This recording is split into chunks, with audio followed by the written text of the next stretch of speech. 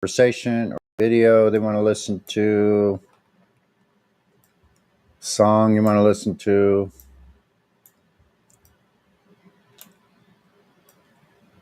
I can't be on here all day is what I'm trying to say, and someone else going to have to take over the DJ pretty soon. Oh, shoot. Okay, here's one more tune from Chief Crow and the Flat Earth Worms.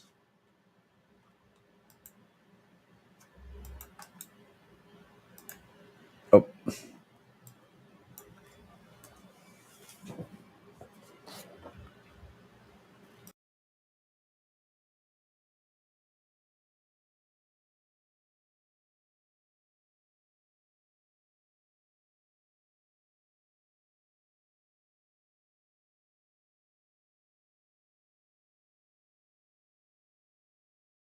Have you ever looked away from Earth into the black void? No, I haven't. Have you? See the stars. Oh yeah. We were never able to see stars from the lunar surface or on the daylight side of the moon. It's not a black void. I mean, it's black, but there's all kinds of little polka dots. Space is fake AF. Space is fake AF. There's more than stars. You can see planets. You can see moons. You see the gas. But don't let it say the sky's not the limit. We fly to the moon in another second, but we haven't been back since 1972. Destroyed all the papers and blew up the Challenger crew, except for the twinsies. Space is fake AF. Space is fake AF. Look out into deep space away from the sun, it's the darkest black you can imagine. Hey, space boy, you broke my rocket man heart. Where are the stars? Is it bright or is it dark? The vacuum of space, oh, the tomfoolery. What happens if you get a leak on that? You have a leak.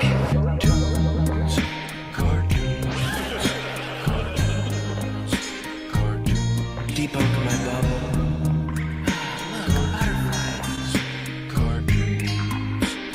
It's hard to comprehend. Space is fake AF. Cartoons. Space Space cartoons. More cartoons. Space is fake AF. Space is fake AF. Cartoons as fake AF. You just have a leak, and what you would do is lose air.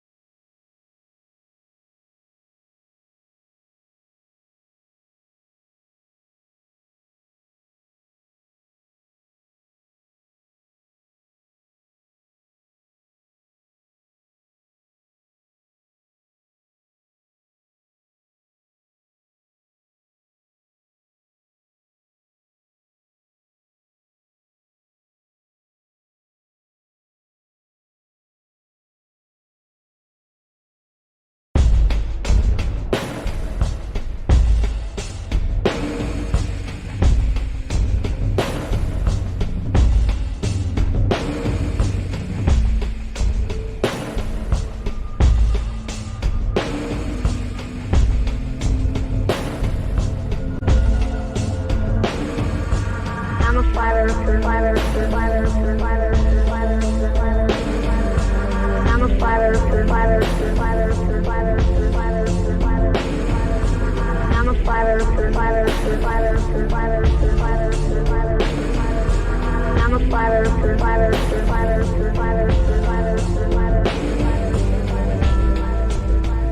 my name is Tristan, and I'm in second grade, and I asked my teacher to show me an experiment where water curves.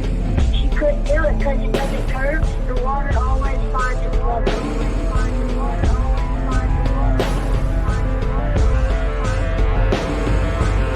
What'd your teacher do?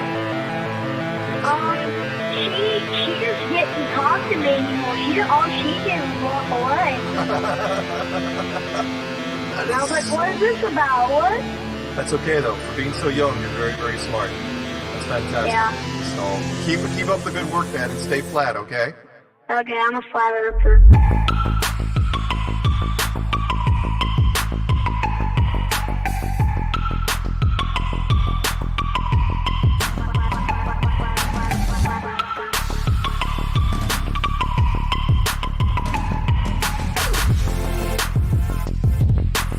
She couldn't do it.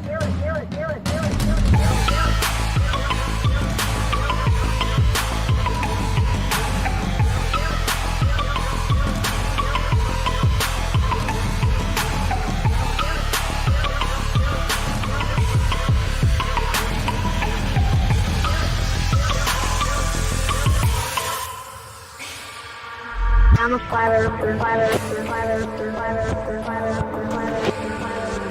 I'm a flat earther. I'm a flat earther. I'm a flat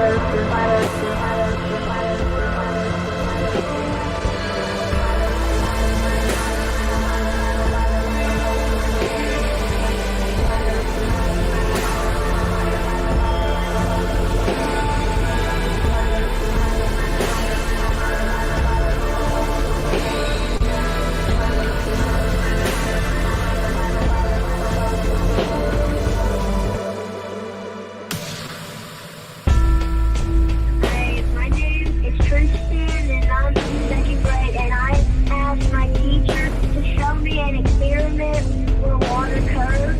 She couldn't do it because it doesn't curve. The water always finds its level.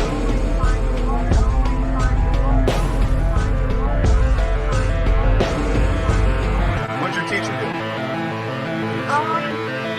She just didn't talk to me anymore. All she did was walk away. And I was like, what is this about? What? That's okay though. For being so young, you're very, very smart. That's fantastic. Yeah. So keep up the good work, man, and stay flat, okay? Okay, I'm a flat earther.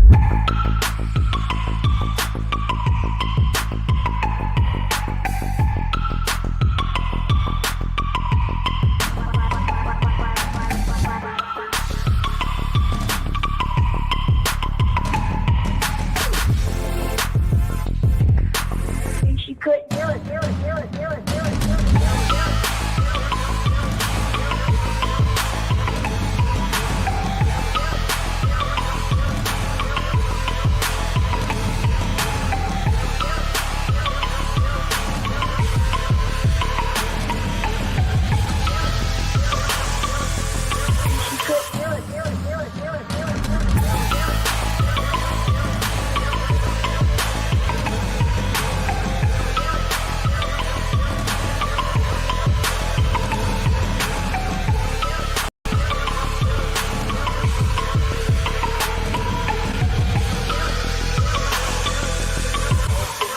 This up for sound bites. This is awesome.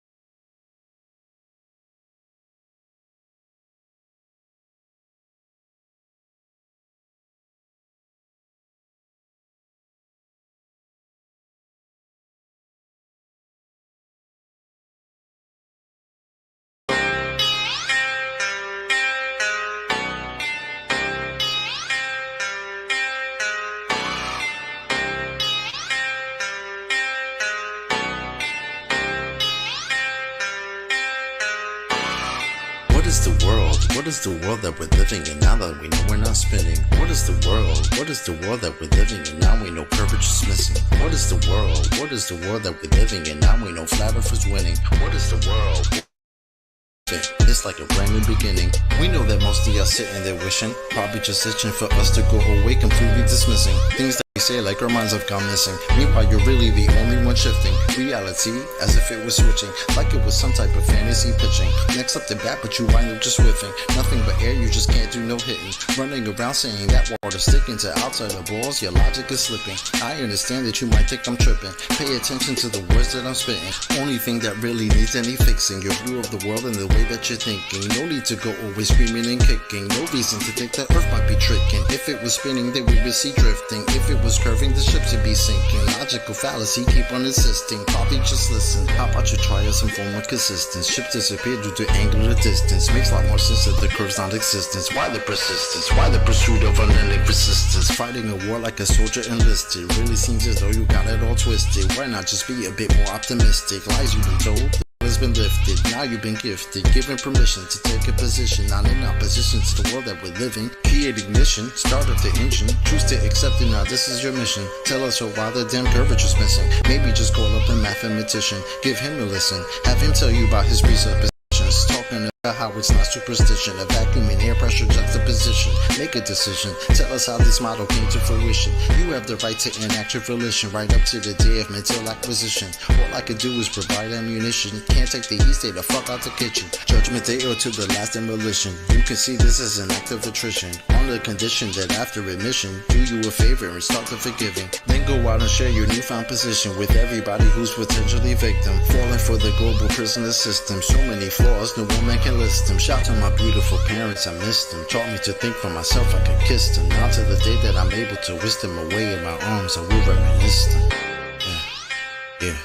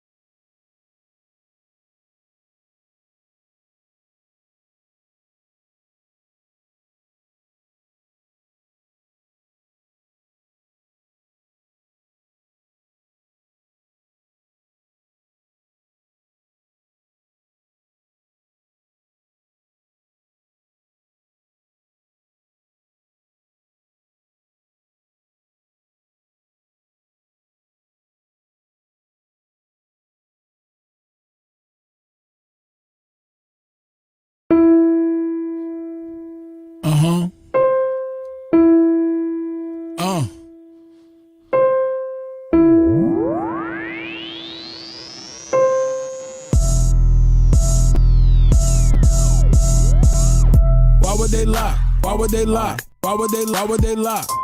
Why would they lie? Why would they lie? Why would they lie? Why would they lie? Why would they lie? Why would they lie? Why would they lie? Why would they lie? I know you've been hating this, but how about that radius, huh? What is he saying though? Broken geometry. Okay. I just pointed out, now you're at hominy. Went to your mommy be trucking and driving, Globers be wildin'. They went out of style. 8 inches per mile squared, never been measured out in the wild. Why would they lie? That's what they cry when it just can't be denied. Defending the government, slave till you die.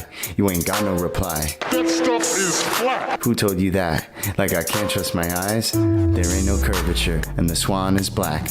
But nice try. Why would they lie? Why would they lie? Why would they lie? Why would they lie? Why would they lie? Why would they lie? Why would they lie? Why would they lie? Why would they lie? Why would they lie? Why would they lie? Once you go flat, matter of fact, you never go back, you never go back. Why would they lie? Why would they lie? Why would you ask such a question?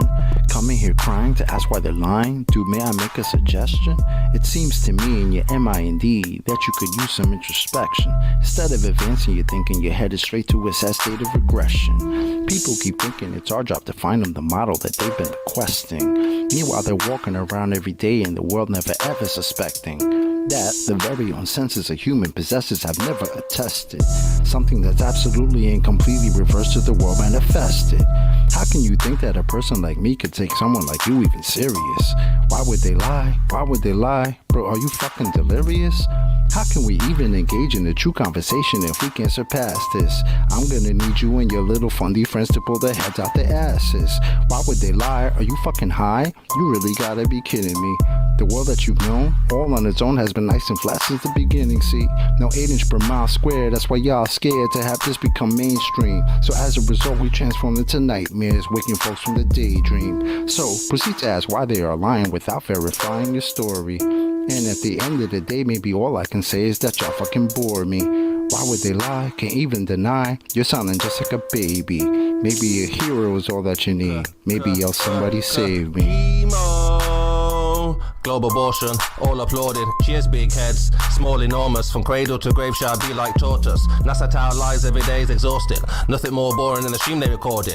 Yeah, that looks real, is that a joker talking? Composite my nuts is not a bore you foreskin. Ignoring, distorting the facts with a stories. Entering your mind in respect of a warrant. To say levels curve we expect from a zealot. Spherical excess, now we don't want it. Delusional puppet digesting the stomach. Without any warning, hick on the shoremen. Are you a moron who's not that important? Similar to Karen, always reporting. Endorsing the fraud and effects without cause. Manifest force from a pseudo source. Reversing the curse of what you've been taught. They've been rehearsing the dirt, but they still fall short. Imaginary planetary alignment coincide with space warp. Anti-astronauts, monetary paid for. Submerged in the water while they claim that they orb. It's a circus show, clown circle in the globe. Why would they lie? Obvious the creator. If the glove don't fit and the earth don't turn, that's a whole lot of that they have to earn. Learn with the horizon swan. We eliminate the curve. All our eyes are on only what we can observe. Global lies are wrong while they're hiding flatter. Keep my spies life on hide for the research. You rely upon priest and power like a bird. With your lying glove, preach religion like a church. How should they die? How should they die? Why would they lie? Why would they lie? Why would they lie? Why would they try? I got the math and science on my side. I'm running circles, it's easy as pie. Your reification is all falsified. The education is all just a lie. No need to replace it. All I need is you to face it. All I got is time and you just waste it. This is a gift staring you in the faces. Where you gonna get the truth from if not from us? Then who you dum-dum? Made the bed of your demise and chose to sleep to count the sheep since 9 to 1-1. Never been a fighter, fact of life, a choice of wrong and right that I would ever run from. State the truth, defend the youth and stop the coup. It's just a job that got to get done. Why would they lie? Why would they lie? Why would they lie? Santa was real, the fairy was real. Why mama lie? My brother died, healthcare was bad. Why mama cried? The system is broke, your son is woke. I'm setting this shit on fire. Why would they lie? Why would they lie? Why would they lie? Why would they lie? Why would they lie? Why would they lie? Why would they lie? Why would they lie? Why would they lie? Why would they lie? Why would they lie? Why would they lie? Why would they not? The plot and derive by watching the sky and they know it's a clock. They picking both sides and listed with lies. The people pretend that they pick who they got. The people divide and then they disguise and now they're devising a plot. You ask why they lying from behind closed eyelids. You disguising an iris that's lifeless. You're denialist, but this lie is why you're a nihilist. Guess you're lying for the pride then. They enticing the brightest to get deprived in contrived confinement. Lie about what the meaning of life is. Get a degree in a 9 to 5 shift. Only way that you'll survive this. What's that mean? They have to bribe them. Yeah, it's tragic. Their only tactic when the model under attack is asking where a map is. If they lied about the earth, what you even asking? Weaving past them, leaving blasting. Everything you believe is backwards. Occult belief is practice. That's what they achieve in masses. Yeah, it matters. You believe what masses. Massive incoherent magnets have a weak attraction. That's electrostatics. They always invert it backwards. Wonder what's the verdict, pastors? Religious zealots preaching, talking past us. Sent a blitz right up the middle. Who can block the fastest? Falsify the radius. You cannot walk right past it. Yeah, they truly think they got the masses, but God's got the backing. so they can't stop what happens. Why would they lie? Why would they lie? Why would they lie? Why would they lie? Why would they lie? Why would they lie? Why would they lie? Why would they lie? Why would they lie? Why would they lie? Why would they lie? Why would they lie? OG. Why would they lie? I'll tell you why. They don't want to see you survive. They don't want to see you get live. Love on your queen till you hire you some kids and provide. They don't want to see you revive. Take an L, then come back harder than ever besides. Packing that hammer on side. I cannot help it, bro. Second them hammering on mine. They won't label you a felon. That way you can't get your hands on protection. That way they come in and fake an election. If they want Caesar assets, you can't stop or arrest them. That way the hood is simply a reflection of the design that they predestined. If you don't like it, they pop off your top like your last name was Kennedy in Dallas, Texas.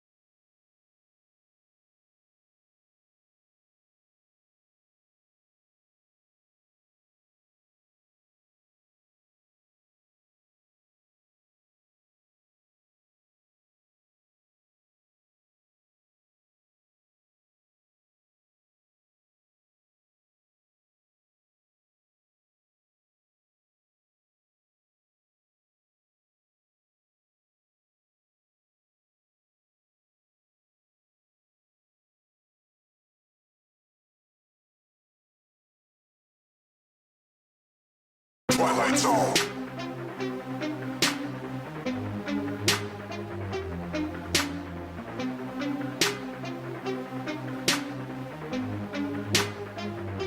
We're living in the Twilight Zone. We're living in the Twilight Zone.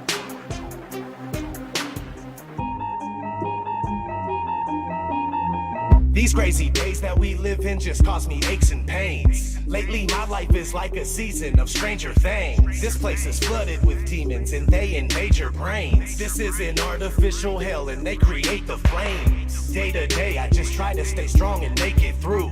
Wake people up from their slumber, that's what I came to do. Please don't believe what you see on TV and think it's true. It's all just targeted programming and it's aimed at you. It's everywhere, you're getting lied to and yet you barely care. People with common sense are now very rare. But the way that they brainwash you isn't very fair. They can shove that mind control programming up their derriere. I do not consent to the way they tailor society. Ain't no variety. Plus I really hate when they lie to me. I use music as a tool to release the anger inside of me. You don't know how fucking crazy it's driving me. That we're living in the Twilight Zone. They claim you have freedom, but they don't honor it. The world is a prison and you're the occupant. We're living in the Twilight Zone. The government's useless and they're incompetent. And satanic pedophiles are prominent. We're living in the Twilight Zone. The things that you believe are the total opposite. And being called crazy is just a compliment. We're living in the Twilight Zone. It's ran by the New World Order conglomerate. But there's a storm coming and there's no stopping it. We're living in the Twilight Zone. It's where we live and control you through fear and terrorism. They wanna keep you in a mental prison where they tell your vision through the television. Where the ignorance is bliss and they just keep you living in it. You're a business, getting us citizenship. What did you really think that your birth certificate is? Get the straw man on. Money isn't paid, it's all a banknote. It's only a bill exchange when you pay that loan. Like a monopoly game, but you can't pass go. When you turn on the TV, all did you get politically entertainment? The news that you see is all suggestive. Lowering frequencies contribute to our stress. And you're responding, telling me that we're free living in this country. Military overseas and it's all for our peace. Just a record on repeat from the programming. Like Polly want a cracker. Put you through education for domestication, control the mind faster. Giving you medication to poison our masses. If you ever question what's coming from our masters and you're rocking the boat, or you're ever having any thoughts of your own, you better hope you never caught rocking alone. To be locked up and rode off by the echo. Got your life looking like a sci-fi show. Brain scrambling when the Wi-Fi's on. Airplane mode when I ride my phone. If your eyes wide closed. We're living in the Twilight Zone. They claim you have freedom, but they don't honor it. The world is a prison and you're the occupant. We're living in the Twilight Zone. The government's useless and they're incompetent. And satanic pedophiles are prominent. We're living in the Twilight Zone. The things that you believe are the total opposite. And being called crazy is just a compliment. We're living in the Twilight Zone. It's ran by the New World Order conglomerate. But there's a storm coming and there's no stopping it. We're living in the Twilight Zone. I ask myself, why do I even bother? Cause people are just like sheep that are lining up for the slaughter. If they're killing rats with fluoride, then why is it in the water? They're using the news to fool us, divide us so they can conquer. The longer you stay asleep, then the longer I'm gonna scream at you. I can't believe you let them deceive you. It's inconceivable. I won't stop until you wake up and do what you need to do. This world is overran with an evil that is unspeakable. Most people don't know, so they just vote and pay taxes. The devil's hiding in the shadows and controlling their actions. And they think that the earth is a spinning globe on its axis. But I don't have any time to devote to this madness.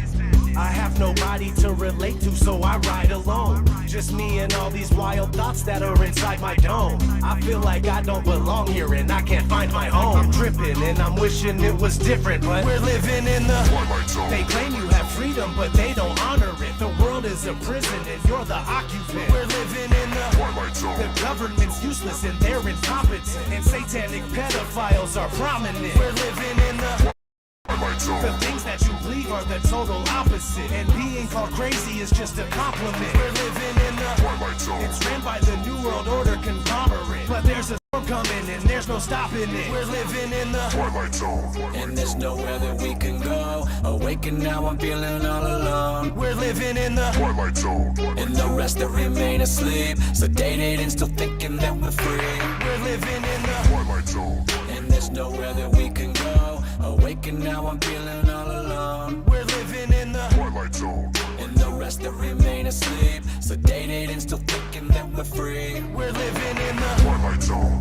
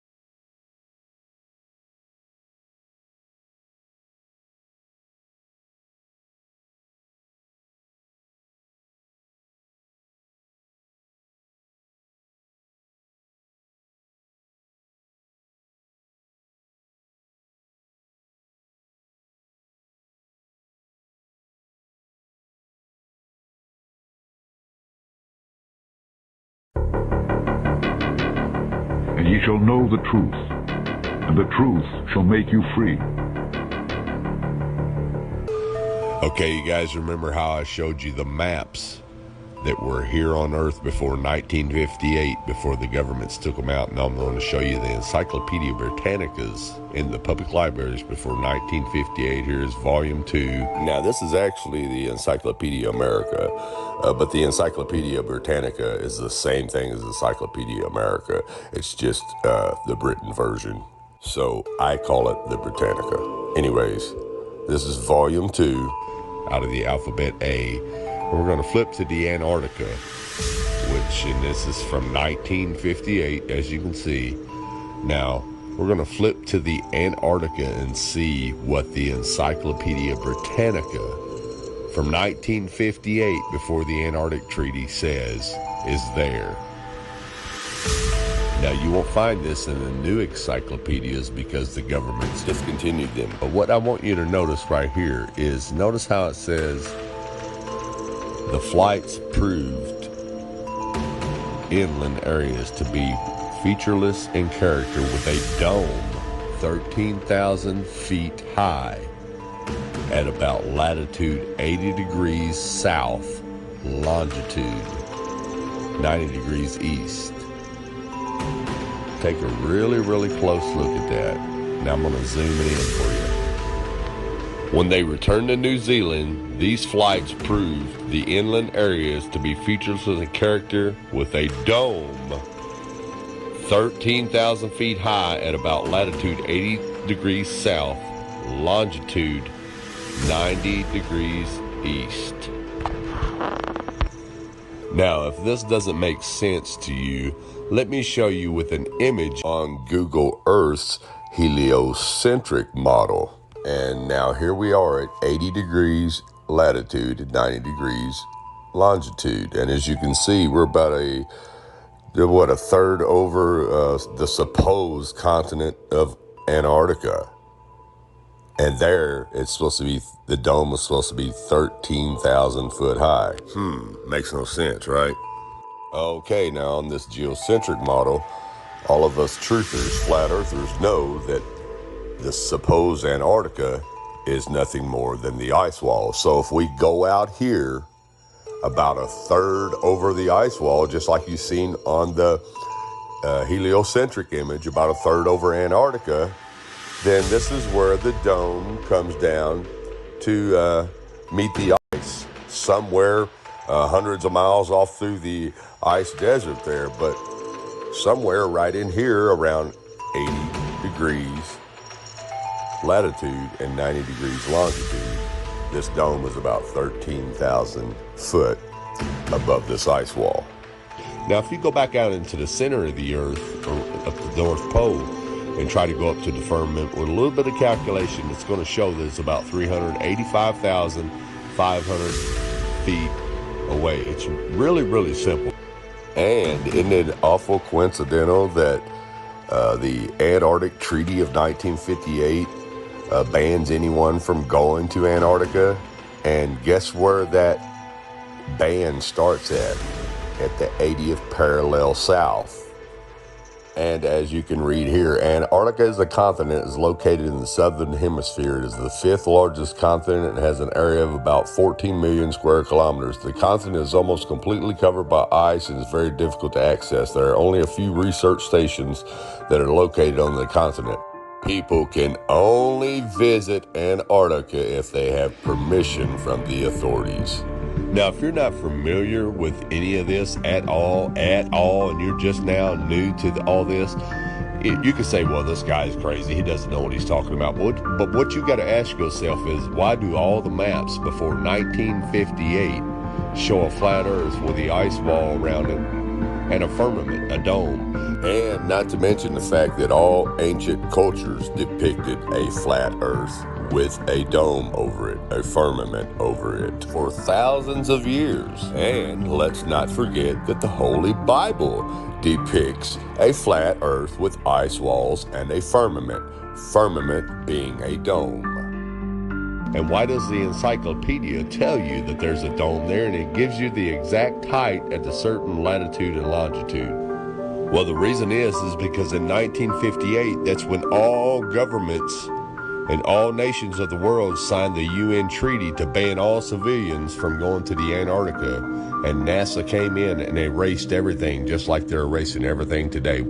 So again, ask yourself, if all this existed before 1958, why doesn't it exist now? How come it all of a sudden was erased and just disappeared out of your history books, out of your encyclopedias, out of your libraries?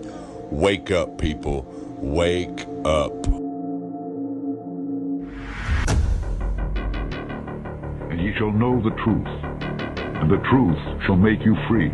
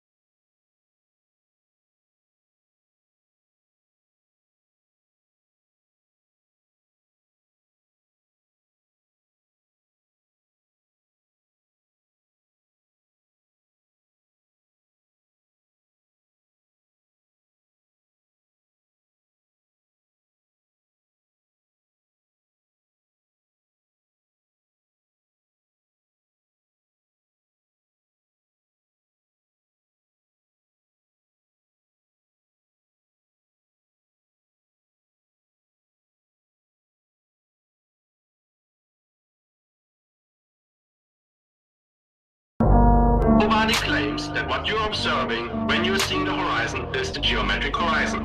That's fascinating, but to do geometry you must have one. It is an optic phenomenon. So to do geometry though, you must have one.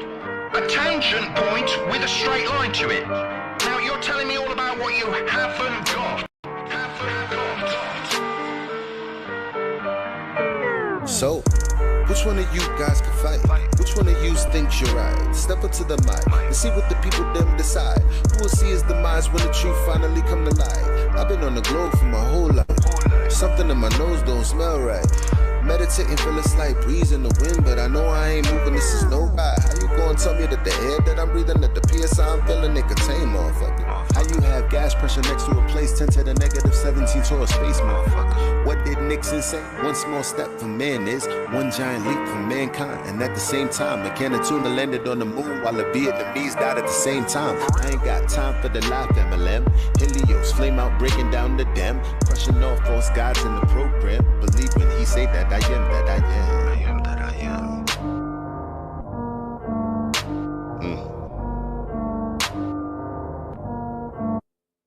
So, which one of you guys can fight? Which one of you dies tonight? Step up to the mic and see what the people them decide. Who will see his demise when the truth finally come to light? You should raise them to be free. If not, they might rebel. You are not an educated, you bringing me down like an elevator. Better yet, an escalator. You keep gumming my shoes so that I never make it. I'ma put you down like you a tire levitator. Speaking of the elevation, the black swan, why is the horizon 10 times further than the geometry you predicated? Probably cause you never did it. Never did, never will. Now global, tell me how you really feel. This is not a globe, this is the appeal. This is not a globe, this is just for real. This is for your soul, something you can feel. Saying you won't change, but I know you will. Here's your Dr. Bill.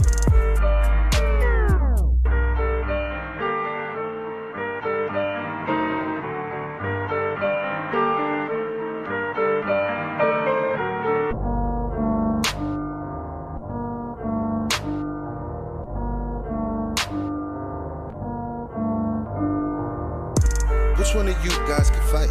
Which one of you thinks you're right? Step up to the mic and see what the people them decide. Who will see his demise when the truth finally come to light?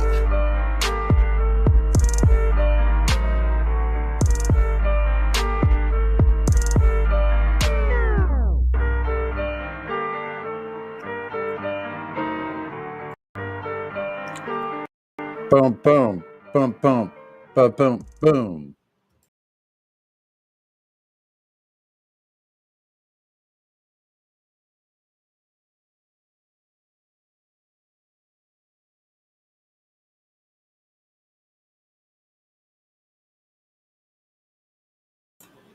Yame Yama. Miggy wants to speak to you. Got something you can speak through? What'd you say, Sonny?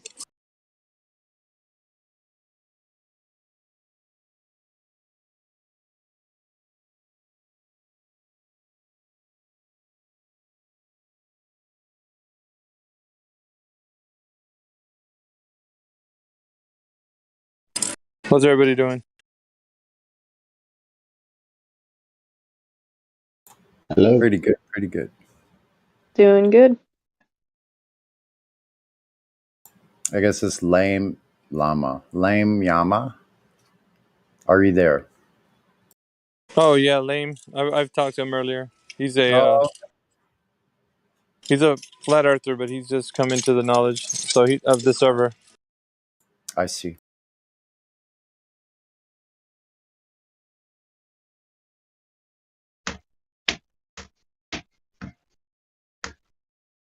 So my government issued phone just like stopped working the other day.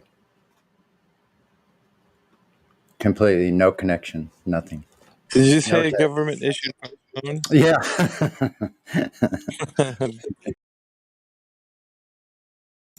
That's funny. Huh? What carrier did you go with, Sonny? Safe Link. I went with Assurance Wireless. and had I've had that it for before. over 10 years, and I Holy haven't had a single crap. problem. And I got unlimited talk and text and unlimited data, all for free. Yeah, it's all going to be fixed here soon. Yeah. Anyway, But Assurance Wireless, 10 years, never had a problem. I used to have I used to have that carrier as well, Did you? way Yeah. back when. Yeah. Yeah, I So just this got it one, like 10 years ago. Fuck, I've never I've had. had this phone. I've had this phone for about 4 years. Believe it or not.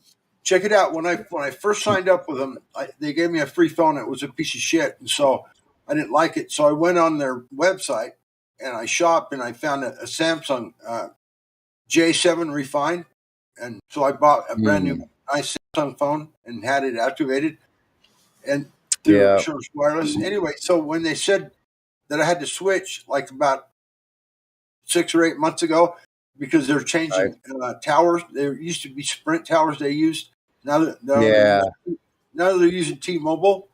I get it. Anyway, they told me I had to get a new phone, and I said, okay, well, Mhm. so what? And they said, don't worry, we're going to send you a free phone.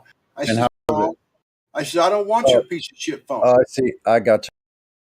I don't want your piece of shit phone. I said, I want my Samsung. I said, if you can't get my Samsung to work, then you need to refund my money that I spent for this Samsung. Then I'll use that money and I'll go buy me a new one.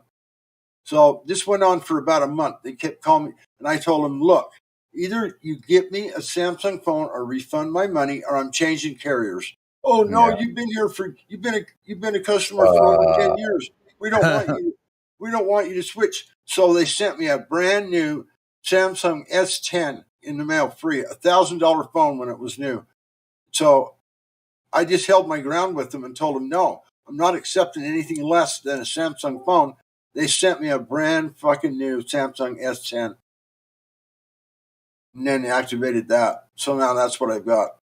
Anyway, yeah. So I can't. Yeah, I don't have tried any one online. We'll see by tomorrow. This application or whatever is supposed to be like so weird that you have like I tried to get one yesterday and they looked it up and they said no, you already have a pending application anyway. And I'm like, so it says I'm already being provided service and my phone cuts out. There is no service. Right. Sure, I'm receiving service. Where? It doesn't work. I've had this phone, like I said, for 4 years, but I don't mind stopping it because I got a bunch of phone numbers. I need to go through all that whole list and skim it all down to, bare Just the bones. one you want. Yeah. Only the most important ones, wasting a bunch of Right. space on my phone. Yeah, I do the same thing for sure. After that many years, I had a lot of phone numbers that were not even any good anymore. Yeah, So. from people I could never rely on for anything. Not only that, you could never find them. Their number got changed or whatever. Yeah, whatever. True. That too. Yep. But anyway, yeah, I just held my ground with them and said, no, I am not accepting your cheap piece of shit phone. I paid good money for my Samsung, and I am not accepting anything less than a Samsung. You either give me my money back or give me a Samsung phone. And they finally said, okay, I just went to my supervisor and I got it approved for me to get you a Samsung phone. And I said, okay, cool. Then Yeah. 4 days later, it came in the mail. Brand new fucking S10. That's pretty good. That's what I'm doing right now with Tag Mobile. I just went online and go, okay, I'm just going to get one here online and then go ahead and so we'll see, because actually this one, I just signed up with somebody and a few days later they sent it in the mail and it was actually the best screen size of any of the phones. Like, it was pretty cool, but the camera's actually pretty dismal. It's old. And but you know what? Wait, I was going to tell you this. Yeah. These little surveys that you get, we'll send you a free gift. So I did this little survey, and they're sending me this monocular and then I just ordered with it for $20. The mount, the tripod, and the mount for my cell phone to go in front of the monocular to go out and zoom in on freaking the moon or whatever that I could never do before. I got one right here. I got one right here in my hand, bro. Yeah, that should be coming. That's coming in the mail. Now I have another monocular. It's like a little personal telescope. It's pretty darn good. Yeah, I got You one know, right here in my hand, bro. It works pretty good. that- And I that's got the good. mounts it to my phone and everything. And it Right. doesn't work So that good it on the doesn't, phone. probably not, but it's probably better than what I have. Just and then once I get a better phone, then it'll be better. Am I the only one that misses payphones and having to make sure you have enough change on you in case you need to make a phone call and you Yeah, call Yeah, anyone you want for a quarter? I remember all that, all those. We all do. I Yeah. don't miss anybody being able to drop a dime on me. No, sorry. Drop a dime. We used to have free. Listen, we even in the Midwest, we were little teenagers, 13, 14 years old. We had special numbers we could go into payphones, dial, and call anyone for free anywhere in the country. Like you could use that on your home phone too. And then when I moved to California, there were these numbers also you could call. You could call people like anywhere, and also, there were party lines for real where we actually met people and went to parties because you pick up the line, there'd be 5 or 6 people on there talking. We're like, hey, where are you from? They're like, we're down at the beach. Where are you from? We're on the valley. Like, let's get together and party. Blah, blah, blah, blah, blah. Whole big community parties were started through these party lines that were on the phones back then. Wow. You know Yeah. what's crazy too is I used to have so many people's phone numbers memorized in my brain, and now I can barely remember Yeah, my own me cell phone number. too. I had the entire hospital, all the floors, every nursing station in an entire busy hospital, one of the largest hospitals in our county. I worked in that hospital. I memorized all the nurses stations on every one of the 5 floors or 6 floors. Get how many? Yeah. Nice. That's a lot of numbers, Sonny. I was a walking encyclopedia. I was there for so long. It's terrible though. It was like a dinosaur in there.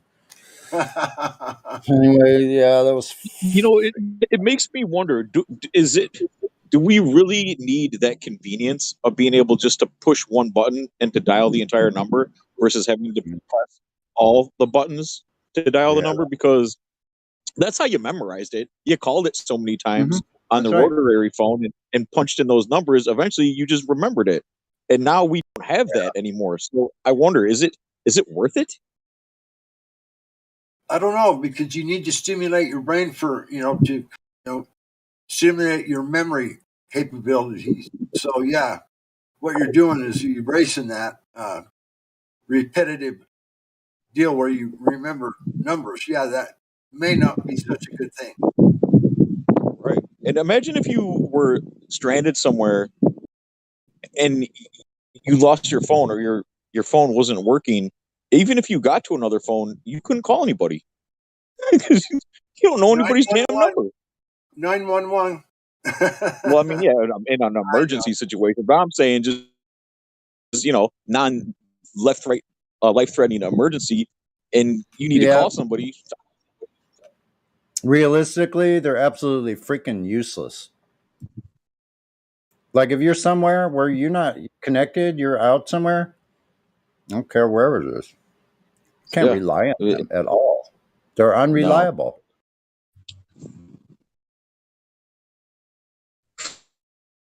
And I hate these excuses these parents use to give their little teenagers or even preteens cell phones and they all have the same excuse. They say, "Well, it's in case they need to call me or something if they get out of school Yeah, earlier." sure. That's horseshit. They would be better have off that problem when if they had written instructions in a PDF on the phone that phone is used to store information about how to like start a fire, build a shelter, how to get food, how to identify plants. Yeah. Then They it might be don't useful. want anybody to have any practical information. That's the only way it's going to help you. I have a compass in there that worked no matter what. Yeah, but if you're not connected, oh, guess what? Your compass don't work either. Sorry. How stupid is And it's that? it's one thing to give your child a phone for emergency situations, but the phones they're giving them have unlimited capabilities and have access to free porn as much as they want. Yeah, and exactly. all kinds of horrible other things. Try to stop them now from finding it. Try to stop them. Have fun with that. How's that working so far? Yeah. I think back when I was a kid and like Playboys were a big deal. If you had a Playboy or knew somebody that had a Playboy, holy shit, that'd make your week. And I just can't imagine being that young and then being exposed to the hardcore porn that is on the net at such a young age. I don't know, man. It can't be good. No, can't be. You're right. It makes people demented. What it does. Absolutely. And this is all about flat Earth too. This all circles back around to flat Earth. Sexual deviancy, not a good thing.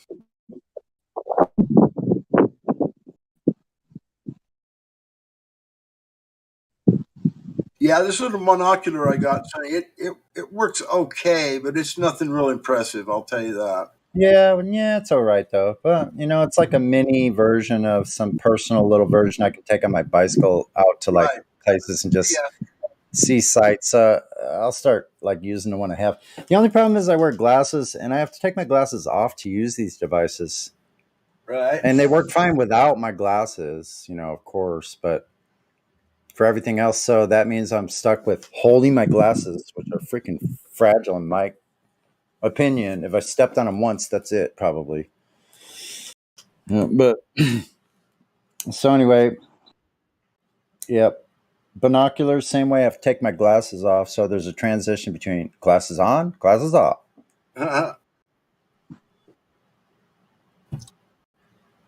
Yeah, I didn't have to pay for this monocular. My dad bought it online somewhere or whatever. That's cool. He could never get it. He could never get it to work. Or he's like 84 years old, so he's like he could barely hold it up to his head. So he just said, "Here, you can have it." Yeah, but you know what? On the topic you were talking about before, about this whole thing, like the things that probably were shocking enough to like God Rockin' and myself and maybe Paul V. Things that were shocking to us. I was in my late teens. Like some of those things were shocking to me as an adult, and now if you juxtaposition that to now modern time, right now, like that probably wouldn't shock a person that's like 13 to 15. That wouldn't even shock them these days. Yeah, absolutely. So and I grew up in the middle of the 70s, man. Like it was like, I mean, there was some shit going down in the 70s. Everywhere was crazy. People were nuts with greed and freaking hedonism and materialism. It was gone wild. Like it was really weird. For me as a transplanted kid from the Midwest to that. Yeah, that would be weird because like that was transplanted from where I grew up, Utah, and behind the Zion Curtain and the Mormons, transplanted to somewhere like Southern Cal. Yeah, that would be shock. In the 70s. That would be culture shock for sure. So it was. And a lot of things outcropped from those, and I'm glad I survived it. So this says, do people in California, like, do they wave to each other like strangers and like hold doors open for people and are courteous and polite? Some places. Some, yeah. Yeah. Look, I'm that way. I've always been that way, and I'll never stop being that way. I don't care how rude someone is. If there's something like an old lady needs help getting through a door, like I've seen old women fall over like just slightly behind me as I'm walking and fall over in the middle of a street with train tracks. So like, yeah, I go back and help them pick their shit up. Fuck. So yeah, I try to be courteous.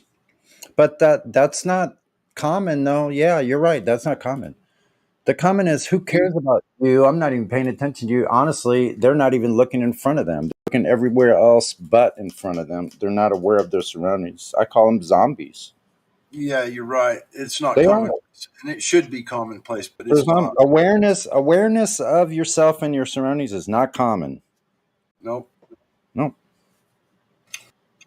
So be an outlier and be that one that is paying attention to yourself and your surroundings enough that you can be responsible for yourself, for God's sakes. Right, man? Right? Yeah. So this first one I have is 16 by 52 zoom. Yeah. 16 by, what does that mean exactly? Somebody that knows about optics could tell me more. Well, Is that that 16 by 52, that's probably 16 millimeter small lens and a 52 millimeter bigger lens. And then does it have a power? Does it say like times 10 or times 8 or whatever? Yeah, times 12. Times 12. Okay. So that's that's a 12 power set of binoculars. And the first number, the small number, is the first lens you're looking Small through. lens. I gotcha. That's 16 millimeter lens. Guess what? Check this out. And then when they go to metric system, it's 66M by 8000M. What does that mean? 66 meters? 66 meters? No, it wouldn't be meters. It would have to be the lens size. Like you said, the lens size? or something. I don't know. Are you sure it's Yeah, just so one why M? did it? Why? Yeah, it's a capital M though. Oh, a capital M. Okay, well, you'd have to look that up. Look it online now. Maybe I can Yeah, I'll find look it up. I'm gonna look it up. Yeah, those binoculars and shit that people buy, it's kind of misleading because they make those numbers look like you're getting this real powerful like set of binoculars or whatever, and it's an 8 power set or a 10 times powered binoculars. You know, those first few numbers are just the sizes of your front lens and your rear lens where your eye goes. That's all those numbers are. Just the size of those lenses. Doesn't give any information about whether they magnify or they do anything. It's more just like eyeglass pieces that, you know, and then the magnification comes from. Yeah, here it is actually. Oh my God, that's so weird. It says this is too bizarre. You're not gonna believe it. It's the same one I have. High power binocular, monocular, 16 by 66M by 8000 magnification, dual zoom optical lens, armoring telescope for hunting and camping. Guess how much it costs? $33 even. Yeah. What the hell? Well, you know, you're getting a real good high quality piece. I got the Masonic one. I'm like so happy. Oh boy. It says Celestron, but mine's like a knockoff. It has no identifying thing. It doesn't say Celestron on it. That's funny. It is. So there's a 66 involved with this little unit and a $33 on Amazon. You could pick yours up right now. You can pick yours up right now for a mere free shipping. Probably get like banned from something posting links to Amazon. I won't do it. You guys look it up yourself. Yeah, I don't. I'm good. I'm not in the market for a monocular right now or binoculars. So my dad has some really nice set of binoculars. There are some German made. Can't remember the name. Starts with an L. They were expensive. I know that, and they're like 12 power is all. Look, every one of these manufacturers makes one with the same designation, 66M by 8000M. Bushnell, there was Celestron. And so what's the magnification on it? There's got to be a number times something. There was one that was 16 times. Okay. But mine says mine goes 1.5, 3, 6, 10, 12, and infinity. Well, that's where you're focusing.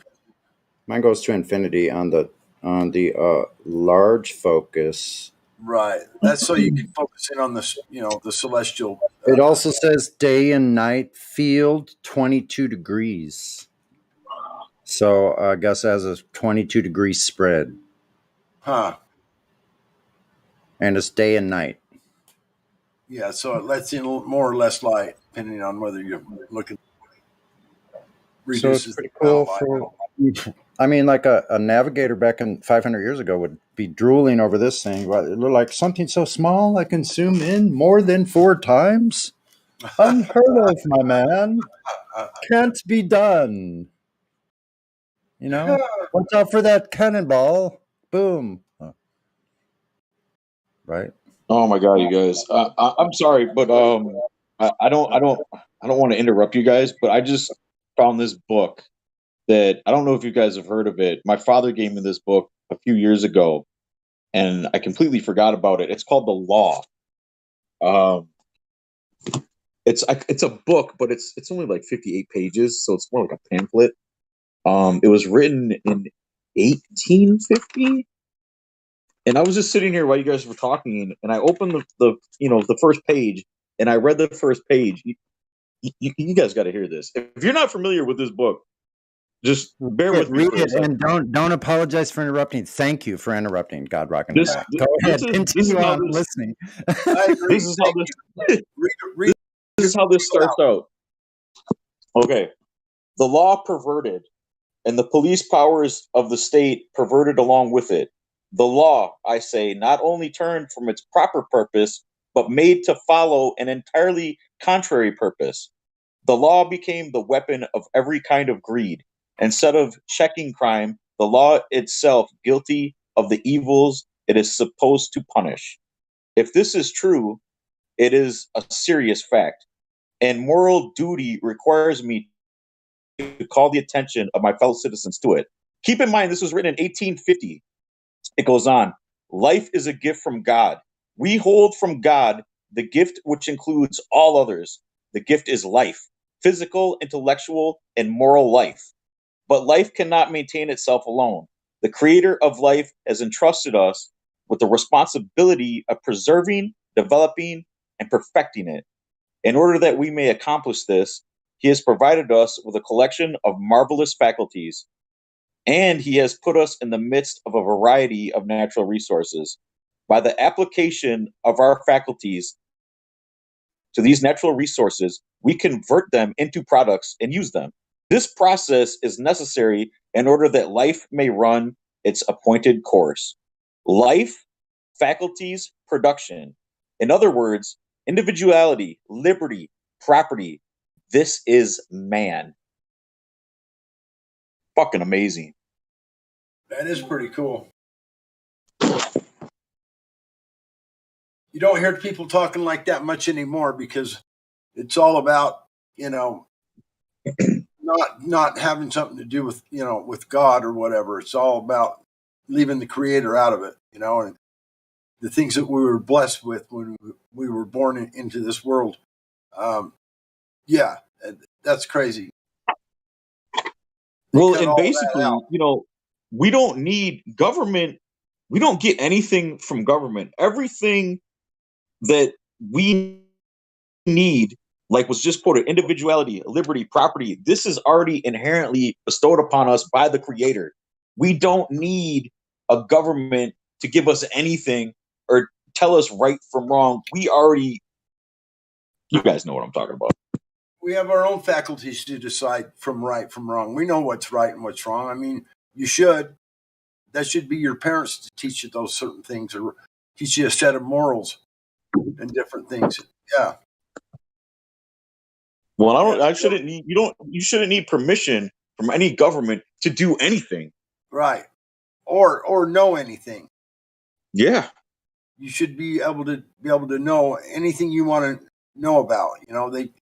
They hide so much, lie to us about so much that we don't have a clear-cut, information list to draw from. So you have to do it like that book says, your own faculties, and go out into nature and life and experiment with, what you have and what you see and what you can do. And you can put together, what you should and shouldn't be doing, Yeah, absolutely. I'm going to have to read this whole book again. I forgot how wonderful this book was. I'm so glad I found it. Frederick Bastiat. I have one. The papal powers getting into our banking from the 1850s. Hold on, let me grab it.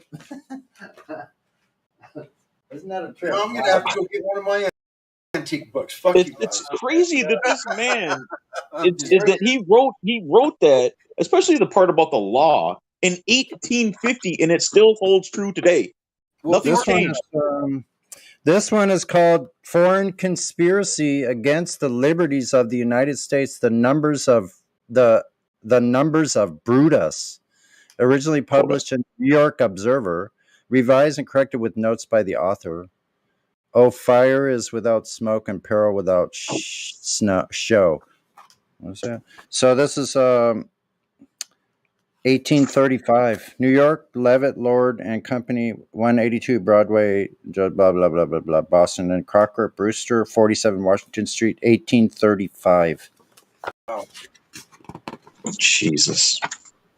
Man, there was so many brilliant minds. I'd be arrested these days for putting a book out like that. I know. This is talking about foreign conspirators in our political system and banking system, despotism against liberty. They knew about it then. This whole book is talking about it.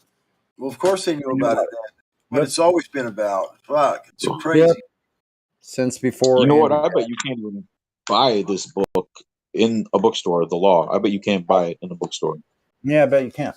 And I don't know about this one. I mean, they're going to start getting rid of like all this stuff. So that's why I started buying. We're in the process of the great book burning right now. Again, they've switched everything over to digital, and the book burning is happening as we speak. It's just not literal in the sense where you take your book and throw it in the pile and burn it. They're just not making it available online. They're only making available online what they want you to see and hear and know. It's basically the same thing. It's just a big worldwide book burning going on right now. Oh my god! I want to read this whole fucking thing. Hide the truth and feed them full of propaganda. Here, let me find a link for this book. I've seen it. I found it before. Hold on. I'm gonna do that one of these nights when I'm in here and it's late and nobody else is in here and talking. I'm gonna read this whole book out loud in the live stream. It's only 58 pages. Oh, I think it's a great idea. I've thought, like, I tried to do that. I'm just not consistent enough to do like a weekly show where I'm reading a chapter of Robotham's book or something like that. Anything. Yeah. Because it would be nice to have structure for these downtime. Like, we do have a lot of slow time weekdays and like Sunday, like today. Right. You know what else I was thinking about doing is I remember when I woke up to 9/11. Well, can we please bring this back to curvature, guys? Can we please find the curvature? Well, I say that facetiously because I'm not trying to be a dick, but that fucking annoys the shit out of me sometimes. No, People but this is about flat Earth. We're having a good conversation, and there's nobody in here. There's no new people, and someone has to chime in and say, "Well, we got to get back to curvature." Oh yeah. Let's ask for something that's impossible for them to give to us, and then let's just pound it into their heads. We need the curvature. It's not going to happen. It's not available. So I don't know. I'm sorry. I just had to vent. But no, that's okay. I just wanted to tell you that when I woke up to 9/11, I did a lot of reading about what engineers and architects or whatever it was called of 9/11 and what the stuff they put out.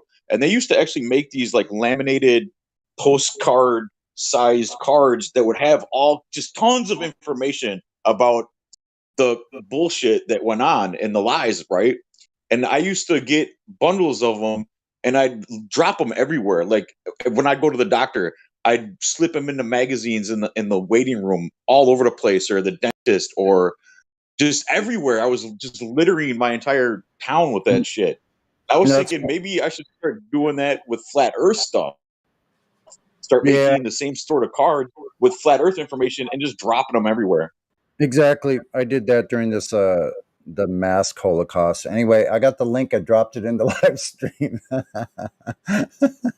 For your book? Yeah, it's on archive.org, the PDF, free PDF. You can read it on there. All right. There's probably a lot of these books. Wait a minute. What's the name of yours? Let's look it up there since I'm on there now. I'm going to copy and paste that into my personal server. Yeah, So let's see. It's called The Law. Yeah, The Law. Let's see what I find on archive.org. I bet if the one I have is in there, I bet it's in there. Hold on. I can't read books on screens. I have to hold it in my hands. I know. I have a large screen. I can do that, but I agree. That light bothers me. Text content. Let's see. The law.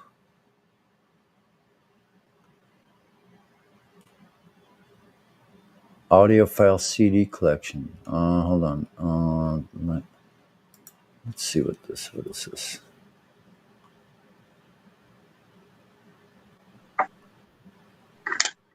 Oh my god. Oh, this is the wrong one. You said the date is what? I think it was 1850. Let me see if I can find it here. Search text contents. Hold on. Let's see. I'm gonna have to go to the website to do this right. Is there anything else in the title besides the law? Just the author's name. What's his name? Frederick Bastiat, I think is how you would pronounce it. I don't know. Bastiat. AT. I can't find the date of when this was published. I don't know where I got 1850 from. Here, I found it. Hold on. Books to borrow. Loading viewer. The Law Classic Blueprint for a Free Society by Frederick Bastiat. There it is. Here's the link. I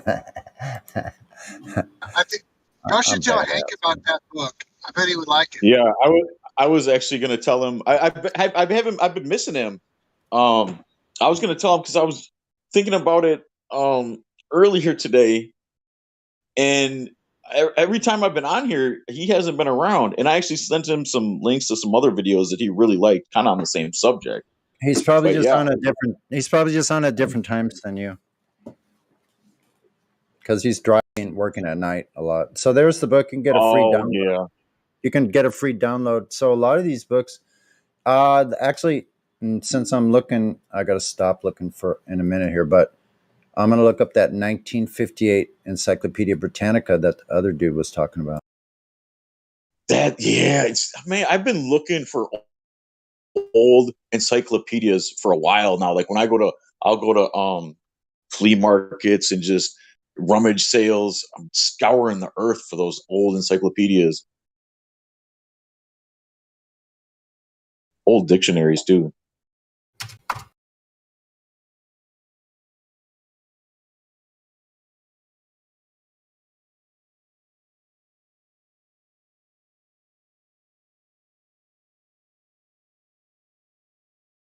I suppose I could just message Hank on the server here.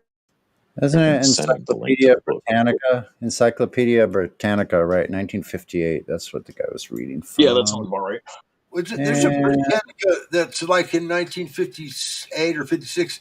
Talks about a scientist that went to Antarctica and found the firmament, photographed it, and everything. You ever That's seen what that? we just played the video in the live stream a little while ago. Right on. Here, let me find that in the live stream. Probably is how I could find the. If the encyclopedia is anywhere, I can't find it on archive, which is. Hold on, I gotta get out of here for a while. Where you got to go? Outside. Oh. Get stir crazy. Mm-hmm. Where are you? Oh, you're in California. Southern California. Right? Yeah. SoCal. Extreme. You're way down south, aren't you, Sonny?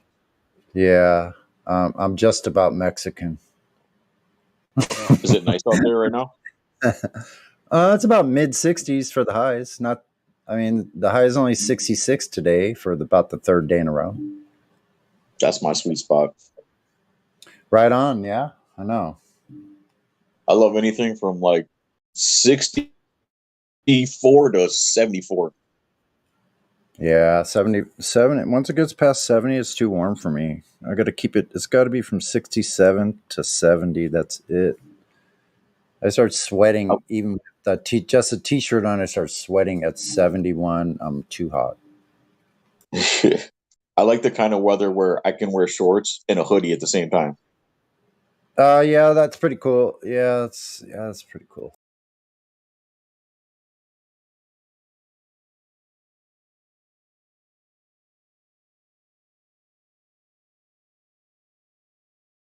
I can't remember who posted that. Oh, okay, here we go. I'm getting close. Boy, that's a lot of scrolling. Gee whiz. Ronnie? He said, yeah, it's coming up here. Where is that? Oh, it's in the bot. What am I looking in the wrong place for? Boomer. There it is. Here we go. Flat Out Truth by Terry Eicher. Here, I'll put it in live stream. This is the one about the 1958 encyclopedia. Awesome. Yeah, I got a nice, fully charged electric bike. I'm about to fly. Hiding the dome. I know you guys read. You had to have read one of my favorite flat Earth books I ever read was what's the name of it? The Greatest Lie on Earth: Proof that our world is not a moving globe. That keeps coming around in my feed too. I'm gonna have to watch it again. Some of those, like on my channel, I have a really here. Look at my channel too. I'm gonna post it. I have a lot of really good old FE videos that I don't know if they're around anymore or not. I've always had them, and I've tried to keep copies of everything. So if they're ever deleted, my favorite of all the flat Earth books I ever read, I liked his the most. Edward Hendry. Phil's plot involved the faking of a Mars mission. I mean, even that Under the Dome, the full documentary, even that's a pretty good one to play. It's long. It's 2 hours, but you could do it piecemeal. You could do 10 minutes, 20 minutes at a time and just pause it. And then like make a note. Like if I were doing it, then I can make a note, or we could do it down in one of the theater rooms in the cinema and actually screen share it. Let's see. What was I doing? Copying my, copying this. So here's this. My channel. I have a bunch of good videos on here. Feel free to subscribe if you want.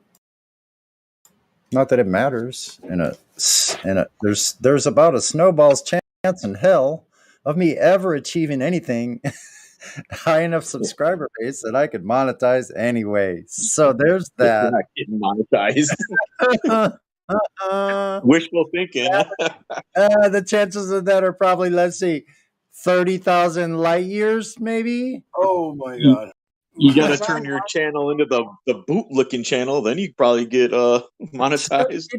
Literally, you could do a boot-licking channel, like a real one, for real. Reality TV, famous people just licking boots. Licking different kinds of boots. Just actually licking different kinds of boots. The cartoon images of famous people that you used to know that licking boots. Man. Yeah, you'd be a millionaire with all those boot licking. You guys just triggered me. I had to bite my tongue. I'm not even going to say what I was thinking, but yeah, this. Oh man. I got triggered hard there for a second. God, Rocket. Yeah. I liked your rant earlier about let's get back to the curve. I agree with you, bro. Check it out, bro. Isn't that a bit nonsensical to ask somebody for something they cannot produce? Yeah, it's ridiculous. That's nonsensical. For fuck's sakes, at least ask them for something they can produce. I mean, we know there's no curve, but to sit and ask for curvature, show us where's the curve. So you don't find it entertaining when they can't provide it and they just squirm? You don't like that? I don't like that. No. Why not? Nonsensical. That's why. Oh, well then, why can't we talk about all the other stuff in a different channel? We can. I'm just saying, Ask for something nonsensical. That's all I'm asking for. You mean sensical? Yes. No. Yeah. Sensical. Instead of nonsensical. Well, I heard you belly aching about it, so I had to say something. I mean, it's so I say I don't care. I don't care. I'm just giving you my opinion. I'm not a bellyacher. I don't care how they squirm. I'm not a pussy who sits there and cries, bro. I'm just Anyway, telling you what I think. let's not get irate. Let's see. I'm not I don't care. I don't care how. I don't. I don't care how the Globers squirm. It doesn't matter to me which way they squirm. I still find it entertaining. Okay. Especially if we ask for the primary claim. That's what I'm saying, dude. It's so funny because they think that. Here's how it is. They think they can provide it. They think they can provide it, and that's what's so fucking funny. I can never get enough. That's why I do it, God Rockin'. Well, I understand why you do it. I do. It's not like I'm an idiot. This shit's hilarious. Well, I guess it's not as hilarious to me. I mean, okay. Well, I do appreciate your opinion there. I wanted and needed to hear that. Yeah. Thank you. Yeah, well, I've got no problem with what you do, Glad. Not at all. You work hard for this server, bro. You're one of the hardest workers that we have on this server to try and keep things on topic, to try and keep things going the right direction. You probably do that, work harder on that than anybody here right now. And my hat's off to you for that, brother. You I really appreciate that. You're a sweetheart. And you lighten up the room and you make me fucking laugh. Like Exactly. I appreciate you, man. I appreciate it a lot. It wasn't a cut on you at all. No, I know, but I had to say something because I am one of those jerks that'll come in and say, "Yeah, but where's the curve?" and then you'll have the Curve brothers because I'll go right along with Glad. It'll be the Curve twins. Like we'll just go back and forth, huh, Glad? Yeah, it does. It starts a little fire for a second, and we'll then have people the get triggered. freaking We'll have the Glad and Sunny show. Right. I would try and find something to ask them for that they could actually produce that wouldn't be good for their side. That's not a bad question. That's not bad actually. So that make it like so that everybody just immediately knows, kind of deal. It's not like, oh, they can't provide curvature, so it must be flat. It's like, well, no, there's other stuff that's easier to understand if you can't measure it. I don't know. I'm just looking for something to try and help change things up a little bit or make it a little make it a little more. I don't know. Just start asking him like this. Just say, okay, can you provide any proof of Earth being a ball? Right. Well, they can't. That's nonsensical to it in a way because we know it's not a ball. So there's no way we're stuck in a between rock and roll because we're going to have to ask them for things they cannot produce. And I'm just trying to find a way to ask them something to where they can actually go out and stick their foot in their fucking mouth somehow. It's a great point, actually. Yeah, it's a great point. You know what I mean? Because I get sick of I don't like the word curvature is to me like another C word. You know what I'm saying? Like it's a word to me. Right. All I'm saying is, but I have to ask for it. Actually, get them to stick their foot in their mouth. You know what I mean? Yeah, it's true. It's true. And maybe one day I'll get over how giddy it makes me to see them flail. But yeah. No, I've just been mulling this shit over in my head for quite some time now, and I think a lot of it opens up. Seems to be when we ask them and we say, like, what is your favorite proof? Just one favorite proof of yours of Earth being the globe. Like it doesn't matter what direction they go. Let them speak, and then we just go from there. Pretty much that's where we're at. The moon, Well, I think it's exactly, Sonny, and God Rock, and I don't know about the moon. I think we need to go even simpler. Like, hey, what's the one thing you think of when someone says, globe, Earth, or space, or the first thing that comes to mind, and most people say, oh, it's a picture of the the blue globe. That's what they'll say. Yep. And then you could say, but okay, have you ever seen it from that? Right. Sorry, have you ever seen it from that vantage point? And then just stop it there. Maybe just have them just ponder on that because they'll say, well, no. And then you say, okay, good day. Good day.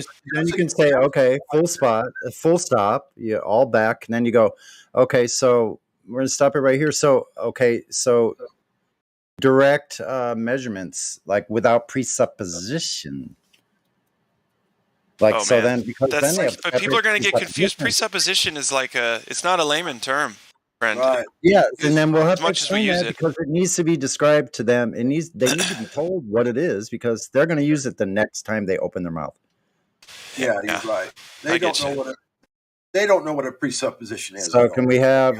So if we do it this way, if we can have a direct measurement of curvature without presupposition, or a direct proof of Earth being a globe without presupposition. Like, say, hey, if you didn't have NASA, why else would you think that we live on, on a globe and there's planets and all kinds of shit, Right. If there weren't space agencies to tell you that. I wonder if we put together a playlist of all the things that NASA has done that pretty much shows they're lying out their teeth. Yeah, I've actually asked Nobers that question before. The Flat I can tell you their Smackers answer. playlist. The Flat Smackers playlist is a really good start on that. It's yeah. Hey, I just heard a Glober today explain why you can't measure water. It was because the temperature of water varies, so you can't get an accurate measurement. Oh, so how did they measure the globe then? We're not trying to exactly. That doesn't help their side very much. Doesn't help very much. We're just measuring the distance above the water, and water can just stay right where it's at. We don't need to do anything with that. Just measure the distance above it from point to point. Yeah, water has we've never been measuring water. We just measure the distance through the air. Right. I mean, we're not measuring the water. We're just measuring the distance from point A to point B, and we have to go through the air because it's all we have. Yeah, they keep dancing around. It gets really annoying. So come up with fucking bullshit. Wouldn't the top of all water be the top surface of all water would be curved, according to them? Isn't that true? Yeah, according to them, it would be. Okay. So don't you think they could provide a place that was still enough with a pool of water? They could measure it anywhere. As long as the building wasn't moving, they could measure still water. They'd be able to measure curved water over a distance with the technology we have now. Hell yes. To nanometers, they could measure this. Yep. Nanometers. Still but shadows are more accurate. Where's the still water showing curved in a large pool of water? Let's say Olympic swimming pool length. Should be easy. That's the thing, Sonny. They're saying if it's a small body of water like a swimming pool or a pond, it's too small to measure accurately. Oh, it's just flat there, and it's only curved at a larger scale that no one could ever measure. I'm sorry. That's a real smart-ass part of me. Well, you're right. I mean, they're like, well, if it's a pool, it's too small, but if it's like an ocean, it's too large to measure accurately. So, I mean, they don't want to measure at all. That's where they're going. What do you mean still water? Still water? There's no such thing. It's all moving in multiple directions, multiple speeds. There's no such thing as still water.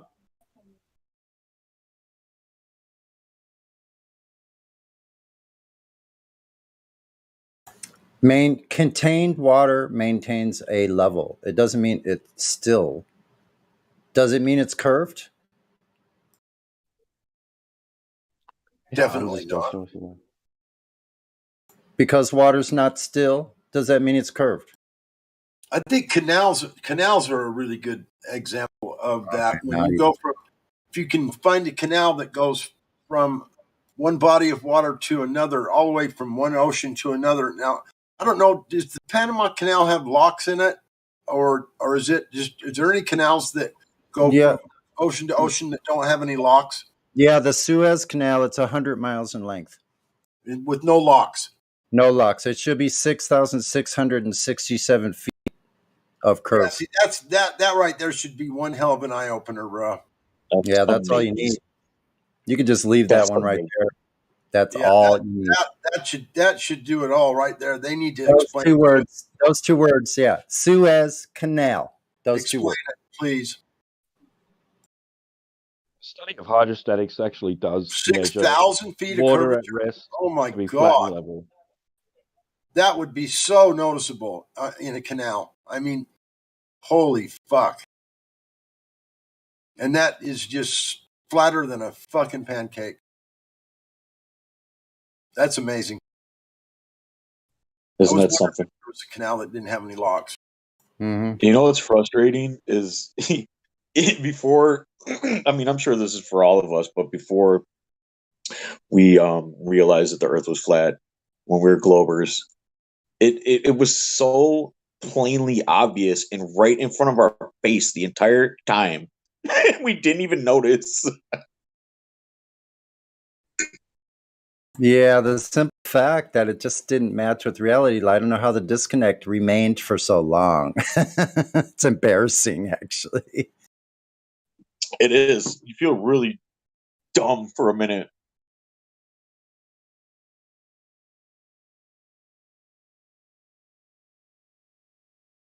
But it's an important learning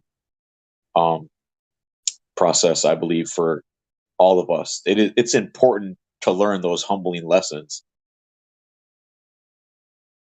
because I've grown from every one of those experiences to where I've finally been able to shed my entire ego. And I will flat out admit right now, I will admit right now, I don't know a fucking thing. And I'm not ashamed to say it. Everything I think I know now, I could be proven wrong tomorrow. I really don't know nothing.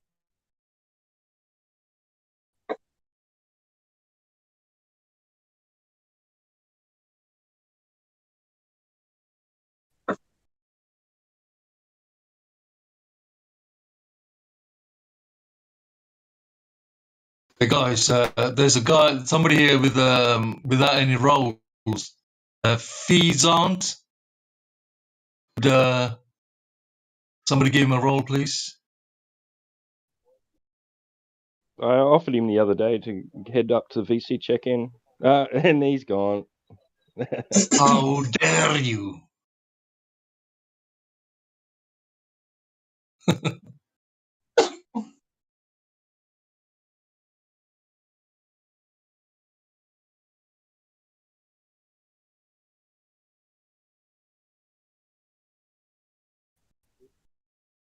He blew his cover.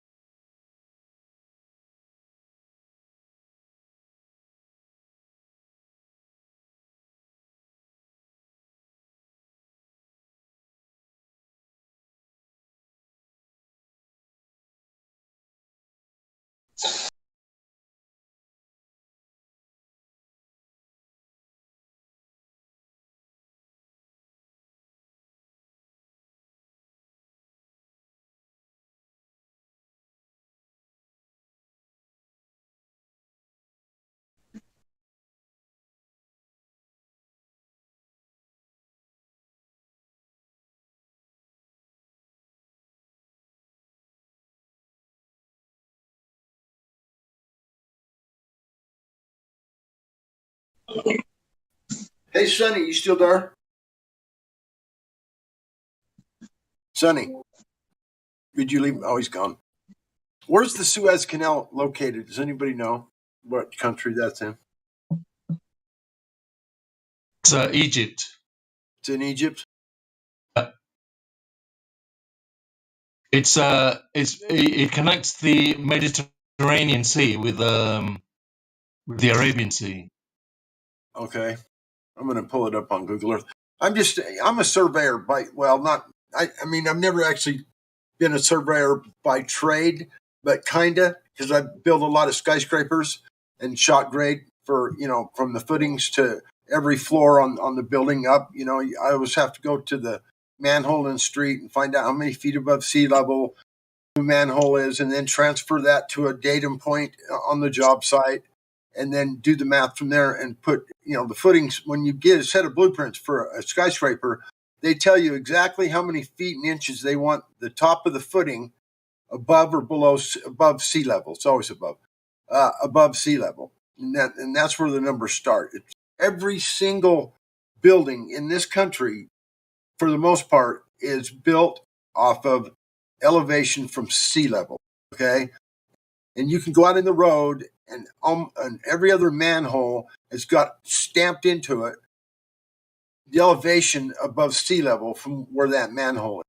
And it's a reference point. So you can go find it and then transfer it to your job site. Hopefully you can find one really close to your job site, transfer it over so you know exactly, so you can put your footing exactly where the blueprint says to put the footing. So many, we live, it's 4,200 and something feet above sea level here. So the first measurement would probably be something like 4,195 or 4,190 point whatever inches above sea level. And so then you just shoot the manhole and then do the math, figure the difference between the two, and go put a datum point out on your job site so you can use it to reference. Go back to so you can shoot grade on all your floors, your footings, your foundation walls, all the way to the roof. And so I know for a fact I know how that the works thing pretty is, well. And if you were to yeah, take but the thing is, though, the surveyors they only survey a very short distance, right? If I remember correctly, the theodolite has only got a limit of 150 meters, so they don't measure the curvature; they survey a very short distance of the land. Damn it, my speakers are just going out a second. Keep talking, please. Trying to get my speaker to start working again. Fuck. Yourself one of those headphones with the microphone in all in one. That'll do the trick.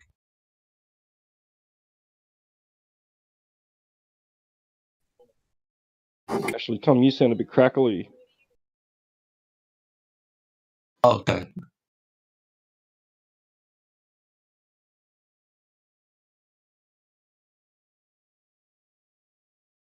I gotta go buy me another cable.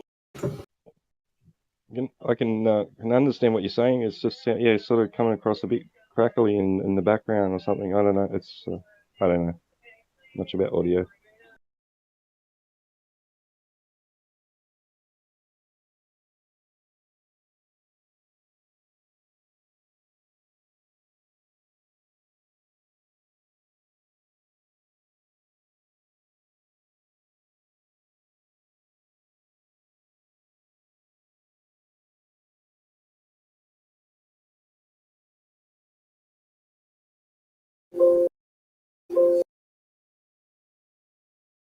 Okay.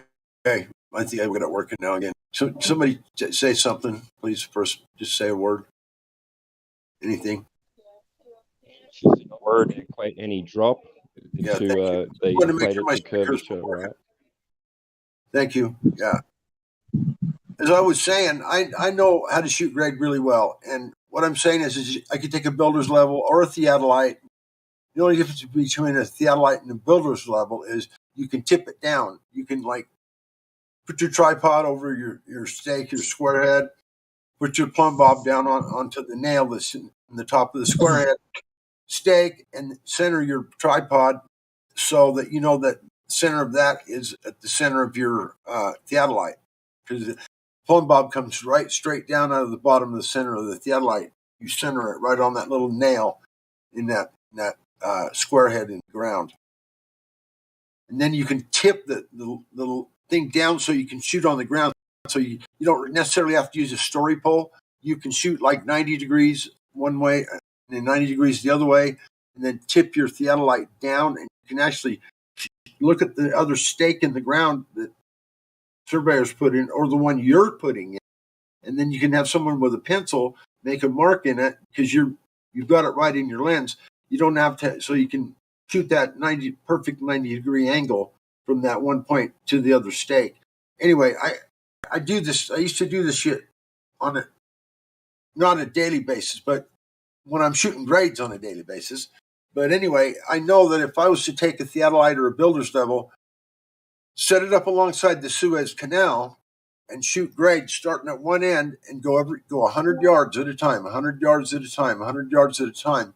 By the time I got to the other end, 100 miles away, I would know for sure exactly how many feet above or below that last spot was from the beginning point, because you always reference it back to your very first stake that you shot, the elevation on. You shoot the next one, it's 2 inches lower. Well, then you put that in your math. And then the next one you shoot after that is 4 inches lower. Obviously, you have to move your theodolite onto each one. So you got to do kind of a double math thing. But anyway, as long as you do the math right, you can figure out exactly. And I mean, if you went 100 miles, I would dare guess that even doing it every 100 yards, I would probably be within 12 inches of accuracy between 100 miles from that end to the next. 12 inches of elevation different is there might be 12 inches of error. There might be, because I might shoot it a 64th of an inch high on one, a 64th of an inch low on one, you know what I mean? 100th of an inch high, whatever, back and forth kind of as you go along. There's no way I would be more than 12 inches in error from, in 100 miles. And if they shot the same elevation from the starting point of the Suez Canal to the other end of it, 100 miles away, I know that it would be within a foot or maybe 2 feet, because the only difference the only difference there could be is if when the surveyors put the stakes in or gave you an elevation for the site wherever you're at the other end, is if the tides or whatever were affecting their elevation mark or whatever. I don't know. But I'm saying that you could shoot 100 yards at a time, and you would, once you got 100 miles down the line, you would know if that thing was, what'd they say, 6,000 feet? I mean, holy fuck. I know I could shoot it within a foot of accuracy from one end to the next. I know I could. And if it was 5 feet difference, it wouldn't even matter, because we're talking, you're supposed to be 6,000 feet. Where the fuck is it? If it's not there, it's not there. Yeah, thing is, right? You got liars like Jesse Koslowski. They're saying a lot of crap about measuring the curvature, and so ballers tend to believe people like that. That's the problem. Yeah, I know it's a problem, because they're not being honest at all. I'll tell you that right now, because those devices work very well. A really good, expensive builder's level or a theodolite, you can zero them out and take your time, and you can be within 100th of an inch every shot you take. You might be 100th low, 100th high, whatever. But by the time I got 100 miles down the lane to the other end of the canal, I know I wouldn't be more than a foot or two out, as far as being inaccurate. There's no way I would be more inaccurate than that. I would just take my time and make sure that I shot them grades very, very carefully along the way. But when there's supposed to be 6,000 feet of difference between the two, and you're only finding a foot or even 5 feet or whatever, I mean, that's pretty conclusive in my opinion. I mean, you can't, there's no room for argument there. And the thing of it is, you'd have to document every single spot as you went along the way. Have someone on both sides of the argument, have them look in the theodolite, put their eye in the lens and say, am I looking at this correct? Is that the elevation mark we're looking at? Is that how many feet and inches we are above where he's standing over there? and then have him say, yes, it is. Check it off. Get your next eyewitness over there and say, look, you look in there and tell me, am I accurate? Is this what I'm seeing? Yes, that's correct. You do that the whole way along, and when you get 100 miles down the lane and you're within a foot or two of elevation between the starting point and the ending point, that's pretty inarguable evidence. I don't see how they could possibly argue against that. Just they would just have to just say, well, the theodolite adjusts for curvature. Okay. I don't know what they would come up with. I fathoms it boggles my mind. Think of what they could possibly say that would make it so that there's 6,000 feet of drop missing. What could they possibly say? Yeah, what you should do is you should make videos, and try and debunk. Do a video through the whole thing. Exactly. Yeah, I agree. Eyewitnesses have people on both sides of the argument. Eyewitness video the whole thing from end to end. They wouldn't. I mean, to be honest with you, I don't think they would allow you to do it. They would find some way to stop you. Permits,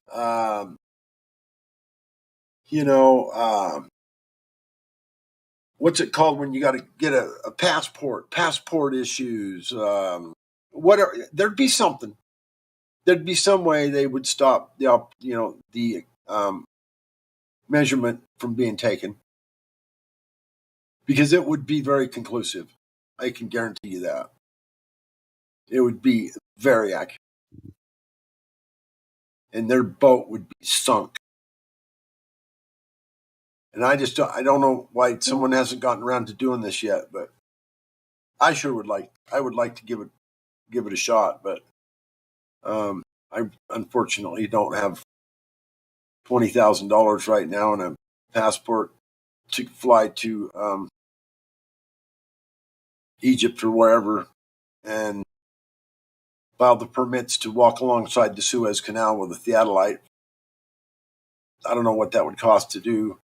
I would imagine at least 20 grand or more, but if I had it, would be allowed to do something like that, I'd be jumping for the opportunity to do something like that, have it all recorded. But I know they would have to do something to stop it from going down, because you can't argue that kind of issue. Well, apparently the Suez Canal is flat from end to end, because there are no rocks, it's Right. Perfectly level water. Right. How is that possible on a globe? It's not. Bendy water. Well, then it would show as an elevation difference from where you started. Then it would show as an elevation difference. Gravitational magic.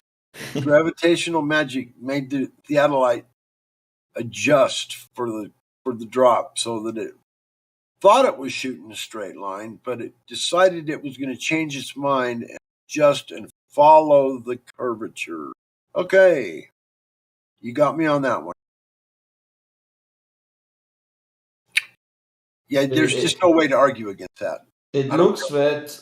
It looks flat, but it's actually round, and it has to be.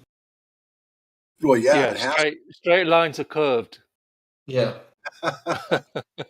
It would show on the elevation difference. You used an instrument such as the theodolite, it would be inescapable. It would keep dropping. We're on a globe. Inescapable. Right, we got somebody here called I Love Balls. I love balls. Could you please give us one globe evidence? Yes.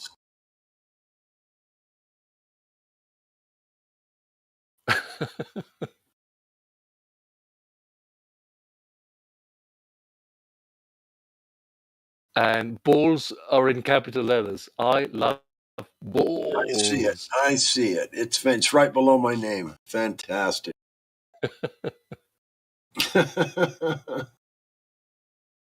Do you have anything to say? I love balls. Do you have anything at all? Can you say hi? How about that? Can you just say hello to a fellow man next to you here in the Discord server and just wants to say, hey buddy, what's up? How you doing today? Day going okay for you? Well, she got a tag of Globe Earther. So That's okay. I don't mind globe earthers. They're people too. I just want to hear him say hello.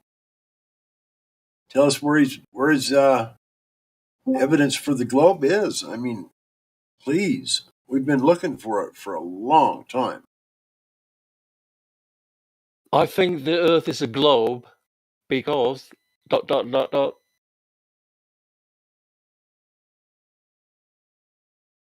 in the blanks. Oh, that was so funny. Little G. How you doing? Was that you, G? Yeah. Oh man, I haven't talked to you for a couple of weeks, brother. How you been? Good. Good. Right on. You talked to Jace? He told me you haven't talked to him for a while either. We've been worried about you, bro. You all right? Yeah, I talked to him yesterday. Oh, okay, good. All right then.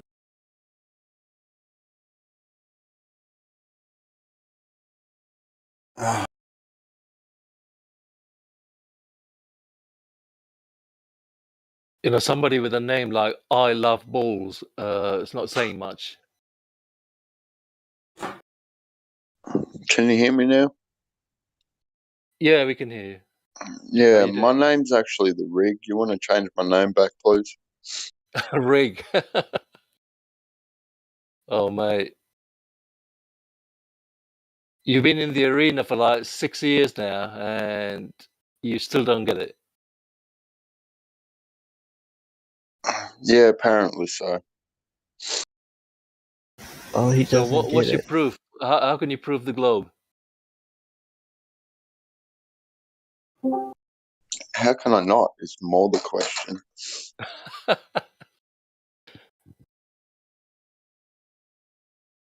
So you just believe?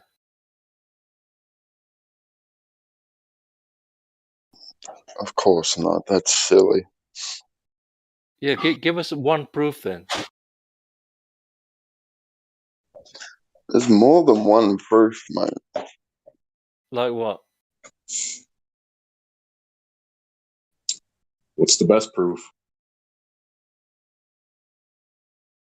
Well, I love that you guys can't explain the sky after all this time still. That's quite hilarious.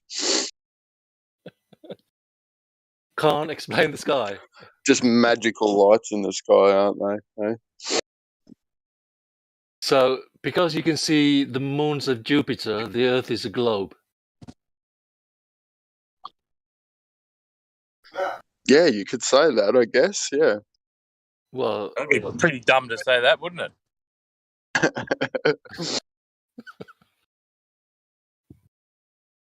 Mate, the whole body, there's a whole body of evidence from science that shows you that the Earth is a globe. Hey, so hold on a second, buddy. Can I address something you just said? I wouldn't call them magical lights in the sky. They're just unverified lights in the sky. But what is magic is the idea of balls falling around each other in a vacuum due to gravity. Gravity is magic, and magic doesn't exist. Ever-expanding vacuum. How do you know that gravity's magic? You've been here a while. Because it hasn't been demonstrated physically. You have to prove it first. Cavendish experiment? Oh my god. It doesn't prove gravity by any stretch. Seriously, dude. Is it how does it not prove gravity? So what is it showing then? Okay, Please Rig. tell me what it's showing. Okay, Rig. What's the independent control variable?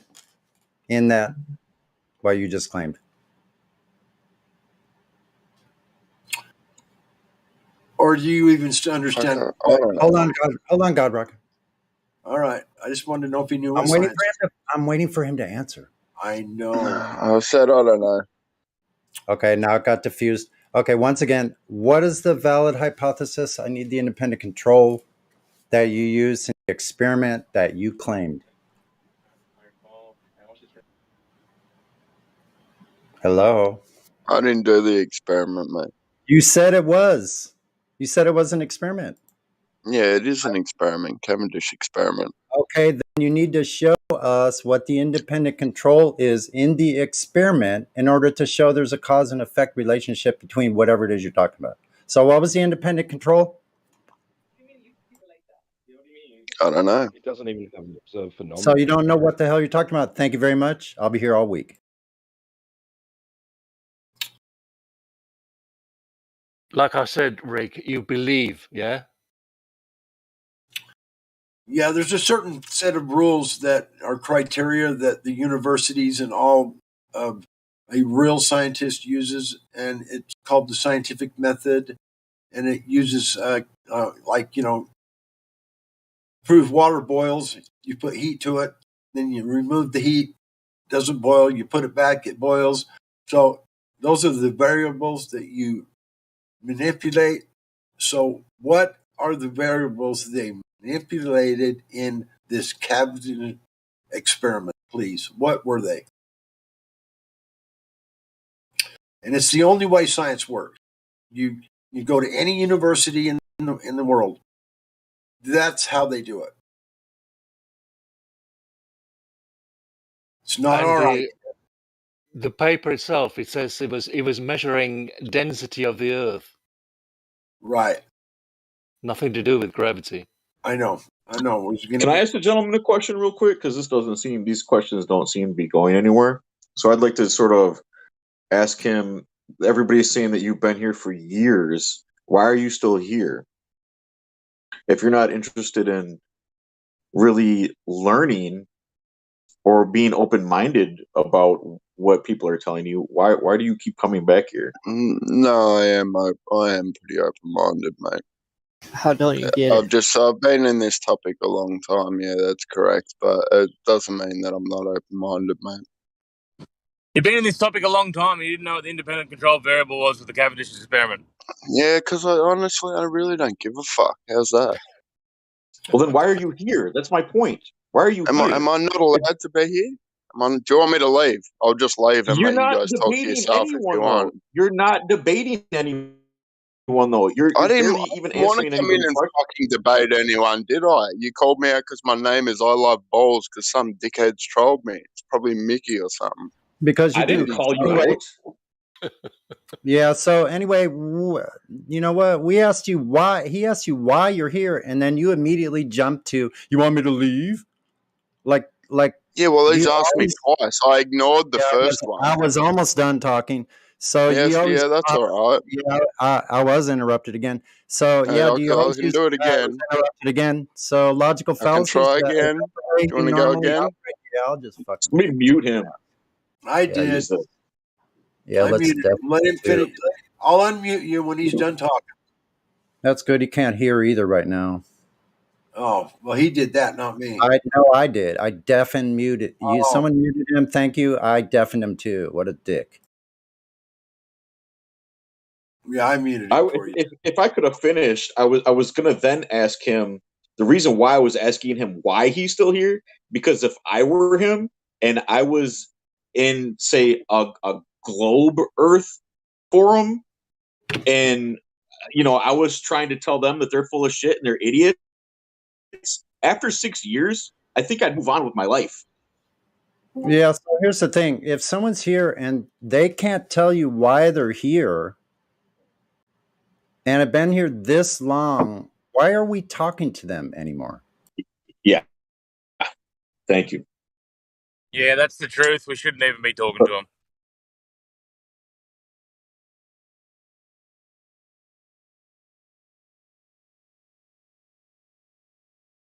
It's pathetic. It is so pathetic. I feel sorry for that guy.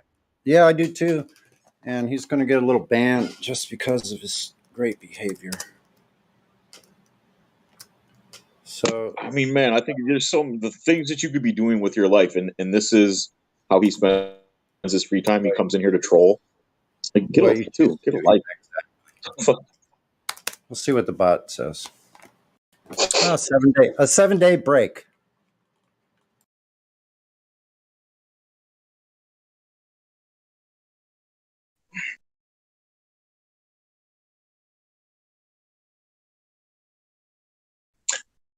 I mean, I don't care what he believes. That's the thing too. But clearly, they care what we think. That's why they come here, and they want to know why we think what we think, or why we believe. I should say what we believe, not think, because we don't think it. We know it. I just can't get around the number 6. How can you be 6 years on this Discord and still not understanding anything? What really they should be asking themselves is why can't here's what they should ask themselves. Why don't I understand simple geometric questions, but instead get according to them, repulsed by the idea of flat earthers bringing to their attention simple things about reality, and they obviously can't prove it. But why would someone be here for 6 freaking years that can't see reason and still say that they are open-minded? This is beyond incredulous. Like, that's absolutely amazing in human behavior. I've never witnessed something. I don't understand what kind of character could be behind that mask that someone like that presents here. Anyway, I'll quit. Very sad person. Yeah, he's a regular at Jam Pandas, and he's a mod there as well. So he's loved. Boy, oh boy.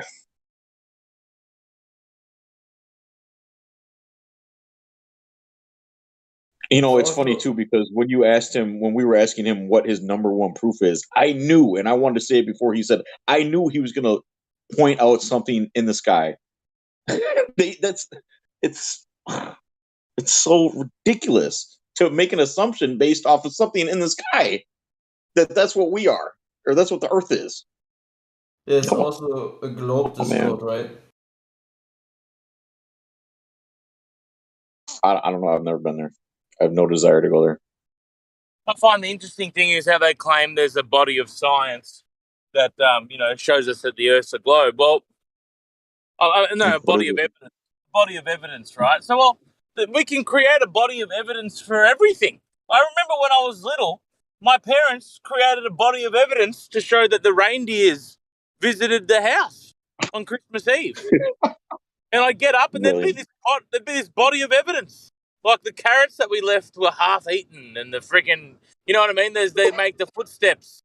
So, yeah, it's fantastic. There's a body of evidence that you made over a couple of thousand years. Congratulations.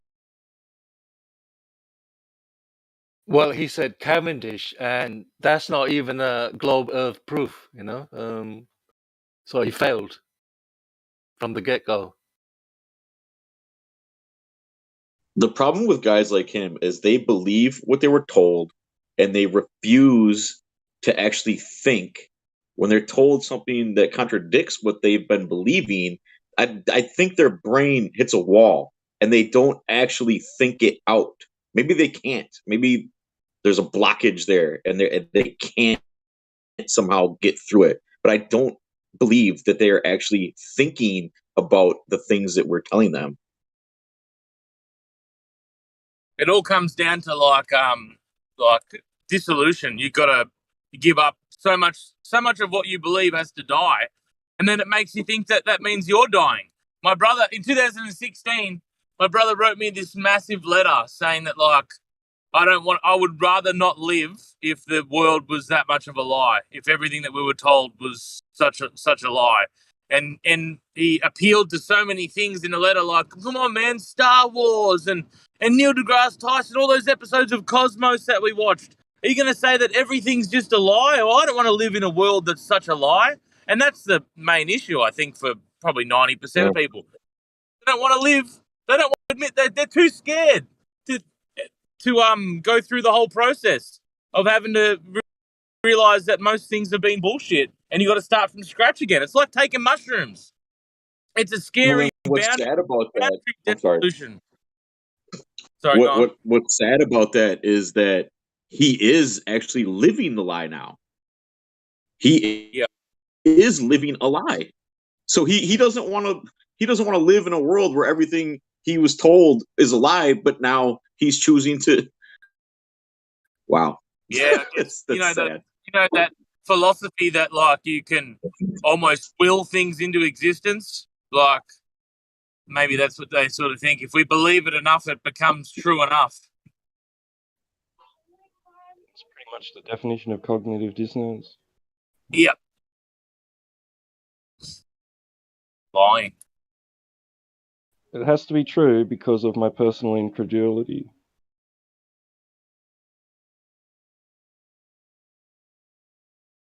It's ironic because my brother, for example, he calls himself an atheist, but I mean, he's the most religious person I've ever met. Yeah, it's so funny you flat earthers don't know what the sky is and figure out what the lights are. It just like no one else ever has either. No one in all humanity has figured out the lights in the sky, just like you flat earthers.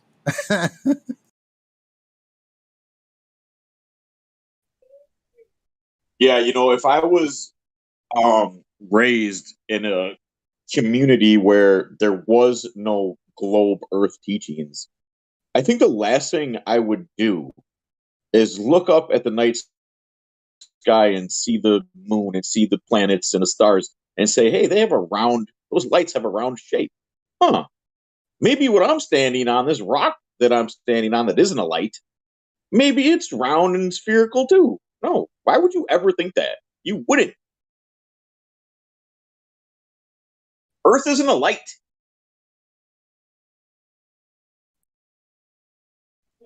That only comes with the assumption that Earth is embedded and encompassed in a void. Yeah, right. And maybe because the flat Earth I stand on is a light in the sky, just like the lights in the sky, maybe my floor is a round light in the sky too. Yeah. It could be. Somebody told me once a good analogy where it's like looking up at the stars and everything, and then assuming that the Earth is the same shape. It's like looking at the top of a pool table and looking at all the balls on the pool table, and since all the balls on the pool table are round, assuming that the table then is round too, that they're on.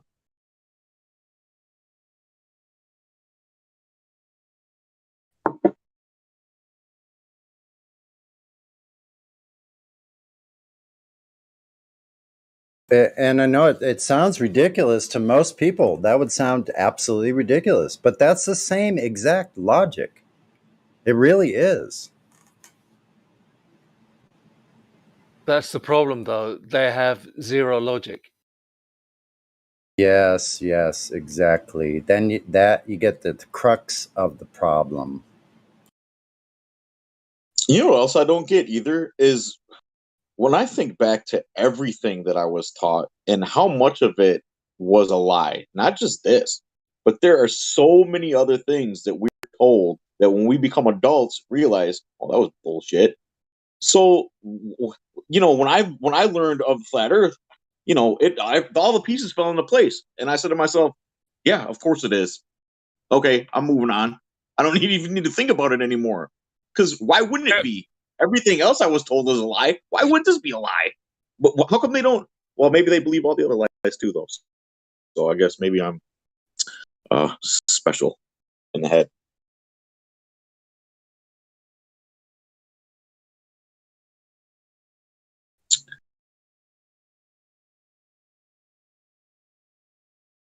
Yeah, you know what's even more funny is that he thought I changed his name.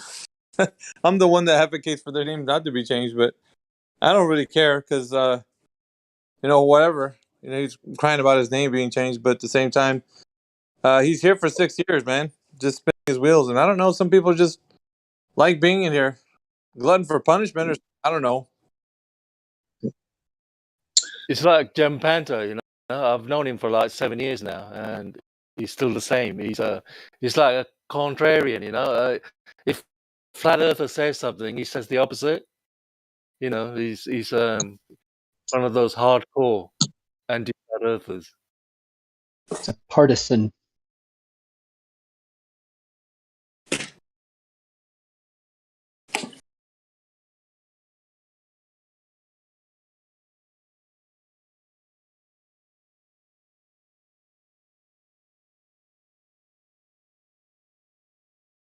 Oh, it has to be only one reason why that guy would come here for 6 years. The reason is that he subconsciously, like every one of us, knows the truth. Yep. Whether he And wants he to knows accept it it. or not. And they know we know the truth too. A lot of them, I believe. That's what I think. Jim Panda is only here because he was a StarCraft world champion and doesn't have a life. What's StarCraft? Horrible. A game or What's something. StarCraft? Yeah, what's StarCraft? Some sort of like PC game? It's a video game. Yeah. I'm so glad I didn't know that. Good for him. Okay, then. Now it starts to get clearer now.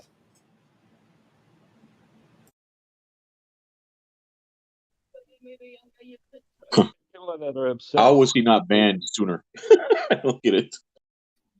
They need to come here to keep reifying their fantasy. Like anybody else that comes in, like they'll say, all right, you guys, you think this, I think that, and they'll leave, and they won't give it another thought. But these guys are obsessed. Right.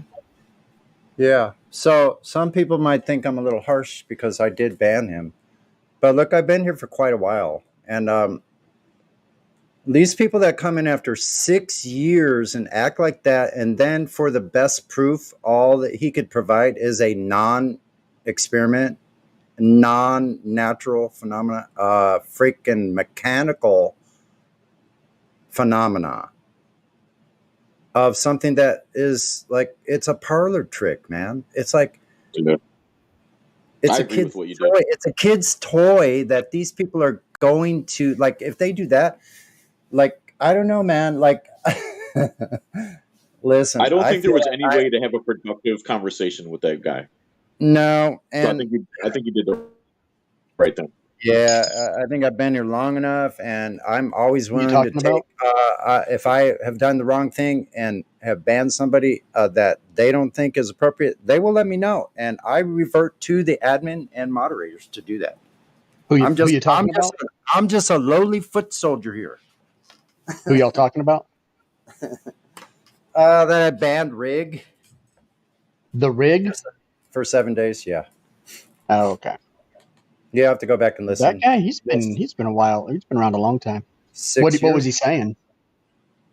He was going to Cavendish after 6 years and being just like, I think it's so ridiculous. You people, you flat earthers haven't figured out. You don't know what the things in the sky are. Have you ever argued with a communist? I probably have. Yes, my sister. Yes, I've argued many times with many communists, and it doesn't matter what you tell them. They do not understand how economics work on even the simplest level. Exactly. They just don't understand that. It's psychotic. Yeah. Yeah, just like that. They don't actually, I think that's why they keep coming around, because they don't understand the simple things that we're presenting to them. They can't get it. Some of them really clearly, I think, cannot get it into their skull. They can't wrap their head around the simplest of things. Yeah. They're so ideologically possessed that there's nothing you'll ever tell them. There's never going to be a point when you're going to convince the Rig. You could show them absolute 100% measured proof and they would revert to something unseen. And that is because they aren't ready. They are not ready for that journey. Could it be our fault that maybe we're not presenting it in the right way for him? Nope. Not at all. No, everyone who is deceived has chosen to be deceived. And it doesn't matter how bad a teacher is, the moment you hear truth, if your mind is in a search for truth, it'll recognize it. That's the truth. So you can think of the possessed. You can think of the possessed thing like they're locked into that bias so rigidly. No, they couldn't possibly have an open mind because they can't. They can't be reasoned with. Someone like that is just simply unreasonable and illogical. Like it's ego.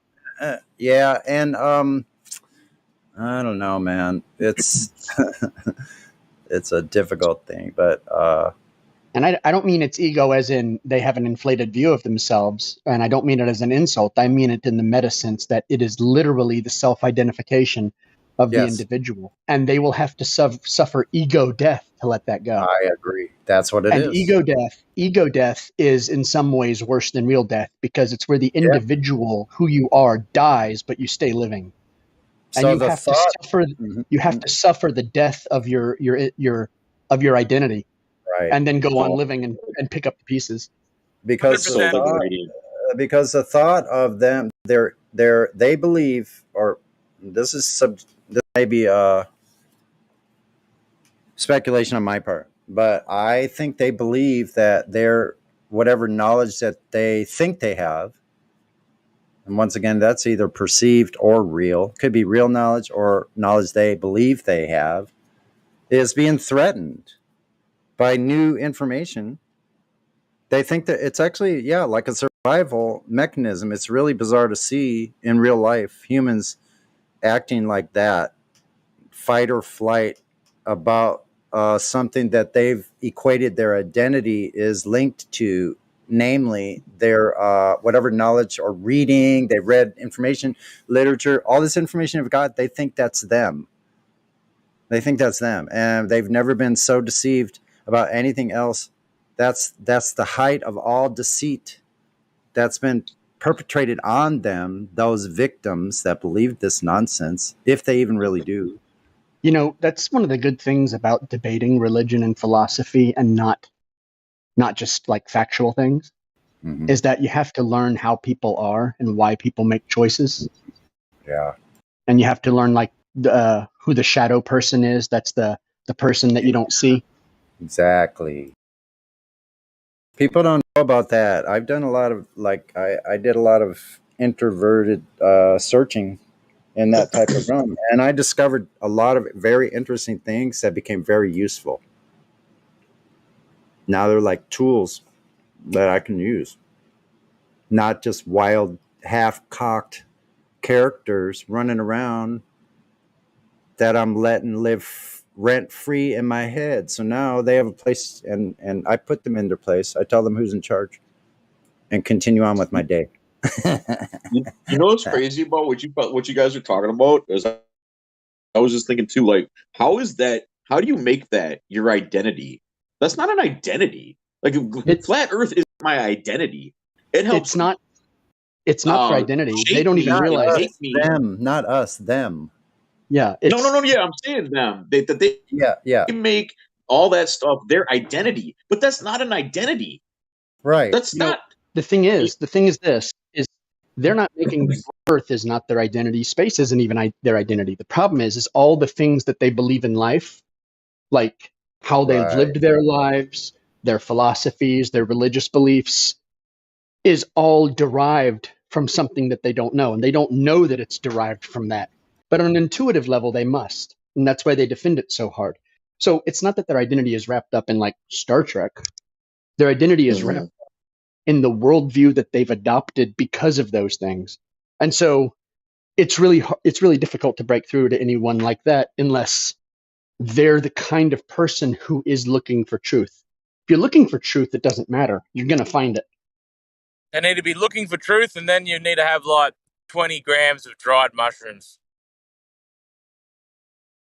I don't know about that. Yeah.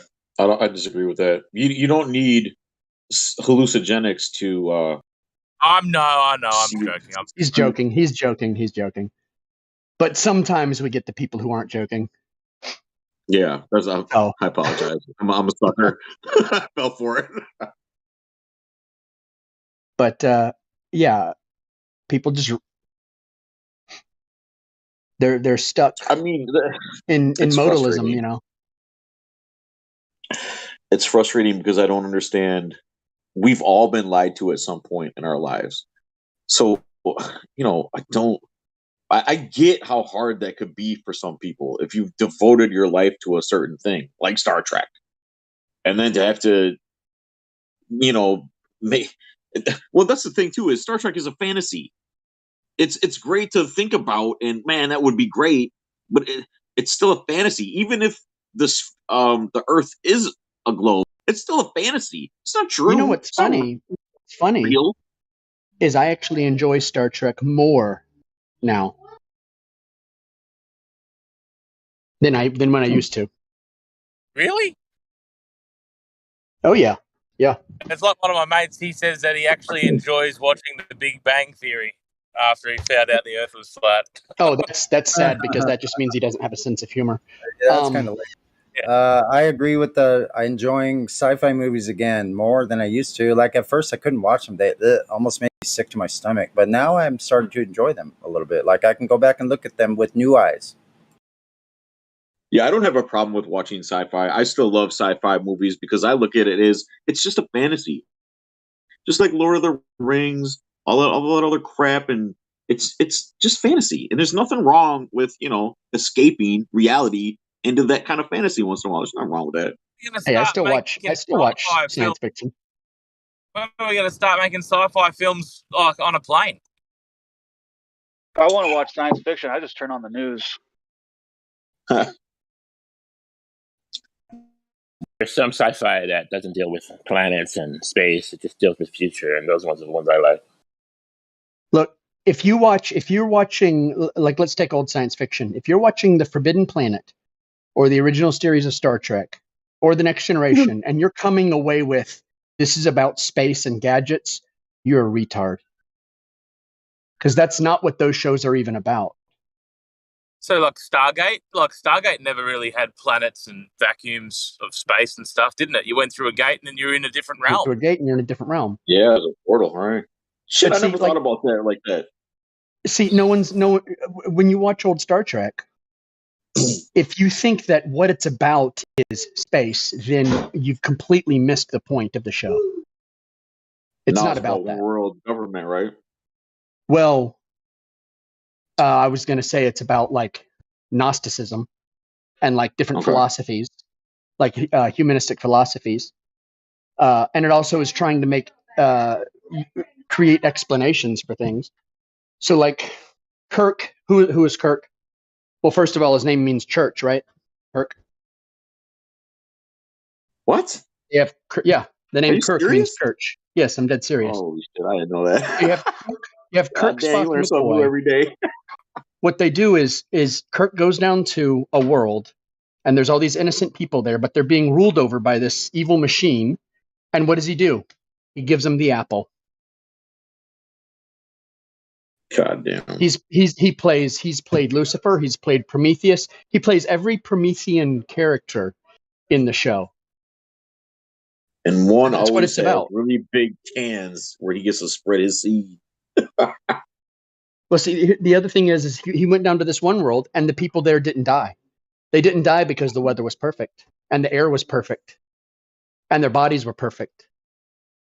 So what do you do? He freed them from from Vol, the machine that held them, captive, but then they would start to die, and then they would have to learn how to mate with each other and stuff. Oh, so that living forever came with some sort of price. Where He okay. did what every explorer did, found himself a girlfriend. Yeah, like even Star Trek, the motion picture is not an external journey into space. It is an internal journey into the human mind and his ascension.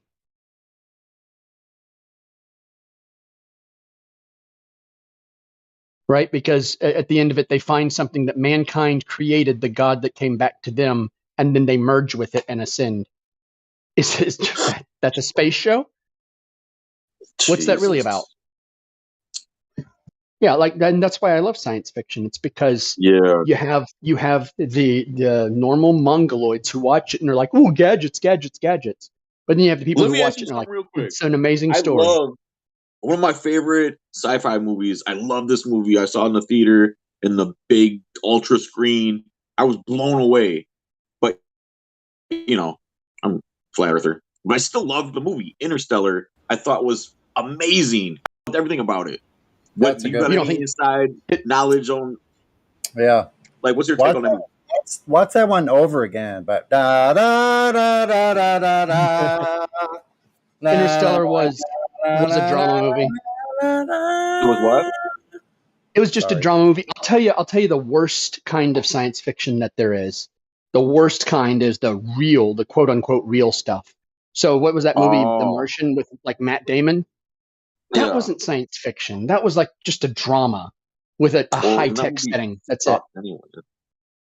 But I enjoyed Interstellar. I thought Interstellar was, I don't know, the way they put it together, the emotions that were involved in the music. I don't know. It took me to that place. The plot of Interstellar was there was an old man who got everyone to do a good thing by lying to them. Yeah. Lying to them about their past, lying to them about the future. And then they found out that the solution was them all along when they went to the future to communicate into the past. Right? Fucking crazy. That shit blew me away, man. Like, of space doesn't exist. Yeah. Well, obviously. We don't know why you persist in teaching all these children on Earth that it's a globe. Hey, There's space no is what space is. What space is it's a setting. That's it. It's a setting that can be called the heavens. And that is how you can view it in the metaphor that it's presented in. So you could say Kirk is a prince of the heavens who keeps rebelling against the organization that runs the heavens, which is Starfleet. Right? Yeah. And he goes to all these different Earths and changes the way they live drastically. Amazing. Can someone please come here and change my world drastically so I can live a more pleasant, fruitful, pleasant life? Who does that? It's all within. That's within. I know. The thing about these space movies is like the people, the world thinks that they're true, that it can happen. They can go to a planet, they can fly to a planet, you know. Since we're destroying our Earth, we have to find a new Goldilocks planet to live on. So it's basically, since it's not true, it's basically a fraud. You wonder, do they really believe that? I mean, did someone really believe, like in some of these ancient tales, like about the gods that like went around with that were beheaded and just their guts were hanging out and they were alive? Yes. Like, do you think people really, truly, actually, really believe? Because what I would call the true believers that come here and argue with us, I would say they're the least faithful. Otherwise, they wouldn't argue with us. I think some of them do actually believe. Yes, they must. I mean, how could they not? Look at the nuclear weapon conspiracy. People think that we're going to destroy the world with nuclear weapons. That's a really good one. Well, that's the mythology. Yeah, I think they believe it's the modern mythology. I used to believe it. I used to believe that space travel could be possible. I just didn't think that we developed the proper technology yet to, do all that. But when I was a Glober, I believed that stuff. But how much did you believe it? Because clearly not completely. Well, no, not completely, obviously, but I believed in it as much as it is a pipe dream. It's a beautiful fantasy that I think it is possible. We just can't get there yet. That's how that's how I looked at it. Yeah. But it can be done. But now, I realize it can't be done because space doesn't exist in the sense that they say. and I'm fine with it.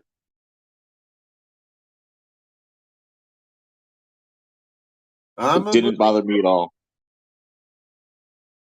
I wouldn't leave her if I tried. Yeah, why would I ever want to leave here? That's the other thing too. Is I used to think about that and fantasize about Star Wars and doing all that stuff, and then I look around and think, oh, boy, why everything I need is here? Why would I ever want to go anywhere else? Because they've fed you through your whole life. They've led you to make you believe, or try to make you believe, that this is a dead end road. We're going to die someday. This is a speck in dust. It's going to get hit by an asteroid. The sun's going to burn out. We're going to have a wide war with nuclear bombs that are going to kill everybody. I mean, numerous different ways they have programmed everyone to believe that this place is going to end at some point. They think, from what they've also been told all these years, that we need to find a way out. We need to find somewhere else to go. Some other. Hey, you know what's interesting is that whenever they talk about going to a planet that's void of life, the first structure that they want to design and build is a dome, and that's how habitable start forming that void on the planet that's void of life is in one of those domes that they would install. And those depictions are from like the early days of depicting what it would look like to live on a planet void of life. Think about it. It's the only way to terraform. To change the terraform. Right.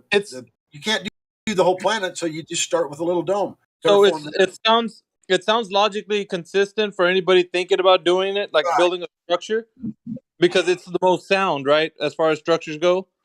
Yet when you tell them that the creator would even dare creating a dome, they laugh at that. Isn't that crazy? That the life that's supported here on this earth could be that. Yet it's a ludicrous idea. Yet when they propose building a structure on a planet that has void of life, that's the structure they go with. That's interesting. Just saying. Dome, yep. Terraform the environment. Look at this, Dad.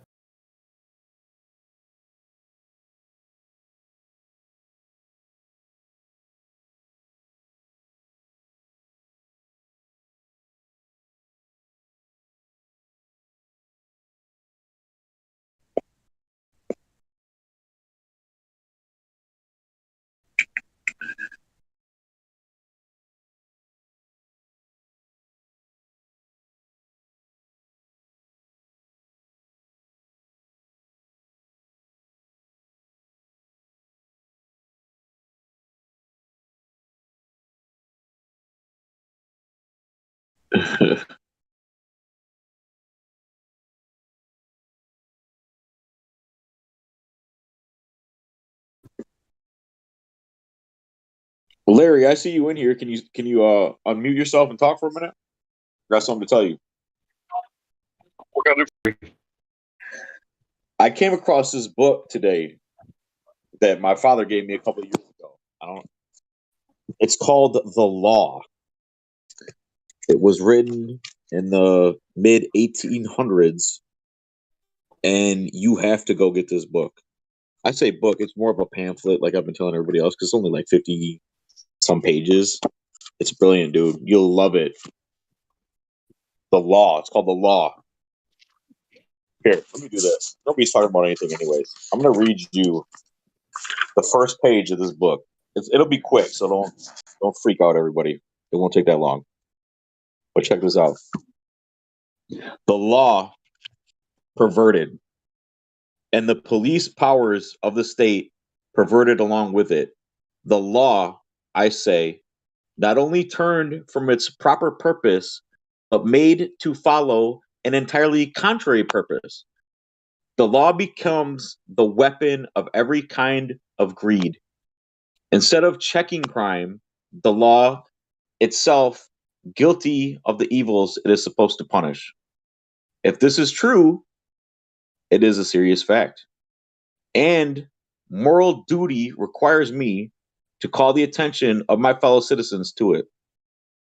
Life is a gift from God, We hold from God the gift which includes all others. This gift is life, physical, intellectual, and moral life. But life cannot maintain itself alone. The creator of life has entrusted us with the responsibility of preserving, developing, and perfecting it. In order that we may accomplish this, he has provided us with a collection of marvelous faculties. And he has put us in the midst of a variety of natural resources. By the application of our faculties to these natural resources, we convert them into products and we use them. This process is necessary in order that life may run its appointed course. Life, faculties, production. In other words, individuality, liberty, property. This is man. Unbelievable.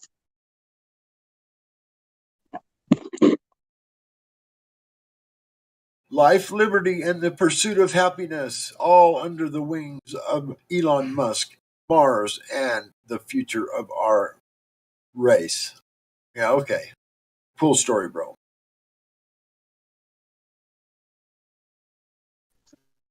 I got it. Because everybody knows what a persona is. Go ahead, God. I'm just saying, I'm going to buy whoever that was an Elon Musk t-shirt. He sounds like a fanboy. Why would you assume that I like Elon Musk? Because I believe that we are given these things inherently from God. Because I'm messing with your mind, bro. What is wrong with you? I'm just having fun. Come on. I know who you are. I know better than that. Come on. Well, look, I ain't in the mood to be fucked with right now. I'm just kidding. Neither am I. Every time something over. Everybody just relax. Just relax. So yeah, I get it, and I just wanted to say that we all know what a persona is, right? The mask, right? It's like our public demeanor isn't necessarily how we act at the house, right? And I just want to say that when we go to court, we're told to act like this and do that and this, that, and the other. But like, isn't it wrong to give someone legal advice? So the lawyer's sitting there giving you like legal advice. What? I missed what you said there. Start over, please. It's wrong to give someone legal advice. Like if someone catches a charge and I go and I say, hey, you should totally plead not guilty. Right? Who the fuck am I to tell them how they're going to plead or if they should plead? And, that's why I always say that, I don't give legal advice. Like that's not what I'm here for. I think we all need to be educated. We need to educate ourselves on this stuff because what I think is going on is they're taking our children with CPS, they're taking our property with the IRS, et cetera, et cetera, et cetera. And nobody knows how to handle themselves in court. That's why they hire a lawyer.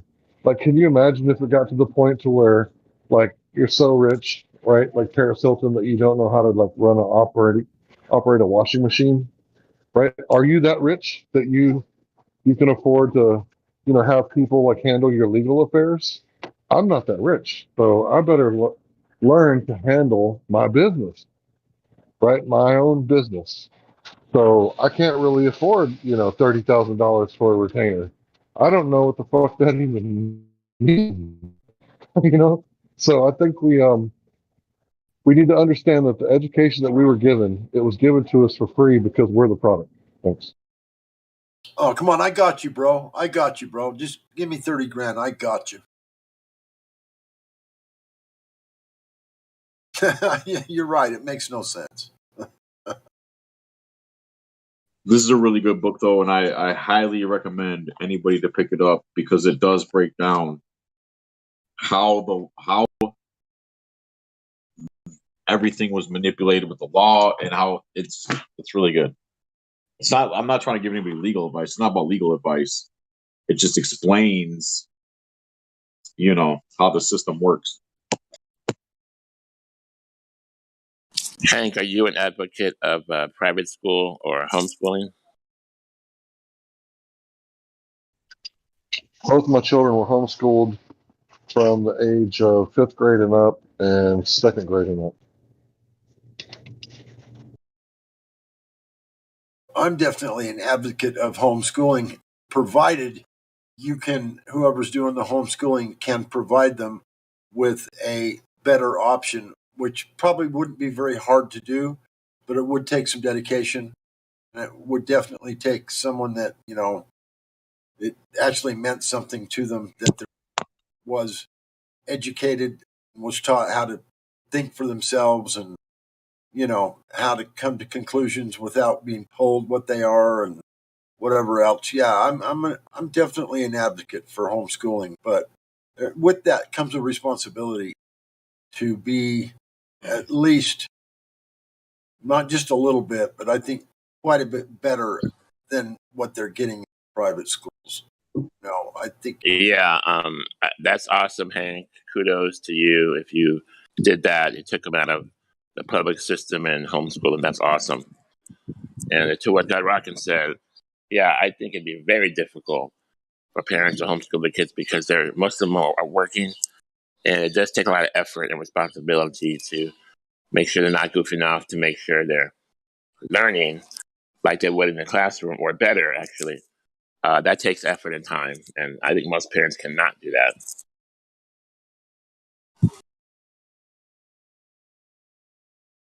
Yeah, it would take. Yeah, I've got a. You'd have to. Sorry, bro. I just going to comment one little thing. Definitely, you would have to have some serious dedication there. Yeah, I've got a 6-year-old and a 2-year-old, and I'm working, and my wife's at home, and we're trying to homeschool the 6-year-old, obviously, and it is extremely challenging because the 2-year-old is a demanding psychopath. So yeah, it's not easy. Yeah, the terrible twos are. Yeah, she'll grow out of it. Go ahead, bro. No, I'm good. You go. Yeah, the terrible twos are rough. She'll grow out of it in a few years, hopefully. You just got to make sure that you're there to help her grow out of it. I remember hearing this one interview, and the guy was like, disciplining his child, and he was like, "I want to give you, time out, right? You're gonna gain control of yourself, and then, once you gain control of yourself, then, we'll time back in." And he's like, "Are you ready?" And the kid was like, "No, not." So it's like you've got to teach them to control themselves, and it's really disturbing when you see a grown person who's stuck in their terrible twos. We call those psychopaths.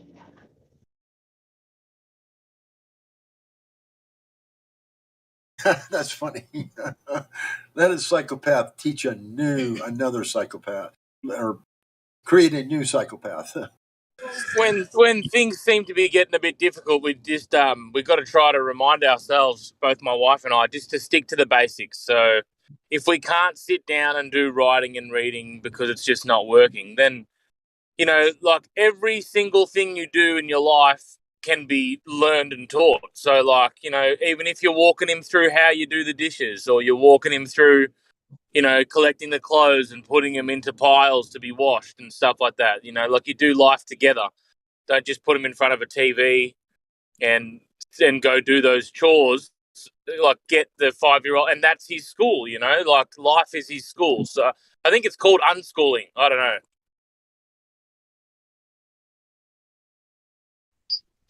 I noticed they teach you a lot of stuff in school that you're probably not going to learn in your everyday life. I mean, unless you're going to be like a mathematician. So my children, you might be wondering, well, how are they doing, right? How are my children doing? And I want to say they're doing great, right? And you might say, well, what is their job? How about this? How about they don't have a job, right? Well, what are they doing? How about this? They're artists and they're doing what they love. I don't know. Maybe that's crazy. Maybe they should be working every day until they're like 65 and then enjoy, whatever time, the environment allows them to live past that without cancer or Alzheimer's or whatever. But I think that my children, they're not running the rat race. And I don't mind running it for them, just as long as they can enjoy life and draw a little bit of art, play some games, have fun, because I got to tell you, that's what life is all about. So the whole get educated, go to college, and get in debt, and getting more debt and get a job and pay it off. And I don't know, that just don't seem right. I mean, I don't think I'd want to do that to my children. Sorry.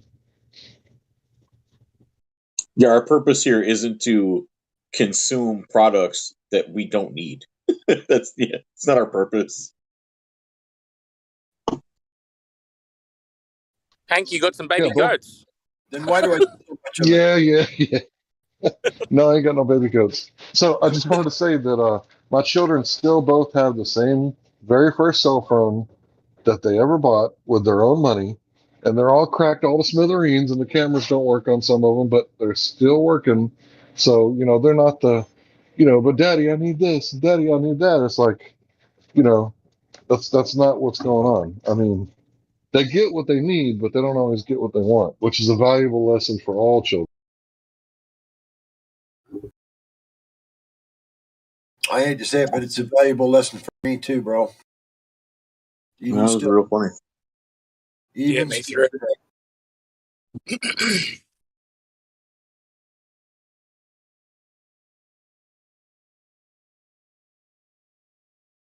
Got somebody in here that's named Chong.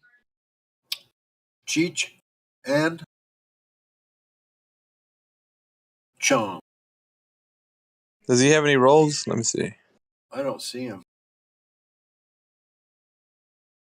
How you spell it? VC verified. I see it. What else we got in here? Some guy named Holy. Roller. That's it. For the new people.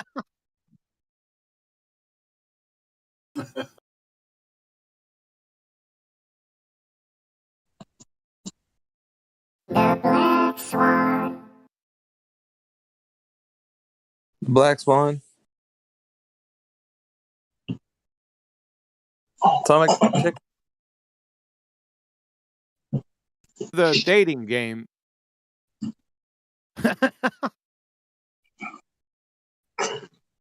What'd you say?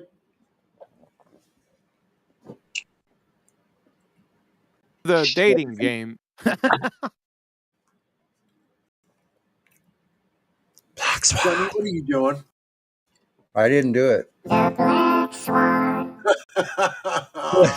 Black Swan. He's playing quantum eraser clips. He's trying to trick somebody. It ain't working on me. Multipass.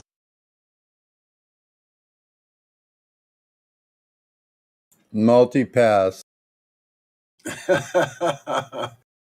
Sonny the trickster. And it's not me, man. I'm telling you. Multipass. It's my partner, my travel partner. She wants the multipass. Oh, kiddo. I'm just saying. Wait a minute.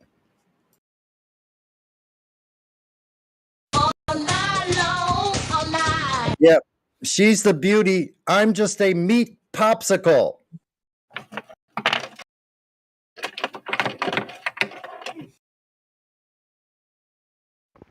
Yep. Is that a now, new what hit? movie?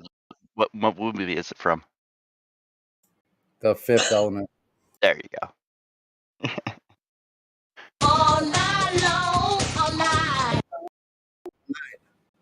Globe. Where's the globe? Earth multipass. Where's the globe? Earth proof. All night long. Where is it?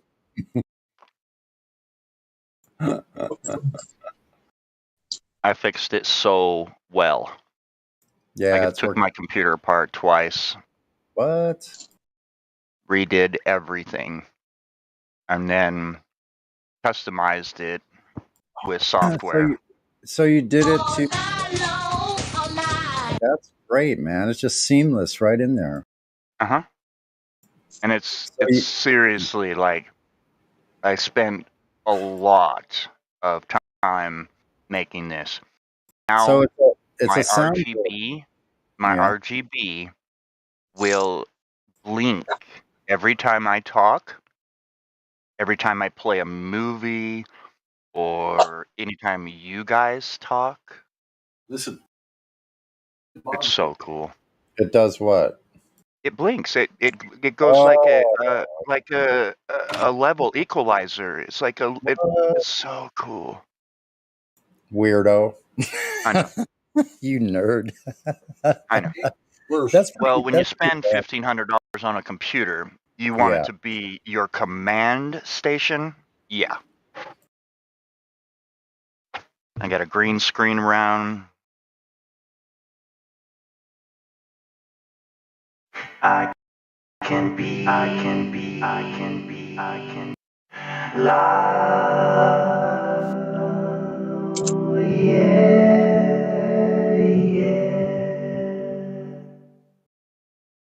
Wow. Pretty good. This one's even better.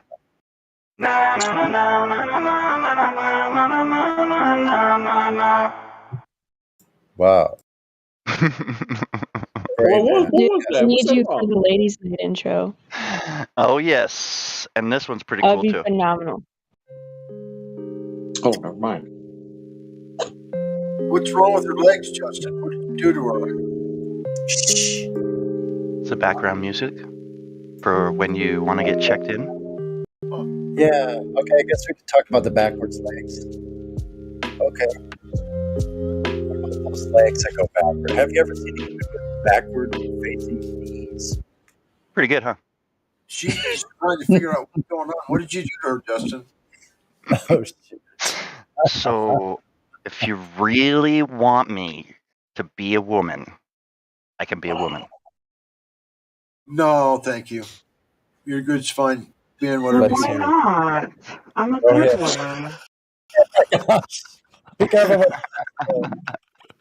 Oh Lord. Do another one. Well, this one's a pretty good woman.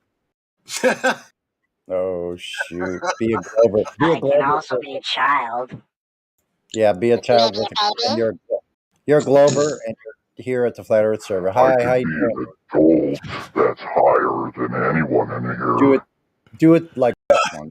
That's I am your queen. So why is it a globe, Mr. Darth? I'm the biggest weed smoker on the server. I be out of so it's like range. Cuts everything off. So Cuts the end of every sentence. Phase. Isn't that crazy? That's pretty flying. good. That's what it is. Uh-oh. The cops are here.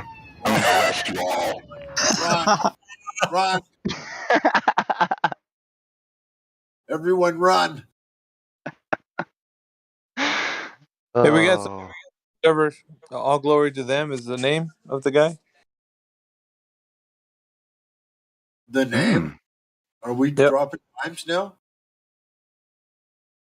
I just unmuted them. All glory to the Most High. How's it How are going? you doing? All right, good. Uh-oh. Here comes the How shit. you doing?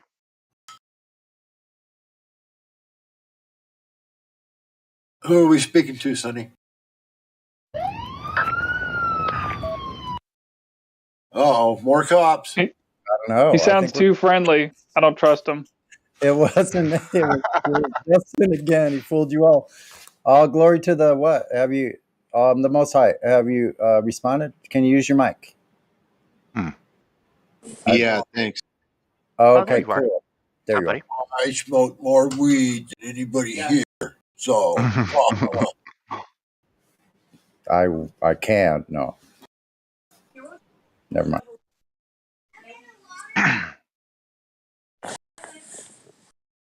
I will be the cool chum.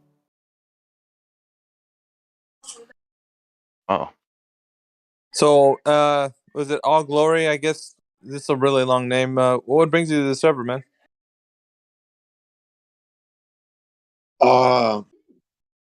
Just hanging out in these servers. I was in Gem Panda server, but I got banned today. So I guess I'm here now. Yeah, why'd you get banned there? What is it? Yeah, what's up with that? We were talking about Twitter censorship. And the Ooh. topic of pedophiles came up. and one of the guys there, to my ear, sounded like he was not against pedophiles, and one thing led to another, and I got banned. Okay. So, what's your position on the globe, if you don't mind me asking? It's concave, curving upwards. So long as you're not facetious, man. I mean, are you gonna back up the claim that it's concave? No. Okay. Well, I have to tend to agree with you. I don't debate it much nowadays. I'm just here for lols. I would agree with you. It's flat until we get to the Antarctic region, and then it does seem to rise up a little. Yeah, I don't want to. God, Rocket, I don't want to feed somebody that information just yet. So yeah, so it's concave, but you're not here for that. You're just here for the lulls. Yeah. That's what you said. But Yeah. why wouldn't you want to stand by your claim? I'm trying to figure out why people would even consider attaching themselves to a particular. Even be here. Like, why are you even here if you're just? Hello. What claims are you talking about? Can you guys hear me? I don't know if I'm coming. Okay.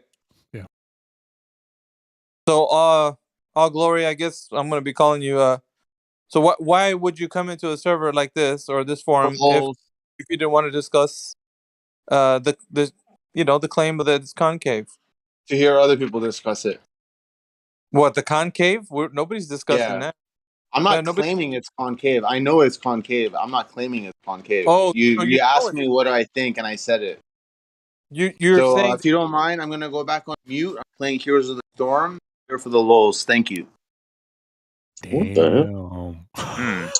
Wow, he just told you, didn't he? So that's kind of rude, actually, in someone's house. You didn't take your shoes off and you just got mud all over. That's great, Glory. Gonna clean up your mess? What a hero. Are All you the gonna clean glory up will your be mess, passed to the Glory? Most High. Because you made a mess. Now, these are the kind of people that feel entitled in life, that they can do whatever they want and where they go wherever they want and say whatever they please without any repercussions. Isn't that right, all glory? Things have been handed to you all your life, so you're just here for the lulls, apparently, aren't Tell you? us, project for us, baby. Tell us. It's easy because you make it so easy. That's Tell why. us. I am, as a matter of fact, I am doing that right now, because somebody with a reasonable mind would be, hey, how's everybody doing in here? But no, you want to take the other way and just be a total jerk when you come in here, when you don't have to be, right? You can be a reasonable person and talk with other people because other people want to be polite and talk to you. Obviously, you don't want to do that, so you choose to be the way you are. Yeah. Very smug. Now, wait a minute. I didn't do that. I said I tend to agree with you. The edges around the ring do seem to rise up a little bit, so that would give the impression of somewhat concave, other than Oh, don't give the troll food. Don't feed the troll, man. it's flat. I was gonna say, you're kind of giving The him edges food. do curve up, do rise up around the perimeter. That's what contains the water. Mm-hmm. Much like a cereal bowl filled up to within a half an inch of the top. The true model is you're living inside of Earth. The living God is in the center. Earth is curving up. You're living on the edge. All of the universe, everything is contained That within is the just Earth, an and it's all awesome small. story, but That's great what preaching. proof? Yeah. That's great preaching, but we don't want to hear preachers. We want to hear people that can provide evidence. So you got any? Because obviously you preaching to people isn't working, or maybe in some forums it is, but not this one. We demand evidence if you make a claim, or at least stand by it, because you don't just believe. So go ahead and tell us, all knowing whatever you are. How can you back up your claim? Go ahead. Floor is yours. Or you don't have evidence. Silence. Of course you don't. You just want to be going around preaching your beliefs to people and have them follow you along. Doesn't work here, my friend. You got to have evidence. So where is it?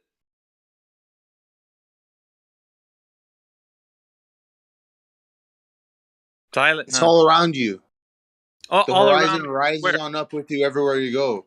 You're inside of Earth. Look inside of Earth. What is that? What You're does it? no, you're inside of Earth. We're not inside of Earth. We're top Earth of is Earth. rising 8 inches per mile squared. Hey, what is this nonsense? How are we inside of Earth? Aren't we on top of Earth? Don't you stand on the ground? You're not inside. I have links to a Google Drive with a bunch of like Listen, pics and stuff. listen, dude. We don't want to hear your preaching or hear your propaganda or how All right. people can click on links and listen to your propaganda. Do you have any evidence for the Earth being concave? That's what I asked you. Yeah, it's And all around you. okay, that's very vague. What are you talking about? It's all around me. The Earth is all around me. So what? How does that evidence of it being concave? Where's the evidence, It sir? is. Okay, it's like people in the globe side. It's science. Oh, just because. Oh, just believe. It just The is. teacher told me. It What just happens to the horizon? Get a balloon and take it to the stratosphere. What happens? I don't listen. I gotta tell you this. I don't care what you're trying to tell me about. Look at the balloons or whatever. I need hard evidence, as in you need to show me how you measured it to be curving upwards, according to your idea. I mean, what do you want me to show you? What kind of evidence do you need? Okay, like I said before, a measurement. So demonstrate to me how the Earth is curving upwards by way of measurement. Because if it's curving, it has to be curving at a specific rate. Would it not? If it's curving upwards? It's the same curvature that they're claiming is downwards, but what it actually is doing is upwards. All right. Okay, I don't mind people having a claim, right? And like that's your claim, that's fine. Now back it up. You're gonna have to show how we can demonstrate it to every person that's listening to you right now, because it's a bold claim, right? It's very provocative. Now we need to know how you came up with this, or do you just believe because some preacher told you, and now you become another zealot that wants to preach to us? Let's demonstrate to us, or at least show us how we can demonstrate it for ourselves. Because we're not just gonna go out somewhere and say, "Hey, look, can't you see it's curving upwards?" I don't care for what people can perceive. I need to know empirical evidence how it is curving upwards. Once again, is there any way we can demonstrate that the Earth is curving upwards?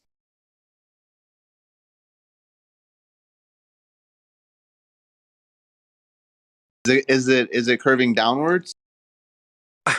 You're the one with the claim, sir. I'm just asking you the question because your claim is that it's curving upwards. But is it curving downwards? I have made no. I'm not laying a claim, or I'm not saying that it's curving up or down or anything. I'm asking you because you came in here and said that it's curving upwards because we live in a bowl, I guess. So if this is the case, where is the evidence to back it up? I'm not making a claim. I'm asking you to provide evidence for your claim. I'm sure the person who preached to you about it being curving upwards demonstrated to you how it's curving upwards and didn't just show you videos that you clicked on and you saw boats and the horizon's higher or whatever propaganda they were showing you, but they actually demonstrated measurable, detectable evidence. Not just look at something, but measure it. I hope they did, because if not, you're in a total belief right now. So it's that easy, right? Not very hard to do. Just demonstrate to us how it's curving upwards so we can all look at it. Clicking on videos and hearing your anecdotal beliefs are not going to do anything for us. This forum is all about truth, and truth is self-evident. So if you're claiming this is self-evident, then back it up. Is that not what you observe? Is it curving upwards? No, we don't observe the Earth curving anywhere, sir. And this is why it's going to be a grand leap of logic if we start to say, yeah, it is curving upwards, because nobody observes this. Can I ask if he believes in gravity? No. We can't remove ourselves from this right. We're locked in. This answer. We need this answer. So sidetracking ourselves with other ideas is not going to benefit this discussion. So go ahead and provide the evidence that you have of the Earth curving upwards. Once again, we don't let go. Okay, we don't let go. We don't go off into another subject. We demand evidence because it's a bold claim. And you know what? It's for your benefit as well. If you're hanging on to a belief, this is what's going to break that belief. Until you can provide evidence that you can demonstrate for yourself, measurable curvature upwards, then we're not going to move and say, okay, we're going to look at some propaganda you got to show us. Because what good is that going to do? We don't want to be a zealot like yourself.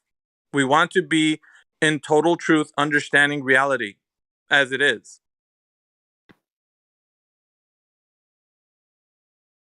Go ahead. It's not that hard. If you've been studying that the earth curves upwards, you'd be able to provide all the counsel here, all the listeners, great evidence that it's doing such a thing as curving upwards.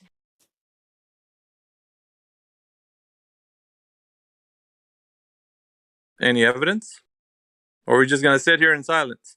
Yeah, it's all around you. Go outside and look.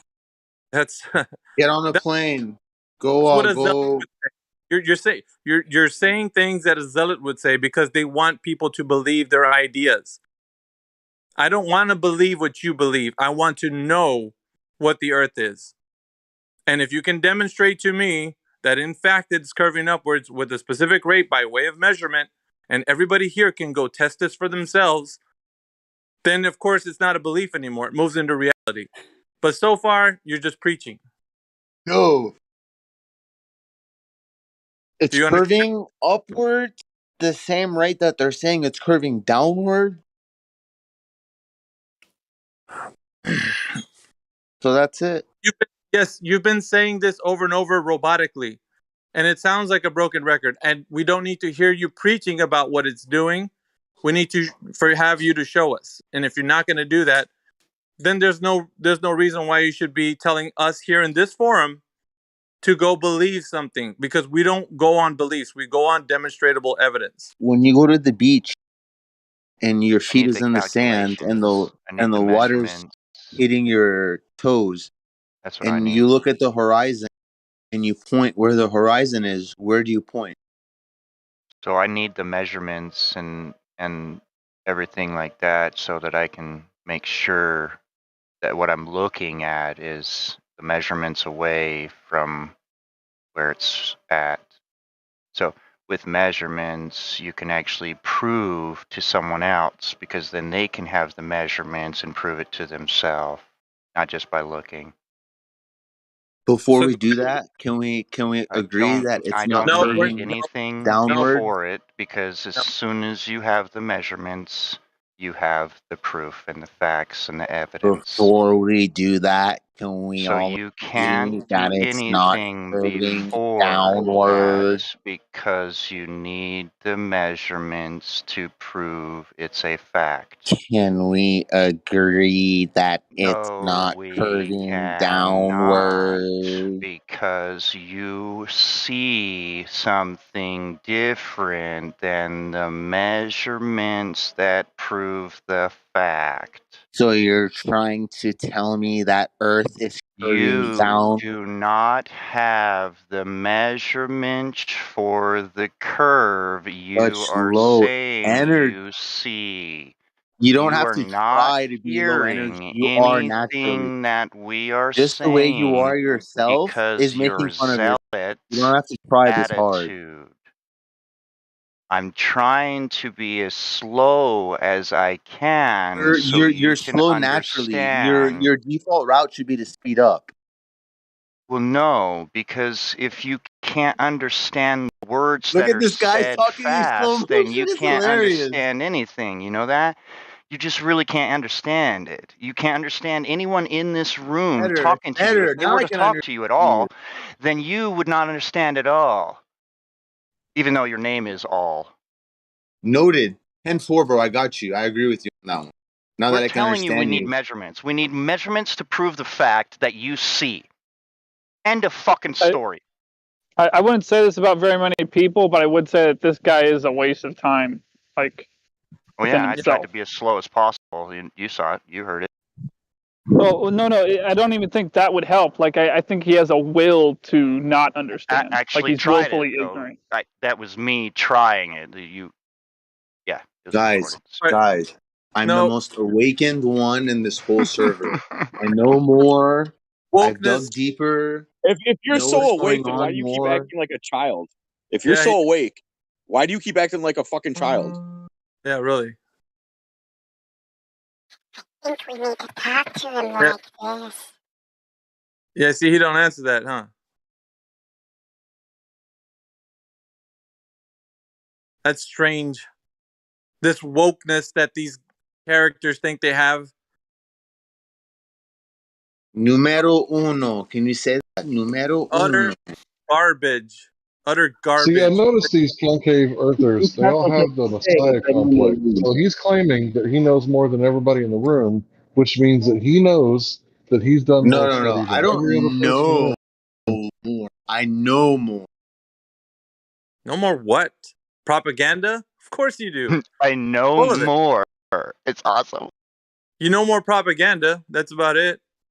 We don't care to hear propaganda. We care to hear evidence, facts. You got none.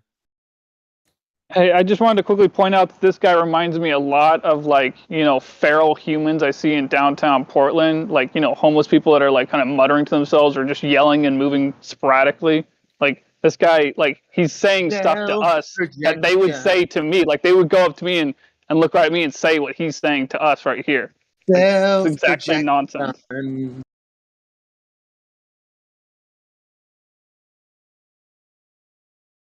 Can't say it offered him the opportunity to come through with the evidence, but it seems like that's not what his playbook demands. It demands. I'm not interested in proving I know you're concave not. Earth. I said I know Earth. Very It's clear that simple. you're not in the truth business, and you're just in here sprouting lies and Simple. I've hopefully. dug deeper than you, bro.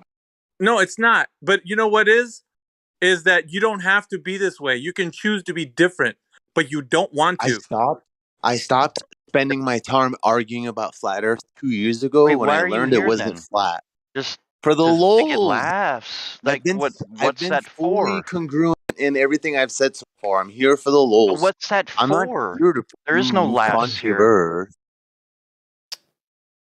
Dude, we're only laughing at people coming in of the globe, you know, and You know what's come crazy, in with the same Justin? kind of thing.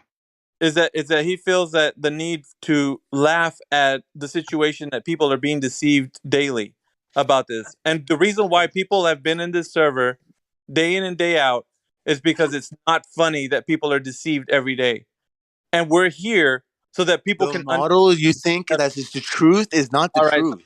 now you want to interrupt me. I don't interrupt you when you're talking. See, that's just rude. So I'm making a point here because people here are spending their time trying to The help model you think people. you're pushing is not the true model. How can I put that lightly? Listen, we're not pushing a model. We're helping people to understand that the model that's been pushed onto them is the incorrect one, whether it be globe or concave, whatever you want to call it. If the earth is curving somewhere, there has to be measurable curvature. Now, there isn't any because there's no evidence that the earth can be measured curving, which is why I'm telling you, it doesn't matter if you think that it's a ball or a bowl.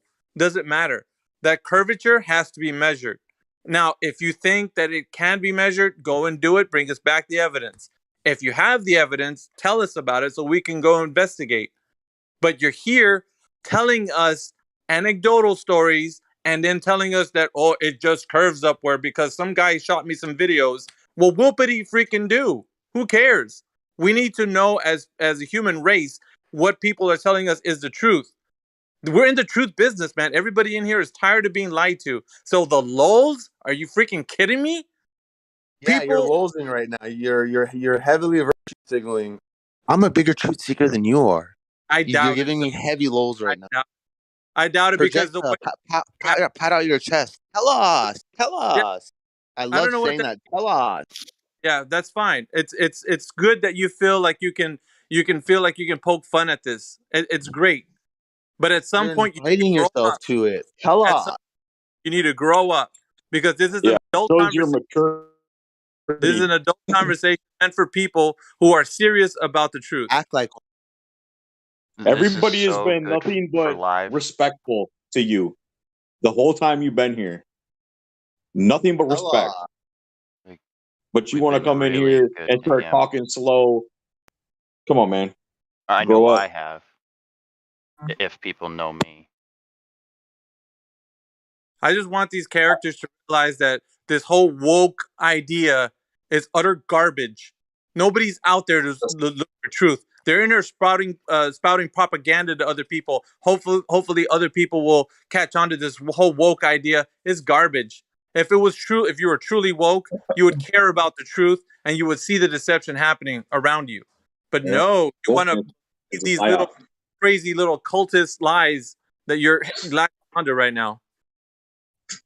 Yeah, I just want to point out that none of us are woke. Like, we all might be in the process of waking up, but if you want to describe it, it's more like sleepwalking, because none of us have got it all figured Exactly. out. If we did, Dude, we wouldn't be on a Discord server trying to figure it out. it's just So I insane, just want to point out Hank. that this You guy, hit it on the nail. this guy is pretty much claiming that he spent every waking moment with every single one of us, and he knows that he's out researched us because he knows It isn't. how much that we Time isn't a factor. It's inner wisdom and knowing. Some people are just better at it than. Oh, stop! For example, anyone that knows the Earth is concave, they're a little ahead of the game than flat earthers. Yeah, I don't know, right. a lighter way to put that for you. Dude, you're so full of yourself. To be honest, He's so better full, than all of us. so full of yourself, man. Really? Do you hear yourself talking? You're so full of yourself, man. See, I don't know when I've actually put myself ahead of someone.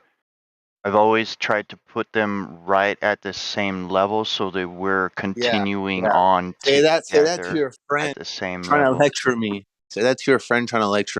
Lecture. You need a lecture because nobody's ever talked to you You this way. kids are a bunch of fledglings when it. You were talking Little down birds. to us, and Birds. all Just we left want mama's to nest. do is bring you to a level You've that been is going through this world as an wow. entire human being. You feel so self-righteous coming into a place like this and expecting for everybody to adhere to your propaganda. And when nobody does, ooh, they're not as woke as you are. But listen, man, that's why you need a lecture. That's a fact. I'm not. Well, yeah, That's a fact. because listening to you, by and your own. listening to your energy, that's a fact. Yeah, because this is how you live. No, You're it's a little boy. It's a baseless claim. Little It's a boy. baseless claim. What is the You're just fact? so say it the I king, hope but he you're not the comes king, bro. back and You're a listens to this secret king. on the live stream and hears You're the himself only one that knows later. you're the king. What is the fact? The fact is, he's a secret king, and he's got secret decree. Yeah, so you're coming into this conversation a little late, Sasha. This character believes that the Earth is concave. Upon asking him for evidence of such a thing, he denies that he's going to be able to provide anything. Instead, he says, "Oh, just go look outside." Just like somebody telling you, "Oh, just believe. Don't worry, just believe." That's great. Now I can suggest for him. Listen, this is server. Don't spend your time here, man. This is 24/7 flat Earth server. Open your server and call it 24/7 concave Earth, and meet the people and discuss and everything. It's okay. Nobody. It's everything will be okay. Thanks, bro. Appreciate it. Yeah, make that server and organize people and tell bullshit whatever you want. Whatever you want. But I don't know what are you doing here. For the lulz. Say hi to Steven Crisco. Yeah. As soon as you say that, we should boot you out. That's the thing. He's gracing us with his with his that presence. is kind of our rule. Yeah, fellas, you're right now. You're in the midst of the most woke. Like this guy has got all the answers now. I mean, my goodness. I feel fortunate that I'm in here right now. He didn't met me. He said that it is concave. He doesn't know, man, because it's cube, man. Yeah, this guy's so full of himself. He's bursting. I was researching for 20 years. It's a cube. No, it's well, yeah. It could be a cube if you look at it from a certain angle, but it's a cube, man. You are wrong. There is no. Just here for the lulz. Sorry, man. Go ahead. No, but I sense a little bit of a genuinity. It's a cube. I feel like I want to contribute. It's a cube, but has 8 exits. You know, one is Okay, if east, you're just here north, for the north. lulz, Oh, I have hold on, a Kevin. lot to contribute as well. Hold on, Don't bro. get me wrong. Hold on. Yeah. Yeah, if you're here for the When are you gonna lulz, wait start till the sun contributing? goes down and you can look up at the stars, and really that's China. Right? Check Say this hi to out. all the Chinese In people up debate there. text, And Japan, in right? debate text, I just put a Google Drive link. The world's largest concave collection containing manuscripts, ancient documents, esoteric symbolisms, old world maps, Can I ask you a scientific question? PDF documents. Can I ask you one question? What about reality? I recommend What anybody about save this if listen this? they're Oh my into God. alternate cosmology. Thank you. What about reality? He doesn't care, Sasha. He's just in here But spouting his doesn't propaganda. matter, you know. You know, He wants to sprout his propaganda, so hopefully some poor soul there latches onto it and believes just like he does. Can I ask a what question? what he thinks Where about does this? reality, Miggy? What he thinks about reality? Oh, he I'm basically interested in why he's so stuck on this belief. Why does he believe it so the way he does? Is this based in some sort of religion that I'm not aware of? Well, he can believe whatever he wants, but I want to know what he thinks about reality. he's gonna tell you. He told us already, Sasha. Like I said, you come into the conversation a little late. He says that when you go out to the beach, you can see the concaveness. Oh, really? Yes, that's what he's claiming. But This that is And he said when you point, you're pointing upwards or something like that. during the yeah. day or during the day or during the night? He It's see a base. concave It's a base. during the day. I think that during the night you can see more concave. Where it's more dark, you can see more concave. For example, concave Earth has a working model of the stars, including the southern celestial pole. Yeah, but did you hear me properly? When it's totally dark, you can see concave. But when it's light, when it's everything, when it's light day, then you cannot see concave. Do you understand me? What do you mean the stars? You mean the Chinese cities? Like you look up and you see Alpha Centauri, and that's like Beijing or No, something? I What are mean you talking about, bro? there's two celestial poles, the northern and the southern. I mean the southern one. It's not the northern one. That's the one I'm talking about. What the hell, dude? And that starts making air to be concave. Did he really just say that? If I can get picture posting privileges, I have memes and videos that I can share. Can you post reality, please? Because everyone who was in reality, nobody ever let's experienced concave. make it simple. Let's make a little Let's make it simple. Water. It's It so should flow. Listen, let's make it simple. Water in it's reality. like this. Let's listen. If Very you very think quickly. Earth, Very quickly. No. Very all quickly. right, Let's make it simply. all In right. reality, we go. If I Let's queue make for it. another game, Listen, I can man. give you my story. I will not give you to speak. I want to make simple. All right then. All right, I'll Let's go back on mute. let's go to the beach. I'm listening though. And wait, let's go to the beach and let's see where we can observe that concavity or whatever I cannot pronounce. Concave water. Yeah, you got it right. Cavity, you got it. Yeah. Or we can draw that on the paper and I can post it. What shall we do? Observe that in reality, or we can draw the picture. What shall reality we do? What sounds is more? fine to me. Oh, reality. Okay, let's now show everyone where is that concave water. Oh, okay. Okay.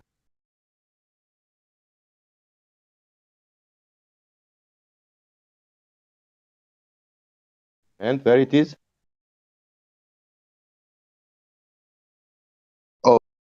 Oh, I'm speaking? I'm asking where is that concave water in reality? Is it near Los Angeles or it is in France or maybe everywhere? Everywhere. Oh, can you show me everywhere where? Like outside? Outside? I'm going out. I was outside today. Everything is flat.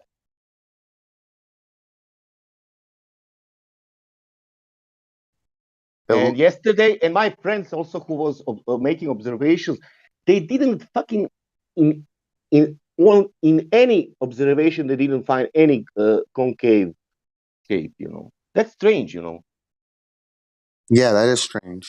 You didn't Yeah, see the but horizon rising on up with you at your basically near your eye level, not accounting for refraction. You didn't see that.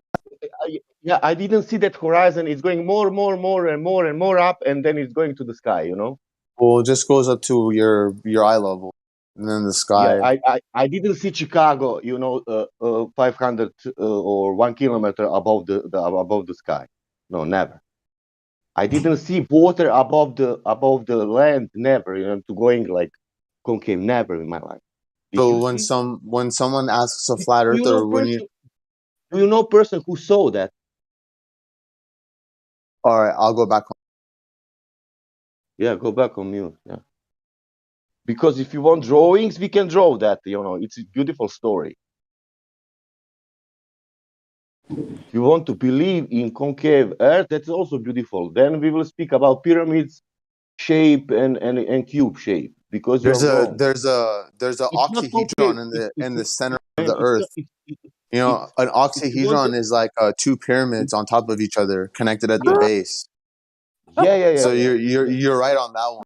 There's actually imagery No, proving that. Dude, what no. the? Down it's cube, and it's three pyramids, not one. One An pyramid has the oxyhedron looked at from a certain angle looks no, like a cube, no. or a That's square. So because of you're right on that one. no. That is because of stardust, and an erosion of stardust. I'm basically with you on everything Man, you you said so don't know. far. You need to study more. You think that you are on level?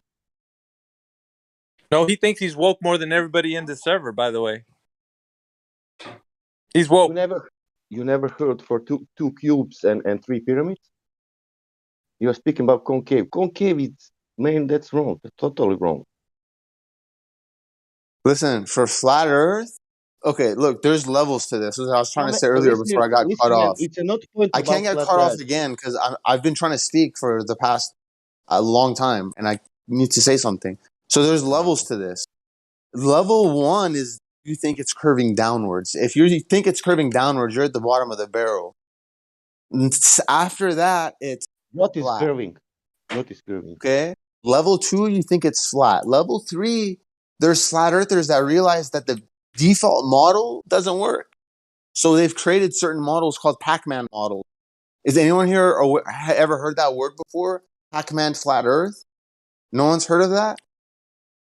I'm sure someone's heard of it. No one here cares about it. But someone's heard of it, right? I mean, if no one's heard of it, then Yes, I'll most go of us back have on heard of mute. it. We don't care. To answer your question, You yes, should most of us have care heard of that. because We don't care because it's stupid. There's no evidence You for should it. care because it fucking fixes a lot of holes in the mainstream model. A lot of holes. A lot of holes. The stars, the sun, There the is no map. evidence for it. Hey, all glory, all glorified. Do you have any evidence for that? Anyways, guys, so what I was trying to say is, so you go flat or you go globe downwards, then you have flat, then you have Pac-Man at level 3. So Pac-Man Earthers are actually above What is this flat guy Earthers. doing? And then right after Just keep Pac-Man, listening, Claw. right after Pac-Man, it's the level after that is concave, and that's the true model. And what happened when you wake up? So you could use that to gauge where you are in the game. Can you tell me what happened when you wake it up? When he wakes up, he changes his sheets, because he pees when he has these dreams. I got a question for this guy. Would you guys mind if I ask a question? When did you dream that? So, dude, I got a question. I got a question for you. Can mariners use sextants to navigate all across the world A and get their sextant is location? designed for a concave Earth. A sextant is designed and built by the ancient Arabics who did their geometry inside of a sphere. Everything is within a sphere. Okay. Relax. I wasn't done talking. Remember how you said you didn't like getting interrupted? Okay, so it's a yes or no question. Right. So can you show me a I don't curved do yes and no questions. Life isn't that simple. But go ahead. Okay, well, go ahead and take as much time. Make as much time as you need to answer this question. Can you show me a curved adjacent and a right angle with a sextant on a concave Earth? Thanks. No, I won't be able to do that for you.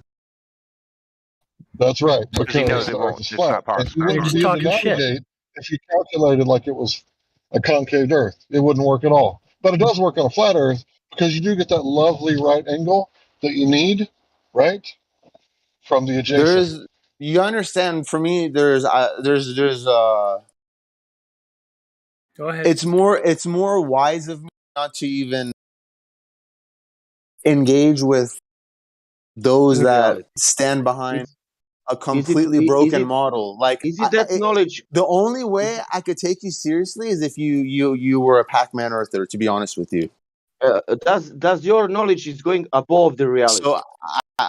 so I'm Does not your able to knowledge take you going seriously. above the reality? I'll glorify. Does your knowledge is going above the reality? No, oh no, No, there's really.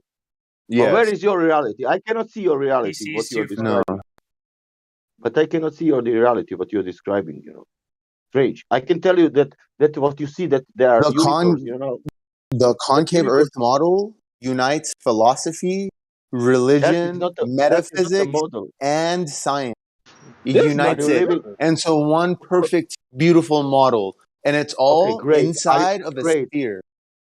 Are you living in a model? Oh, you tweak. You're living inside of a Are, concave Earth, and are you living in that thing, model? the great thing You about living in concave Earth you is living in that model. it can The and has question been is modeled. Yes. the question is you're living in that model. Quick, guys, real Are you quick, living? let me jump in real quick. The reason why I'm allowing him to continue is so that you guys can see what happens when zealots preach their nonsense without any evidence, and it's just for your consumption as to like this is what we deal with, and concave is no different than globe, but in this case, this character hasn't produced any evidence whatsoever, and he's engaging in other stories about how things make sense on whatever propaganda he's trying to push. But there's no evidence, once again, about measurement of this concavity that he's presented. Therefore, he's going to probably continue and tell you stories and how things He ancient didn't talked about it. present anything. No, I'm talking about his stories, links to Ah, click on, yeah. PDF files and whatever nonsense gobbledygook he can come up with so that you can believe a story that he's believed. So it's basically just preaching. So continue if you want. Like say water is dry, when you touch.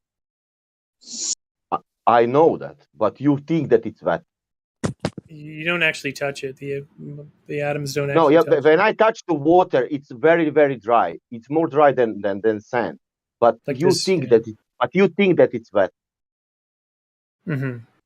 Is that true? And you know that it's wet, and that nobody know. All others are stupid because it's dry. Einstein dry. Right? Yeah. I want to see water is going up, curving upward. That It will be is. It's all around you. Just go outside. Go yeah, to a great. beach, for example. You know what? You'll see. Only one thing will You disagree. could look up to a high altitude balloon footage, Only one and thing you will could see the disagree. horizon rising on up with you as you Do you ascend. know who Holy will God, disagree Your with man. you? balloon Do you popped know as who will soon as you disagree with started you? talking. Do you know who will disagree with you with your statement? Everything you guys have said thus Do far you know who will has been a disagree with you? true But self do you know projection. who really will? You guys are the actual radicals. You guys are the ones acting like So, radicals. and we're in our Listen, house. You You came to our listen guys. how house. Fuck is that guy? So listen it's how It's this is amazing. radical. Listen how this is radical. Do you know who is disagree with you? Oh, hold I on will tell you. hold on The 1 second. water is I'm the taking care of water. something more important right now. Listen, Hold on 1 listen. second. The water itself disagree with Yeah, you. tell me about water right now. Hold on. I'm Yeah, expelling water right now. 1 second, bro. yeah. Okay, great. For example, some people saying that water is curving upwards or downwards. Doesn't matter, That people saying, listen, this people saying water curving. Some people saying downwards, and some people like you saying upwards. But water doesn't care what people saying. Water itself keeps level every time in nature and doing what's doing in nature. Needs container and it's always level and flat. He's gone, Sasha. That's water, not Just people. removed from live. Oh, God damn it! I wanted to ask him something. Yeah, that's why I kept them around so that you guys can kind of put these characters to the test. That was good though for a minute because he just said that the model that there is a model for what he's talking about and it works better than any other model. Well, if it's a model, then what are the dimensions of that model? At least Globers give us dimensions. Yeah. For their model. Yeah, for sure. It has been a while since a concaver has been in here, but their propaganda is they've collected some things over the years, so they do have like a little pocket full of ideas that they like to share. And he's just preaching, but they're a small cult. They ain't that big. They have a small following, and he's trying to recruit more zealots. So whoever would latch on to the idea and take in his propaganda, he'd probably be more tickled pink. Bizarre. Yeah, the roots of it's all psychological, man. Because he's a broken he's a broken globe earther who didn't find solace in the understanding that there wasn't any explanation for the Earth's shape. So he needs to have that. He's that mindset. There needs to be some shape attached to it. Like Earth has to be a particular shape. So because I know that it's not a globe, and I tried to latch onto flat, but it just can't. I need to have a shape. So he latched onto concave. And I realized, that's the truth. I know that shape. Shape, it's, concave. I don't know even what that means, Mickey. I cannot put that in my mind. What that mean, concave? It's like like if you ever had a bowl of cereals, think of the bowl. That's what he thinks Earth is. It's a bowl. You can go into. Well, it's not really. It's more like you're inside of a ball. I can understand that, but how inside the ball? That I cannot understand in reality. Well, he's basically saying that the Earth is curving upwards, and if anybody don't like, I know God Rocket meant well, but like if you start telling them that you think that it is curving at the and Antarctica, like we're in a bowl, that's just gonna feed him fuel to. But I know what you guys mean, like on that, but these are the kinds of conversations that probably nobody's ever stopped him short, and they just allowed him to go ahead. Let's hear what you got to say, because obviously, he's never been right. My question will be the same about mountains. How we measure mountains on concave Earth? What we use? Yeah, you're gonna get utter foolishness though, Sasha, when you ask him all kinds of stuff like that. See, here's the thing. It's nice. It's nice to prod him because you're gonna test to see what he knows, right? But at the same time, he hasn't demonstrated anything to us. So honestly, he's just preaching to believe to you. He'll tell you, "Oh, it's covering because of this," and back it up with some PDF or some guru has shown him something about it. So, and that's the thing. I don't want him to like if he satisfies your answer by giving you propaganda, it's not going to be the end all. Like, oh man, that made sense. Like, he doesn't have any evidence that it's curving. Yeah, of course. That's why he started acting like a child immediately as well. They show their hand. They show themselves. Yeah, they don't even know. They don't even know how they expose themselves. For me, the concave claim is more ridiculous than Flat Earth Society claims. Yeah, I just put them in a basket all together. I lump them all together, Sasha. They're all ridiculous. Yeah. Sasha, the he's fact that talking he to admitted you there's- in the debate chat. So I don't know if he knows that there's a live chat. He still is talking to you, Sasha, in the debate context. He's got a live one. He's like, I got him. It's just like he's over top of us, but he doesn't even know what the lobby for each chat is. It's just great. Don't fall for his nonsense, Sasha.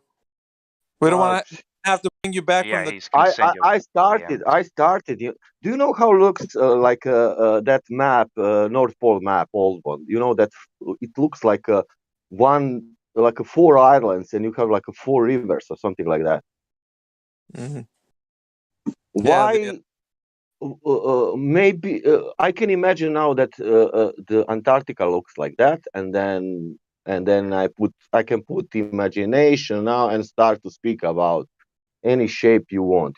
Why? How you call that shape when you have 2 circles and how? What is the name of that shape? Cylinder. Why we are not cylinder? You know, I'm cylinder flatter, cylinder earther, because it has sense. I believe in cylinder earth because I don't know, it has more sense for me. It's curving also, but it's also a flat.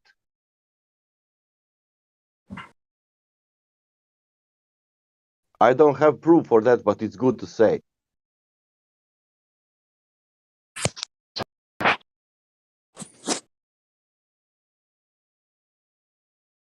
Okay, there. Oh my god. It looks like he's still in here for me on my screen.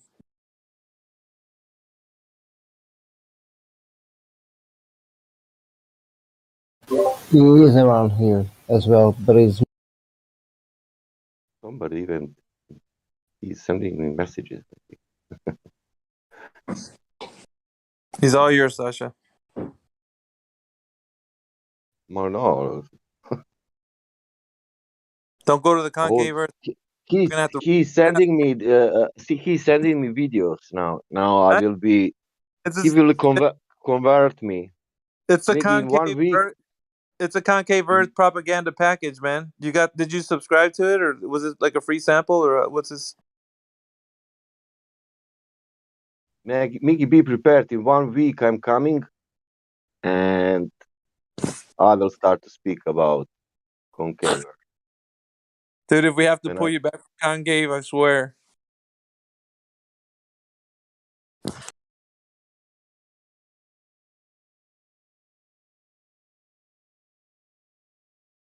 he sent me a beautiful. Wait. Look at this shit.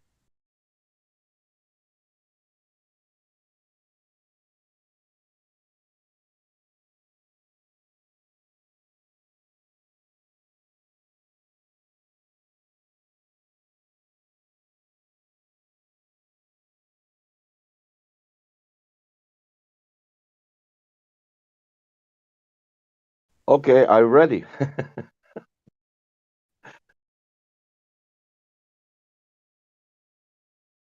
Tak. Fail to get mind blown. This is reality, people. How's it going, everybody? Everybody's in here listening to the debacle that just happened. Yeah. Concave or globe? no. Concave, not pear shape. I was actually about to start helping him control. Hey, you guys know what's so great about the concave Earth? Nothing falls off a concave Earth.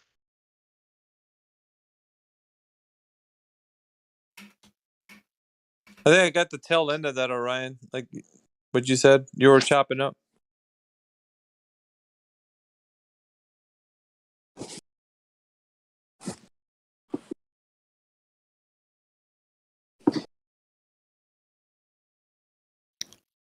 I was just saying, I was about to, make fun of him and say, here, man, I'll help you troll, like, what's so great about a concave Earth is that nothing falls off a concave Earth.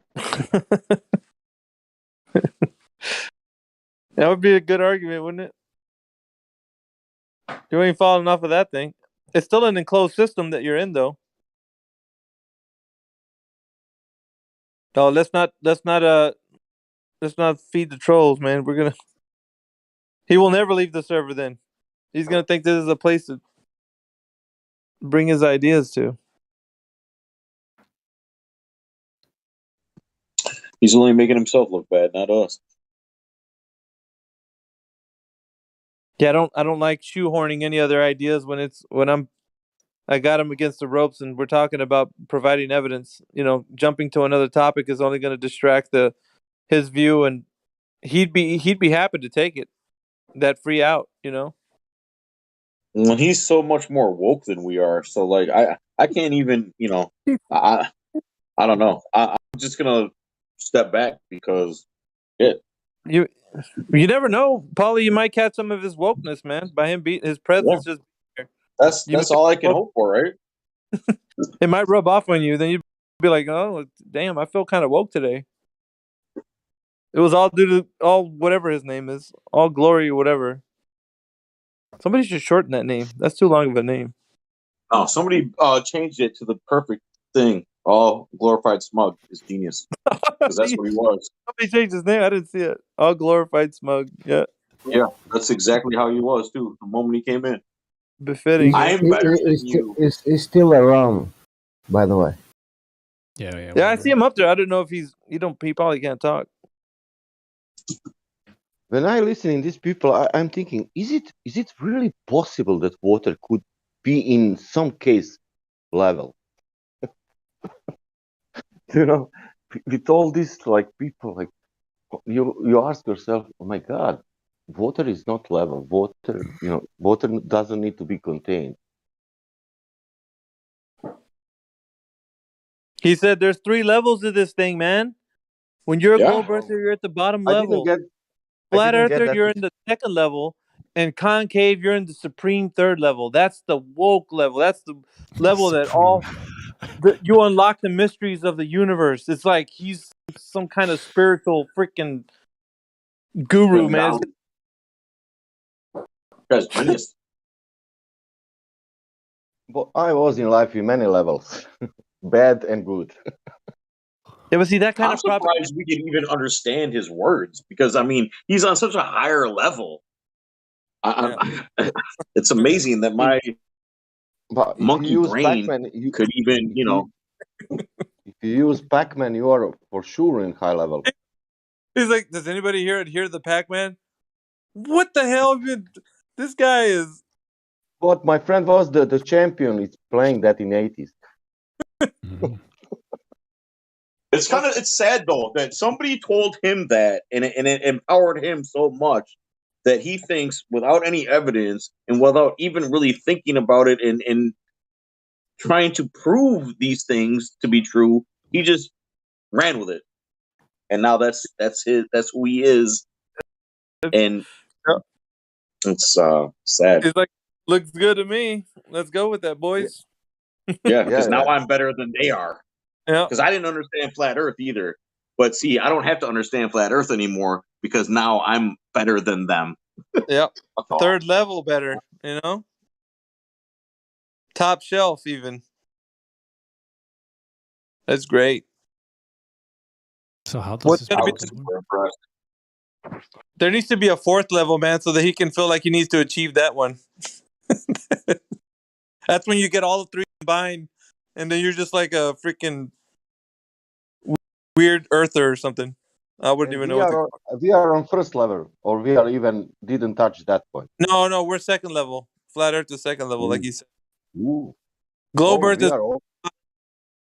and then Flat Earth is second, and then his concave woke supreme knowledge is the 3rd level.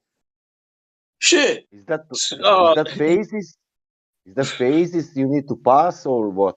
Like there's levels to this thing, wokeness levels. Yeah. That is. Like we said, man, levels to it. We're stuck on the second level, so we don't understand. Yep. No, we are stuck on the first level because we are still studying first level. In every school, it's about first level. Well, it's crazy because first level. Working? No, sorry. No, go ahead. I'm sorry. I was just wondering if we've talked to Lame Llama yet. Dalai Lama? Yeah, he's been around, guys.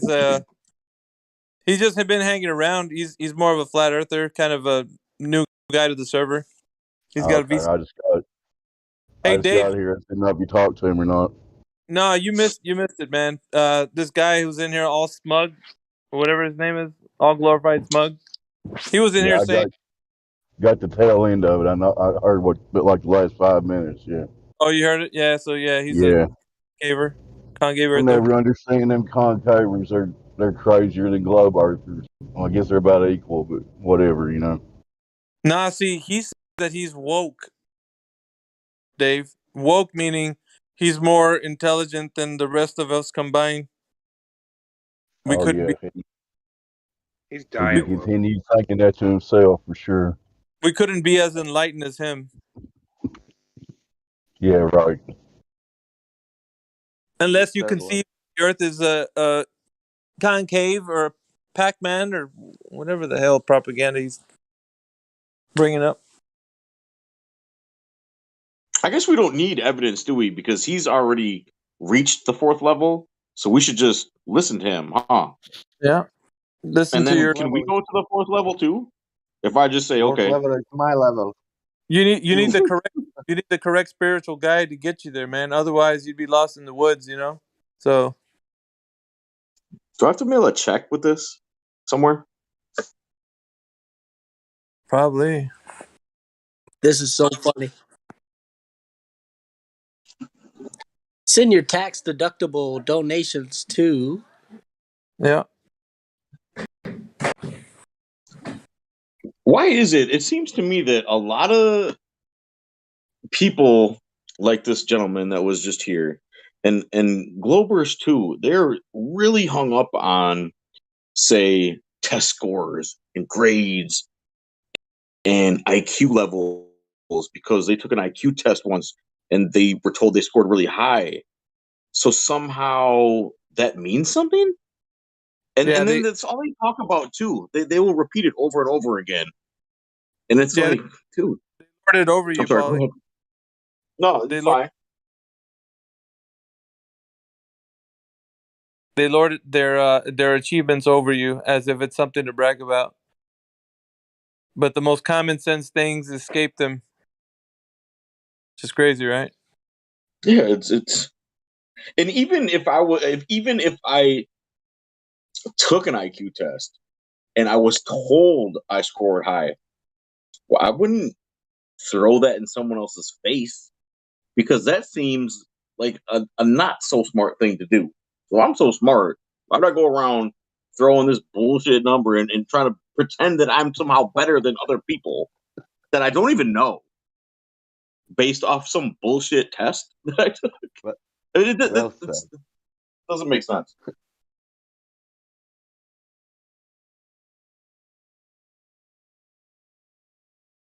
I Am didn't I check that crazy? for 40 years. Maybe I'm low. Yeah, that guy's been in other servers. He's very unpredictable, and he has an attitude that gets him in trouble and gets him kicked all the time. And at the same time, as far as what he's talking about, it's an interesting point if anyone wants to explore the reason that he thinks it's concave mostly is that the two celestial poles. And in this debate over the years, I've seen globe earthers use that as a win repeatedly. And a lot of times flat earthers don't know exactly what to say because, there's a lot of different opinions about what the southern stars are, how it is that if we have two poles, quote unquote, and what that actually, how it actually could be working with the celestial sphere along with the, an infinite plane or just a plane. I'm Now going to put here's the thing. a talk, my friend. I'm going to put just real quick. I'm going to put I don't know if anyone remembers E1, but the only thing you can see by him right now because he took his channel down and then went off grid when the whole COVID thing happened. But here's the only thing you can see by him, and he talks about the two celestial poles working over a flat plane, and that's just, if anyone wants to build on his ideas, that would be great because Hey, new that perspective. would be huge. That would be huge. New perspective. Do you advocate for the concave Earth? Not at all. Okay, so No. anything that the character is producing right now is propaganda outright. I can outright hand Yeah. wave everything he's going to produce And if No, I'm anybody's not talking about advocating, him. oh, okay, so you're not advocating for his position, right? Is Not at that all. No, okay? no, Okay, not at all. just I make know that sure. guy. Yeah. Uh, I'm just saying the reason he thinks what he does is because of the two celestial poles or supposed two celestial star trails. And there's been lots of, debate or speculation about if it's a reflection, if it's actually two sets of stars adjacent to us. I mean, I call myself a titty earther sometimes because, it's like two tits in the sky, right? They're adjacent to each other and there's a celestial equator where all the stars funnel in and then they diverge and they converge and diverge, it seems, right through the celestial equator. And if we could get out far enough past Easter Island, we might even be able to observe those stars separating from each other, going 360 degrees apart, and then funneling in through the celestial equator again. Yeah. Answering the stars is one thing that the debate gets hung up on a lot, is all I'm saying. Yeah, but here's the skinny, right? So whether or not the stars are doing what they do in the sky, moving east to west, as far as like what they're proposing is going on, has no bearing on the Earth itself. So whether he's latching, because his core belief or his fundamental understanding wasn't anything of what you just described as to why he believes the Earth is concave. So he was describing more to the like of going to the horizon or going to the ocean, basically sticking your toes in the sand. He went through a whole little description, right? And pointing to the water rising, which means he's like actually out into the curve or concave Earth. And so his understanding is just look all around you. We didn't mention the celestial poles, but even though that's where maybe the concave earthers are coming up with their belief, or that's what they are spouting, his propaganda was more the fact that you can go and witness this. And the thing where he got, wouldn't it be hilarious? I mean, think about how hilarious that is. where the Globers think it's curving downward. So we have enough trouble just getting them to see that it's level, and then to try to go the opposite of that is quite a challenge. Here's where he got stymied when I told him produce the evidence that the Earth is curving upwards by way of measurement. Do so now. And no evidence was produced. So what we have here is a preacher of said propaganda. Oh yeah. Completely. So I told him I don't want a preacher. You're a zealot, and you're only telling me that you believe something to be true. So we don't need to hear people and showing us videos and telling us, "Oh, look at this," and I got ancient texts, and I don't care. I agree. If you don't have tradable evidence that I can go out and test for myself, then you got nothing, Jack, and you're gonna go back to where you came from with all your propaganda garbage nonsense, and then go on your merry way. Because if I can tell you that it measures a specific thing, then you're gonna have to provide evidence how it does. What I'm looking at is not exactly what reality is. So, other than him, demonstrating it to us, there's no way he's gonna be able to, tell us that it's something because he's got PDF files and he's got videos and links to click on. I don't care. That doesn't matter. I don't want to hear that. Like, for what? Yeah. So I can start believing, oh, that's a great idea. It's a great concept. It doesn't benefit no one. Right. Perspective. And we've heard it before. I mean, we all know who LSC is, right? Yeah. Lord Steve.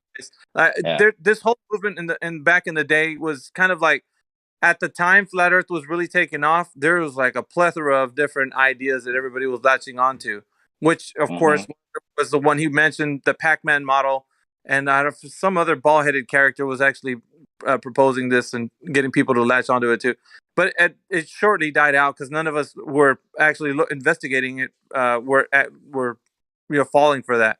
But there was a few cultists that did start believing in the propaganda of a concave Earth, and they thought they were more woke. They were more woke because they didn't fall for the globe Earth propaganda, and they couldn't find a flat Earth model, so they went to a concave Earth propaganda model. So that's what they latched onto because they have to have a model. So, because see, flat Earth didn't replace their model that they destroyed from the globe Earth, so they needed a model in their head to actually conceive reality. So they latched on to the concave Earth model. So they need a Yeah. model. I think that a lot, like I was saying, I'm sorry to cut you off. No, go ahead. Go ahead. I was going to say, yeah, the reason that he and most concavers are convinced of it is because of the celestial sphere.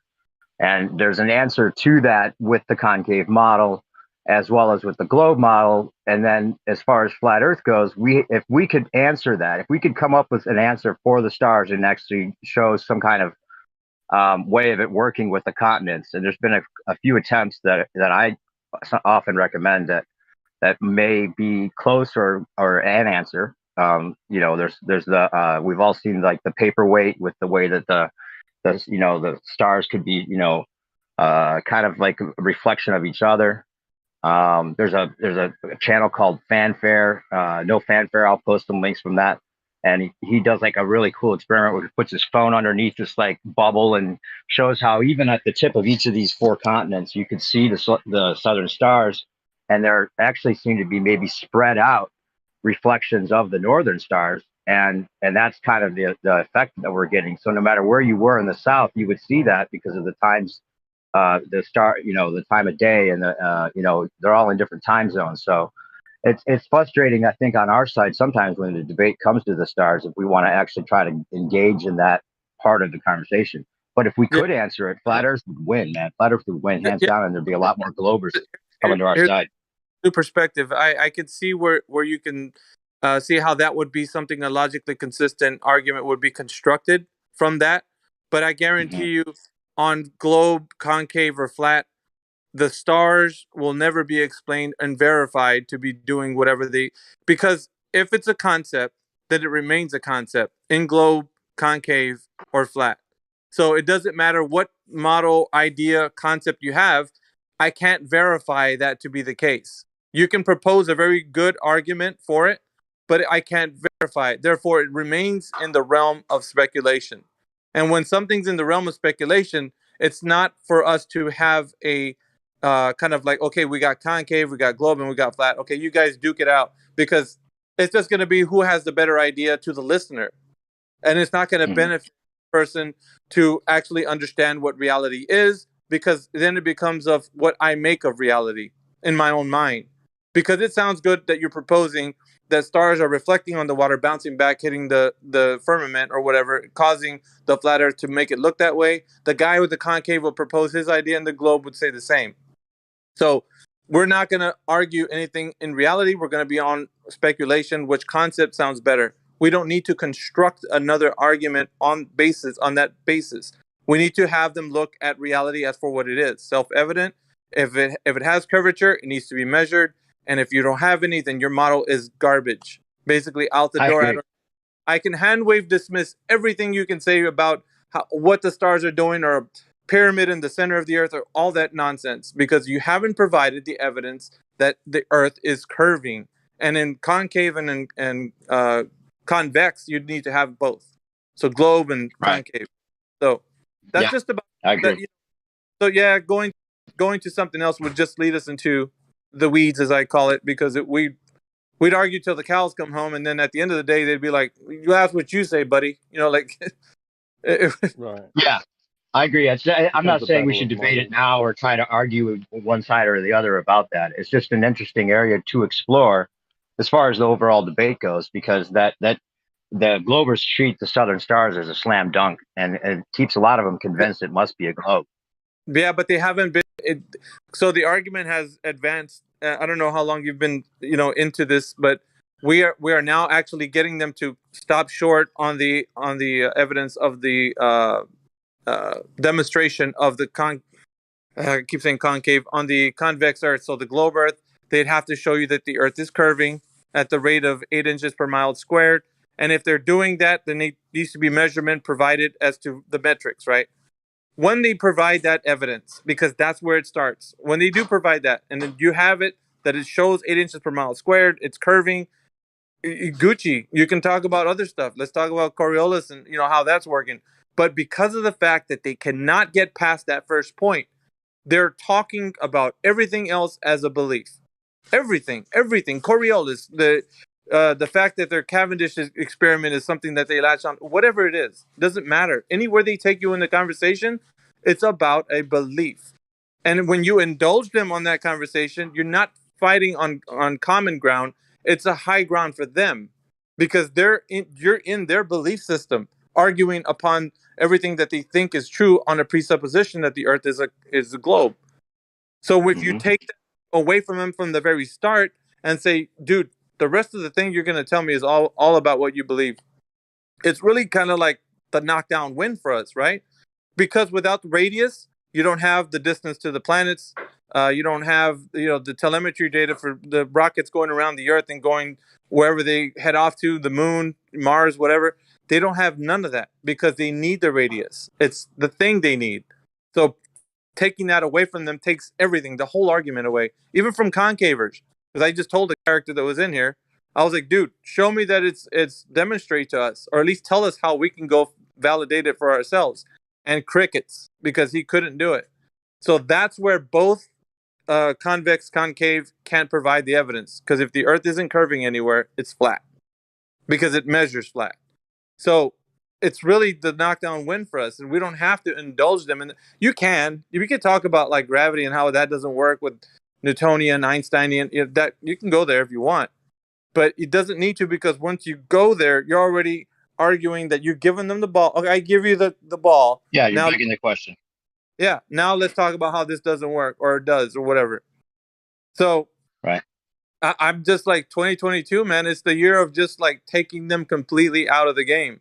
There is no more room. There's no quarter. They're done.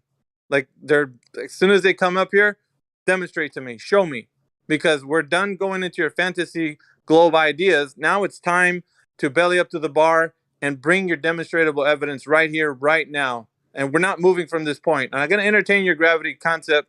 We're going to talk about how you're going to demonstrate the curvature of the, and it really brings it to like now they don't have anything. So we're just sitting back waiting for that at this point. Characters come and go, but now the burden of proof is going to rest on their shoulders, and it's a tough deal, man. But I mean, it has to happen. We've been we know that we know they reverse engineered it all, and even with they hijack perspective, with the observations they think they have, and we all, I don't know how many people have been in this for long enough to go back to where Mick West was on Nathan Oakley. But that was a big turning point, when they showed how it was reverse engineered, and how he was taking the orthographic view of the the distant buildings and keeping the buildings at their actual size, rather than accounting for the fact that from the viewer's perspective, it's going to shrink in the distance. And he had to change his Metabunk website to account for that, and he also had to admit that the radius was an assumed value. And that was a huge point in the conversation, because the ballers could no longer come in with their hidden values from their photographs, which up until that point they were saying, look, it matches exactly what we predicted. And and they could no longer come in with that argument any longer. And it was shown how it was hijacked, and they mimicked perspective. And that keeps a lot of people convinced on their side too, because it does mimic perspective enough to keep them thinking that there could be a curve there. And even with the black swan, they can argue that we're showing, that it actually has a curve, and all that argument. We've heard it all, the way that they could argue against it. So it's not strong enough to convince a lot of them on that end, or at least show decisively, that it's, flat.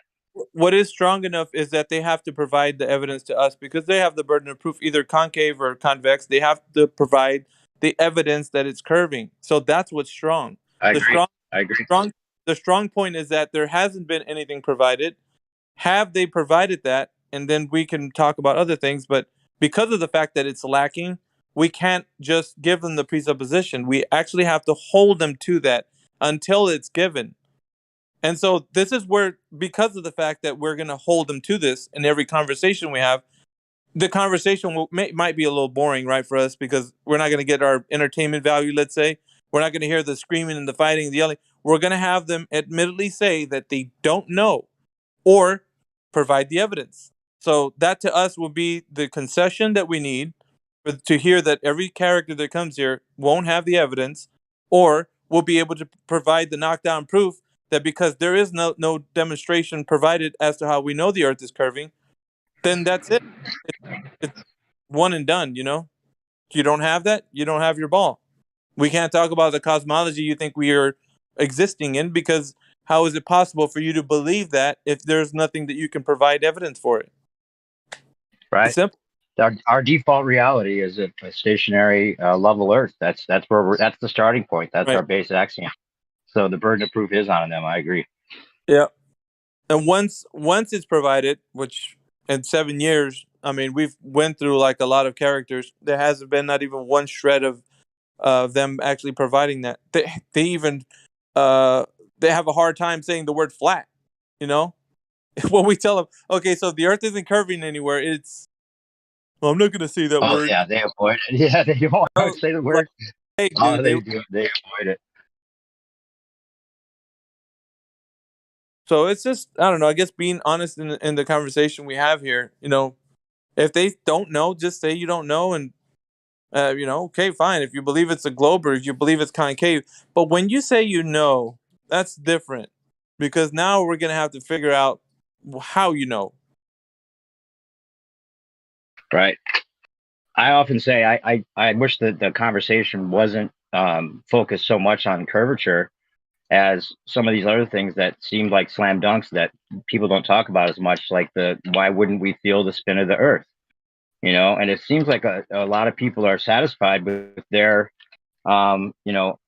explanation for why we wouldn't feel several different directions that adds up to millions of miles per hour. I mean, that's just, I mean, they want to go by the revolutions. You know, they want to go by the axial rotation, and I don't know why that's not harped on more in general, because For it's not sure, about the axial rotation. there's three core values as to the adherence to the globe, which is like I mentioned, the curvature is one, uh, Yeah.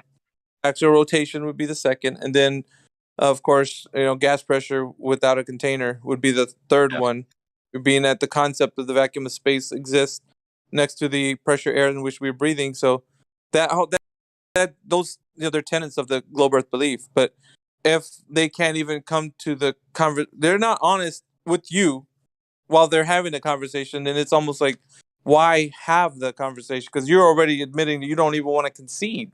Because they don't. I mean, they get, you know, they don't want to say flat. They don't want to say I don't know. You know. Yeah. I Can't. thought this would be over, like, you know, back in 2016, 2017, when I first came into this. I thought it'd be over, you know, soon after that.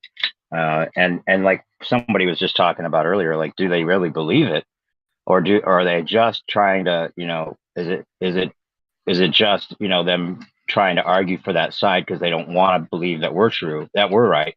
You know, I mean, it's all these different things, but you know, there's a lot of math guys, you know, that really do believe it because they think it only works with the math the way that they see it. And you know, if we could, and I just put a link for this guy Brian. People probably know who Brian Leakey is. I put his flat Earth test uh, channel in the text chat because he's doing a lot. He's engaging with these guys. He even tried to like go and answer the McToon's celestial navigation challenge, even though it was set up so no one could win it. But he went on there and like totally was like cool and didn't insult and took whatever shit he was giving him, made him look like a fool for being an asshole, but actually discovered some important things about Mm-hmm. how celestial navigation works that actually supports our side. In the process of trying to figure out how to use the sextant on, you know, what would be a planar Earth. So he's doing some really cool things. People should check out his channel as far as like trying to use their math and see where the reverse engineering actually happened, and then put it into, you know, plain reality. So yeah, it's a fine line between begging the question with engaging some of what they have and seeing how these things could work or couldn't work. But yeah, the sextant with the equal levels, you know, the equal latitude, the three circles of equal latitude, that's huge. They use a Mercator map for that. You know, anyway, like I was saying, I thought that this was going to be over a long time ago, and then you see how well reverse engineered this is. It's Yep. freaking amazing. That's why that's why I'm stunting it. I'm gonna stunt it as fast as I can, and every single person who believes that it's a globe, demonstrable evidence is going to be demanded on every single occasion. Because if they claim they don't know, it's really just a belief. I mean, they don't know. It's just a belief. They might continue to still believe it after the conversation. But if somebody says they know, however, then they better have some evidence to show us. We're gonna have to be able to go through the evidence and say, okay, let's look at this. But they don't have it, then we don't. They don't. I'm not gonna give them gravity or Cavendish or go to the stars or I'm not gonna go anywhere. They're gonna have to bring forward this evidence.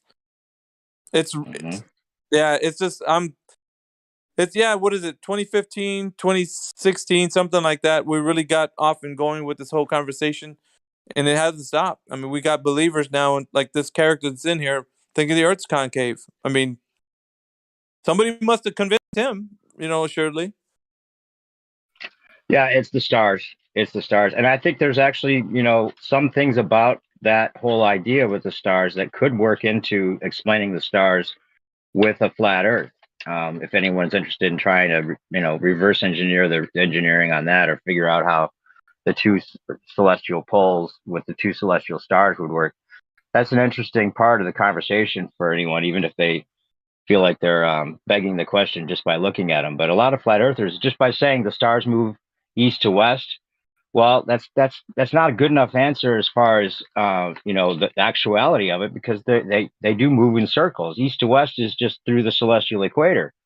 They're actually, as we know with the time elapse photography, they're going in clockwise and counterclockwise circles. It seems.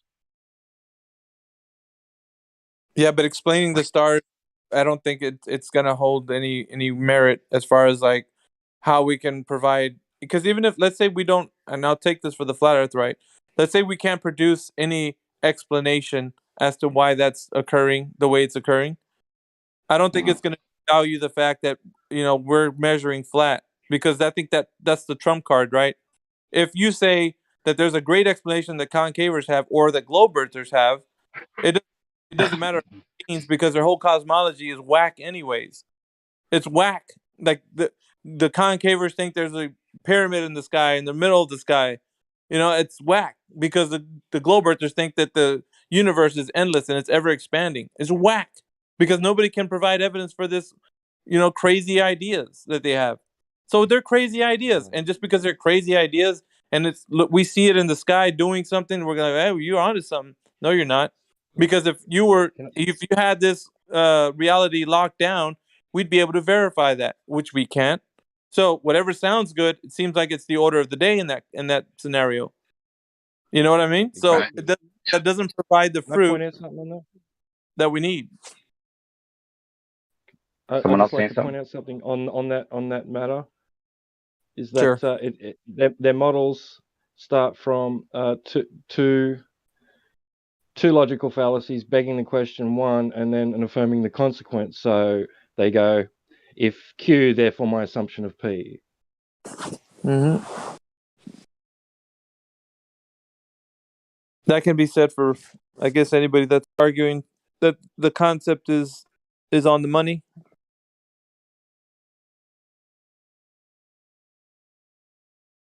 Yeah, they've even got their excuses for some of the long distance measurements we've got with the light bending. I mean, it's hard to, it's easier said than done than saying go measure it for yourself, because first of all, they've got perspective reverse engineer to make them think that should be the hidden value if they look up the Bettabunk calculator, blah blah blah.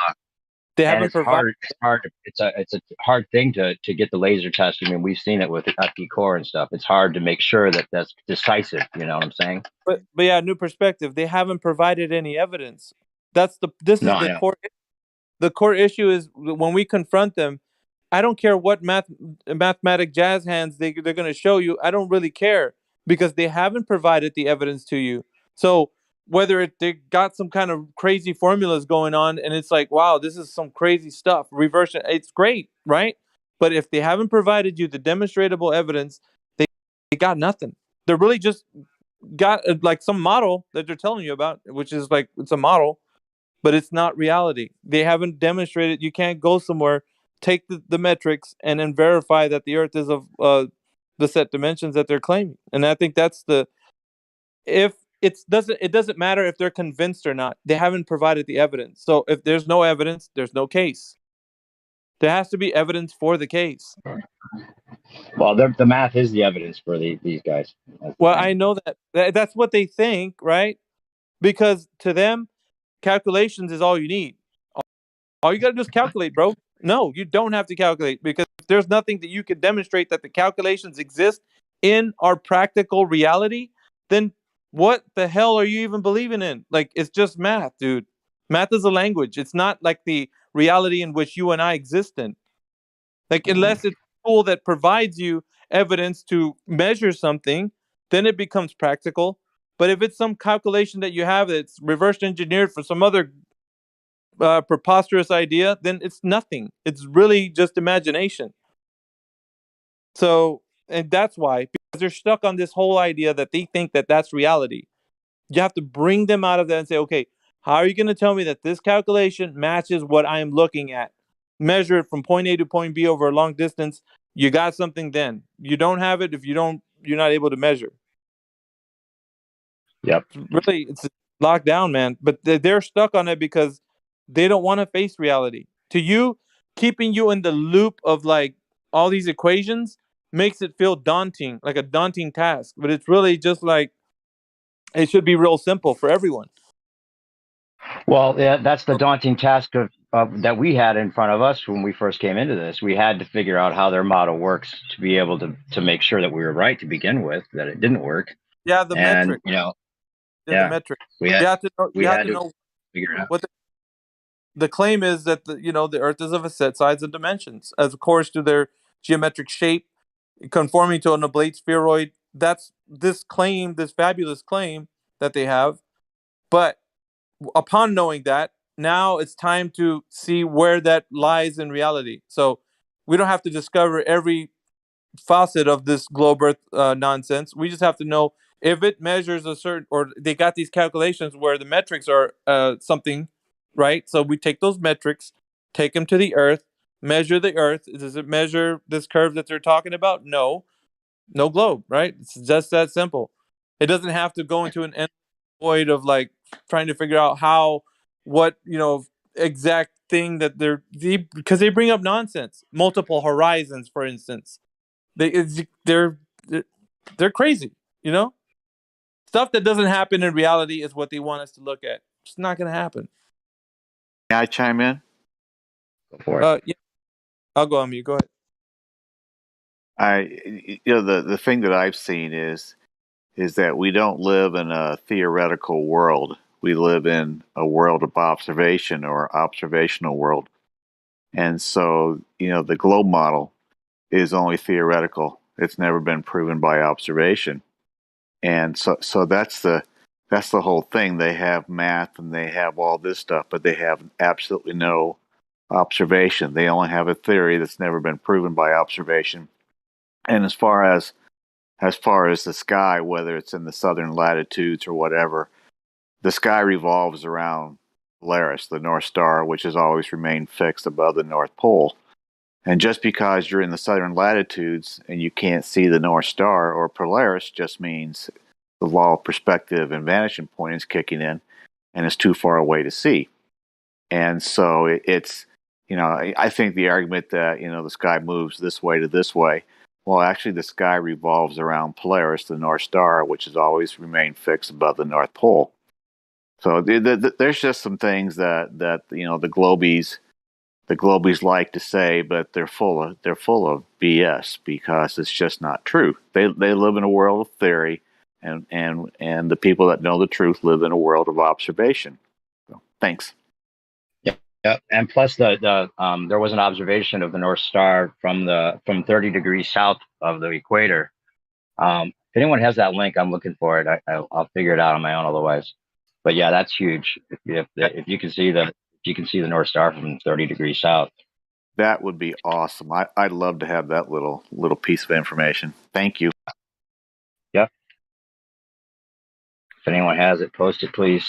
But yeah, that and the whole idea of King's Dethroned, I know gets recommended a lot in here, but that's one of the things people should definitely, for people that are new to this conversation especially, check that out. I'll post a link to the Cathexis reading King's Dethroned, because talks about how there's a there was kind of like a choice at one point, it seems, where they could have made the stars infinitely far away, or kept them at the distance that they observed them at, or with the geocentric model that they were at the time or whatever. But moving the stars infinitely far away doesn't answer the whole idea that there's no parallax in my mind, but that's good enough for a lot of these globers. But the whole idea of moving them far away and having these special instruments that could somehow, in their minds or in their interpretation, show a slight, minimal parallax that actually proved that they were that far away is crazy, because it's like they stole that argument from us in a way. Because that should be enough for anybody with logical mind to know that if you're moving along with a sun that goes 500,000 miles per hour, that essentially then the Earth would be displacing itself by 12,000 miles every day. If that's the case, then add that up over 360, 60 days. The fact that we would move out of that position even just a little bit, you would think, even if they are that far away, which would cause a huge difference in the stars' relation to each other and in our relation to those stars. And I don't know how if they can just think that because they're 360 times, or was it Polaris now 420, now down to 360 times 6 trillion. One light year, 6 trillion miles away, people. 6 trillion times 420 or 430 or whatever it is, like you times it by 100, like you can't even write that amount of zeros. And that's how far they're claiming that the star is. And then we have these P900 videos that are showing that there's a lot of definition to these stars. I mean, that's a slam dunk. I thought the P900 would have killed us a long time ago. It's just unbelievable that they can stay convinced on their side. And, figuring out if these people are being honest and if they actually believe it or not becomes the interest after you figure out that they're wrong. I think, if I can chime in again, I think that just from my personal observation, from my life, is a year ago, somebody on Telegram asked me to look into flat Earth, and I was still looking into something else that we've been dealing with for 24 months now. And at the time, it was just like, no, I'm not going to. I'm not going to be a flat Earth crazy. I'm just not going to be that. I'm not going to. I'm not going to go out there. And then when I got tired of studying this other thing that I studied for 16 or 17 months, I said to myself, well, what else have we been lied to about? And it basically comes down to everything. And obviously on the top of everything is the globe versus, flat Earth debate. Thanks. Yeah. And that's what it's about more than anything. It's about the discernment. Go ahead. I'd just like to bring to attention that we have new people in here, unverified, if anyone's interested in speaking with. Yep. Go for it. I got to go anyway. I just want to stop in and say hello to everybody. I come in once in a while. I'm an old schooler. Hello, everybody. Yeah. And thanks. Have a good one, man. You too, Mickey. We got looks like Funny. Is that his name? Okay, gotta unmute that guy. Oh, he is unmuted. You have control of your mic, Funny. Just welcoming new people to the server here. We've also got Moxie. Let's see, Moxie's in here.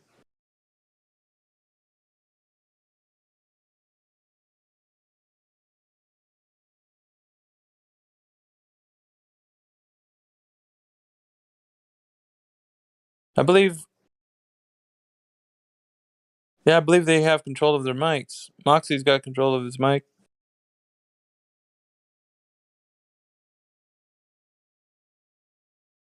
Funny just deafened. It's the usual. Have these guys been here before? No, I think they're brand new. They've just been chatting in lobby. Oh. Moxie, are you there?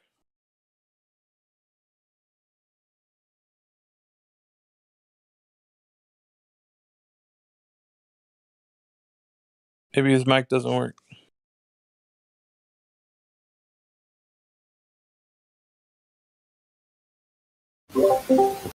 Maybe he doesn't have any proof. Yeah, could be the case. Yeah, you know.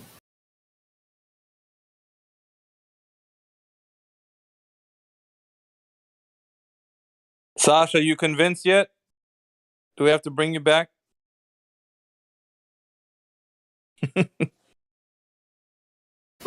Poor Sasha.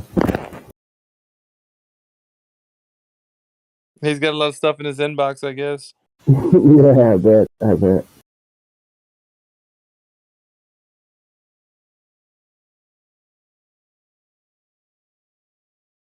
So I was gone for an hour and 30 minutes, and there should be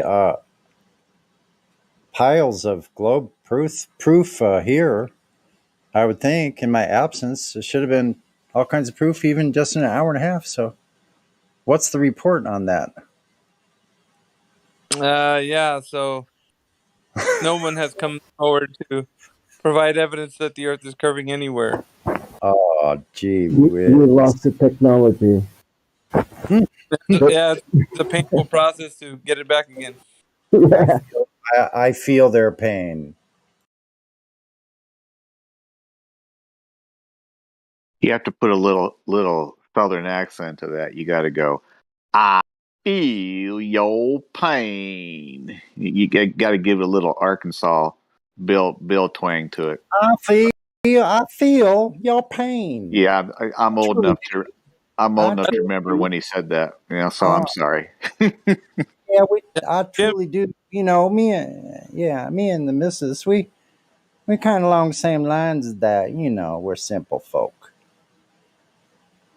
We just like to fly down to little islands every now and then. That's all. Don't mind none of that. Don't mind the tons of cocaine coming into to Arkansas. No worries. Business as usual. El Boricua, what's up, man?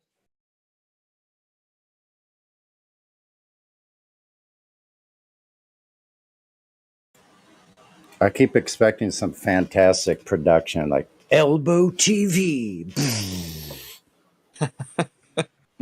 The Earth is not what you thought it to be. Elbow TV.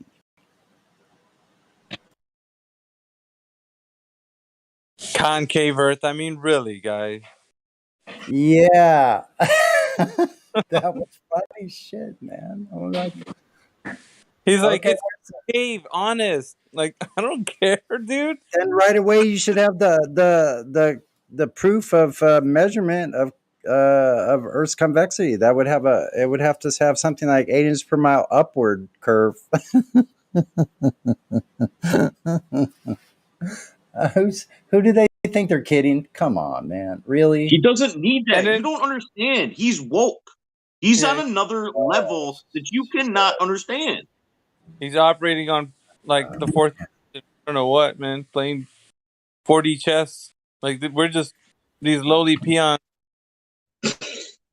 We're so grateful that he graced us with his presence. Right. I just hope that one day I can be as woke as him.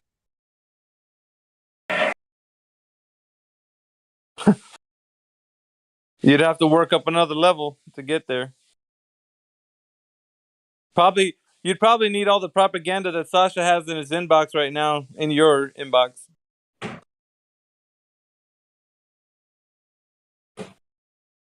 Well, I heard him mention like the Pac-Man level. So is there like an asteroids level too, and Dude, this, I mean, because you gotta be at that super woke level to. It's freaking woke culture, man. I swear. It's so toxic, man. levels. So toxic. So These many entitled. They're entitled brats, man. Mm-hmm. They think everybody owes them something. When we do owe him something. You know what we owe him? A punch in the fucking mouth. A lecture. He's like, you're in here lecturing me, yeah, because you need one, bro. You never stopped you short and told you what you need to hear. No one, probably, because they let your entitled butt do whatever you want because they don't want to hurt your feelings. And shocker, some of these people are actually adults doing this. childish behavior. It's incredible. He's a 20-year-old toddler for sure. He sounds like he's in his 20s. Wah. Goo goo gaga. I'm sorry, I'll stop. That's not nice. Or maybe Well, it I feel is. bad for him because he's not experiencing life. He's living his whole existence behind a screen, and he doesn't know who he is. He doesn't know where he is. He doesn't know what he wants. He's lost, and it's sad. Yeah, there's a different way how we used to handle ourselves in conversations. When you were invited into, a forum like this, people would be like, "Hey, how's it going? Hey, nice to meet you. Like, what you guys talking about? Oh, this is, Yeah, right. normal conversation. Maybe lead up to what we think, or just ask us questions, or just be normal." The analogy was that he took off his muddy shoes, all over the house. Like, it kind of feels like when they come in here, I'm just here for the lulls. Like, just, I don't know, man. Like, instead of being someone who's like, if you're gonna get on the mic, engage with people, talk to you. Like, Yeah, you don't have to. yeah. So wouldn't you think? Listen, bear with me for a second. Now, wouldn't you think if people were looking into a topic that they maybe didn't know about or were curious about, wouldn't you come in and go like, I'm asking questions about like why you guys think the way, or why you think the way you do?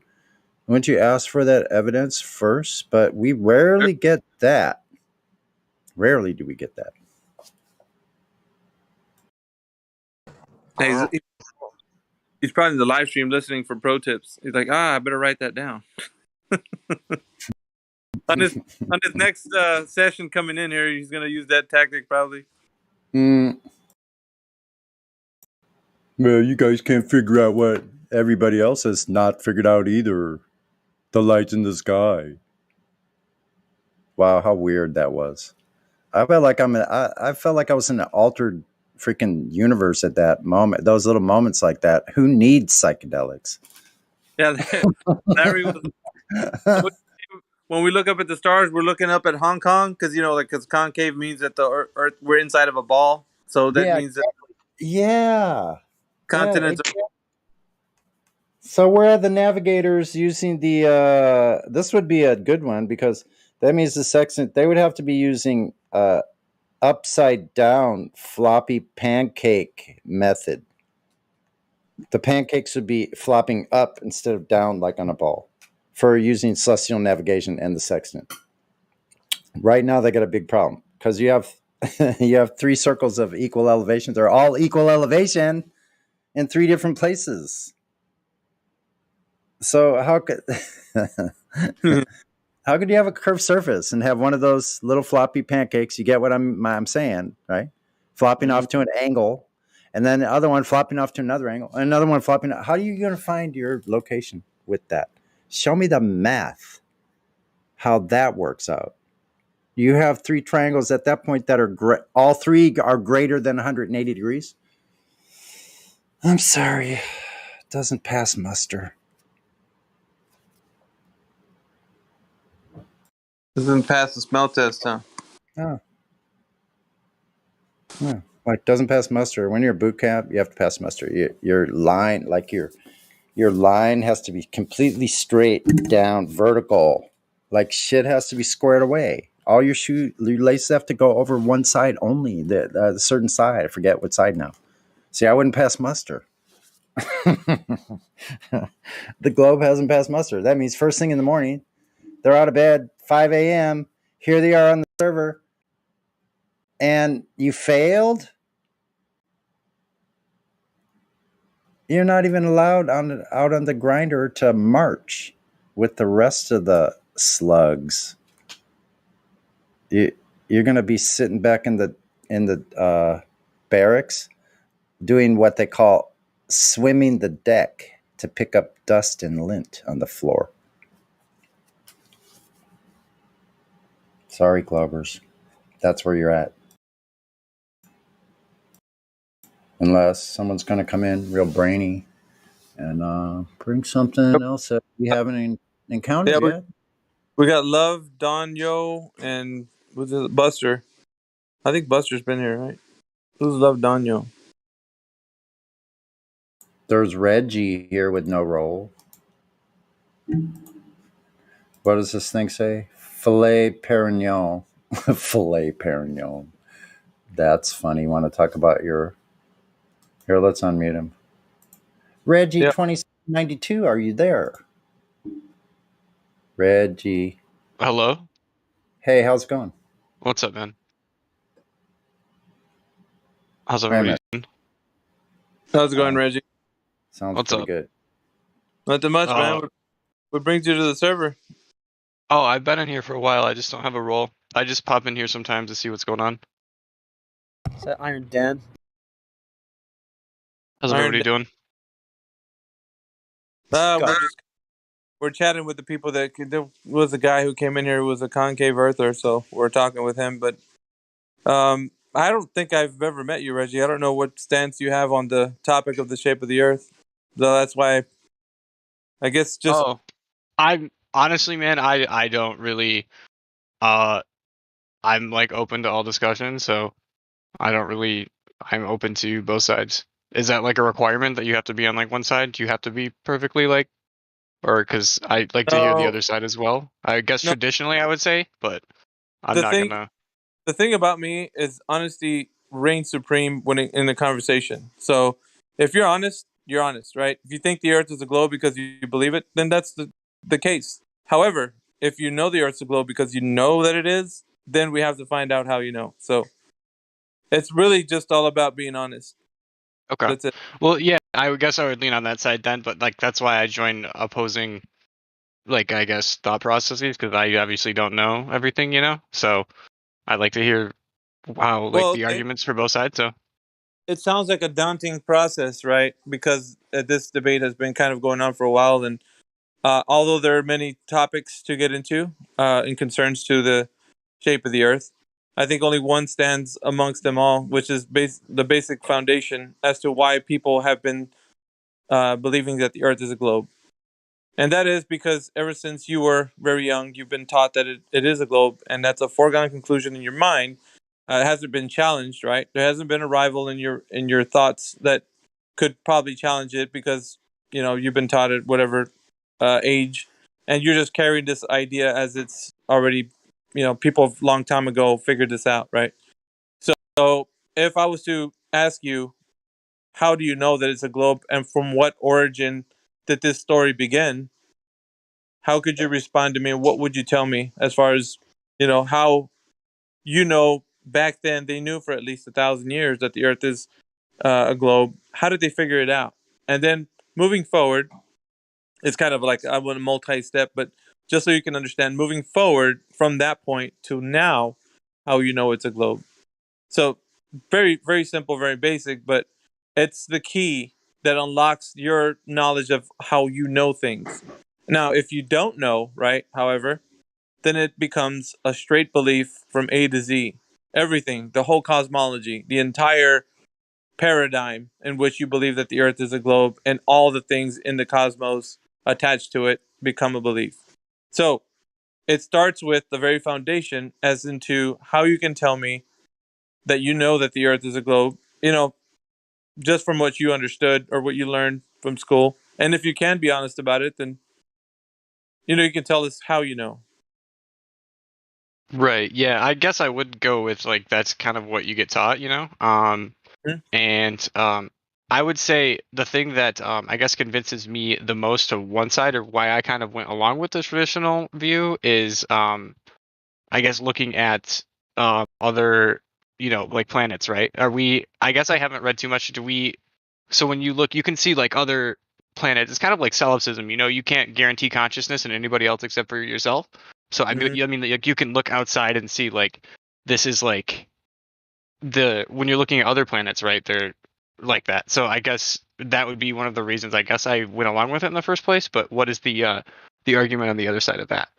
So the proposal is, because you've never investigated the understanding if the foundation of the ground in which you stand has measured curvature, because that's what a ball would need, right? By necessity, a geometric shape of whatever they're proposing has the metrics to it, right? The globe has metrics of the radius, diameter, and circumference.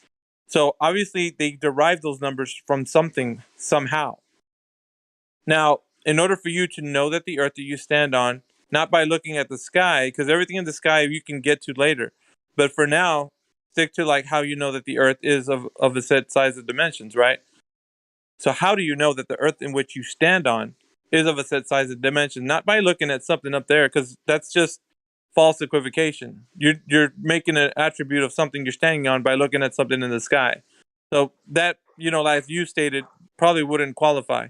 So what would need to qualify is that if you had any evidence to the fact that it is curving at the particular rate that they say it is, and I'll give you an instance like over the distance from point A to point B, maybe let's say 20 miles or whatever, there should be a curvature that would be measured, right? For instance. Right. So if that has been done, or if you know how it can be done, then it would be easy enough for you to say, hey, I know how to do it. Here, you guys check it out. Go do it this way. And we'd be able to be like, okay, let's take this information. We can all verify this, obviously, because we're standing on the earth. We can measure it. And sure enough, if it has curvature, it would. Now, has that ever been done in ancient times? Like anybody doing it? Because obviously they knew it was, like I said, a curved earth a long time ago. And now we know it today, but obviously it has to have been measured, or else how did they do it? You know what I mean? Like, so do you know how it's been done a long time ago, and how we can do it today? I'm not sure if it's been done a long time ago. I'm sure there is calculations of how we've done it today. I'm not sure if there's been studies or not, though. I'm granted not that well versed in a lot of this, so.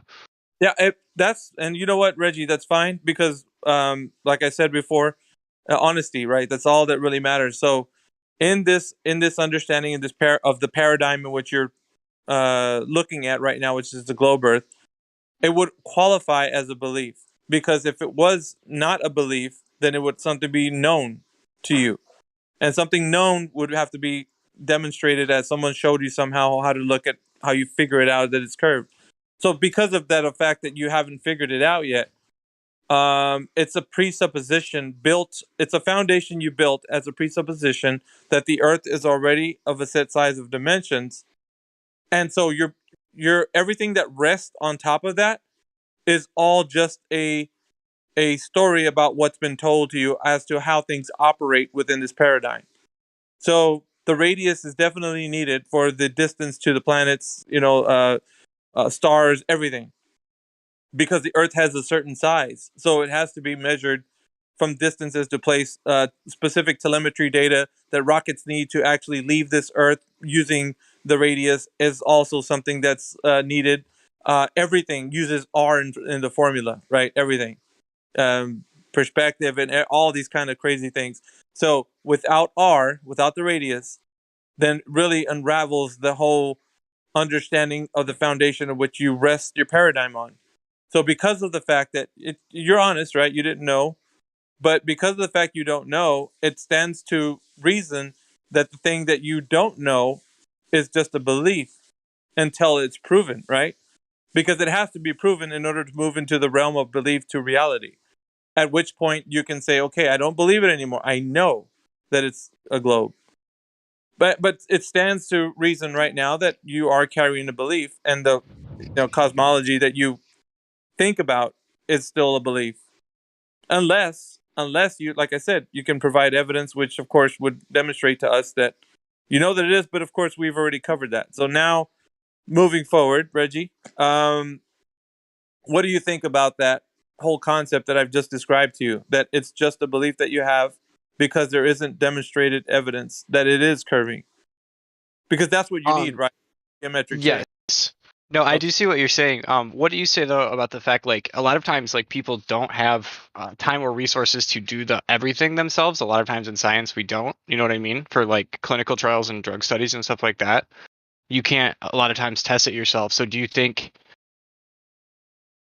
everything should be tested like by yourself, or is it just this? No, do you know what I mean? Yeah, specifically, if somebody told me that the entire paradigm in which I believe to be true it hinges on one critical factor. The critical factor being that the Earth is a geometric shape. It is absolutely a geometric shape. It is a ball for all intents and purposes, right? I mean, they can call it a oblate spheroid or whatever, but it is a sphere. So we have images from NASA, all kinds of things, right, that kind of support a claim. But now the thing is, that's all good and well. You can see videos of people flying around in space and, whatever, however that makes you feel. But when we get down to brass tacks, we need to know how this curvature has been measured. Because if you tell me that the Earth is a ball, I don't see, when I go out into the world and I'm looking around, I don't see a ball. I see my Earth as a realm in which I exist in, but it doesn't look like a globe. Now, we have to go on based on what we know. So now we're going to test the idea or the concept that the Earth is a globular shape. So we're going to measure it. So if we can measure a curvature drop rate over a distance from point A to point B, then it would sound like I said it was standard reason. So it's not that I need to know everything. The only thing I need to know is if it's curving, because that everything rests on that foundation. So everything else in the cosmos can wait until I figure this out. Because if I don't have this, I don't have the paradigm. Or at least it can't be true. It can only be a belief. Does that make any sense? So I don't need to know everything. I just need to know that one critical thing that's essential for the whole paradigm to exist. Otherwise, these things are just stories that people have taught me my whole life. Does that make any sense, Reggie? Because I mean, it's Yeah, so it important. does. Yeah. It's so important. Like, I'm not. Here's what I'm not trying to do. I'm not trying to get you to believe what I'm saying, because I don't. That to me, at the end of the day, Reggie, when you leave here and you think the Earth is a globe, that's fine. But the thing that I want you to do is to be challenged, or at least consider to be challenged. So at least you can go investigate this, or investigate the heck out of it. Go home or if you are home, get on the computer and try to look at all these sources, try to figure out who's measured it, where the story came from, originated from. Because if you can't find a sufficient answer as to somebody demonstrating to you how the thing is measured, then we're at a loss for the understanding. Then everything has been taught to us as a belief without any evidence. All we have are calculations, models, theories, ideas. You can point to the sky and say that the moon is whatever you claim it to be, and that's okay, because the paradigm is all built on a belief. It hasn't been built on true understanding, people actually doing the work, going and measuring and figuring it out. And so this has been a very hot topic for I can say for a good part of 7 years that I've been doing this. And it's all boiled down to one thing. It's always been about the critical factor that the burden of proof rests upon those who claim, or at least adhere to the claim. And the claim, like I said, is the metrics of the Earth, set size and dimensions, the radius. So, and I'm not saying that you are, Reggie. I'm not claiming that you are saying that the Earth is a globe and you claim that. I'm saying the claim, whoever started this whole thing and pushed that belief onto us, has given this, it's like a burden of, we have to provide the evidence. So the one thing that needs to be provided, not multiple things, but the only one singular thing, is that the Earth is curving at the curvature drop rate that they say it is. And that's really the major thing that we have to figure out. If it hasn't been done, then there isn't anything we can do much more than entertain ideas of how things can be looked at as a globular idea, anecdotal information, stuff that doesn't relate to us doing due diligence to figure out if there is curvature drop rate. So I hope that kind of brings a bit forward into your mind of what we require from anyone, not just you, Reggie, from anyone that actually would adhere to the claim. Right. Okay. Yeah. No, yeah, I understand. Well, that's partly why I joined too, because I do like hearing the other side. And granted, yeah, right now I do, or at least I was raised growing up to believe that, as I'm sure most people were, honestly. But, For sure. but yeah, no, you do raise a good point to look Yeah, into. So and, yeah. and Reggie, it's fine, because we all came from this place. So, and I would say this, don't believe any one of us. Go research for yourself, because ultimately the person who convinces you is yourself. I can't, in an argument, win you over. I can, however, give you something to think about, and you can challenge yourself or not. Depends on how you feel. But at the end of the day, the information that you take in is going to rest upon how you perceive reality. It's going to be like, it's going to be a globe or it's not, like, at the end of the day. So I haven't proposed a model to you. I haven't said flat earth is such and such. All I've said was that there is a claim out there that the earth is something other than we observe it to be. And that's an outstanding claim that, if it's not verified, remains to be something that we can adhere to, because of the fact that it's this claim, this really unverified claim. Now, there is some people that would claim that it already has been figured out, but we always put it to the test. Anything that anybody says that would come close to saying that they're measuring the curvature of the earth, we test everything. And it really all boils down to calculations and, these absurd ideas that they can witness curvature from, like, let's say, a photograph or something. And at which point we're like, well, what's the distance? We get into it, right? We investigate. We're like, okay, showing us an image, you think it's curvature. Now what we're going to need from you guys who are giving us another claim that from this image you want us to extract information. You need to tell us what's the distance you were standing, the height you're from, what equipment you're using, the distance from your eye to, like, where the horizon is. Like, we need to know detailed information, because this is something that has been given to us, all of us, and we're all doing the research. All of us here are doing the research to figure it out. So you have a bunch of minds in here who have been tackling this issue for quite some time. So May I chime in? no, yeah, go ahead. No, I stopped so you can see if you wanted to.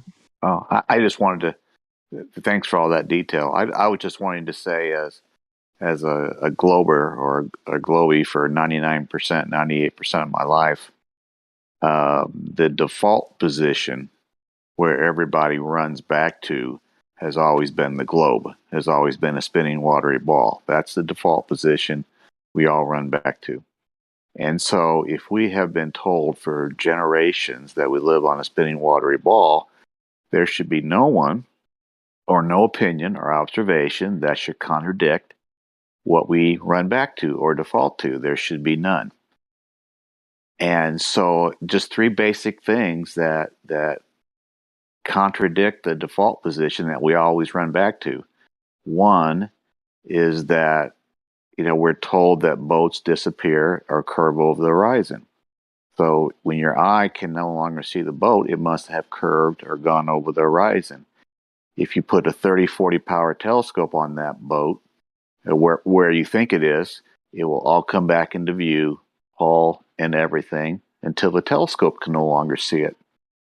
And then the Earth is 72% water.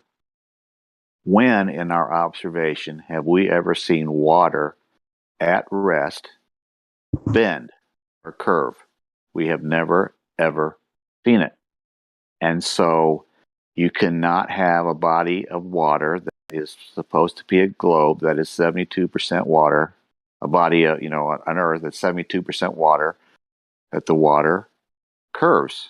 It cannot do that. That is the first thing that destroys the globe model. The second thing that destroys the globe model is radar. Radar is basically radio waves, and ships use it all the time. We know that. So if a ship wants to ping off of something that's 60 miles away, we know that radar was created line of sight to use in a straight line, not to curve. And if a ship pings off of something that's 60 miles away and comes back, that proves that we're on a horizontal flat plane. Because according to Globies, at 60 miles, the Earth has curved 2,400 feet. And radar does not bend. It operates line of sight or straight line. So radar, to go out and ping off of something and come back, has to work straight. 60 miles, it cannot do that on a curved, spinning, watery ball. That's the second thing that destroys the default position of globies. The third thing is lasers. lasers can reflect. You can reflect a laser off of something, but a laser, unless it's been reflected, will stay straight. And so if you go to a body of water or even these salt flats that are in many places, including Utah, and you set up something 20, 25 miles away at 5 feet height on both sides, and you have a flat salt flat plane, and you put a laser at that at 20, 25 miles, at 5 feet, you should have 212 feet of curve. The laser does not curve around that 212 feet. It stays straight. And the other person, as 20, 25 miles away, can see it. That proves that we do not live on a spinning watery ball or globe. That proves it. You look at lasers, you look at radar, and you look at the fact that nothing disappears over the horizon when you're looking out into the ocean, is you can bring it back with a telescope, and just the fact that you've never ever seen water at rest bend in your entire life, and we're told that 72% of our earth is water, but it bends. That is impossible. Thanks.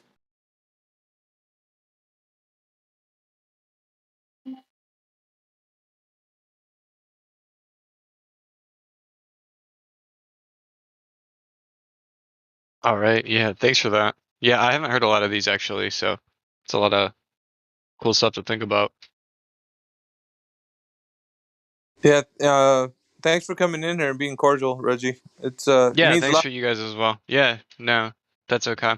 I probably am gonna mute because I have stuff to do, but I will probably hang around here and listen to some of the conversations going on. That's cool. Yeah, stick around, man. All right. Yeah. Thanks everybody. It's cool talking to you. Take care. You too. Yeah, it was good. It's good listening to you guys talk. Thanks, Reggie. I wasn't displeased in unmuting you. And you see how different the conversation goes with someone who is clearly just, if nothing else, being polite and at least courteous, and being honest for sure, being honest with the answers. Like it's rare in this particular arena of conversation that we speak in here. It's nice to hear Miggy. I'm like, I can kick back and just listen to Miggy all night. Don't encourage me, man. Don't do that. I just think some people are not ready mentally to have their cognitive dissonance blown out the water. And when they realize that what they've been walking on for their entire life is not a spinning watery ball, it's actually a horizontal plane with some dips for mountains and valleys and plateaus and things like that, that they just aren't ready for that. And Mark Twain said it best, it's easier to fool somebody than for them to admit they've been fooled. And nobody wants to be fooled. We all have ego and pride, and we have reputations, and we can't go to work the next day and say, "Hey, the Earth is flat." We just can't do that.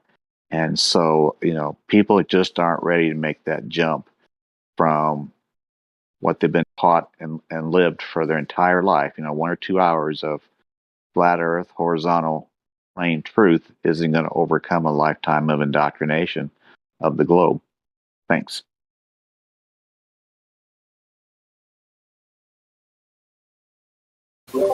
Sooner or later, they will. You just need to have patience.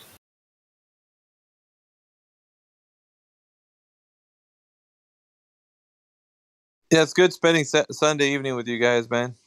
Yeah, it's cool.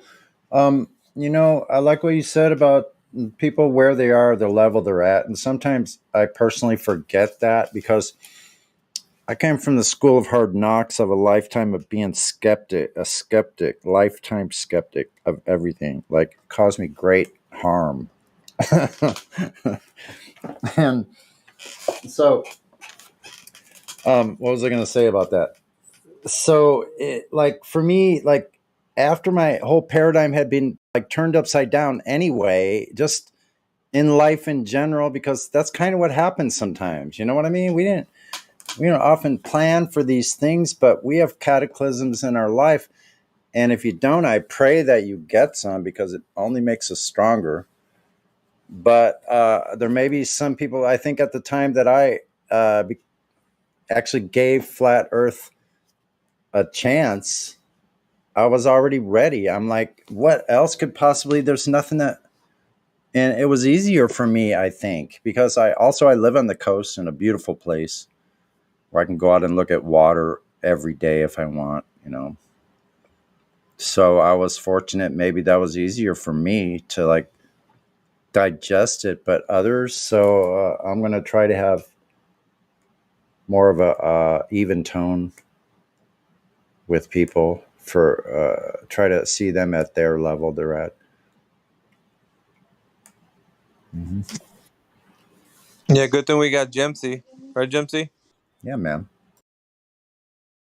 100%, guys. I'm listening. No, I'm listening. you missed the concave Earth there earlier. Yeah. Oh, all right. Wow, that would have been cool, but I was busy with the family. Now I'm, listening to you guys. It's always good to listen. The concave Earth, you inside the Earth, is curving upwards. Haha. Yeah, it's not just interesting. Let me look at this video. I posted a couple things, and one of them is Indio's description of the. I'm gonna play it on the bot. It's only 3 minutes, so it's just you all know about the video. Let's see, it's posted in the live stream at. Oh, I posted a bunch of junk starting at 5:29. Second video. Wait, so if the Earth is concave and we look up in the sky, like let's say from USA, we're looking at like Australia or like New Zealand, is that right? China, right. So the moon is in between us and China, right? Makes sense? well, they call it the celestial sphere, but yeah, there's a whole bunch of hua, whatever you want to call it, hui, that goes along with that.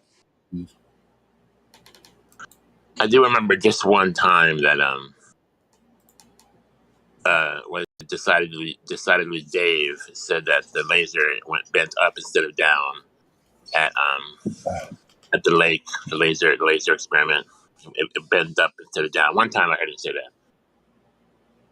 Yeah, that's all the ammunition they need. Yeah, how weird. Yeah. Anyway, let me play this 3 minute.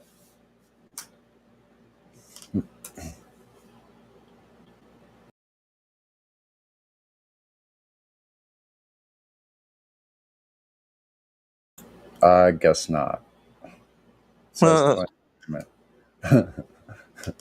Is the bot muted? No. 1 second.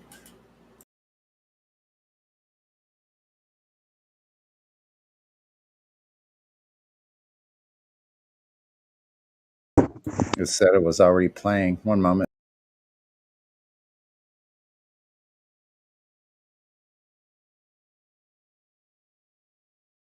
What are you looking at, man? And you see the bluffs behind it. You see the white parts that are the towns. An apparent position, the horizon. See that second jetty, that second like string of islands and jetties out in front of the mainland. That's where the globe line should be. That's 116 miles right there. That should be it. That's where the hump is. Yeah, RC Meisty, do you live on a sphere or not? Do you live on a sphere? You live on a sphere at 9,000 feet. Your horizon's at 116 miles. Stop begging the question. Listen, this is 1,000, and I want to point out that this is 1,000 nanometer infrared, and infrared wavelengths refracts less than visible light. So even using this shouldn't be visible in the visible wavelength. But the fact that it's even more visible than it should be in the visible wavelength at infrared, because even more of these mountains should be hidden. Understand? If there was no refraction whatsoever, you wouldn't be able to see. any of these. Okay, if you say there's refraction, you should be able to see a small portion. But the fact that there's less refraction, from 9,000 feet, where do you feel like? Where does it say more that it should be cut off? 116 miles is where the globe horizon should be. From 10,000 feet. Stop begging. From 9,000 feet. From 9,000 feet, if you're on a sphere 24,901 miles in circumference at 116 miles, that should be the leading edge of a sphere. Cool.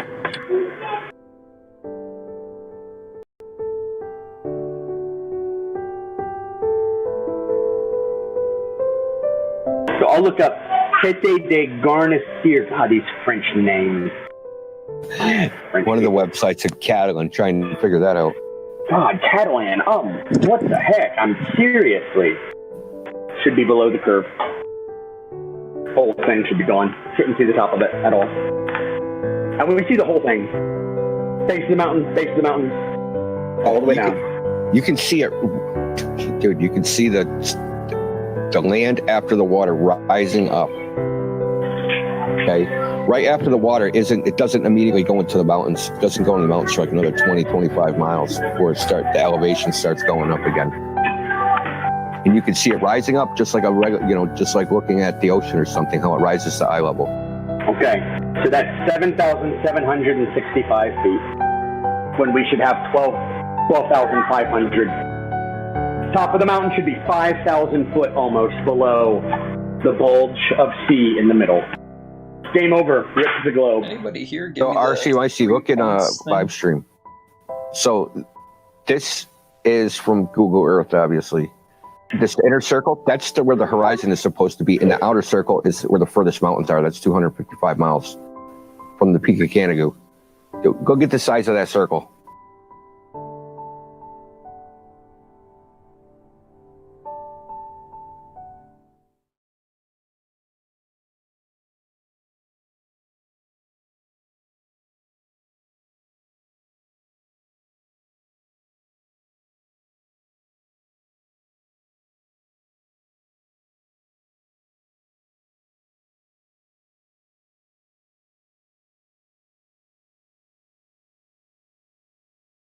Yeah, so if you go back and review that video yourself, you see what India was talking about. And was it Mimas? Yeah, I think so. Talking about that circle where their globe should start curving away. That's the problem. Where is this curving away?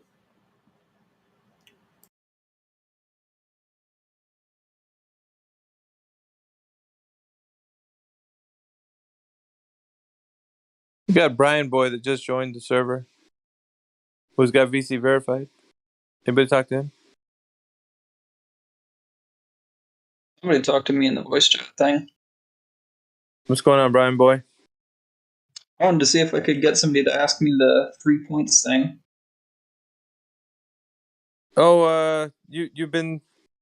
Have they told you in the check-in or? They told me that there was 3 points to be asked, but they didn't really say much more about it than that. Oh, there is, but I've really condensed it down to one actually. And okay, if you okay, yeah, if you're able to have the conversation and be honest about it, that'd be great. So the only thing that would be required right now is demonstrable evidence that the Earth is curving at the rate that they're talking about. So the claim, you sound like you know a little bit about it, so I won't get too far into it. But as far as that goes, there also is attached to it the origin story as which we understand the information came from, or we derived the knowledge that the Earth is a globe from at least, I'd say, a good 1,000 years, right? So we have to understand how this information came to pass and how it was established that the Earth is a globe back then. And then, of course, moving forward, we have to have demonstrable evidence that they did it back then and we're doing it today. So just be honest. And if you do know how it's done, you either know or you don't know. So if you don't know, just say, I don't know, which, Be honest. Sure, yeah. So, do you have any information as to how it was derived in ancient times, Brian Boy? I mean, I'm pretty sure I know the first dude who kind of got the idea that the Earth was round was Eratosthenes. Okay, Eratosthenes. And is there any method you can describe that he's done in order to ascertain the information? Yeah, I know he did the two sticks in different locations and measured the angle difference. Okay. And what does that provide us? What does measuring two sticks on the ground with shadows provide us? Well, so I guess with that idea, it was that the sun's light comes in parallel, so the angle between the two would equate to the curvature of the Earth. I'm assuming on a flat Earth, does that mean that does the replacement explanation have to be that the sun is more local, and that's what causes the angle difference? So the understanding that of what he was proposing, he was working off a presupposition. That's even if to say this character was even a real person, because that's even questionable. The source that we're relating to Eratosthenes from is not a primary source. So we're looking at like that being an issue. But that, let's just say, for example, what we want to find out is if anything proposed back then was established that the Earth is the set size of dimensions that they say it was. So we're going off of two sticks on the ground, and a light source, right? So according to Eratosthenes, he provided evidence because two sticks are in the ground, and one shadow is measured to be different than the other. We have a difference in that, which we are going to infer that the Earth is a globe. Is that what we're assuming here? What he's trying to do? That seems like the only two conclusions are the Earth is a globe or the sun is much closer. And it's flat, right? Yeah, if it was flat or if the sun was much closer. Okay. So let's say if we have those two proposals and either or could exist for all intents and purposes, have we arrived to a conclusion? No, I mean that demonstration itself doesn't give anything conclusive. Okay. Has there been anything in ancient times that could get us there? You could name anywhere, anything, because what we're trying to figure out is they told us a long time ago. And I mean, of course, you brought Eratosthenes up. That could be something, but as far as what we understood right now, that didn't give us any indication that there was a conclusion built off of that. So, No, I mean, we need what we need is the evidence to demonstrate for ourselves that we can figure this out. Because I mean, obviously, right now, what hinges upon this is that it needs to be shown that it is definitely curved because of the method. So that's what I'm saying. Was there a method that other than Eratosthenes? Because obviously Eratosthenes didn't provide the definitive proof. So we need definitive proof for sure. Mm-hmm. Are you talking back in ancient times? Oh yeah, because the reason I would say that is because Eratosthenes said that, but we can't go off of what he did because obviously that's not good enough. We need something concrete. We need to get where it begun, and then fast forward till today and what we can use today and whatever technology. But that we can't do that just yet. We have to figure out if they done it back then because it was settled. So now moving forward, that settled information reaches us. So I need to know why it was settled back then because we can't just make a grand leap of logic to say it was a foregone conclusion without knowing how the method was definitive. Well, I definitely would say that, like, when Eratosthenes did his demonstration, it's not like the whole world just started believing. I think most of the world still thought the Earth was flat for a long time after that. That information wasn't really spread around. Okay. So he didn't provide the evidence, and for the most part, you said people still thought that the Earth was flat, but something was started back then. And why was it started? Like obviously, there had to have given him some kind of indication as to the reasoning behind it, other than just him speculating. or throwing two sticks in the ground and not coming to a conclusion. So there had to have been something that they were working off of that made sense to keep this particular paradigm moving forward. Because if it didn't provide evidence of definitively that the Earth is of a globular shape, then we don't have anything to go off of to propel this forward. It would actually be stunted to a halt at that point. So there has to be something we can work off of. And it seems like Eratosthenes doesn't give us that conclusion. So we don't have something settled yet. So I can't move forward into today if nothing is settled back then. So I need to know how it got settled and the method in which it was settled, and then we can, move forward and talk about how we can do things today. I mean, I definitely wouldn't say Eratosthenes is the only one to have investigated that question. I mean, back in ancient times, there's a lot of technological and limitations. They couldn't really do anything to conclusively say one way or the other.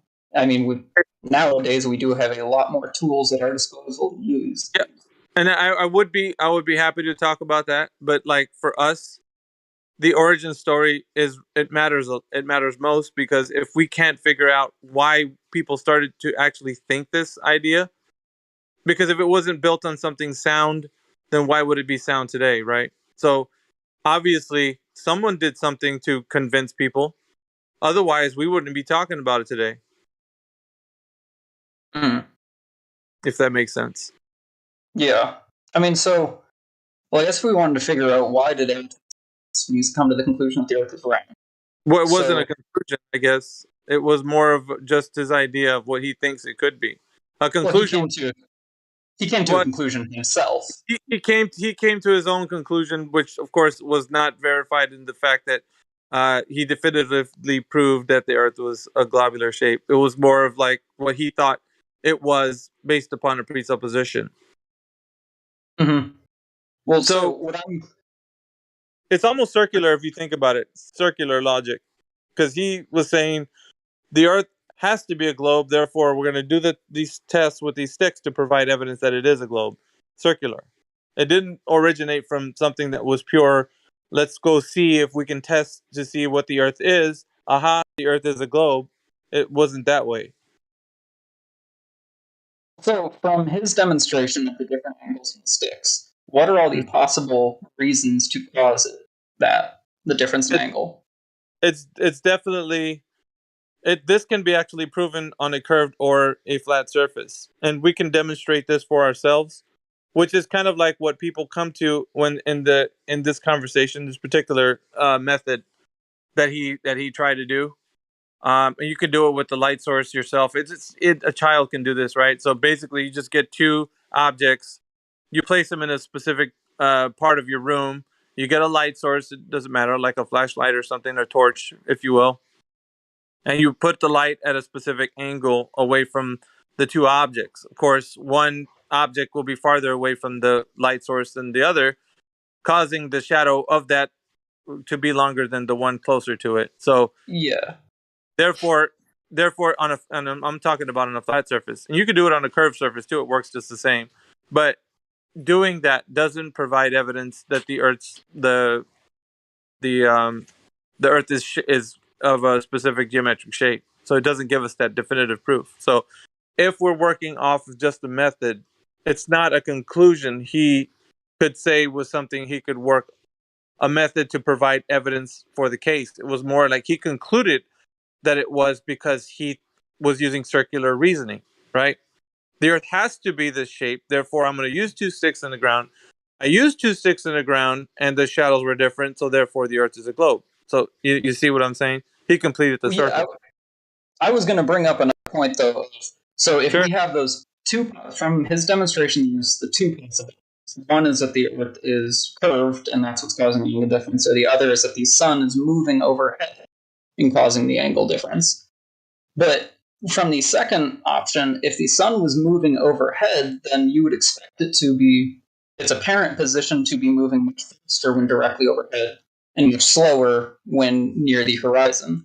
But even back in Eratosthenes' times, he would have been able to tell that the sun moves at a fixed angle through the sky at a constant rate.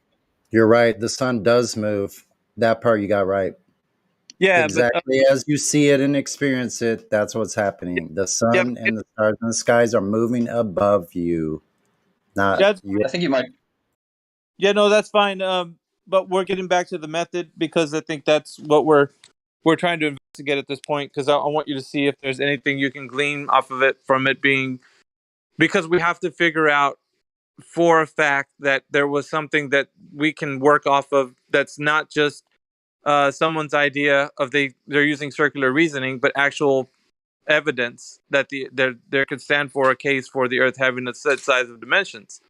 So what he did back then did not give us evidence that the Earth is of a specific shape.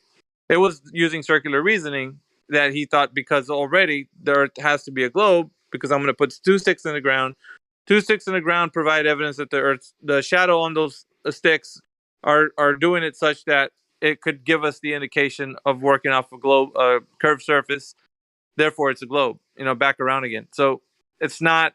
We could do it on a flat surface, as I demonstrated to you. Anyone can do this. Well, yeah, but my idea was, or my point was saying that, like, so on Earth every day the sun moves 15 degrees per hour through the sky, and I don't see how that would be happening if the sun was actually translating overhead instead of instead of there being some rotation.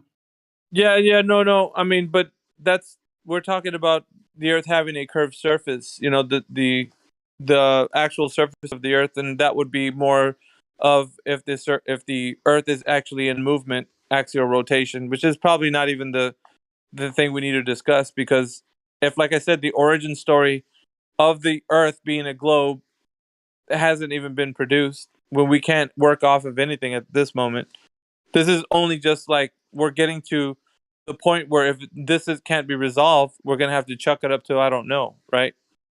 So I'll actually get to the point where if something was done back then in ancient times, you either know that it has been done and it's proven method, and we can work off of that. Moving on forward, then you can tell me everything we're doing today to figure it out as well. But if it's not established, then we can't leap forward and then say, okay, we've figured it out back then. Now let's move to today. We can't do that. We have to know for sure that the guys figured it out back then. If it wasn't Eratosthenes, it must be someone else. And that's why I'm asking, do you know who that was? Because, like I said, Eratosthenes didn't use information that was useful for giving us that definite conclusion. I mean, the Eratosthenes demonstration or experiment is not enough to say it or make any conclusions.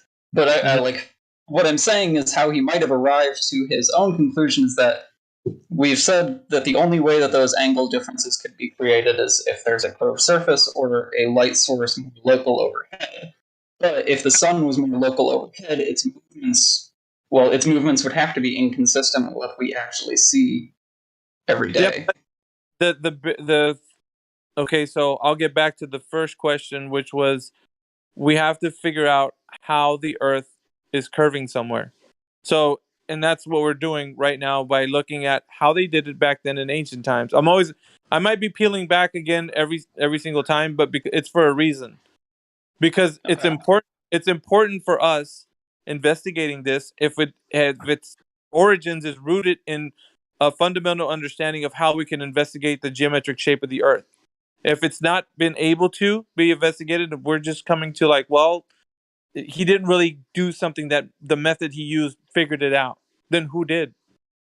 Because if his method didn't give us that definite conclusion, then who did? And that's what I'm asking. Who did?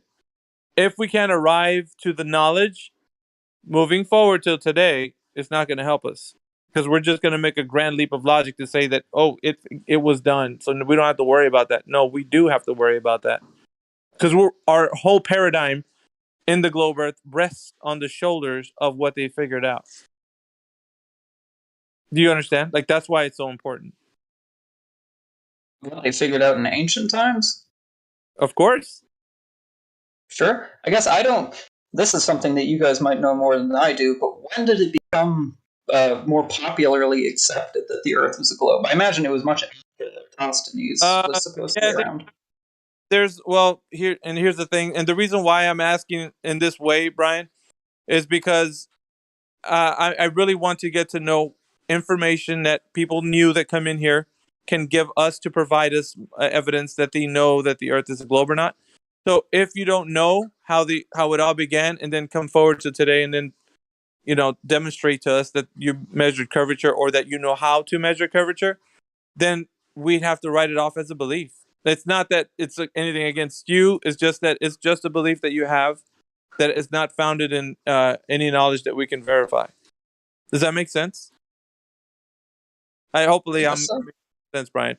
But that's why it's important. So I guess we could say, and I don't want to speak for you. That's why I'm asking. Do you know? Or if you don't know, just say you don't know, and it's easier for us to move forward, I guess.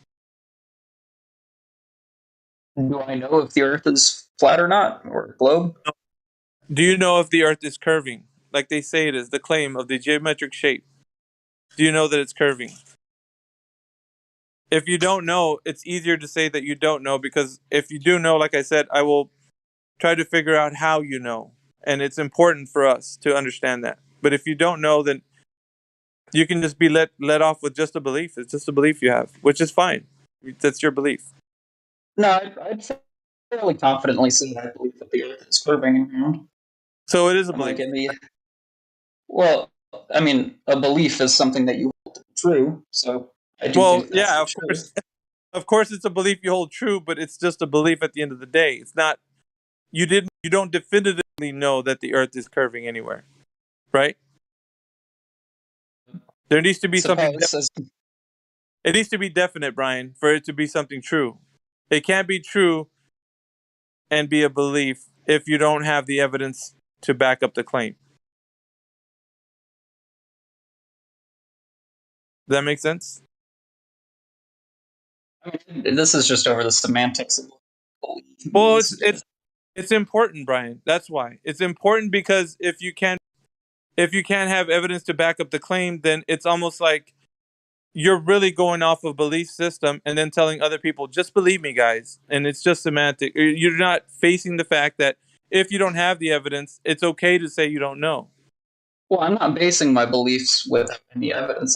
I'm saying the evidence that I've always seen has led me to believe that this. All right. So, what evidence are you speaking of? I'll let you realize that even in ancient times there wasn't anything figured out. That's fine. But why do you still have the need to believe that the Earth is a globe if there isn't the evidence that we require, which is measurement of the curvature? What evidence could convince somebody so strongly that they wouldn't need to see actual measurements of the curvature drop rate in which it's needed for the geometric shape that they say the Earth is? Well, for me personally, I mean, I know this is an experience not many people would actually have, but I'm a graduate student studying aerospace engineering, so I've gotten to work on some university satellite projects, and seeing the design, building, and operation pretty strongly convinced me that doesn't make sense. Brian, you're cutting out for some reason. It's like your mic is dropping out. Shit, sorry, my internet might be bad. Okay, if you could repeat what you said, I only caught bits of it. So I'm a graduate student studying space engineering, and I've gotten to work on university satellite projects where we got to design, build, and operate a satellite. So that's pretty strongly convinced me. Okay, you can build things, satellites and whatnot. But once again, if there isn't any evidence to support the claim, how can you then move forward? It doesn't. I mean, you could be building things. Nobody's saying that people don't build stuff, but if they're gonna give you this idea of the globe Earth and this paradigm in which you are convinced because you can build things that they call satellites and things like this, how is it proven to you that the Earth is curving somewhere if it's just a belief that you're carrying? Like, I don't see, this is the issue, right? If you continue to believe something just by the basis of because we can build things, that isn't evidence of it. Because I mean, even if it's what they tell you it is, like a satellite going off into space or whatever the case of whatever you're building is, how is it fundamentally giving you the understanding that the Earth is curving? Because it's a globe, right? You have to figure that out. Like that has Well, to be. okay. I guess I should say that it's not the building of the satellite that necessarily convinced me, but the operation of it. I don't understand how a satellite orbits if the Earth is flat. Right, but even the satellite going into orbit would need the telemetry data of the radius, would it not? The radius would then be the thing in the formula that's needed for them to actually propel that thing to go out into orbit, into LEO, low Earth orbit. Now, if that was the case, then the radius would definitely be something that they would need to have. How did they have that? Where did it come from? How do they know? How are they so sure they have that information? Because it's one thing to put it into an equation. It's another thing to know where it came from. And I'm talking about the origin of how they derived that information. Wouldn't you think that's essential? Or would you think that's, we don't need to figure that out. You can just don't worry about it. You know what I mean? Because here in this forum, we need to know how they figured it out. Because that's what sticks out like a sore thumb. If nobody's talking about it and they're just like, it's radius. No, well, how? Who figured it out? Why are we claiming this? Someone must have measured it, right? I mean, I can't say I know exactly who first measured or closely approximated the Earth's radius, but I still don't exactly see why. I mean, I understand it's important to know how that worked, but I don't see why that fully impacts what's true. It hinges, it is the fundamental building block for everything in the cosmos. If they want to tell you the distance to the sun, they need to know the radius. If they want to tell you how rockets go to the moon, they need to know the radius. If they want to tell you how the satellites go into low Earth orbit, they need to know the radius. The radius. Well, I'm not saying that they've never. Obviously, they have to have measured the radius for all of this to work. But are you asking about who first figured it out, or how do we know it? Well, here's figured out. Yeah, so those two questions that you just said, it's important to the fact of us finding out the method. The method is the thing that, okay, so some guy said this is the method. Okay, let's go check it out. Can we derive the curvature drop rate with this method? Okay, let's figure it. How are we going to do this? It doesn't matter if someone said it or you can do it or how it can be verified. As long as everybody can do it and it can be done, then we can verify that there is the curvature that they're saying it is. Well, actually, this is kind of a point that I see all the time, but is science less legitimate if not every individual can do it? If you have science that requires very expensive and high-tech equipment, does that mean the science isn't legitimate because not every average Joe can do it? No, here's the thing, because what I would require, I don't think it would take high-tech equipment or somebody from let's say academia to professor or somebody to explain. I think what it is just a very fundamental, very basic thing as far as like what I'm proposing. It's really just a measurement. It's not nothing more. Simple algebra even. So for somebody to actually say they don't know and they're of let's say a high standing, how would that be possible that they can't give you a simple measurement? Simple, right? Because you could just go out and anywhere figure out the curvature drop rate. The Earth would conform to the specific metrics that the globe is, because obviously it has to adhere to these metrics. It can't be other than that. So, and this is why it's so important, Brian, because if you don't have that, then what they're feeding you essentially is a story about how things operate in the magical realm. And I use these terms because it seems like there's nothing else you can attribute that to unless you have evidence. Once you have evidence, it doesn't become a belief anymore. It actually moves into the realm of real. So you're talking about something that can't be refuted, that I can measure. It hasn't gotten to that point yet. We haven't demonstrated anything. So whether or not things can be built and sent into a particular area in which they're telling you it's going, you're not on that thing going to that place. You see what I'm saying? So everything can be done from a standpoint of you just being told that these rockets are going somewhere. This live video is from the ISS and all these other good stuff, right? They can tell you all these things, but there isn't anything to support the case that the Earth is of this set size that they say it is. Well, again, what I was saying is not that the building a satellite convinced me the Earth is round, but I guess maybe I don't know, how do satellites work if the Earth is flat? Because the satellite we built is operating. It's currently sending back data and telemetry. Yeah, look, listen, I'm not. Whatever technology they're using for whatever purpose, I think that is the thing that we can look at after we figure this out. Because however that's working, we don't need to be concerned of that, because we haven't even figured out if the Earth is curving right now. This is the glaring issue, right? This is the thing that we have to solidify. And if it's not, we're just working off of some story that they told us where the thing is going. And it could possibly it could be working, but it doesn't have to be working like the way they're telling us, right? But that's beside the point. The issue is we haven't figured out how curvature has been demonstrated to you and I. Okay, so I guess let's take the Eratosthenes example. That would pretty well approximate the radius of the Earth. Okay, go ahead and demonstrate how that would approximate it. Well, we're using 2 sticks, but go ahead.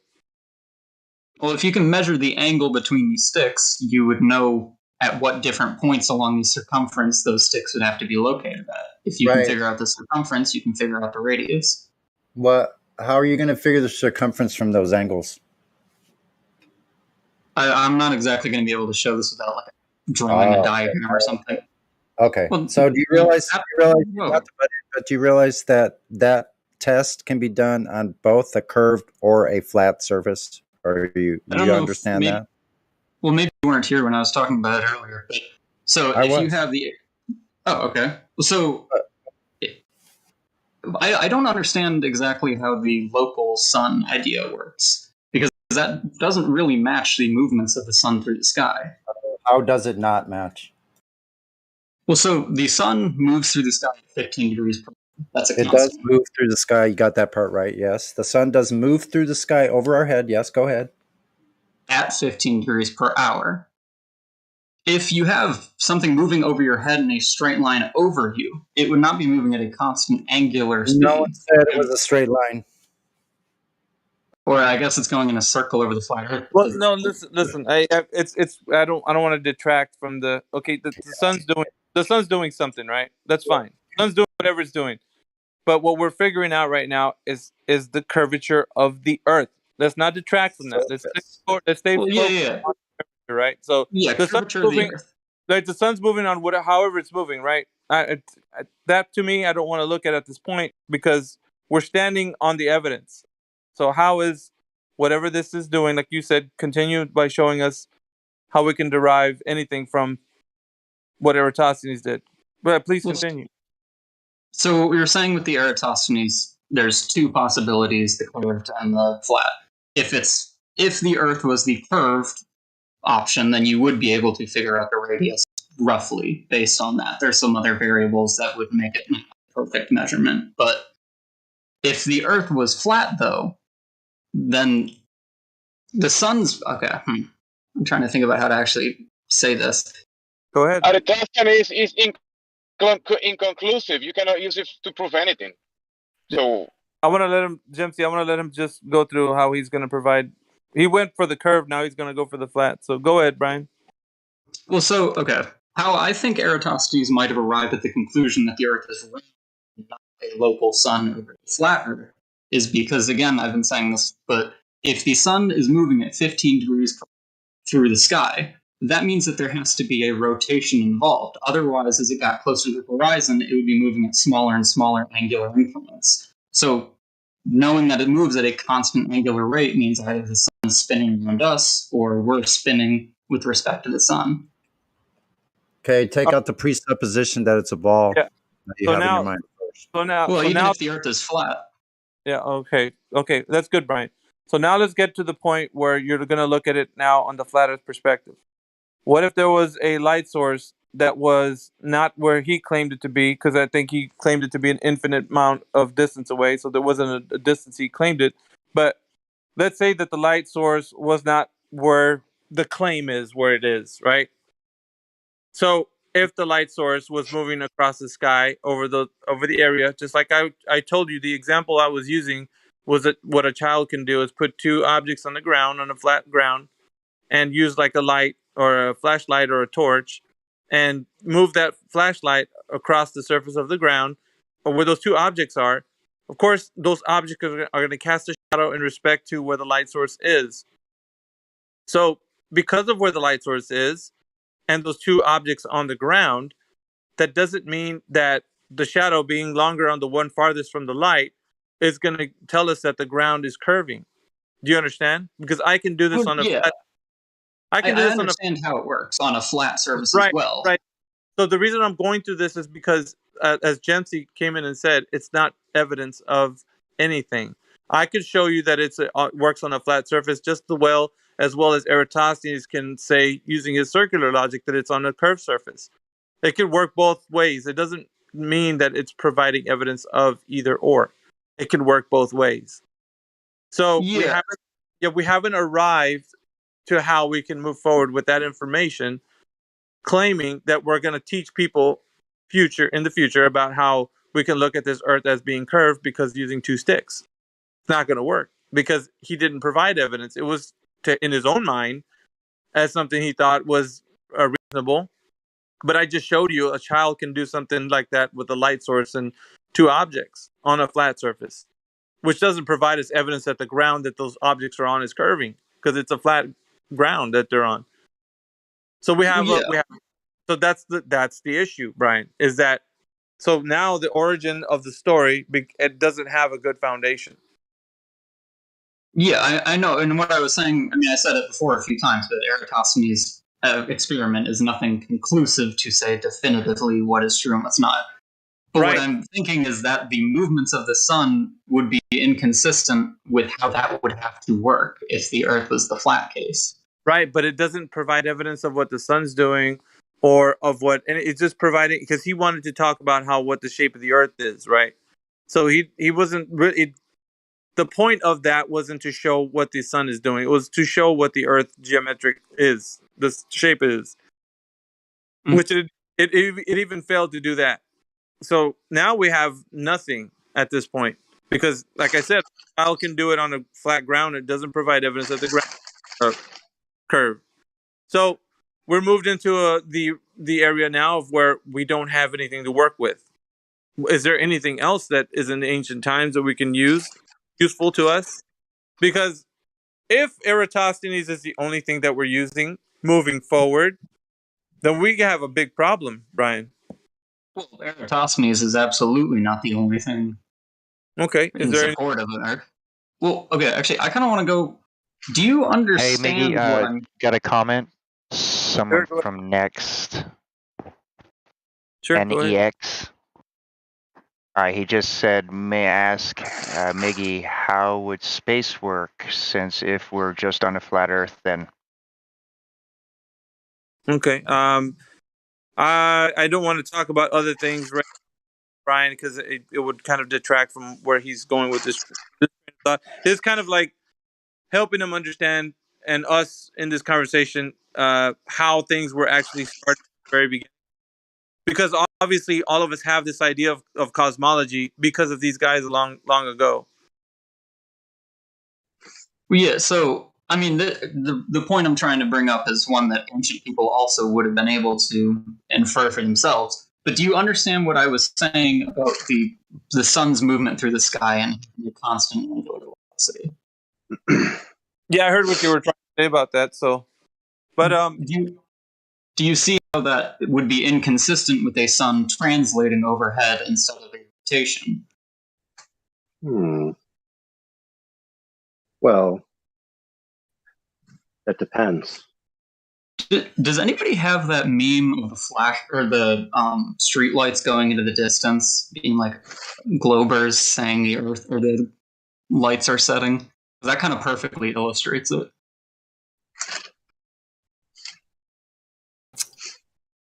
Yeah, but see, the problem with streetlights, my friend, is that we know how tall a streetlight is.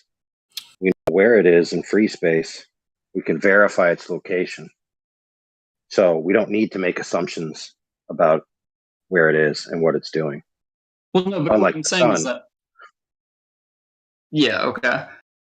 Okay, at this point, there's absolutely nowhere you can go because all you're going to do is just explain an optical phenomenon in the sky, which you can't validate. So you could make all these claims about it with parameters and presuppositions, but that's all they are at the end of the day.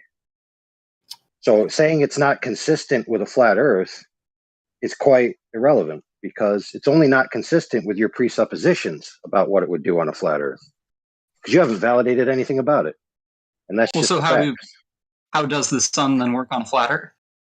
Oh, well, look, I could answer you very simply by saying who cares, or I could say irrelevant.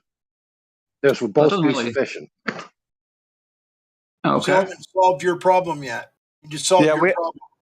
Yeah, right. We have to solve the problem first before we can get on to another topic of discussion of to what we think or how we can perceive.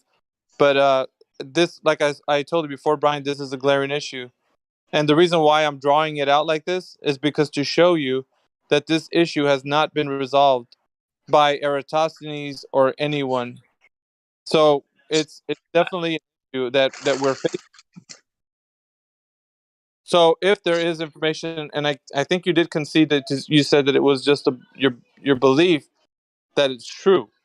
But like, as I told you before, it's either a belief or it's true. You know, you either know that it's served or you don't. Okay, so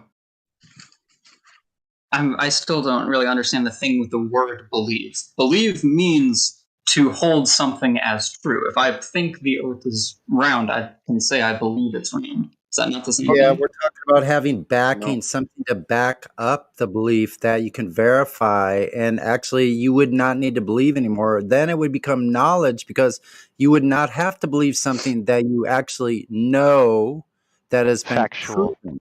Well, believe doesn't have anything to do with the amount of supporting something. You can believe something that has no evidence, but you can also believe something which has been factually Yeah, it proven. doesn't make us true. Any belief does not make something true, period. Okay, Brian, is there any empirical evidence? Is that word better? Empirical evidence? That the Earth is round? Yes. Yes. Okay, please demonstrate that evidence to us, please. Please demonstrate it? Yes. I'm not exactly sure. I can take you, I can pick you up wherever you are, and I say, Brian, we're gonna go out to such and such place, at which time we're gonna measure from point A to point B over a distance that the Earth has curvature drop rate. Can you do this? Should be easy. So, can you do this, Brian? Actually, I'm going to do this with curvature drop rate. So you're talking taking a picture from the high place? No. I'm actually talking about that the Earth itself is dropping away at a specific rate. Now, I need to hear you say that you don't know. That would be easier because it seems like we're kind of dragging this out, and it makes it a bit more painful when people aren't honest. And if you're honest, it's easier because the part where it's just all been a belief, right? Oh man, that word, the believe word thing. Anyways, it's important. It's important, Brian. The believe word is important because if you have empirical evidence, then it's not something you just believing. That it's something you know that for sure you can go and verify. You can verify. Yes, this is the case. The Earth is curved. So I'm drawing this out. Go ahead. Hold on a second. Let's clear this up real quick, okay? So, in the nature of this argument, in the mainstream, and in people's regular lives, it is posited to them that we as humanity already know the Earth is a globe. No, they use the word no. And that when they use flat earthers, for an example, and say flat earthers believe the Earth is flat. So they use the word no, attributing it to the globe paradigm. And they use the word belief, attributing it to the flat Earth paradigm. Okay, so what we want to know from you is, do you know it's a globe or do you believe it's a globe? Because those words have a very different meaning. I mean, I can't say I 100% is a globe, just like anyone in this chat can't say they know 100% that it's flat or the other way around. So that's why I'm saying I believe it is a globe, because the amount of evidence I've seen has led me to that conclusion. But I'm not going to say I know for a fact that it is. And I guess actually I'd say pretty confidently that it is, but can I interject for a second? Can I interject for a second? Yeah, go ahead. Oh, nobody can go anywhere and visually and observe curve. You cannot go anywhere on this good earth and observe curve, but you can go so many places and observe flat or a horizontal flatness. What do you mean by? I can positively say that the earth is not a globe or a spinning watery ball. I can say that for a fact because I can't go anywhere and observe a spinning watery ball, but I can go many places and observe flat. So what do you mean by observe the curve? Do you expect to see a rounding looking, or just see things being obscured behind the curvature? We expect to see the geometric horizon that Globers said that boats go over for the last 500 years. I guess I'm confused. So do things not go over on a super clear day after? I mean, they go over the horizon. Great Lakes. So I'm going to say I live along the Great Lakes over Lake Superior. Even on the absolute clearest day, I can't see Canada. Even on the absolute clearest day, but if I climb all the way to the top of a big hill near me, I can see more land further away. So getting higher. Okay. Yeah, a higher elevation does open up your angle to the ground, even if it's a plane. So you would still see further, and you do. Yeah. Our eyes can only see so far, and when we can't see any further, we can use a telescope to bring what we can't see anymore all back into focus. I would just say you live in the northern part of the USA. Please go to Benton Harbor on a nice Michigan on a nice day, and maybe summer days, low humidity 75, 80 degrees. Look across at Chicago, which is 54 nautical miles away, and take a look. If you want to take, if you have really good eyes, great. If you want to magnify it a little bit with a telescope, great. But you will see all of Chicago when we're told that it's over 1,800 foot of curve of Lake Michigan looking over to Chicago, and the Willis Tower or the Sears Tower is 1,450 foot tall, and you have some little antennas go up that make it over 1,700 foot tall. You should not be able to see any of Chicago if we live on a spinning watery ball. But people have taken pictures that Tom Coombs, the meteorologist, the weather guy at South Bend, ABC affiliate, has said is a mirage because that pleases the bosses at ABC. But you have people who live at Benton Harbor, 54 nautical miles away, who can see all of Chicago. And Lake Michigan is 577 feet sea level. And so it's straight across, looking right at Chicago. You can do that probably without having to travel too far, considering you live up that way. You can do that. You can do it visually yourself. It may take a day or two. Hopefully you can get a good weather forecast so you don't deal with atmospherics and things like that. But on a nice clear day, you can see all of Chicago, and that proves flat. That is our observation. It proves flat. You can go do that. You can go do that anytime that you possibly have the opportunity to, and then that settles everything, because we live on a spinning watery ball. At 54 miles, you should see none of Chicago. Thanks. Well, hold on. I would like to say that an observation doesn't actually prove anything. An observation, I'm sure you guys know the scientific method. You start with an observation, form a hypothesis, and then conduct a Stop talking. Okay. Okay, check this out, bro. Okay, let's be clear. The scientific method is not the arbiter of all propositions. You understand? I just need a simple yes or no. What? I don't think I understand your question. Okay, proposition. I have a red computer. Do I need the scientific method to validate that proposition to be true or false? I mean, no, you don't. Okay, so now that we agree that the scientific method is not the arbiter of the validity of all propositions, okay, I don't think you even let me let's say move on. why that observation is not conclusive. Well, okay, let's try again. Okay, I have a red computer. I'm looking at it. I observe I have it. Did I prove it by looking at it? Yes. Case closed. Yeah, something as big as how the Earth works is a little more complicated than the color of a computer, though. That's not exactly a perfect equivalent. Okay, but now that we've at least established that baseline, let's continue. Go ahead. Okay. If you're making an observation, so, oh boy, this is going to get a reaction for saying this, but do you guys believe that atmospheric refraction is a thing? It presupposes a globe and it presupposes curved atmospheric gas, all of which is on you to prove. So now that you've posited, hold on, friend. Now that you've posited this idea, okay, I don't want you to say, quote unquote, you deny refraction, or quote unquote, well, refraction is obviously a real thing. I want you to present validated experimental evidence or direct measurements of the atmospheric, quote unquote, refraction that you need in order for your claims to follow. So, do you have any of that kind of evidence? I don't think you're letting me arrive at my point. I'm not saying that I'm going to... Well, refraction works... Refraction is not a constant over... It depends on how the air is moving. It depends on temperature.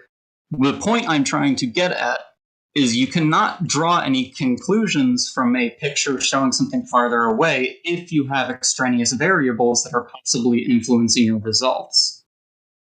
Yeah, sure. So prove that this I extraneous disagree. variable I that disagree. you believe in exists. The thing is there aren't known variables I'm that sorry, would push your geometric horizon to those distances. Yeah, that's why I disagree. Exactly what he said. What you said was nonsense, specifically because we're talking about a geometric shape. Okay, so Thank you. the idea is that it's a geometric shape. So in the Earth's instance, with the cool formulas that we have based on the dimensions, it tells us where obstruction should be because it has certain dimensions. Like if there were the dimensions of a 10-story building in front of me, it's going to be obstructing anything behind that line of sight. So in this case, that's what we're talking about with the Earth. We're seeing things that should be obstructed. There are no other variables. The variable is measured obstruction. It's not there, therefore there's no obstruction. Well, but it's not more complicated than that. What I'm saying is refraction in the atmosphere is a thing. That's not really a question about if refraction exists. It's not a thing. It's a belief that you it's not like you're going to be able to justify it here. You're going to probably bring up some coherent source of light, and I'm going to tell you, well, the light that we see, the ambient light, is not coherent. So there's actually no way to test your ad hoc explanation for the geometric horizon not being there. This is a reasonable rebuttal to you. It'd be kind of disappointing to hear you just repeat what you said regardless. The only point I'm trying to make here is that taking a picture of something far away and putting the distances between them is not conclusive. That's not an experiment. That's not true. Observation.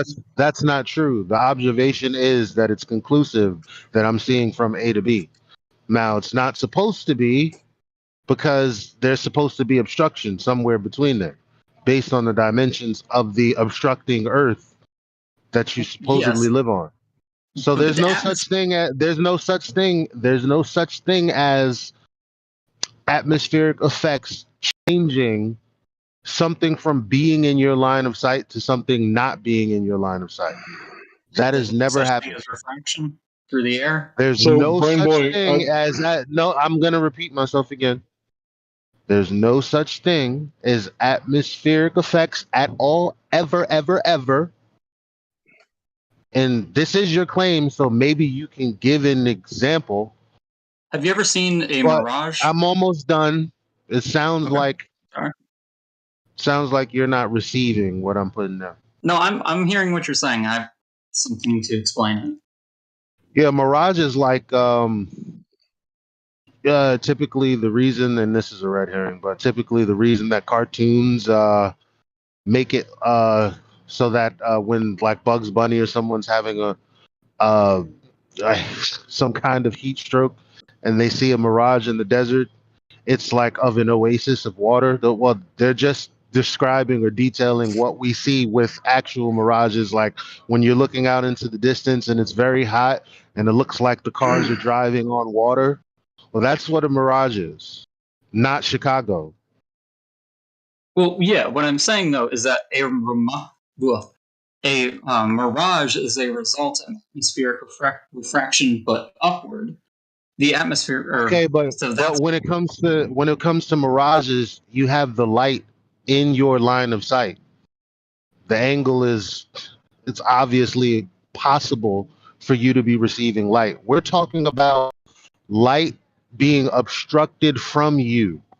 If it's obstructed, then you can't see any light. Now, your claim is that light is bending over an obstruction to reach your eye, but that doesn't talk about the fact that the horizon isn't geometric, because you're just trying to say it's somewhere else. Well, what happened to the measured obstruction due to the curve of the earth that's not there? It's like you want to talk about everything but that.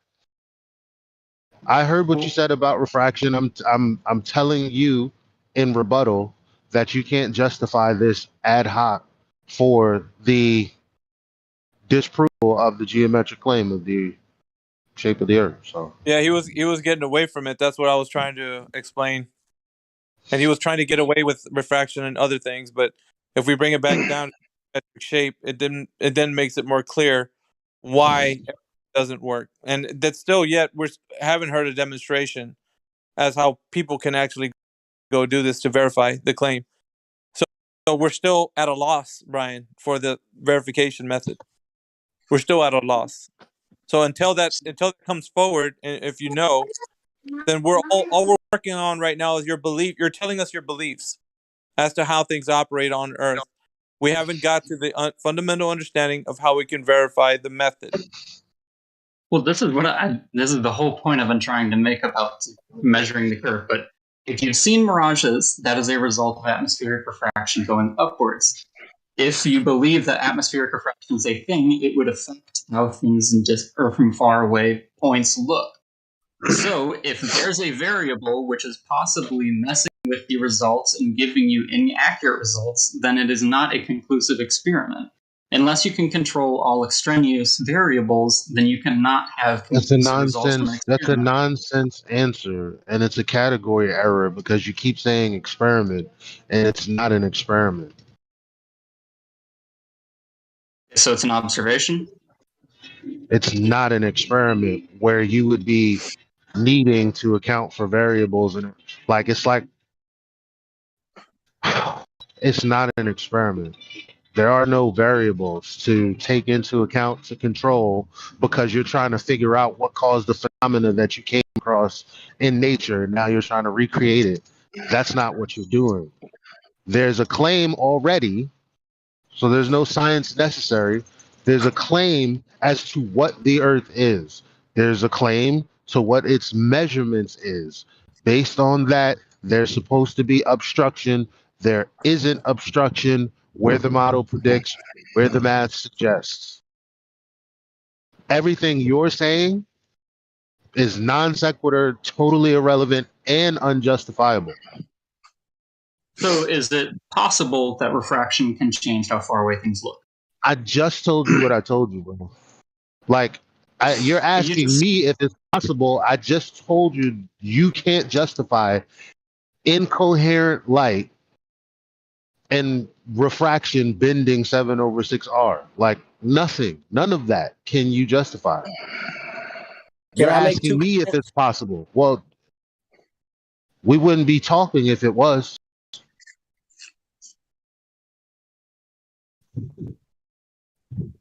Earlier, y'all were talking about space, asking for a comment, and if space was a place, number one, like the first thing I want to say is if space was a place that men could travel to, then so would the gas. Secondly, I'd want to say your terrestrial refraction is going to need a radius. Where'd you get that? That's that missing curvature we keep asking you about. Yeah, where'd you get that radius from if the geometric horizon is constantly being refracted to invisibility? Kind of shot yourself in the foot. I mean, people didn't measure the radius by looking at how far away things looked. The first person. What? That is what they claimed. The first Holy person crap, bro. to estimate the radius was Eratosthenes, and his still You sure was about not. that? Now he's saying estimate. So that was the last memo you got over 2,000 years ago? You might want to check out Al-Biruni. I don't know if you're just not hearing what I'm saying, but I said first person. I didn't say only. Okay, I guess I got a good question. Is there any actual experiments or definitive proof that the Earth is flat? I'd like to see that. I'll give it to you. All the measurements we do in photographs. The stuff we show you that you make your ad hoc refraction excuses about. Yeah, that. Well, that's... Oh, man. All right, hold on, friends. Hold on. Okay, I'm going to walk them through this real simple. Okay, this is how it works, friend. So obviously, you have in contention photographs, right? Because you claim, oh, I can't know the variables, blah, blah, blah. Right? Of course, you were adequately told that shoots yourself in the foot, too. Because everything about that... Well, yeah, it's based on observations of the same nature, right? Or the Eratosthenes, which is based on presuppositions. So either way, you have inconclusivity, right? So you have these two competing paradigms. One, let's just call it flat Earth, and one, let's just call it curved Earth. And you want to know which one's correct. So you want to measure the surface, right? So obviously, we all experience Earth as flat, stationary. That's what we experience, common. Okay? Mainstream science concedes that point, that is our common experience. So the flat Earth is the base axiom. The globe Earth is the extraordinary claim that requires extra evidence because it's beyond experience and tangibility. So that's what we're going to try to falsify in the good old, scientific spirit. So we create a methodology to falsify said claim.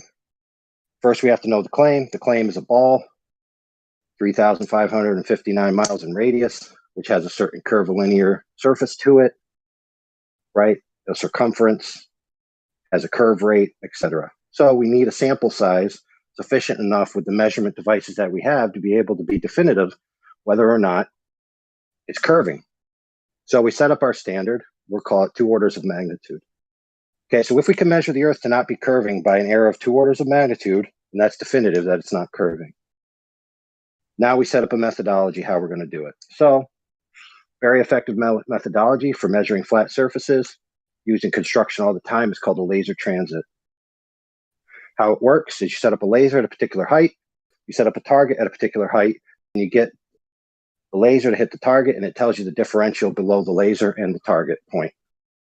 Okay, used all the time to make foundations, et cetera, et cetera.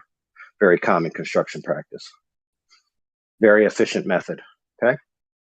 So now you need a sample size, so let's say 25 miles of Earth.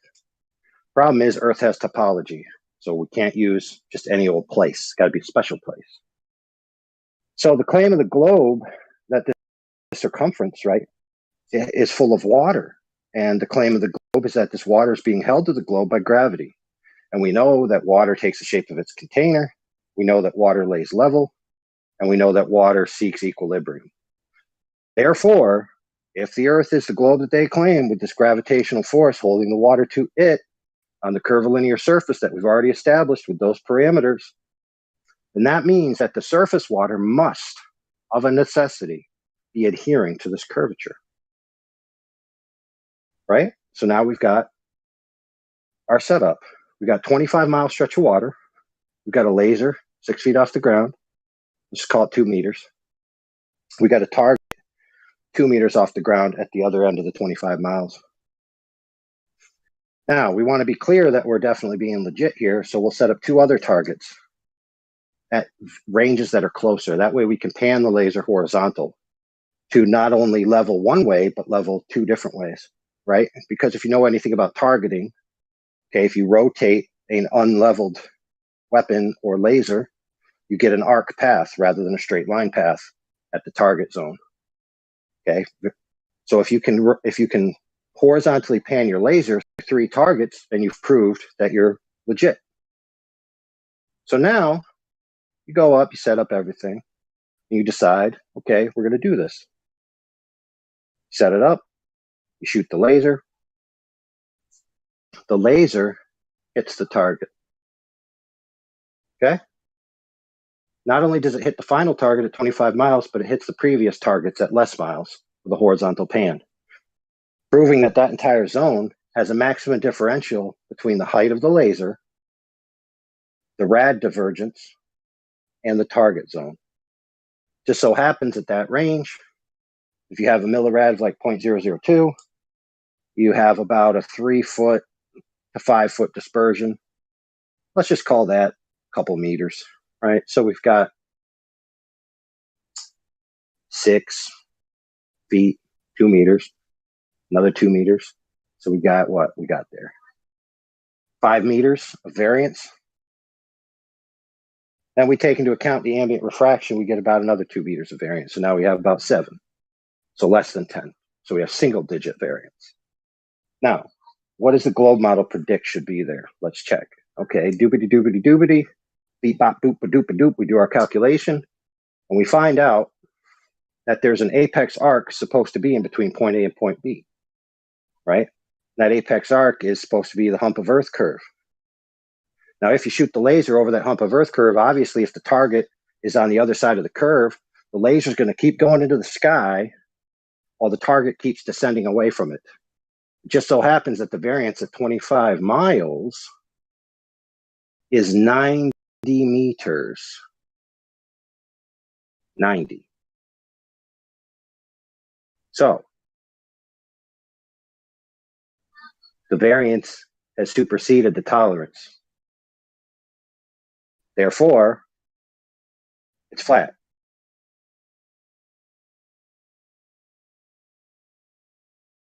Yeah, sounds pretty good. Now, an astute glober worth his salt might try to escape to refraction because that's their only hope. Now, keep in mind, I already told you that they measured the refraction, right? Keep in mind, sounds hypothetical, but this has been done. Okay? This has been done. Do you have anything detailing or like written detailing the methodology? Absolutely. Absolutely. We'll post you the PDF. It's like 120 pages. It's got the observational data, the time. It's got the information about the laser, the precision, everything.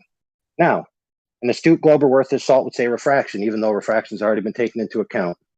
So let's just go with that refraction. Okay, so we need to drop the laser 80 meters. More than 80 meters.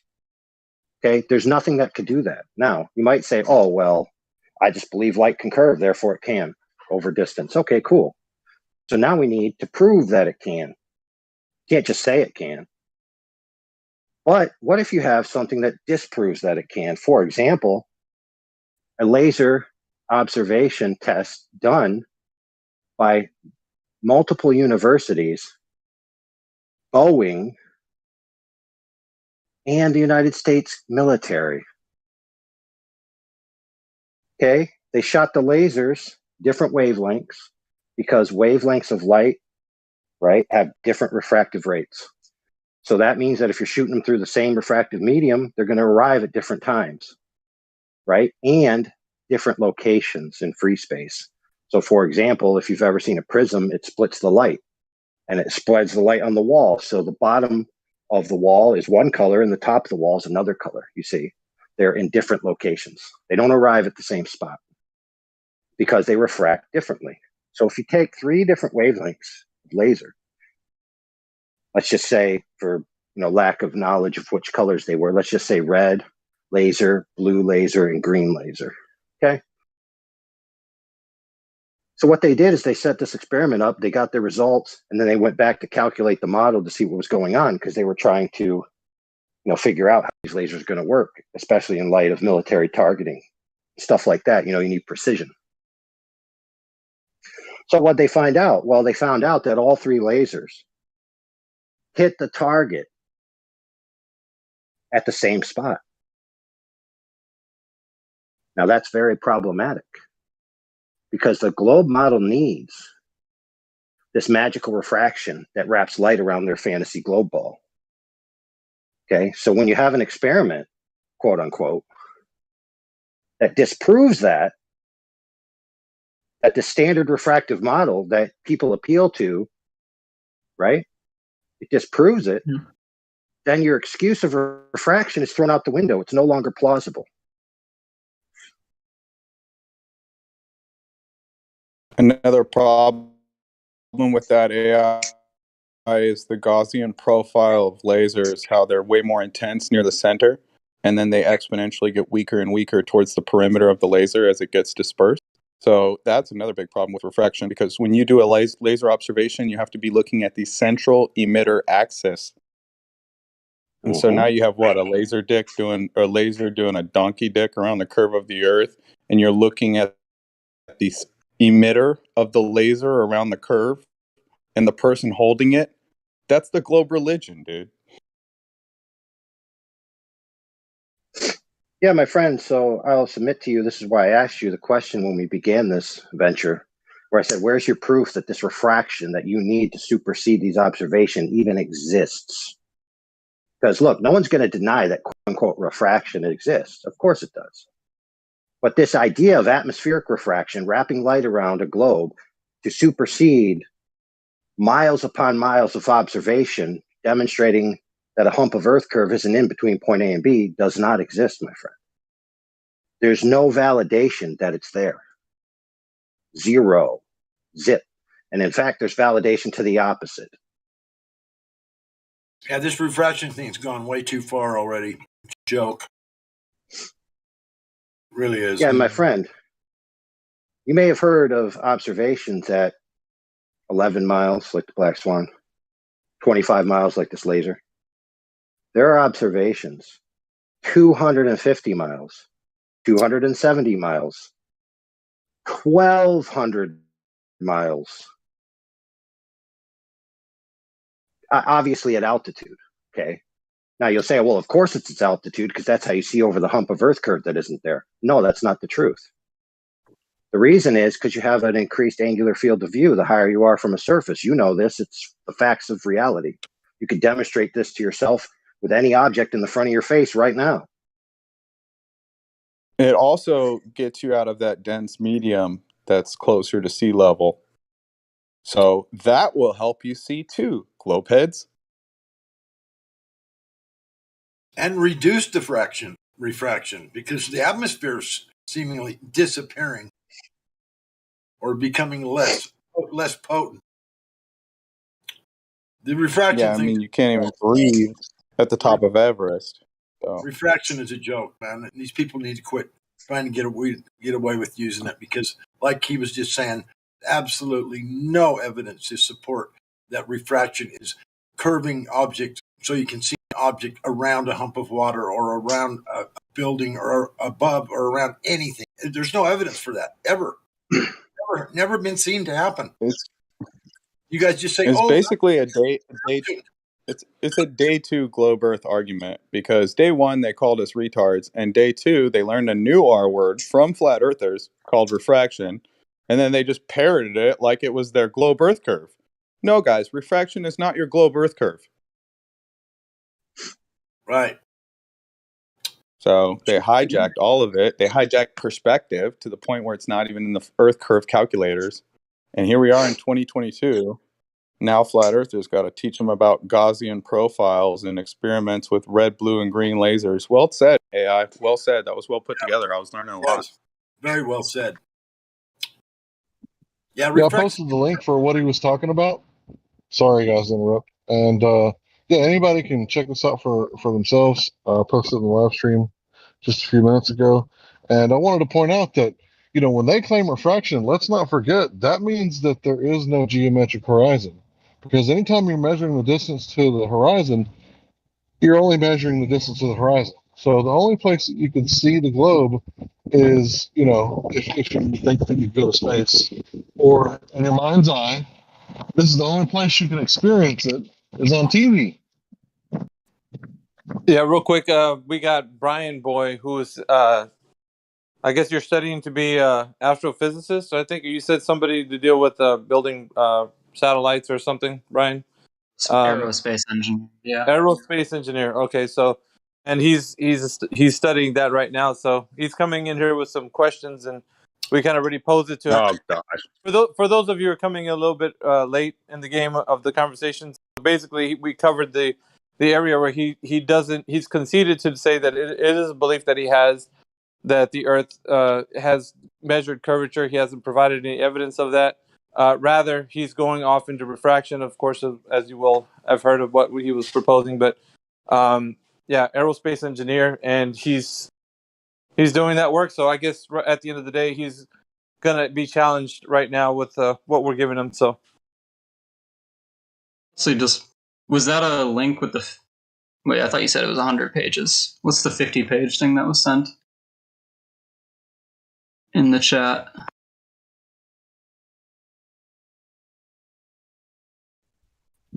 Yeah, you talking about me? He was talking about the 3 different lasers that measure the wavelength. If you wanted to find out if it was the refraction model or the turbulence model, that's that information. Yeah, I was trying to see. I thought somebody said that they sent the experiment that he was talking about. Oh, the laser one? Yeah, somebody will send it to you. Yeah, okay, I'd like to see that. The laser transit over the frozen lake. Yeah. I mean, this might sound like bad news, guys, but refraction is going to turn out to be your noose on the gallows here shortly.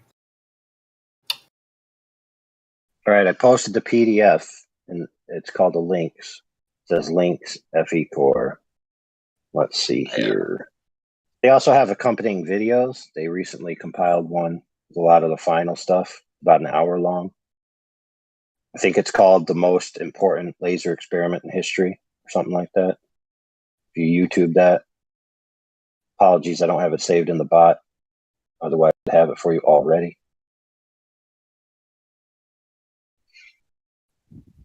So you said you're remedy aerospace right now. Sorry, brother.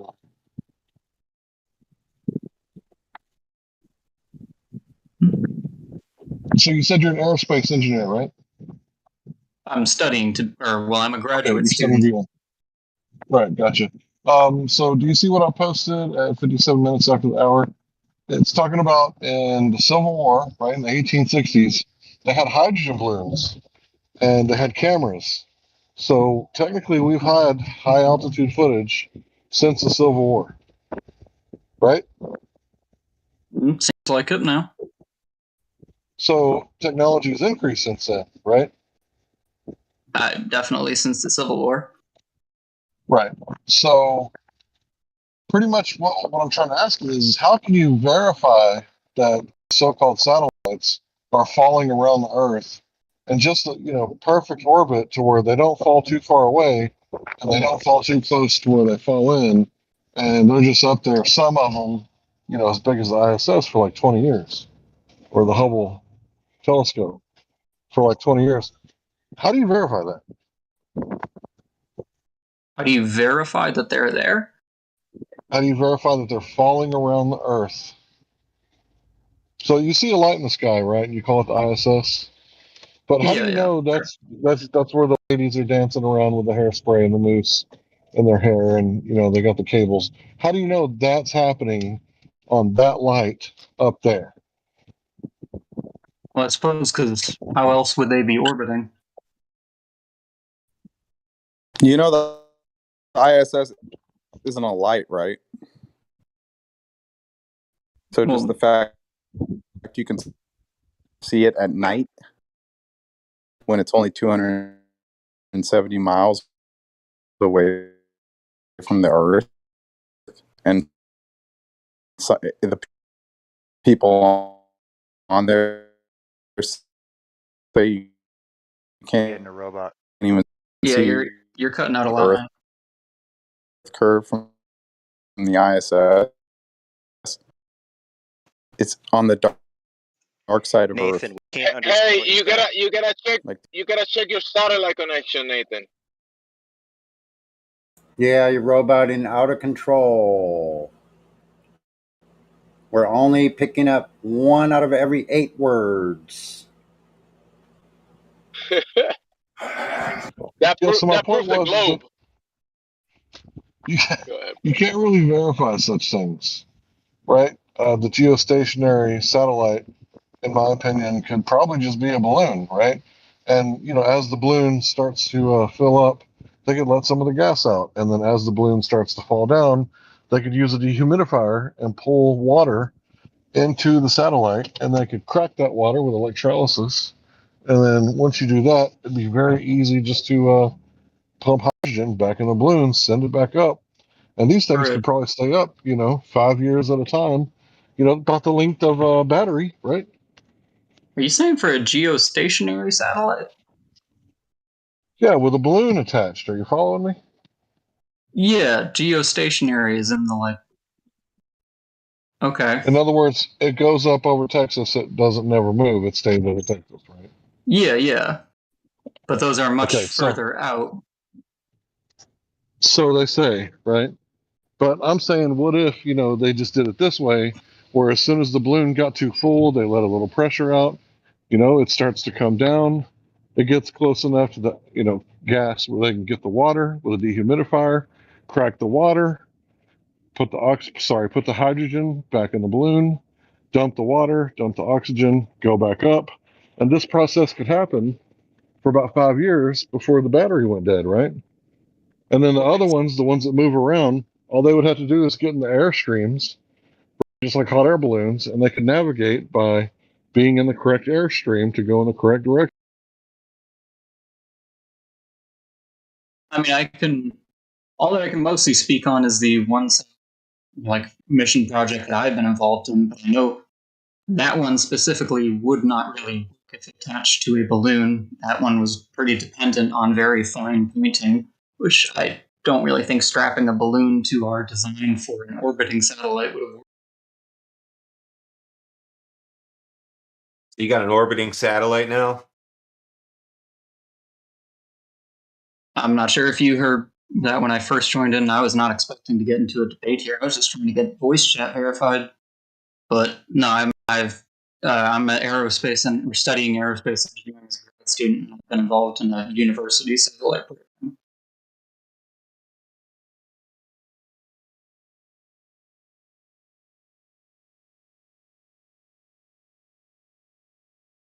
So everything you've done has just been on a computer, basically.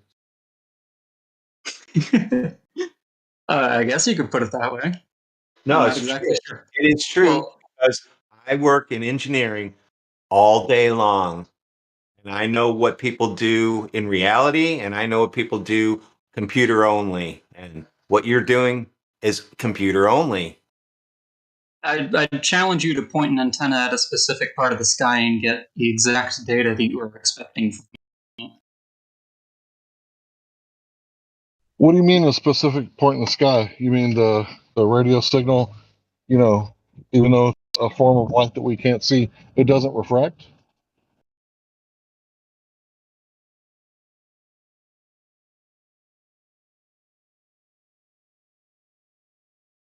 There. Otherwise, we wouldn't be receiving the data that we expect to receive.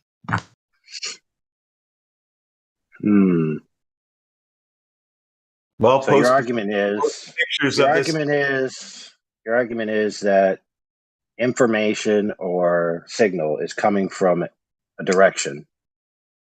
Therefore, that validates a particular thing must be there in a particular location, right? That's your claim? Kind of, pretty much. Okay, so why don't you apply that to light then? What? Yeah, exactly. Well, okay, It'll okay. catch up to you.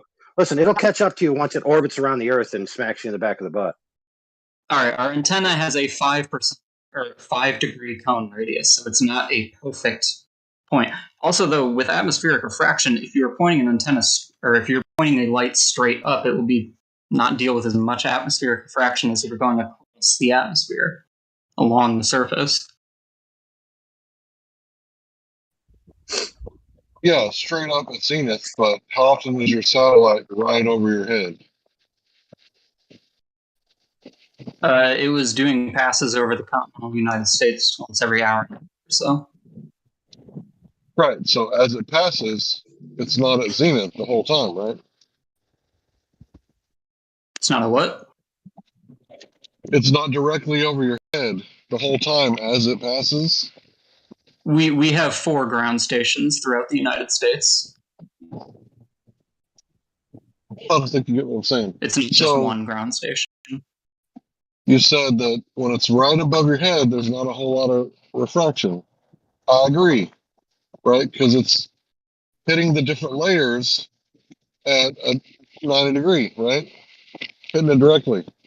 Now, if it was hitting it at an angle, then there could be a little more refraction, right? But we're talking about one medium with different layers of density. So as the damn thing travels from point A to point B overhead, wouldn't there be like different points of refraction? But still, you point it straight at it, right? So you don't get any curve shots. The antenna has a 5-degree cone radius, so it's not like a laser beam that should be mostly to a point. But also, I mean, still with having 4 ground stations over the U.S., you're mostly looking up at any time. Hey, Brian, I have a question for you. Don't you think that's a bit fallacious, though, to agree that just pointing at something and saying that something is in the direction you're pointing to is actually real? What if I was to tell you that people every year around Christmas time track Santa Claus? Would that make him real, Brian? Well, That's if I also was it's also on a computer, Miggy. I would just like to throw that in. Sure. If I personally was involved in tracking Santa Claus, maybe I'd be more convinced. Brian, come on, let's be realistic here, man. Because you and I both know that Santa Claus does not exist. But if people, even such as an entity such as NORAD, would track Santa Claus for the kiddies, right? Why would you, in your mind, why would you conceive that that would be something logically consistent as we're like, yeah, of course Santa Claus is real. We can track him. Look, it's on your smartphone. Look at the little blip right there. You can follow along. Why would you think that's real if you know that Santa Claus isn't real? I wasn't really bringing this up in the first place to try to prevent it. Well, I guess at this point I am presenting it as evidence, but this has been. That's why I want to show you what you're thinking about, how it's fallacious. You're actually saying we're pointing satellites or we're pointing these radars that we have to aim at the satellite. But what if you're doing that and you're tracking Santa? Like it doesn't follow. Like the logic doesn't follow that you're actually verifying the thing that you're pointing at. It's like, so what? Does it mean that the thing you're pointing at is a real thing?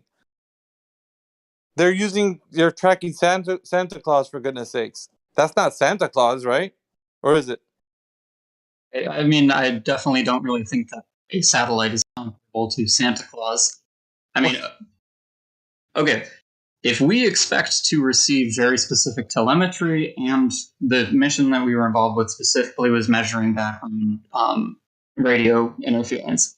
If we get a bunch of data or if we get downlinked a bunch of data that is specifically about radio frequency interference, doesn't it seem like a logical conclusion to say that it came from the satellite we built to be measuring and downlinking information about radio interference? How does it speed up and decelerate as it's catching up with the Earth, because Earth has a elliptical motion, so it requires acceleration, deceleration. How are you doing that with this satellite? What? How are you accelerating and decelerating? Does your satellite have brakes? Are you saying because Earth follows the sun in an elliptical path, our Yeah, satellite that has to requires as well? acceleration and deceleration. Yeah, exactly. 280 feet per second, to be precisely, would be the plus or minus. I think you might misunderstand orbital mechanics a little bit. I think you misunderstand your own. We want to talk about orbital mechanics. So where is this satellite supposed to be exactly? How far up? It's about 400 kilometers.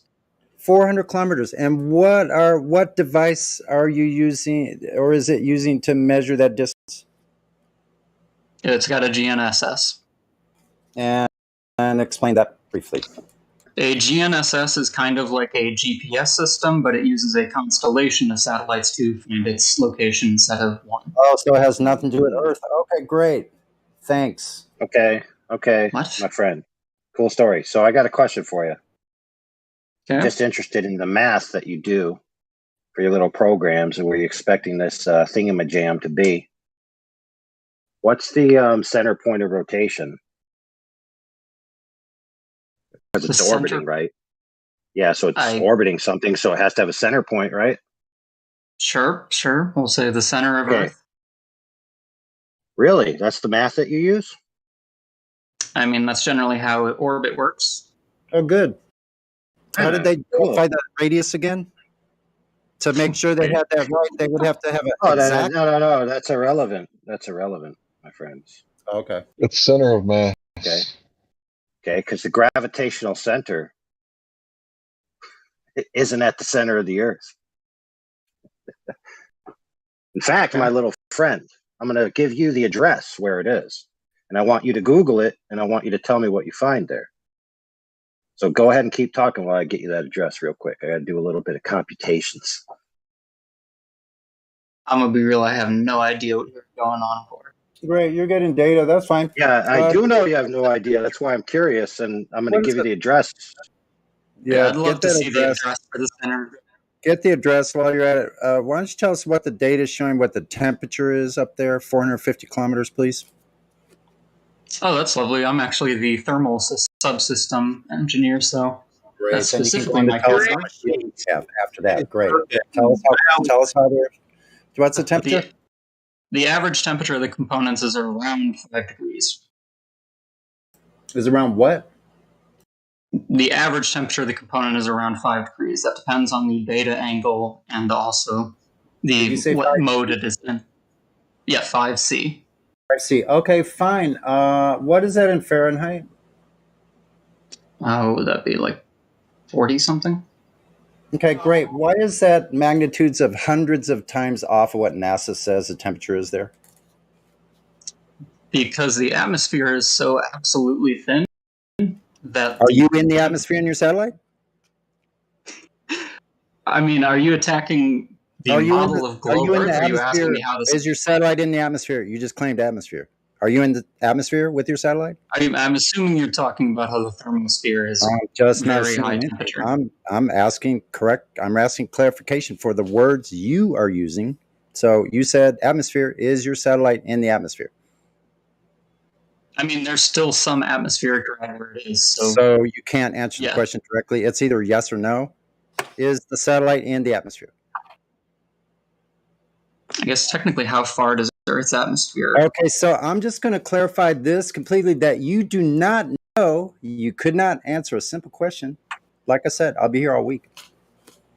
Okay.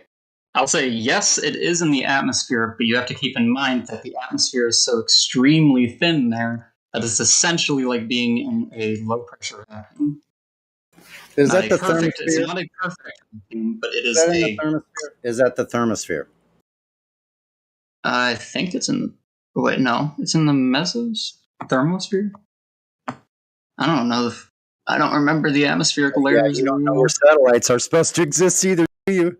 You're just really... I'm trying to help you, bro. You're making a fool of yourself here. Believe it or not, but that's not really what aerospace engineering is focused on. Then why are you here trying to support this globe? That's a fairy tale in your mind only, and you know yourself it's only a belief. You have nothing to back it. I don't care what you are, what you do. You don't have measurement or curvature. Neither So, does an the satellite aerospace that they sent up engineer there. class, They didn't have a measurement. So how did they do that without a measurement? he's not prepared through class to get roasted by flat earthers, guys. That's not what aerospace engineering is all about. I thought that the aerospace engineering documents stated that the Earth is flat and non-rotating in order for all their math to work. Bingo! Yes. Speaking He's like, guys, of in math, aerospace engineer school, they don't teach us how to answer questions about what we believe. I don't stop asking me questions about what I believe. I mean, I can't answer any of those. well, let's ask questions about his field then. Speaking of which, I've mathematically compulized the exact location by an address of the location of the center of the gravity. So he could Google that and tell me what he finds there. All right, let's Then he go. could check. Also, Then for he could check my math. For your interest, I'm pretty sure it's in the exosphere. Okay, so I'm looking at an address in Texas. Sphere. It's in another sphere now. That's what the layers of the atmosphere are called. Okay, so I'm looking at an address in Houston.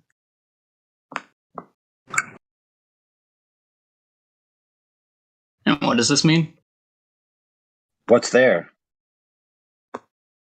Looks like a stadium. Yeah, what's it No, called? it is.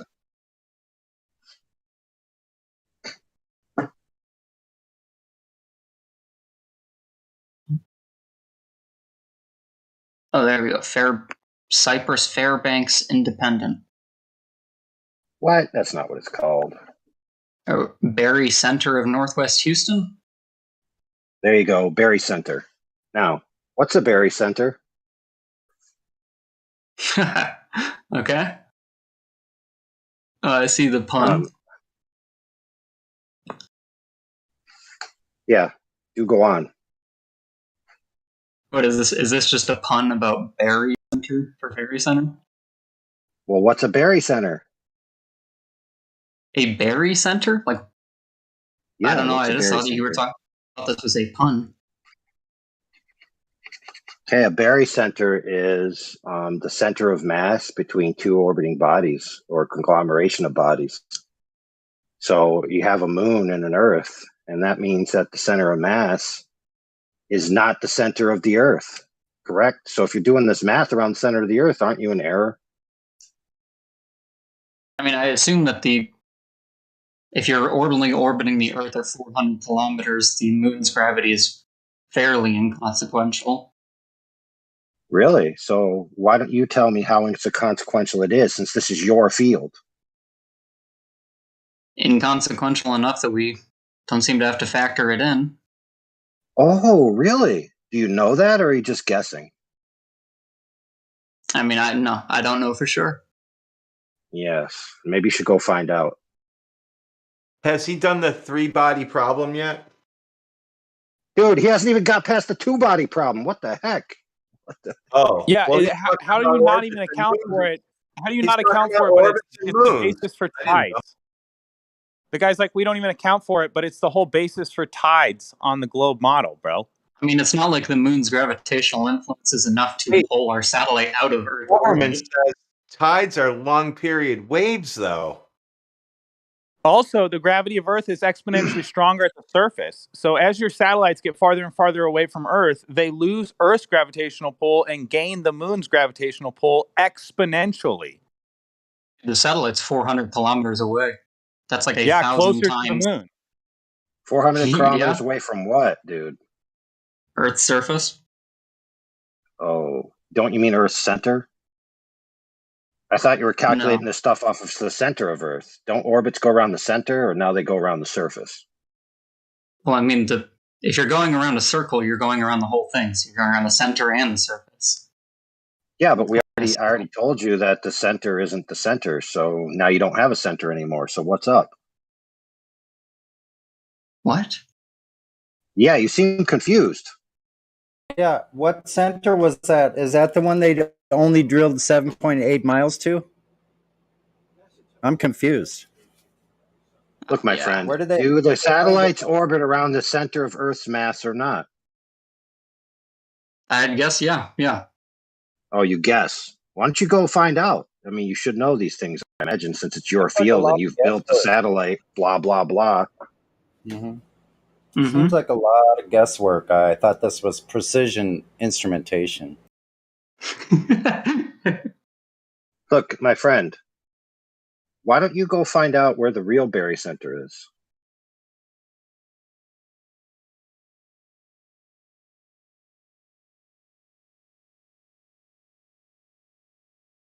Okay.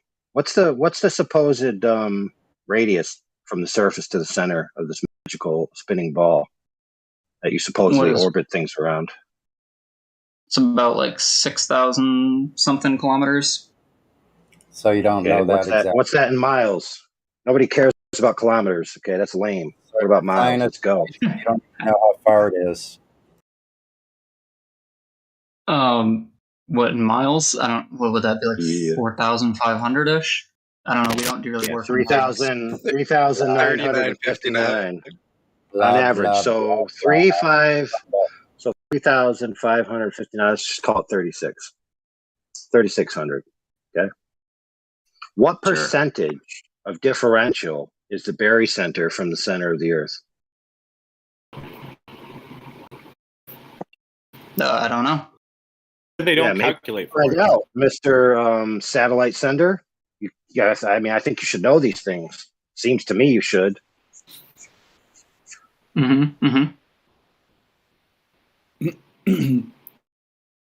Yeah. Seems problematic to me that it seems obvious on its face that the center of mass, right? So, for example, if I throw a tomahawk or a hammer, right, it revolves in a very specific way. It doesn't just revolve around the center of the object, right? Especially if you attach the two things with a string, like a bola or a hammer and a bola, right? It's going to revolve in a particular way. You know, there's fine balances done in engineering when there's things that are not perfectly circular or whatever for them to spin without destroying themselves, right? Because they're revolving all the force around a particular location that isn't actually the center of the physical mass. It's the center of the quote unquote force mass, right? So it seems to me, now I could be wrong, don't get me wrong, but it just seems obvious to me, simple, that you should be accounted for this. Yet you don't seem to have any clue what it is or what it would do, or even if it is indiscriminate or not. You got no definitive answer. Now, somebody who claims to be involved in satellites should know these things, I think. Don't you? Yeah, seems pretty good.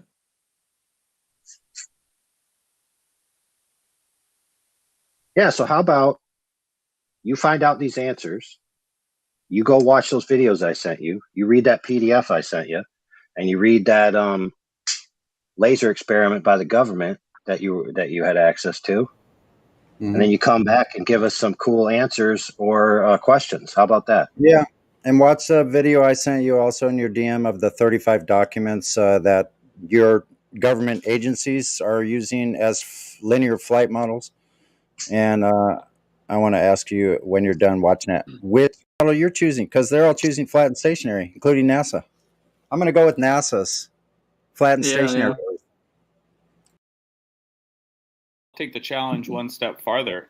Go out and test Earth yourself, and when you find it curving in all directions, get back to us, because we've been looking for 7 years. All right, sounds great.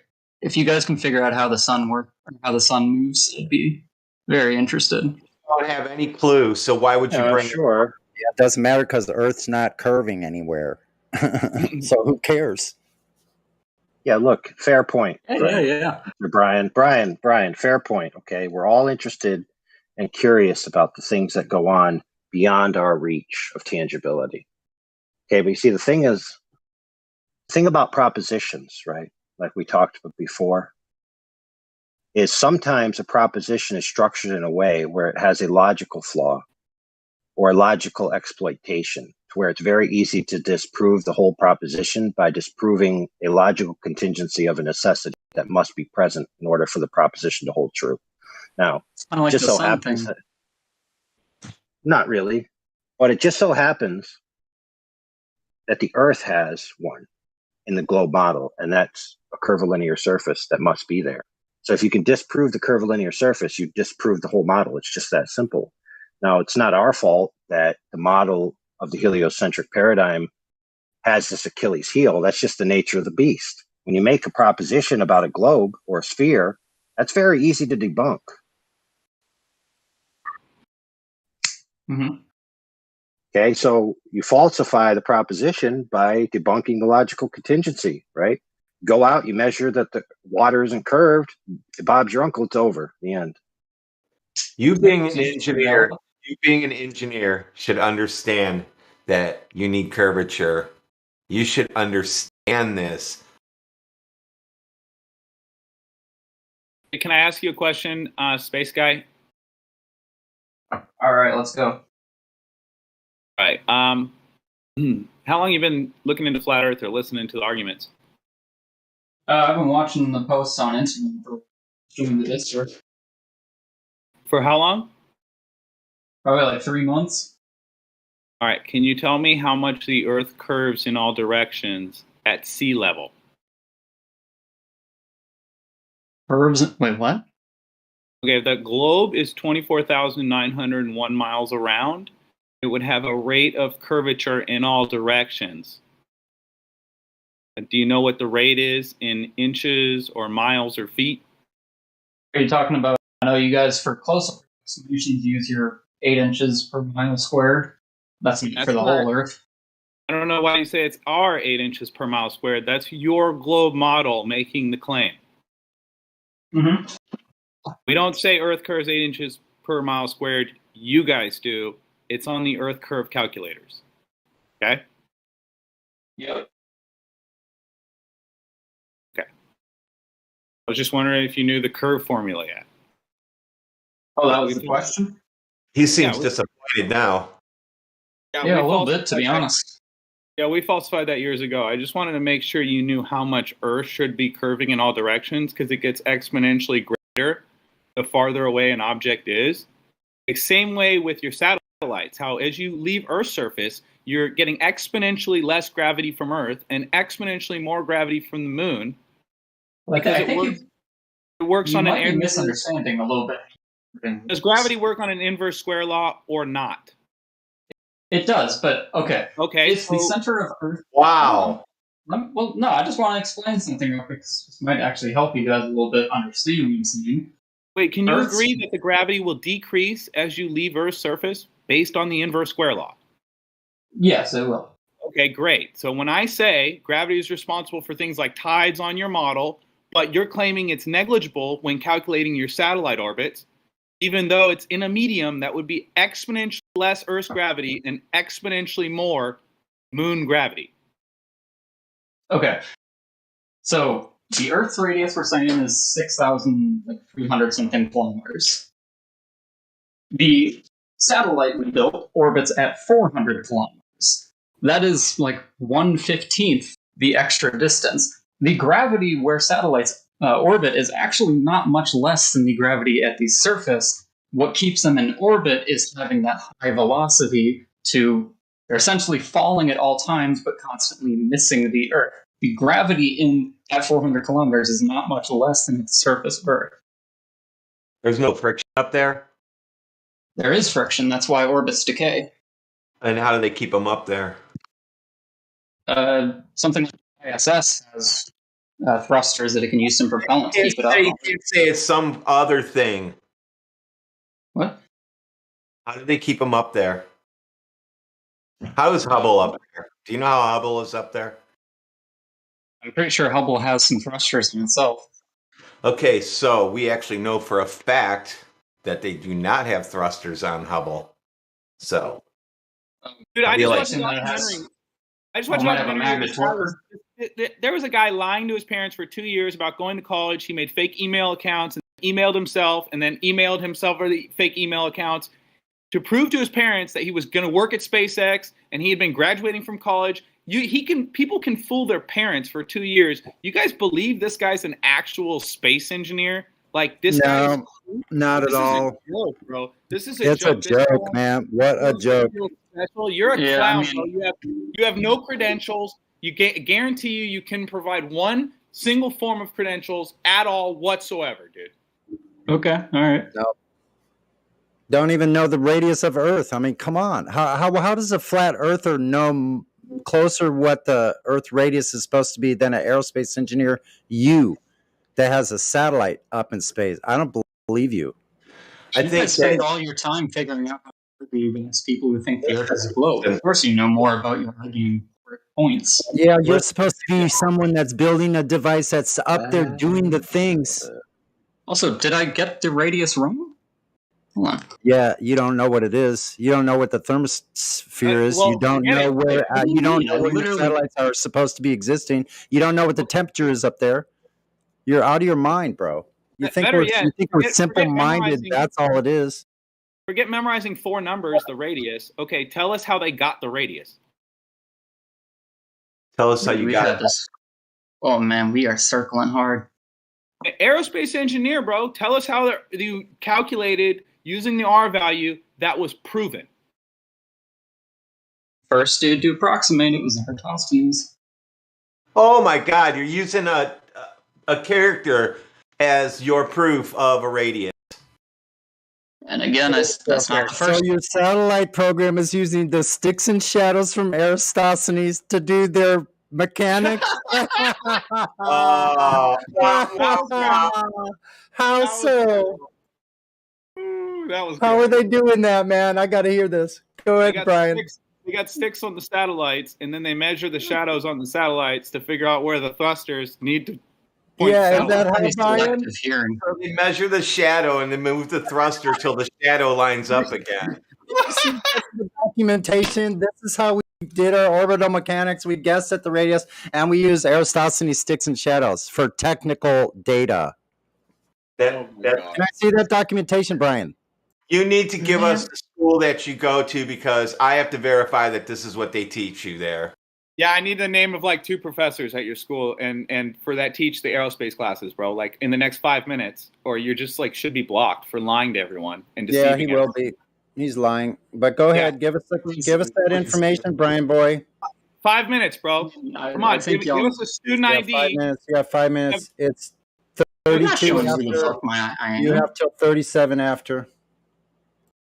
Also, I think y'all got very selective viewing, because again, I used the word first person with Eratosthenes, but I'll let y'all have your laugh. Okay, do you know Neil Tyson? We are laughing because you're fucking ridiculous. Neil Tyson says that works on both models. Well, y'all aren't letting us have the laugh. Yeah, coming at you for being a dumbass. We've seen so many liars in here. It's really easy and predictable, Brian Boy 321. It's so predictable. We could guess what you're going to say next. Apparently, oh shit. What? Who muted me? Am I getting suppressed for... Who cares? Brian, remember I told you... Deceiving and lying to everyone? You should. Earth proof. From the beginning of our conversation. We care about Earth proof here. Earth proof. So from the beginning... I've never seen any hard proof of flat Earth. I'd love to, though. I seriously want to.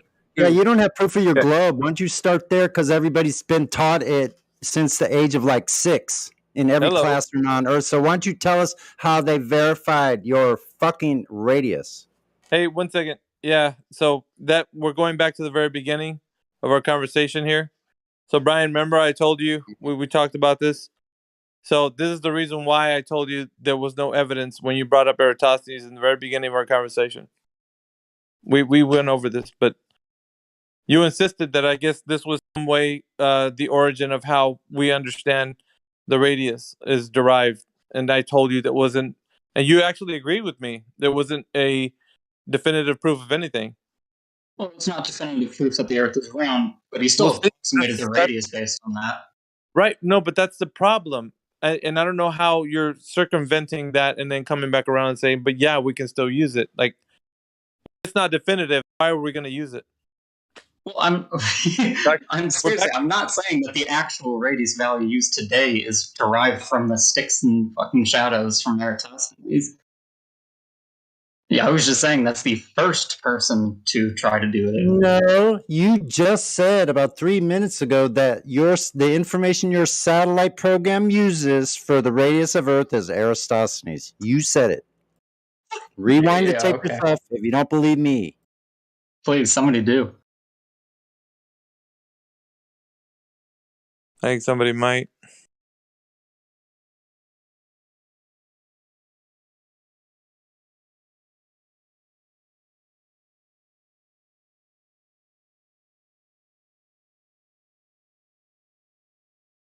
He's now reflecting on his student loans that he doesn't know how he's going to pay back because he knows we're right.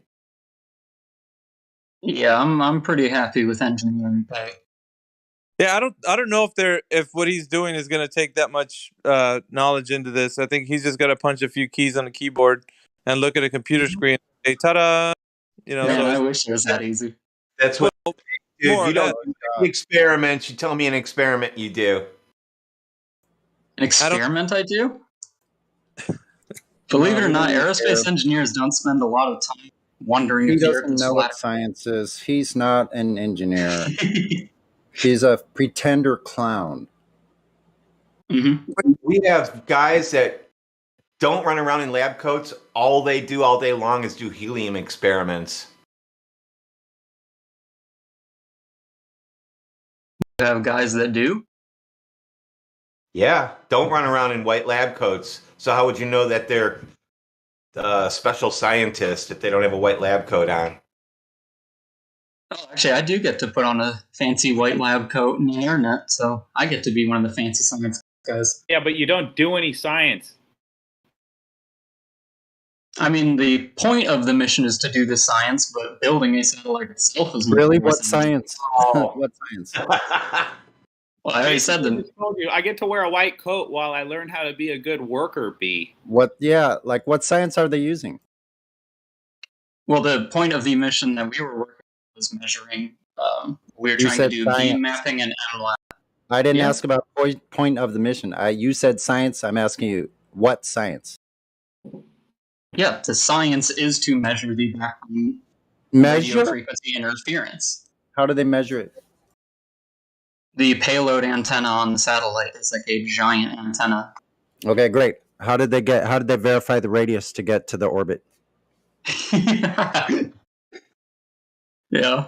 You know, nervous laughter I ain't doesn't. working on shit, but Nah, this is so I already silly. called you out, dude. This is going the same thing back. I already called you out. You only look at a computer screen. I know how it goes for you guys. Yeah, and did you provide the proof of the program of the director of the program from the university yet? Because Did you I have provide the 37 proof to minutes. the director? Yeah, Give the us proof of the or director somebody of the in your program program of the needs some proof of university the you go to. program. Hell no, So I'm that not they telling you actually guys. are using a satellite. We need the name of the program, or the director of the program, or the director of that program in that university. Yeah, if you find the program that I'm working on, you'll find me. I don't really feel like I want you guys doing that. No, that's not true, and you know it's not true. My name is on the page. That is absolutely Who true. cares? We're asking for some verification that this university even has a satellite. Yeah, there should be a writing somewhere from the university. It doesn't include you. My name is on the has page. to have a citation from the program somewhere. Documentation doesn't implicate you. If you guys know the program I worked on, you know who I am. I don't particularly feel like doing You that. were asked to provide proof. You did not do that. Anyone else have anything else they want to say to Brian Boyd before he leaves? He needs to go, and I agree with that decision. Well done. Liars. Any other objection? Charles, or was it Mark Twain once said, arguing with the fool only proves there too. What are you Come on, doing guys, here? You don't even know any religion, bro. And then he calls us stupid. We know way more about this subject than you do, and then you have the audacity to call us stupid. Yeah. If you guys don't want to speak to him, just move on to someone else. There's new people. He's got a timeout for 7 days, so he'll be all right. Point Earther wanted to give it a try. Yeah. You can't, engage in the conversation in a long form conversation doesn't mean the person that's disputing you is wrong. It's just like, if you can't keep up with the conversation, you can't keep up. At least have the humility to let the other person talking to you. We're slowing down for you, if anything.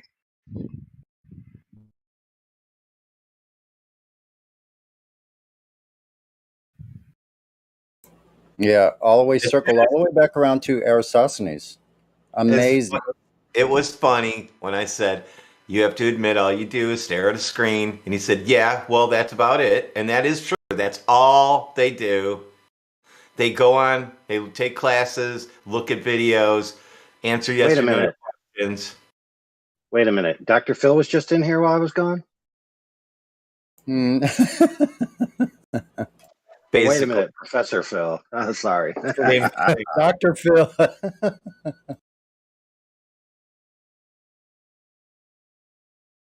That's who Brian Boy's making satellites for, Dr. Phil. Hey, yeah, you give him a Battlefield promotion or what?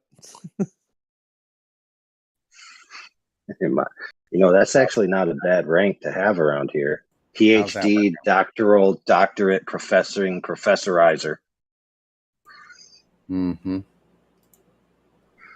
Yeah. How high is the confidence that that was an actual engineer? Dismal. Well, listen, to be fair to them, a lot of them say that they are these things when they are just starting out in their education.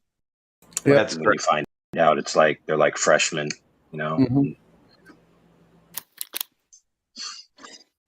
I wanted to ask what fraternity he was in.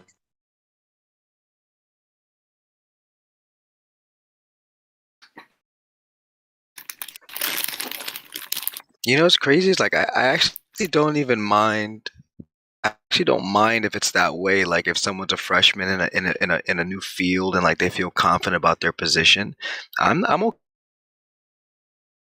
okay with that. You know what I mean? But at least have intellectual honesty. But it's like if you like, we weren't looking for the answer. You're just trying to like win. It was like no one here's trying to win. We're just trying to have a conversation. Also, if you really were working on satellites, wouldn't you be like, yeah, go check my Instagram? Yeah, bro, you want to see pictures? Yeah, bro, here's me doing it, bro. Like, I'm the man around the space agency, dude. Or at least learning to be. You don't like cower away when someone's like, hey, are you actually there? What a clown. Yeah, why would that be something they act like they're ashamed of? Hey, I believe we're making satellites. That's it. You got to imagine the dynamic. Most people who pretend or actually do work at SpaceX are like, everyone thinks they're so cool. And then they come in a room of flat earthers and get absolutely fucking roasted. You know what I mean? Yeah, that must be kind of disheartening. I mean, tough for the ego, dude.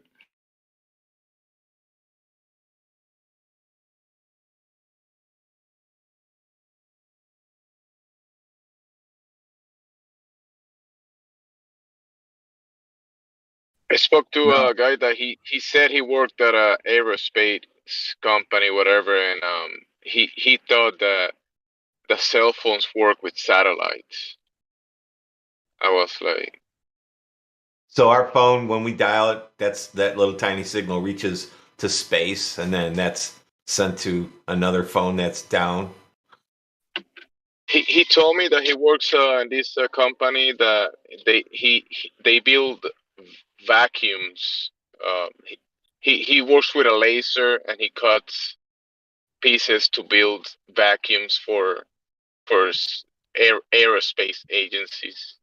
That's what he said. He runs a laser cutting machine, basically. See, he embellished it a little bit. Dude, people say the dumbest things, like, and you got to wonder, if they're lying about what their profession is or what they're going to school for. But sometimes I think they just make I think they're being honest about that. It just shows how stupid so-called experts can be. I talked in the first server for a little while with a cosmologist, so he's claimed anyway, who made the error of typing into one of the chats that the moon's phases are caused by the shadow of the Earth. He was a cosmologist. I had to correct him on that. Damn. He was totally embarrassed by it. He was like, he even said, "Oh wow, that's embarrassing. Yes, you're correct." Blah blah blah blah blah. But he's a cosmologist. Fucking said that. It's No, too I bad believe. QE. It's too bad QE wasn't in here a couple minutes ago. It would have left him some meat on the bone, but just missed it.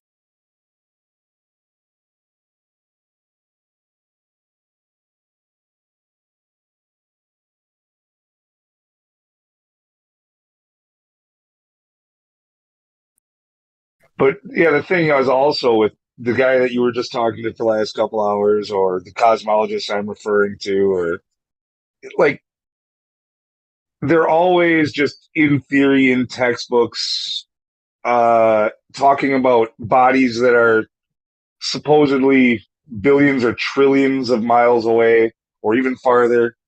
They don't ever focus on the Earth whatsoever. Like that stuff was left behind them in grade school, just like us.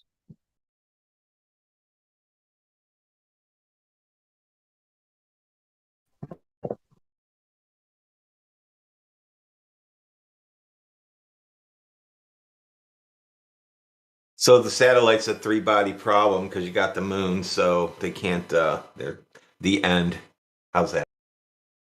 Even if they could solve for all that, then you got the sun, which holds the Earth and Moon in orbit. And you also have the fact that the galaxy is moving around in orbit. And then the rotation of the planets, like Jupiter, they're closer to Earth sometimes and then farther away according to that model. Like just a week ago, they were all in a line in the sky. Mercury, Venus. It's like they're on a belt or a ring. Van Allen belts. That's interesting.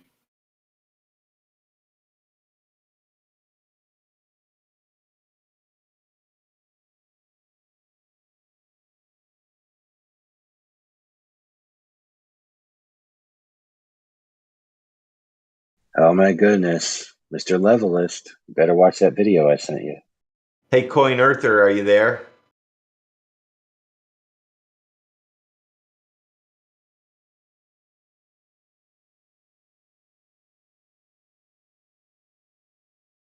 Guess not.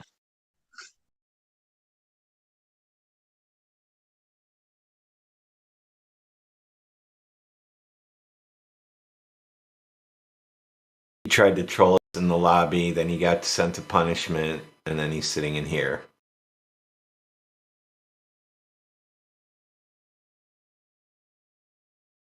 So, what actually went down with Brian? Should I rewind into the stream and listen to it, or should you just tell me? Which is better? I think you should go listen to it, maybe. All right, I will. No, or I could just wrap it up. Basically, people got sick of listening to him, and they started taunting him and trying to get him to spiral. And then it happened, and now he's gone. Basically. Just laughed at him, and he couldn't take it. We went from the very beginning with Miggy and the 3 points, and he went to Aristophanes. It was pointed out to him, and he conceded that it wasn't proof of anything. It didn't solve the problem. It wasn't actually a proof of anything. Then he's all the way back talking about his satellite program, and I asked him what technology they're using to set the radius of the orbit, and he quoted Aristophanes. Well, he never brought evidence of the curvature of the Earth at all in any part of the conversation. He made a leap of logic from Eratosthenes all the way up to current times as to how we know because we got technology and whatnot. I'm like, dude, you don't even know how it was derived back then to verify that it was actually measured, And he just kept falling back to Eratosthenes, and he agreed with me that it doesn't prove that it's a globe or it's flat. Like there's no definitive proof there. So I was like, all right. So now what do you got? What else you got? And he was like, well, we can just still use it. I was like, no, you can't use it. We just already. It was just circular for a while. And then he got off that ride and started talking about refraction and whatnot, and it got stupid afterwards. He clearly didn't demonstrate anything, as they usually normally do. I asked him what part of the atmosphere. He didn't know. He didn't know if his satellite was in the atmosphere or not in the atmosphere. Couldn't answer it. He didn't know what the temperature was. He didn't know what the temperature was at 450 kilometers, which I do. What the hell? He didn't know what that was. Oh my God, that was a train wreck. And he was like, "Oh, this is going to be good. I'm the thermal engineer guy." He's like, "I'm the thermal guy." And you're like, "Okay, what's the temp?" And he's like, "I don't." What? Yeah, that was good. I like that. I'm glad you brought that up. I'm glad you brought that up. I got no freaking clue. Shit.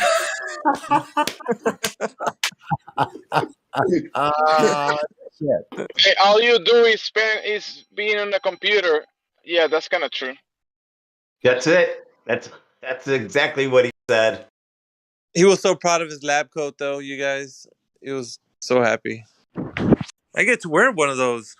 Well, he sweeps the floor at the university over by the whatever place that is. We got some engineers that wear lab coats, I guess. Not 90% don't. I saw through the Do any window. of those things, but he knows the sun cannot work on a flat Earth because reasons. You know what's funny is the director of NASA during the moon landing, he was asked about preparations and how ready everyone was. And he says, "Man, we've been through the simulations and everything so many times, these people wouldn't even know if we really landed or not." Huh. So staring at a computer, bro, getting data that you're not in charge of. Oh, God, that's a funny place to be, dude. PolitiFact, some TV coverage of the 1969 moon landing was animated, but that doesn't mean the event was fake.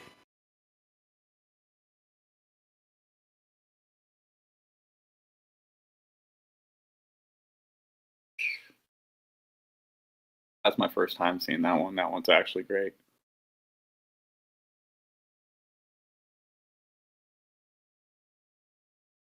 Yeah, and then he was like, "Yeah, the satellite's in the atmosphere, but it's also not."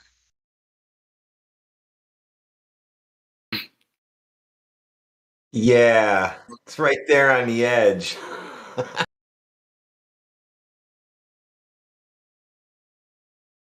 Into some other sphere. There was another sphere. Well, when you pushed him harder on it, he said, "Well, it's atmosphere, but there's so little there that you don't actually have to account for it." So he basically said it's there, but it's not there. Mm-hmm. Oh, okay, bro. That guy was every other sentence was a double speak from the previous sentence. Mm-hmm. The plane's flying, but it's not flying. The air's moving, then it's static. Didn't he say that believing and knowing are kind of like the same thing?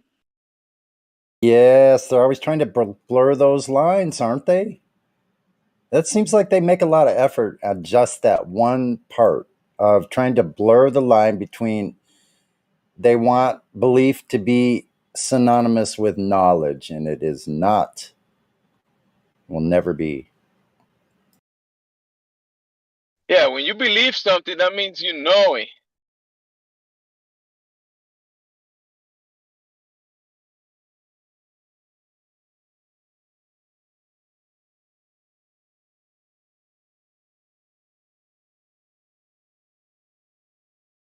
Let's play this little clip from Buzz Aldrin. See what he says about the moon mission. I don't want to be presumptuous here. I can call you Buzz, okay? That's a legal name, passport, Okay. driver's license. And I am Uncle Coney tonight. Uncle Coney. Let's talk about this, because this is fascinating. I remember very clearly, I think anybody who was alive at the time does, I remember my parents waking me up, and we went down and we watched you guys land on the moon, No, which you was didn't. No, you didn't. what? Because there wasn't any television. There wasn't anybody taking a picture. You watched animation. See, you associated what you saw with. I have very hazy memories. Yeah, I know. You saw an animation. Thanks, Buzz. Look, we happen to know the Earth is curved because we can't measure any curve, okay? Yeah, because you can't measure it. That's how you know it's so curved. Because it's flat all the time. Every time.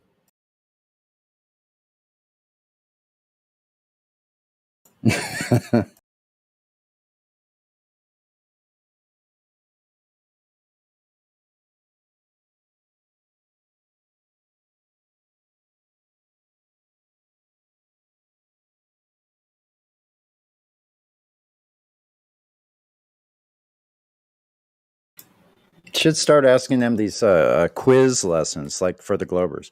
Okay, for the Glober, which one of your religious leaders said this about the universe? Don't assign this shit to my name.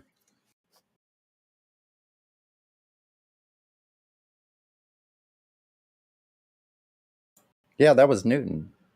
He was in line for the priesthood. I think he had relatives that were bishops and popes. Not very religious, huh? Next one. Do you guys remember when I used to do, or anyone see a Geo Party? It was like Jeopardy, but for flat earthers. Anybody catch any of those shows? They were so funny. I think so. Yeah, I'd cash app the winner like $20 or something like that, but everyone would be guessing the answers to the stuff, and I'd add up points on the board behind me. I remember when you first I remember when you first started, Nathan. You were still in OC in Orange County. I was like, "Who is this dude, man?" Oh wow, you knew me when I was an OC, dude. That's crazy. Yeah, that is when I first started. I remember back then. Wow, that's when the group had maybe 2,000 members. That's when I first found in 2017. So all you guys were out there, like it was a good time to, you guys are a couple years ahead of me, but there was still a lot of information out there in 2017.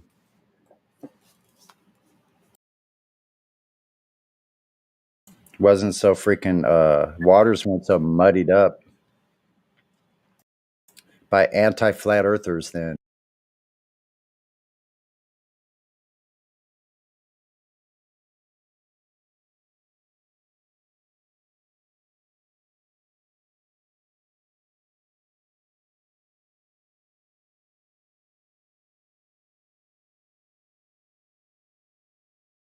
Shoot, it's like the reunion of the OGs on here tonight. Well, it's nice. At least Elon's taking over Twitter, so we got that, What's that gonna mean? Oh man. How to send all those twit heads to space.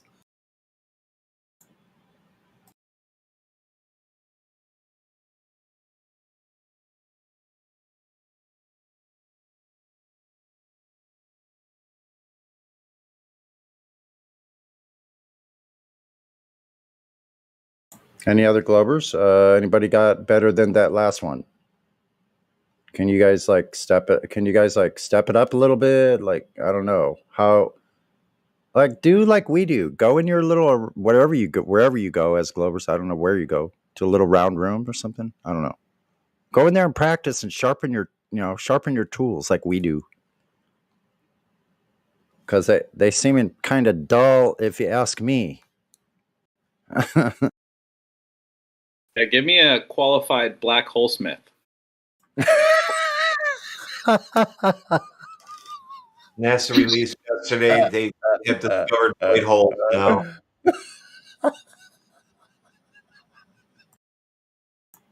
We just discovered our first white hole. You guys missed that? Yes, yesterday. No. NASA. Really? Okay. Wow. Next, they're going to discover the A hole. Is that trying to? Are they trying to be like equal opportunity? I think so. Or Equal. Spread the holes Equal equally holes. around to all colors. No, they actually identified a black hole that identifies with a white hole.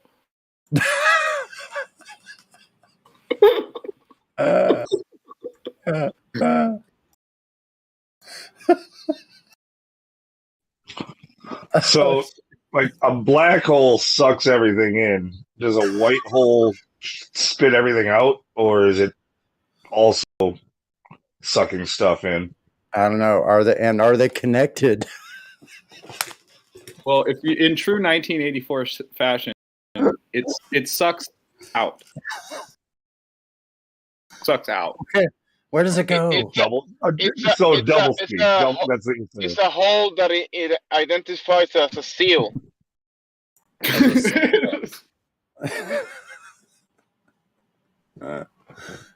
So it's kind of like a valve job.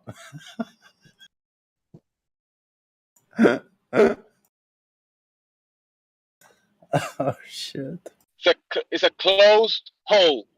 Better check those fucking O-rings.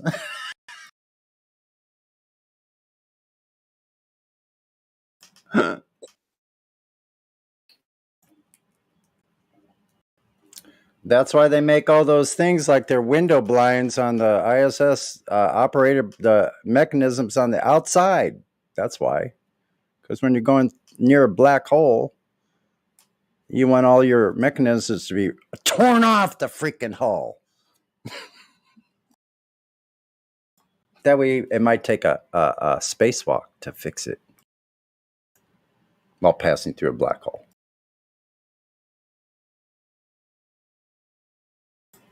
Sounds reasonable, doesn't it?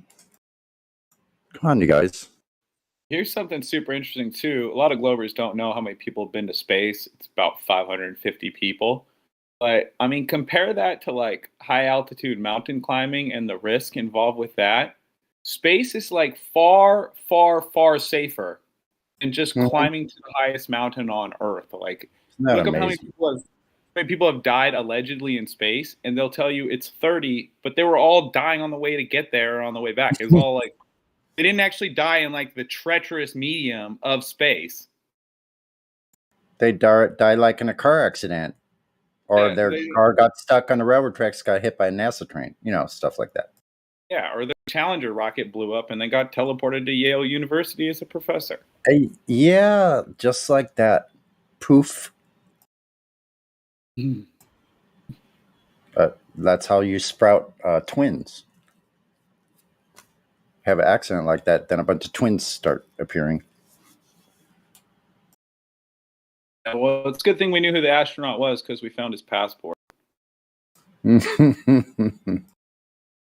That's a deep one, dude. I thought that was the terrorist. Maybe he blew up the rocket. It was sabotage. Maybe he was the one that had the wrong engine with him. He was trying to redirect the rocket to the World Trade Centers. But they ended the mission short because they knew he had. No, he was actually trying to avoid the buildings, but the buildings were rotating so fast they ran right in. The buildings hit the planes. Look out, Joe! The buildings are coming right for us. Watch it. Yeah, a plane couldn't possibly make that treacherous turn and dive at those speeds. It was the Earth making those swivelly moves.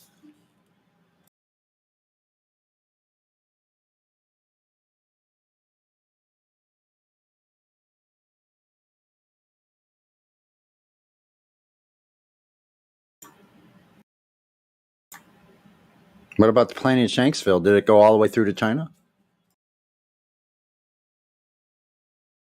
It disintegrated on impact. It vaporized, they said.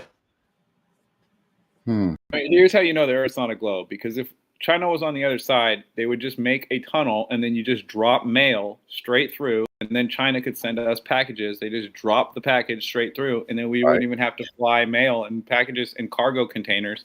What a joke. I think it would get stuck. I think it would get stuck in the middle. It would like yo-yo back and forth for Exactly. eternity. You just float around in the center and you get a clog, a male clog. That's where that song came from. Stuck in the middle with you. It would get stuck. It would get stuck in the lava down there. Magma. Magma. Molten hot magma.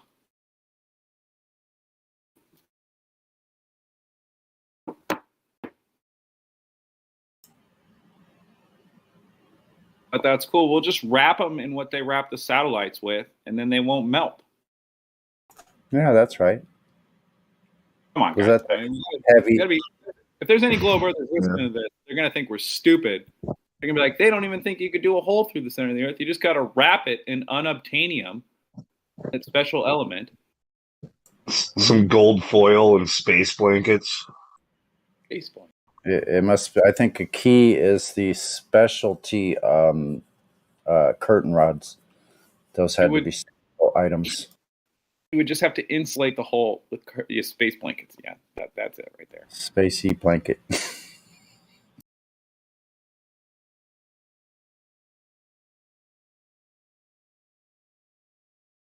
It'll also solve global warming because now you're letting all the heat out of the center of the Earth too. So you'll have eventually it'll cool. They could equalize all the pollution too. They could send it through the hole to another part that's less polluted. There you go. It'll even it out. And pollute them too.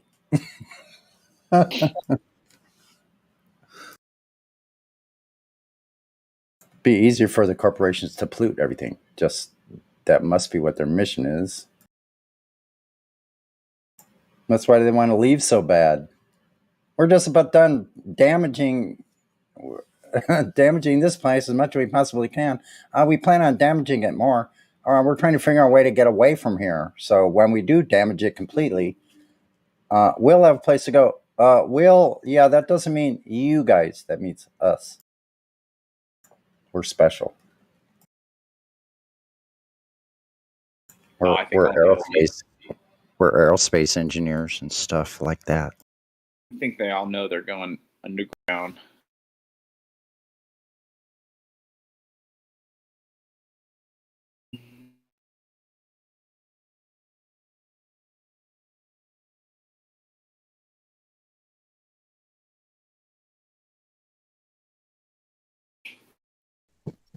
I doubt anybody watched it, and I'm going to get made fun of for saying this, but the Bucks looked pretty fucking good against Boston today.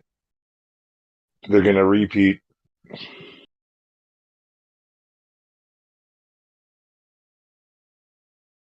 I legitimately don't even know what sport you're talking about. That's basketball, right? Yeah. Bucks are basketball, right? Okay. Sports? What's that? It's the thing the children used to play back in the day before video games. When they went to sports I didn't watch a game all season, but like now they're in the second round of the playoffs, and I'll watch a game or two.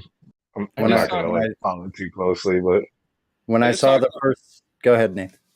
I just saw a video a couple days ago where an ex-NFL, or no, it was an NBA ref, said, yeah, if they're down 2-0 or 3-0, they'll pull us into a room and look at all the footage and say, you could have called this, look out for a next game. And they literally throw games to make it more even and just to get more revenue.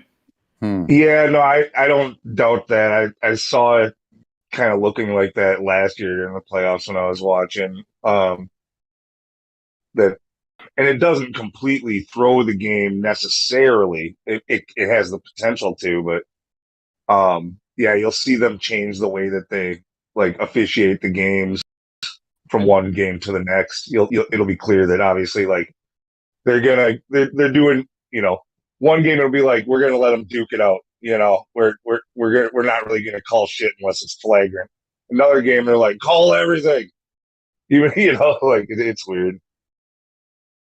When I saw sports with paper cutout spectators, I lost all hope. I mean, there seemed like a period of time where like sports fans were constantly upset with umpire calls in baseball and referee calls in football and basketball.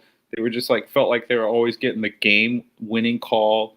It was like total BS.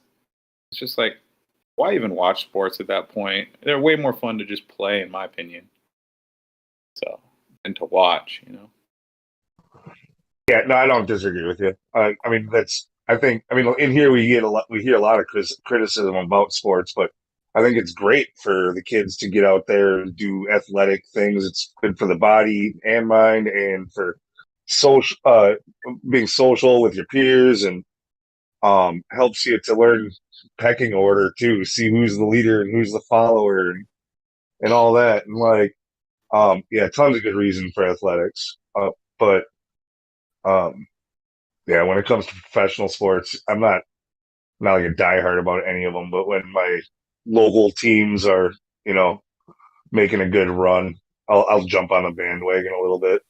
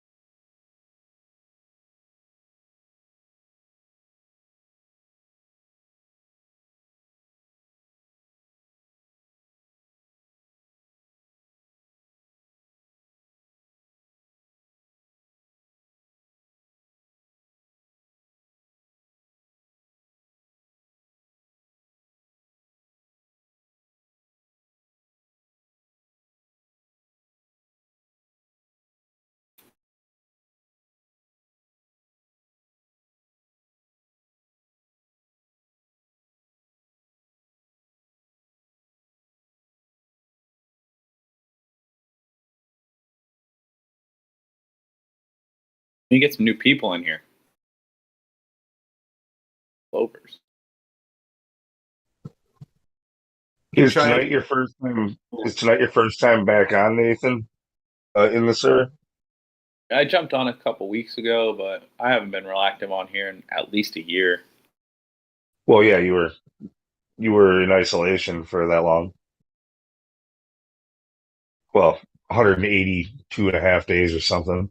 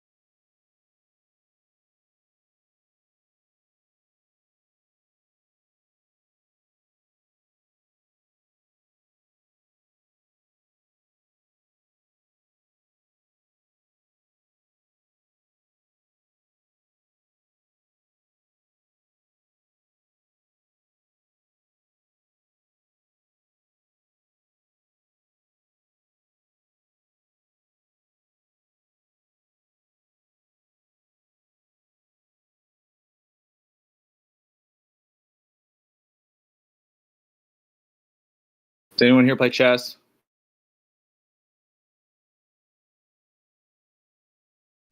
Yeah, it's been a long time though. Yeah, I used to be.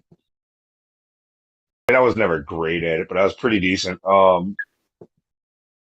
Back when I was like early 20s. But yeah, I haven't played in so long. I just recently like downloaded an app just to play against like the AI, and I just on easy. I was like struggling at first, like, oh, what the fuck? I forgot all like the good openers and stuff like that. Like some of the just strategy, like it would take a while to get back into it again. Yeah, I've been having a lot of fun. I just found a flat earther to play with today. It was pretty cool. We chatted on Discord while we were playing. He's up in Canada.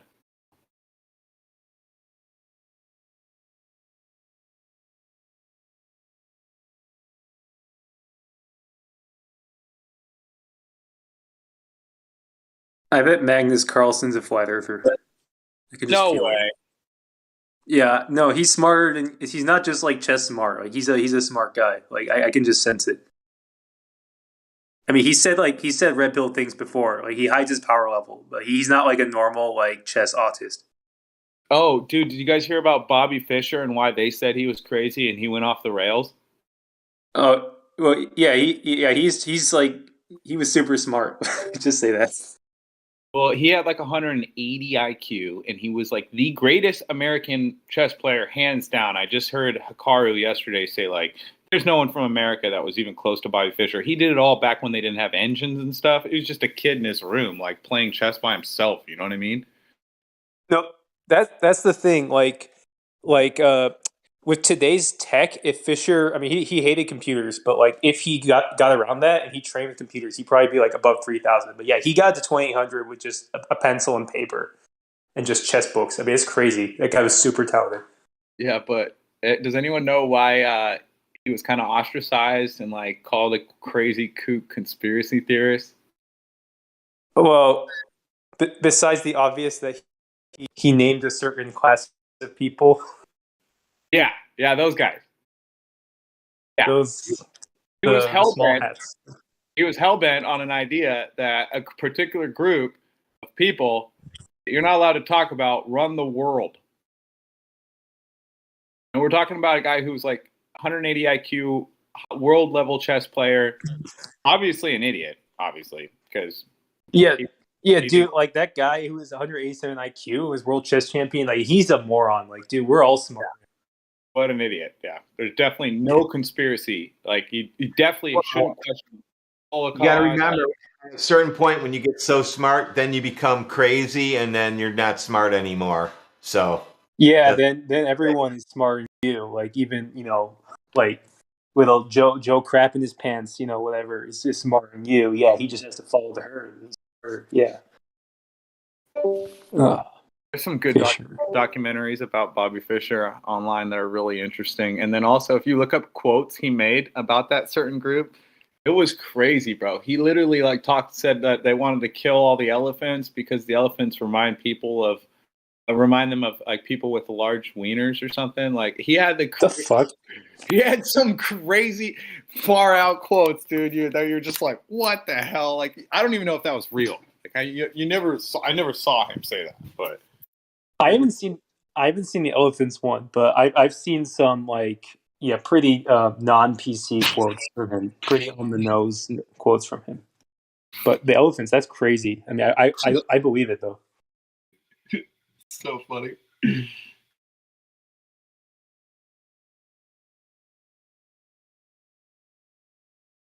Yeah, like they killed him, right? I mean, he had to flee to Iceland, and then they poisoned him. Like his death is super mysterious. Like he was just too smart for his own good. Also, he went to some other country, won a chess thing, and then they wanted to arrest him for like winning money for a chess tournament, dude. So yeah, that was during the Yugoslavia bombing, like in the 90s. He re-challenged Spassky. Spassky was the guy he beat to get the World Chess Championship. So they had like a rematch, and the U.S. or whatever UN's like, we have an embargo on Yugoslavia or whatever, so you can't take any money from them. And he's just like, no, fuck you, And then he did it, and then he's like, oh, now he's a criminal. So then we're gonna arrest him. So they arrested him in Japan, but he got asylum in Iceland, which is where he won the World Chess Championship. So they still had some respect. So he just lived in Iceland for the rest of his life. And he had some famous speech on 9/11. Like there was some broadcast where he was, naming the correct culprits, like maybe like the day after it happened. And then, yeah, he didn't last too much longer after that.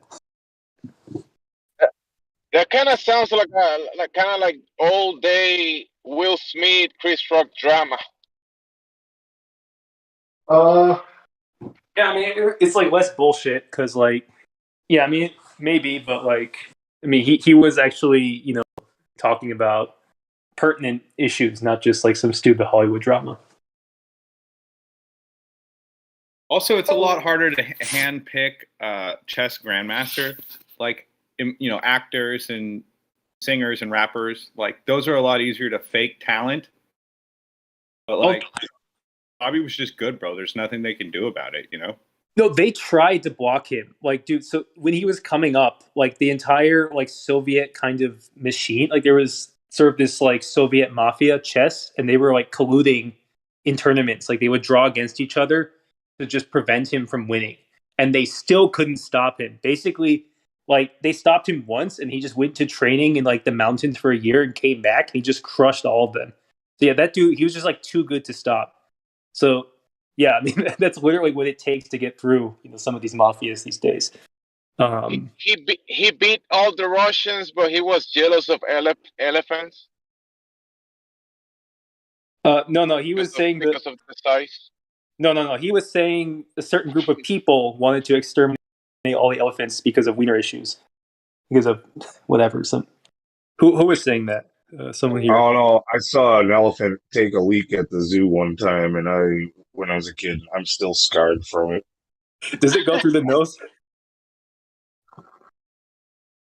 Dude, like, all right, I don't know if anybody's ever seen this, but like a ball, like a plug, like drops out, and then it's like I'm like this thin like string, and then it's like a flood.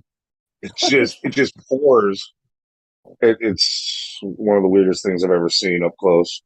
Don't they eat? They eat like 100 pounds of food a day. Am I making that up? Something like that. Like so, they must shit that's a lot. Conspiracy. That's a conspiracy. Yeah, dude. I'm just making that up. That's the real information they want to hide is how much an elephant eats. But actually, back to Fisher just briefly. He was saying that you guys know Gary Kasparov, right? Like the other Kasparov, yeah. They said that he said that Kasparov was actually fake. Like he would just arrange matches with people like to get to the top. Like he said that Kasparov was just totally a made man. He like didn't have as much talent as everyone was saying he had. So just a fun fact. All right, I'm very concerned because I think they want to drive the elephants to extinction because the trunk of an elephant reminds them of an uncircumcised penis. I'm absolutely serious about that. They are mental cases. Wait, do you have the quote for that? I mean, that's totally bad shit. I believe it. It's so bad shit that I believe it. So who's the actual champion of chess? Is it a man or is it a computer? Well, I mean, the computer would win, but like the best. I mean, the champion is Carlsen, like the human champion, Magnus Carlsen. But he's super red pilled. I don't know. Like, don't sleep on him. I'm pretty sure he's like more awake than the average Joe Schmo chess champion. He said some stuff in the past that's like kind of hints at it. What's the name of the chess, I don't know, program or whatever that AlphaGo? I don't know, maybe, but there was one that I remember, maybe it's been 10, 15 years now, but like it was a big deal. Like there was that, I think that's the one where finally some person beat that thing. No. Like a Russian guy or something. It beat Kasparov in a match in like '96 or something, and that was a big deal because that was like when the computers surpassed the best chess player, best human chess player. So that was like a big deal. Yeah. Okay. And then Kasparov was really salty about it. He said that they cheated. Like he said that they had a human because he said the move it made was like not a computer move. So I kind of believe him, but yeah, I don't know. I also think Kasparov's kind of full of shit sometimes.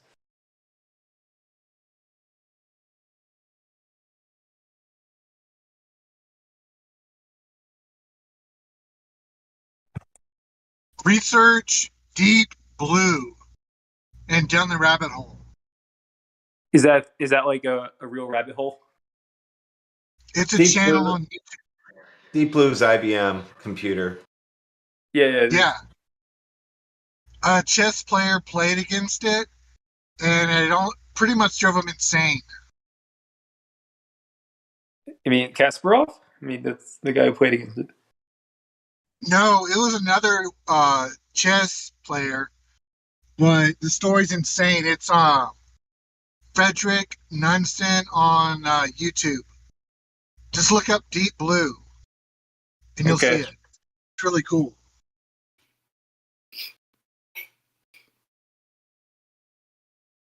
So like it drove him insane. Yeah, Also, Mhm. yeah. Go ahead. Also, the name Deep Blue is that supposed to be like a globe reference? I just thought of it. Is that like a subtle globe reference? Wasn't there like a BBC documentary called Deep Blue, or no, it was called Blue Planet, right? Never mind. I'm probably just IBM was Big Blue. That was their logo was blue or something at one time. They were Big Blue. Isn't there a logo on Earth, or am I thinking of AT&T? AT&T has a globe logo with Yeah, it's three a globe. stars.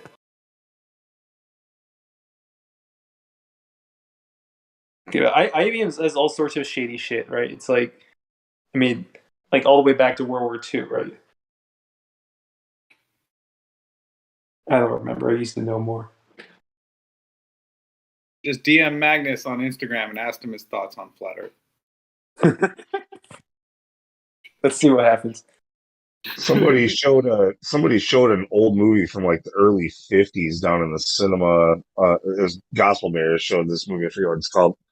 But it was like some space sci-fi thing from the early '50s, and I noticed like a lot of product placement even back then. Like they had an IBM typewriter that they were using.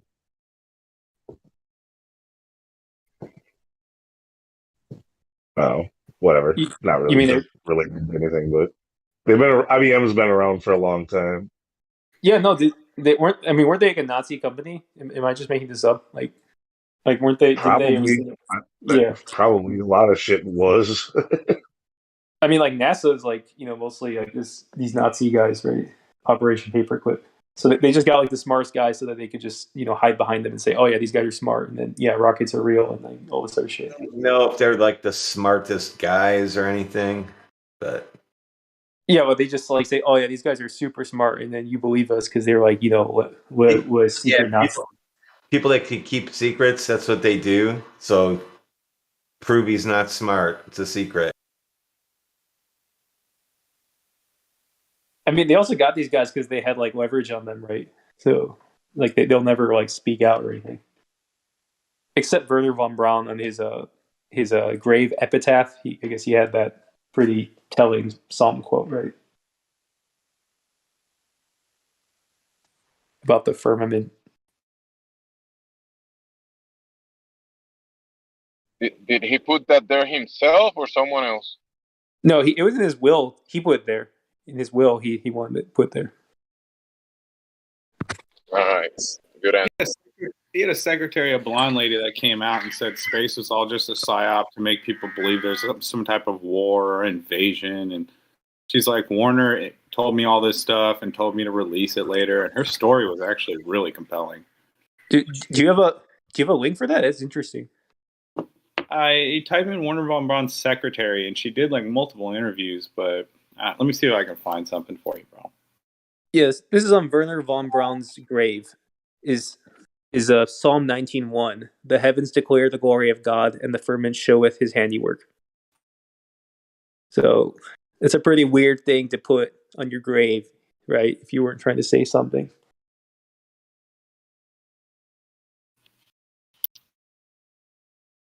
He couldn't say anything then because he had taken an oath, and the oath is if you reveal our secrets, they whatever. Some are hung by their doorknob in their hotel room.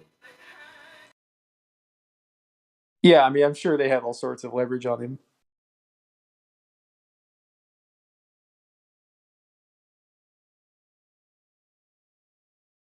It's interesting because Hitler was not.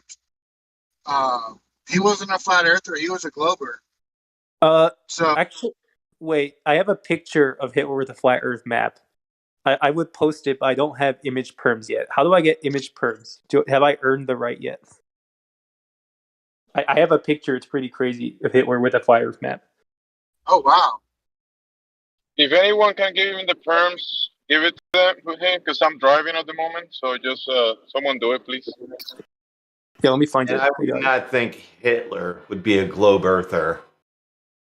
Well, because in his book, Mein Kampf, he referenced the Earth as a planet going through infinite space. Because that was a book for everybody to read. That's like everybody, what's his face? Neil deGrasse Tyson, gravity pulls everything down. You think gravity pulls everything down?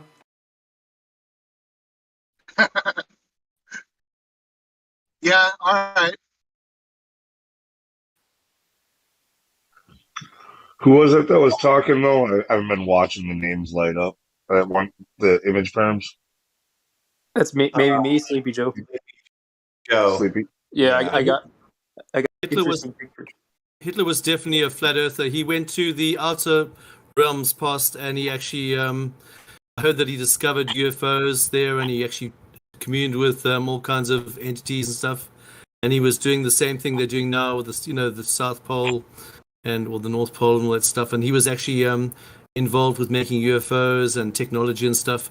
And he went to the outer past the South Pole. He was in those realms there. He was actually, that's where he was hiding for a long time. Then he went to South America much later, and then his grandson was Obama, by the way. I don't know if anyone knows that. What the fuck? What? Sorry, what? that got too crazy. What? Hitler never died. He was taken to.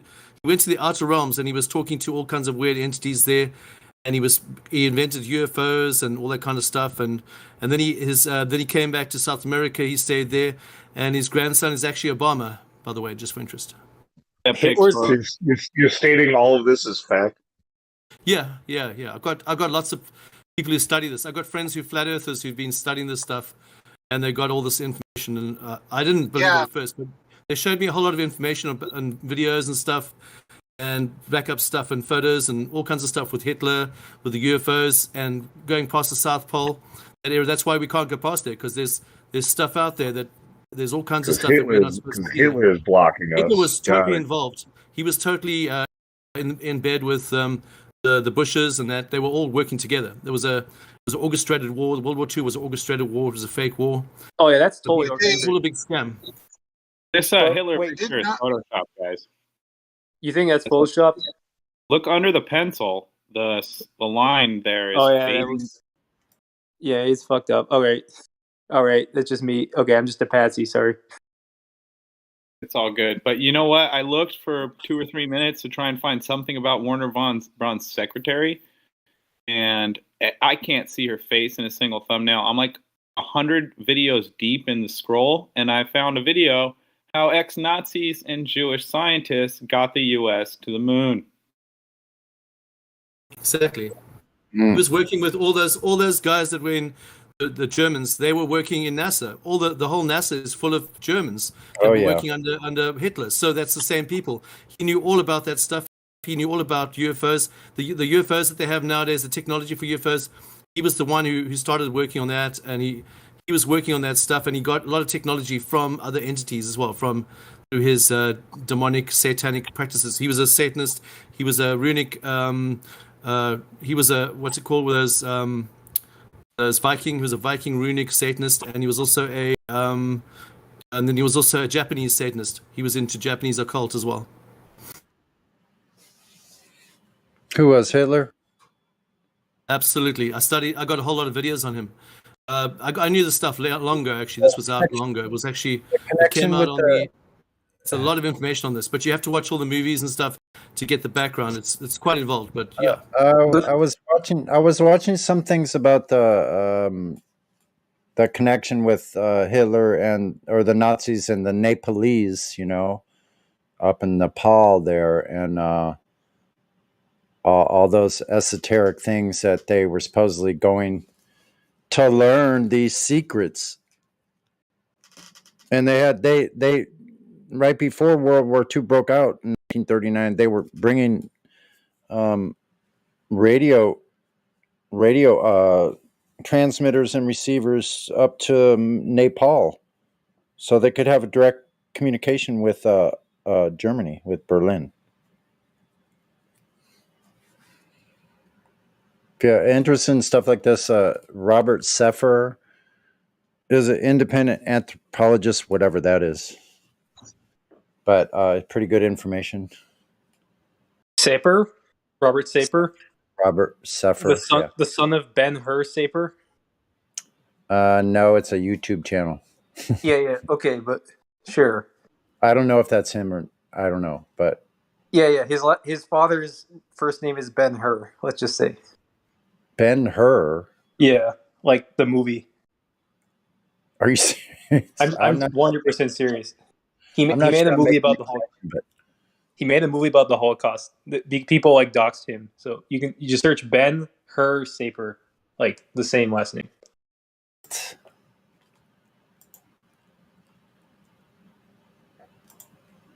But what about that one Albert Pike letter? You know, that 33rd degree Mason? And there's like apparently this letter attributed to him where he describes the world wars as part of like this Masonic plan. And I can never figure out if people thought that letter was real, but I mean, it's just basically like outlines like World War One, World War Two, World War Three, where it fits into their agenda, and then it mentions Nazis, and it's supposedly for like 40 years before World War Two. yeah, that's a different last name, by the way. Different spelling. Ben-Hur Sapir. Okay. That's a different spelling. Yeah. Let's see. Here, I'll put the channel. Robert Sapir. What I have this same last name. Sepehr. No, it's Seph. I have an IMDb. It's him. I don't know. Yeah, Maybe you're right on the one you're talking about is spelt that way, but the one I'm talking about with the channel, the anthropologist, is spelled Sephere, whatever. Oh, wait a minute. Oh, there it is. No, it's spelled the same. Is it? I could be wrong, man. I don't know. Oh, dude, you are right. No, Wait. it's like 100%. They're 100% related because they found a picture of Robert at like this movie premiere of his dad's movie about the Holocaust. So okay. So I stand corrected. You're right. It is spelled. I was mistaken. Also, fun fact: his last name means Sephiroth, the tree of life in Kabbalah. So it's a very interesting last name.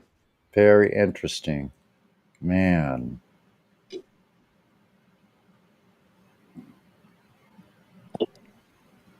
I'm reading about the movie now. I'm reading about this legacy of Ben-Hur Sepper. Yeah, he has a movie about the Holocaust.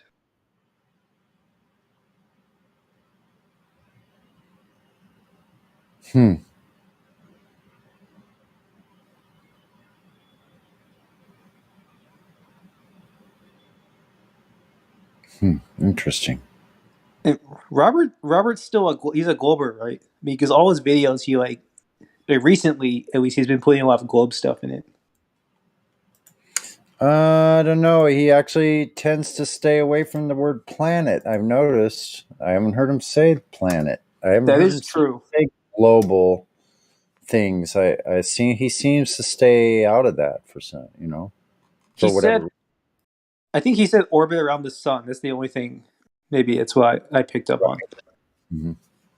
And it depends on if he's quoting somebody else in his statements, because he does a lot of that too, where he'll like say, this person said this, and then he'll be reading a long statement. So if you come in right before he made the preface, then you might think it's him saying it, but he's just quoting somebody else that was saying it. So you got to be careful.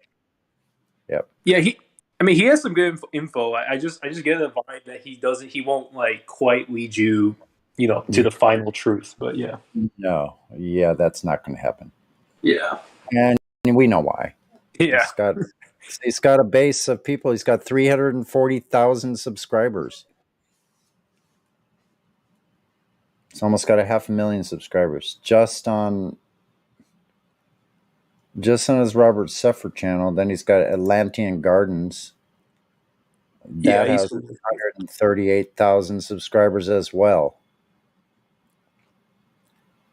He's got a lot of subscribers. He's got published books. 1, 2, 3, 4 books I see. What a show.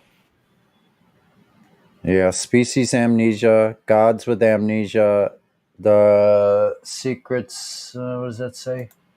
Can't read that. Occult Secrets of Vril and Robert Sepper, 1666. Redemption Through Sin.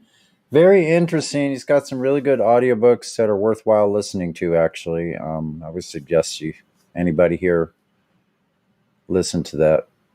I'd say it's like good background kind of stuff because It is. I would not like devote your whole brain power to listening to him because No. I feel like he's sort of misleading you. But if you sort of just listen to it in the background, you kind of get like the gist. It's some good stuff in there. Yeah, some good background information about history and things like that. Things that we know. Well, I use the term "things we know" very loosely now. Yeah. What the hell we actually know? Like nothing. Yeah. All the history we're told is just total hogwash. I mean, that's one thing we know. I know. That's why when people come in here and try to lambaste some kind of speculation, which is okay to lambaste because it is speculation, that's fine. There's a lot of room for that. But if you're basing your lambasting on you're halfway in the matrix and halfway out, you're still relying on some of the global heliocentric ideas to base your objections on it. It doesn't fly. You're still half stuck in the matrix. People don't know they're doing this because a lot of us do it.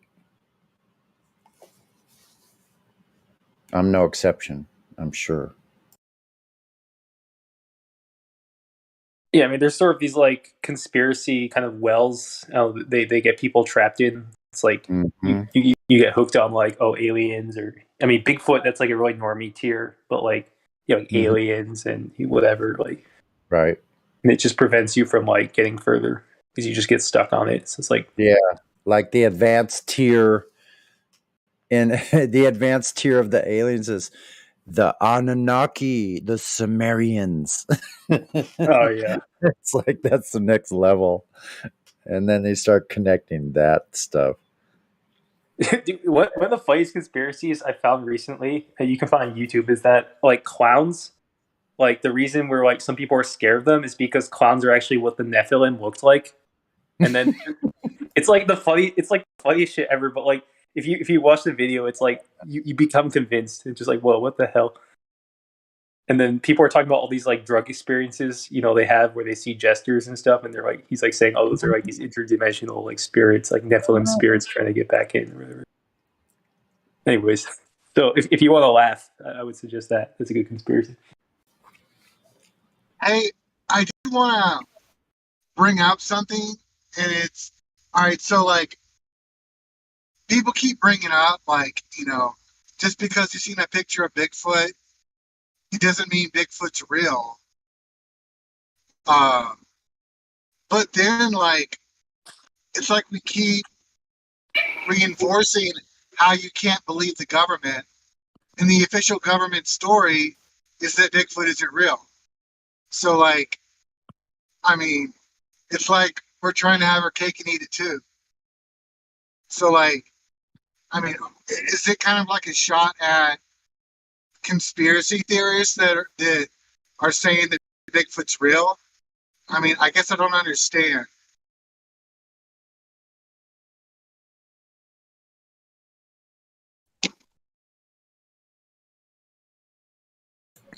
I don't know if the government has a stance that Bigfoot isn't real. They're sure putting a lot of Bigfoot stuff on TV. So I mean, there's weird shit happening in national parks. I mean, that's one thing, right? That's yeah, just a fact. that's But true. also, the government's not like a person. It doesn't have like feelings or thoughts or opinions on Bigfoot or flat Earth or anything. So Exactly. But that's the official story, is that Bigfoot does not exist. Like, according to, the official science narrative of like animals that exist, Bigfoot is a myth, like the Loch Ness monster. So it's mainly like in small corners of the internet where they're talking about Bigfoot. But to your normal, like your normal person, they would laugh at the idea that Bigfoot's real. But I've never heard of any government, anything, opinion, conversation, documentation anywhere from any government, anything about Bigfoot. Also, Yeah. you can't just auto hoax everything just because the government said it. You know, they're like, "Oh, government says there's no Bigfoot, so there is Bigfoot." Like, yeah, that's not how it works. Okay. Yeah. Yeah. I was. Well, I mean, The government doesn't yeah. have a stance on Bigfoot at all. That'd be like saying the government has a stance on Santa Claus. They do. They have the official NORAD thing. So the U.S. government Is thinks Santa Claus is real, and they also think the Earth's a globe. So It is an official holiday, Christmas. Christmas is, but they like track Santa, right, with this like NORAD thing, right, like every year. Yeah, the radio is it station. Bigfoot? Is it Bigfoot taking all those people that disappear in the national parks? Is it Could Bigfoot be. doing it? It That's could like be. one. Yeah, it's like one explanation people Well, say. It's like, oh, NORAD, they don't need to track him because he's got an ankle monitor for constantly breaking into people's homes. That's a good one. He's always breaking into people's houses, so he's in probation all year long. he's just he's under house arrest for It's actually 364 days. they're tracking him right.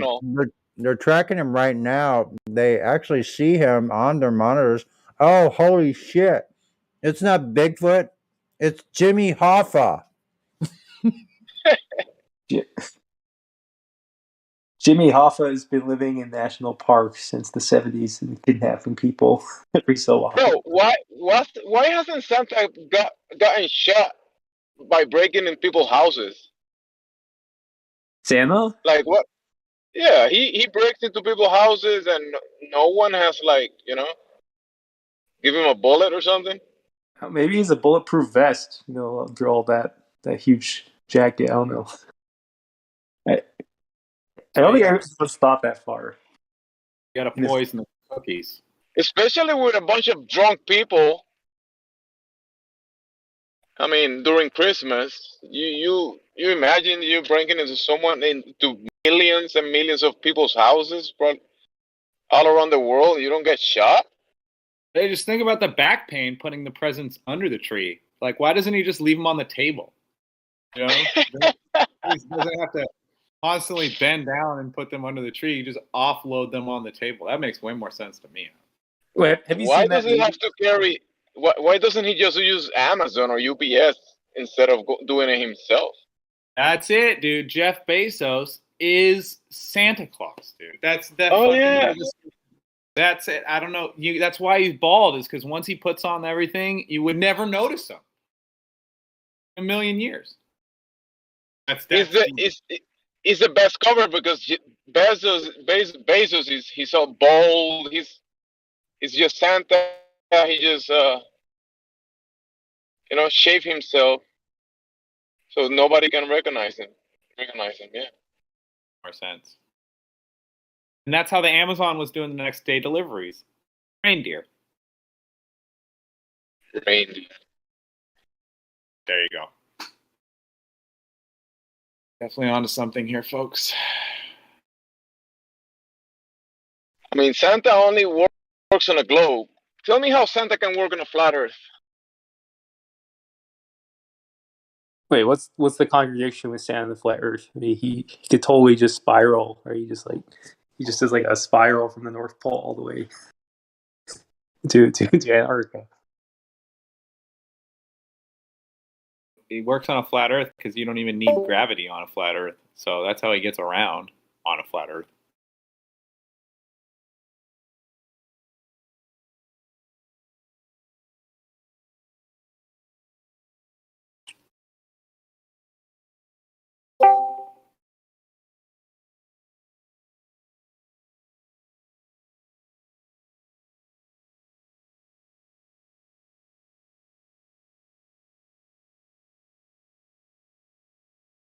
You guys torture the new people out of this VC. Thank you guys. Especially Sonny.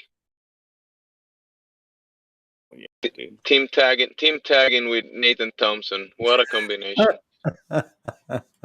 Eventually, you got to take the gum off the bottom of your shoe, bro. You can't just leave it there and walk around forever, you know? Yeah, we hear you. It's going. Well, eventually gravity will do its job and keep the gum on the ground. You don't have to worry about it. Gravity. Keeping that gum orbiting around the places it's supposed to instead of But your. especially when you step on the floor and you keep accumulating mass on the gum, because that's what gum does. It will just get sticky, and gravity will just. There is that one brand that doesn't stick to your shoe; it just goes around it. Have you heard of Orbit gum? Orbit, Yeah. right. It doesn't stick to your shoe; it just spins around your shoe constantly. It actually has a built-in cleaning event with the gum too. Dirty mouth, clean it with the Orbit.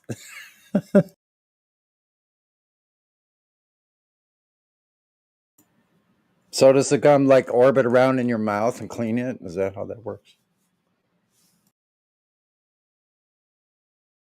The logo for Orbit, if you look at the logo for Orbit, it's actually got a giant circle for the O, and it's cut in half like a flat Earth would be, and it's got a deep blue bottom and a light blue top.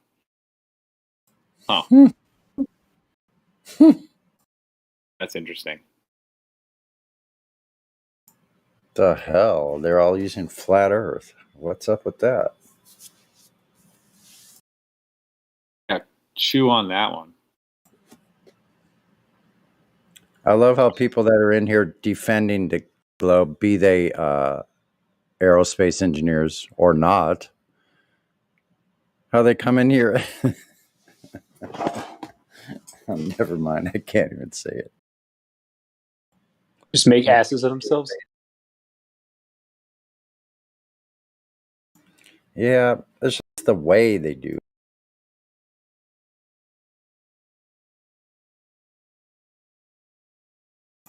It's like you're watching Wile E. Coyote over and over again, walk under the same little overhang and get smashed. Yeah, they have this hubris, like, because they're just never challenged in their work, right? Like, so they assume they're just super smart and can explain anything, but it's just they've never been challenged, right? They've never been.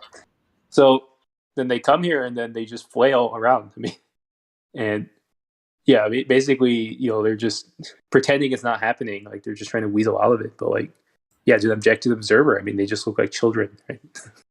Like.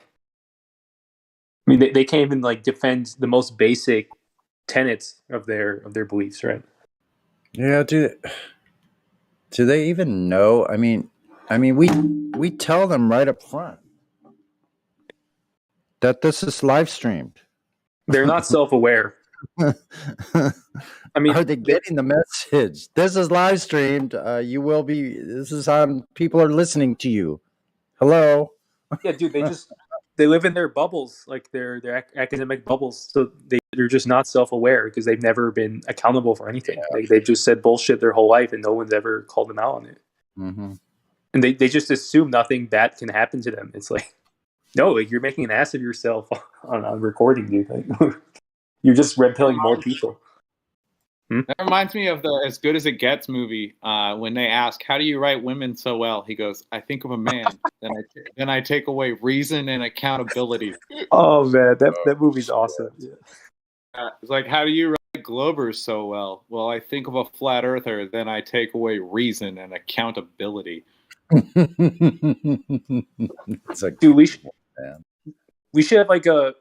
We should do what the Globers do to us. Like, they'll like send in these covert shills to like infiltrate us. We should do it with some, like, we get someone, and like we all know the Glober scripts and stuff. But that person could probably make it really high up the Glober ranks. Like, they could maybe be like the next like Neil Grabass Tyson or something. And then they just have a TED talk, and then they just like drop all these red pills and fire like live. That would be great. It would take a lot of effort. I've already thought of a good way to trick the Globers, but if I really cared, but you just have someone pretend they have a bunch of dirt on a big flat earther, and like Oh they yeah, should. dude. You need help exposing it, and then you could show like text from me, like pictures and stuff. And I could totally set it up and make it look because they're gullible as shit. You know, gullible Glovers are gullible as shit. Oh yeah, They'll this stupid as fuck, dude. Yeah. and they're gonna jump on any opportunity to be like the first to release like breaking news, you know, like, and then it could all just be a giant hoax on them. But I don't really want to troll them that bad. They are the trolls, you know. Yeah, they already trolled themselves that bad. Yeah, They really don't need that much help.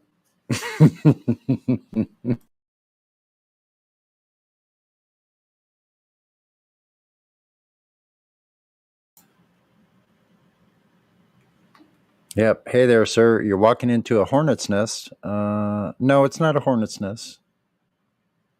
Yeah, it's a hornet's nest. You're walking right into it. Oh. Yeah, I told you it was hornet's nest. Well, you gotta come into the Flat Earth server unarmed.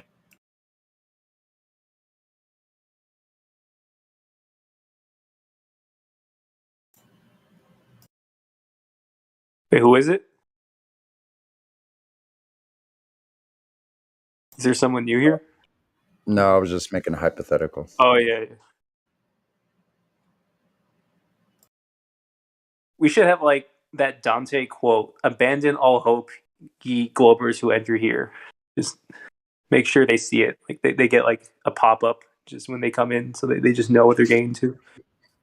And then we make them sign like a waiver. It's like a non-liability waiver. Any mental damage and any scars incurred from your discussions here are not our responsibility. Yeah, irrevocable damage to your paradigm To your psyche and may like occur. hubris. That's could cause serious symptoms of dissonance. Dissonance is no joke. Your patient may need to be treated for shock.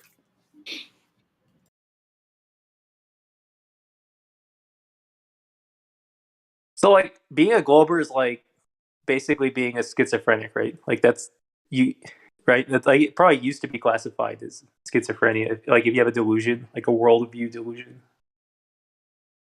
Mm-hmm. Is there such a thing as mass-induced schizophrenia, or what? What's the real word? Like psychosis? I think that's what we're witnessing out here, outside our windows. I think we did witness that mass psychosis. So that means like most people on Earth are mentally ill. I'd say all. Yeah, probably. Yeah. Well, actually, yeah. So everyone's mentally ill. Yeah. Yeah. Who's like normal? Like, what do you have to do to be like a normal person? You just have to be like the most NPC conformist ever. Like, it's like you just have to be somebody that sits with that white coat on and tells other people what they should do and should be according to their book and their little reference manual. But then do all the very same things that their patients do behind closed doors. Cry and scream and whimper and go talk to your own therapists about it. Oh yeah, dude. And prescribe medications to your patients that you would never take or give to your own children. No, doctors are basket cases, dude. And then a lot of them have drug addictions also. They're psychotic. They're totally psychotic.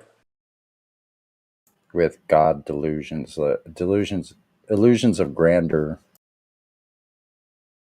You know what's really creepy is like a year ago I hung out with some of my dad's friends. He's a personal injury attorney, so all his friends are like doctors that he's in bed with to like send the patients to. Right. And all these like dudes are, oh yeah, Nathan, I remember treating because I got in a car accident with one of my girlfriends. And they were all like drooling years later about how good looking my girlfriend was at the time. And I'm like, do you guys do this with all your hot patients who come in a gown and you're just like thinking about them years later? So weird, dude. So weird. Yeah. Wow. They have access to all those very beautiful, top level ER nurses. They have dibs on all of them. Those girls make a lot of money. Not the brightest. They're dating doctors.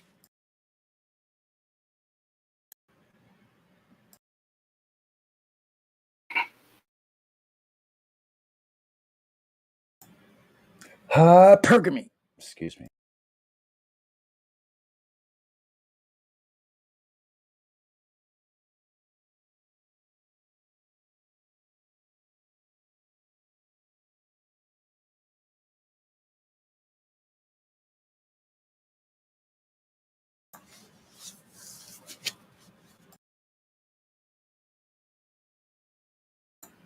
Okay, once again, what's the difference between God and a doctor?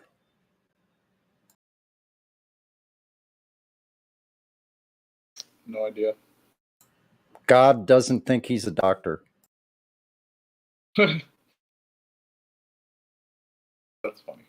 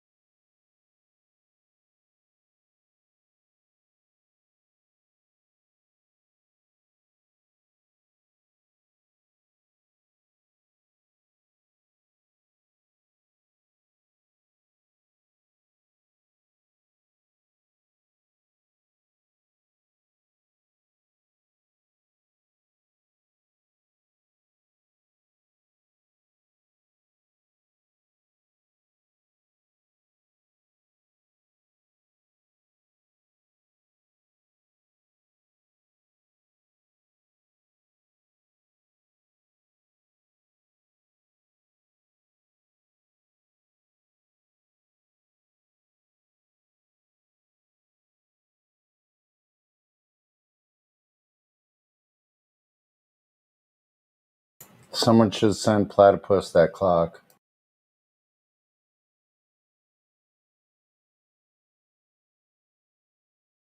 Anyway, I gotta go. I'm out. You guys have a good night. Later. Later, brother. I'm gonna have to walk Geo here pretty soon. Yeah, man. It's getting close to bedtime. Later on, you guys.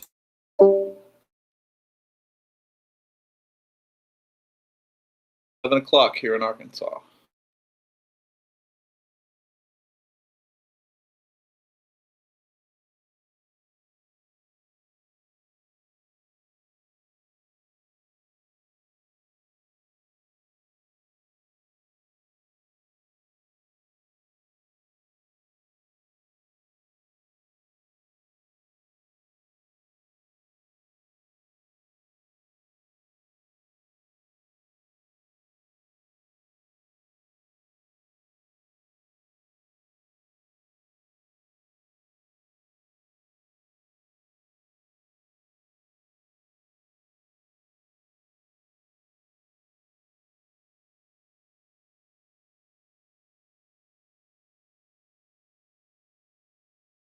Trinity loves you. Are you still there?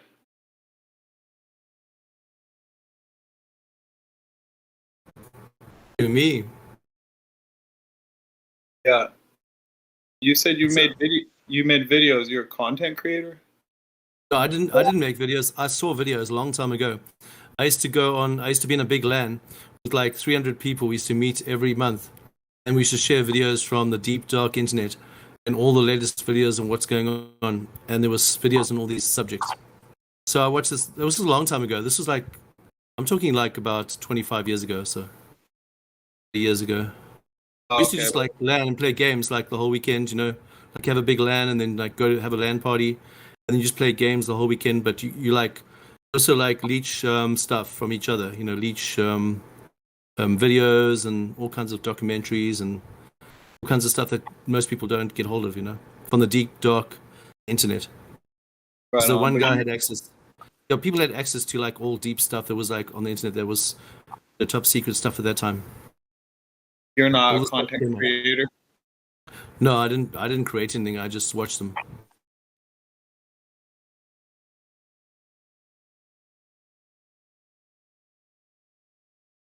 I thought you might have been Santos Bonacci, your voice. I don't listen to him or like follow him or watch him a lot, but it just sounded similar.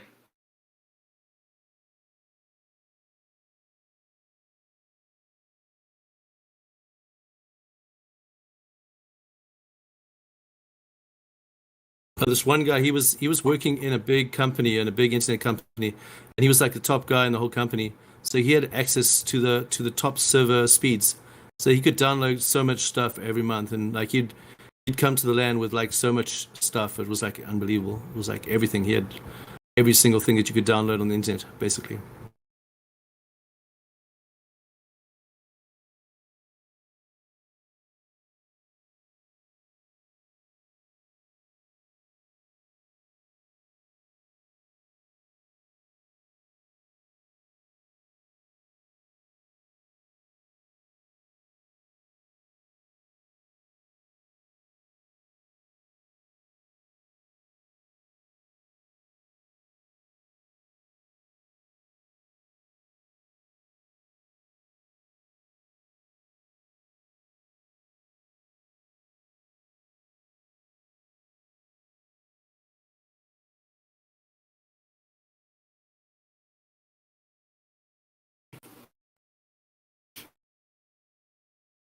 All right, guys, I gotta take the dog for a walk.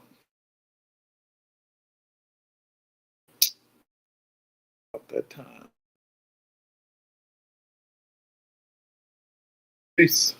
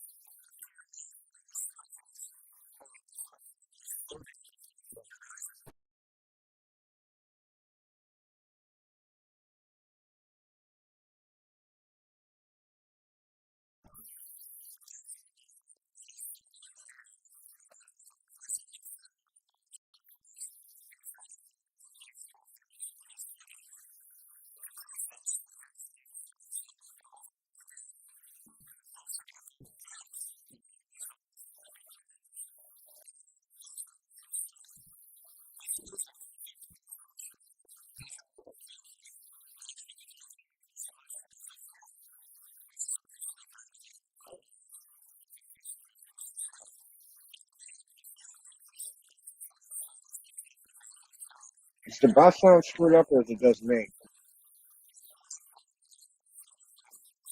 Yeah, I was gonna say, I can't even understand it. It's screwed up. I'm gonna kill it. Hold on.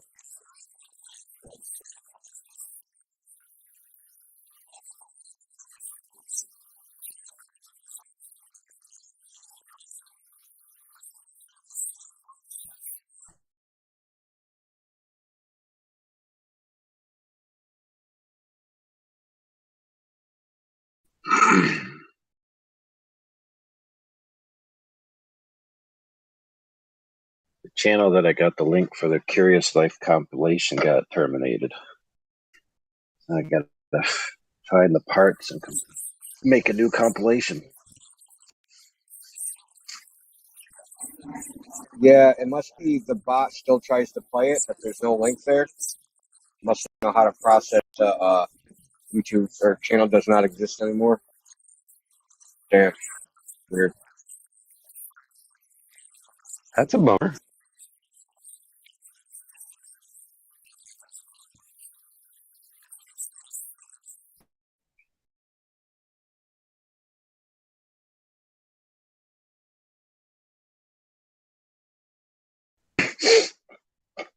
So what's up? Not much. What's up, rookie? Is you got sick and tired of listening to Curious Life 5-part Angular Resolution series. And so you recorded my favorite YouTuber and got his account Did what? terminated. Did what? Reported it what? What are you talking about? Your favorite YouTuber? Who's that? Curious Life, man. Curious Life. Curious Life. I don't think I've heard of that.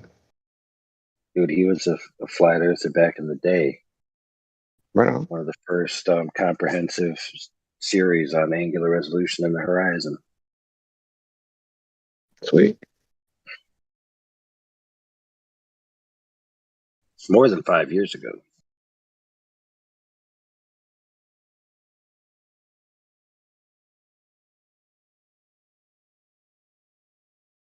Yeah, I was just checking out some crazy videos a little bit ago.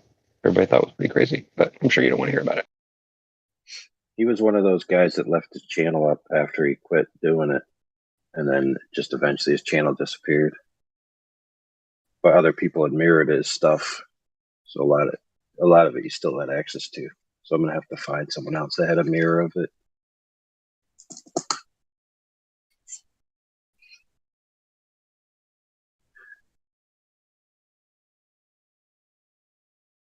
Well, I do think that Jose downloaded it for me. That was a long time ago.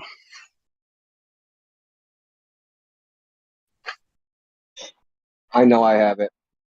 It's on a laptop. I don't use it anymore, but I know it's on there.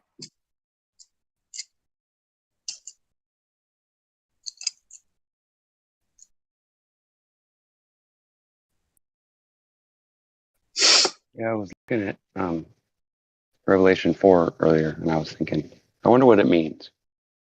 24 elders. Okay, 24 old people. There you go.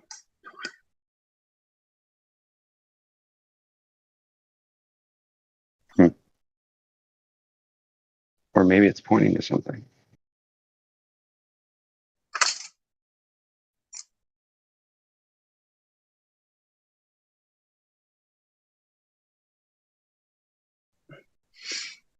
Yeah, so in that Curious Life video,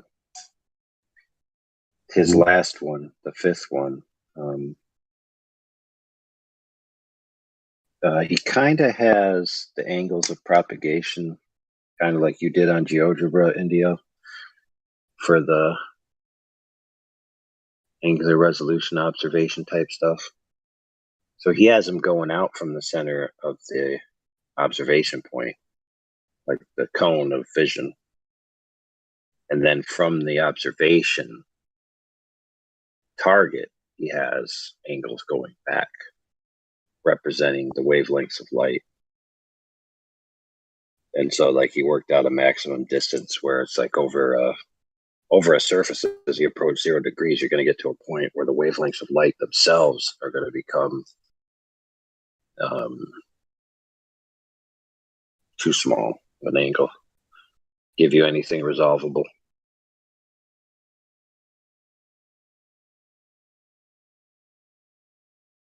Yeah, you can almost think of it as like a blind spot. You know, just once that angle is too small, you're not going to see anything in it. Yeah, of course. What do you But think it's an about the angle. sun having a black spot in the That's middle? well, the sun having a black spot? What? Black hole sun? Haven't you heard that before? The song, yeah. No, not the song. Haven't you heard the idea that if you look at the sun, you'll see a black spot in the middle? I don't know if that's true. I've never really stared at the sun, but some people believe that. Yeah, I know. Some people believe if you stare at the sun long enough, it'll make you powerful and make you see things. Yeah, might see light. That's about it. Or you might not see anything. But according to this guy, he also said you probably wouldn't be able to read at the end, but it would be all right because you'd see other stuff. And I was like,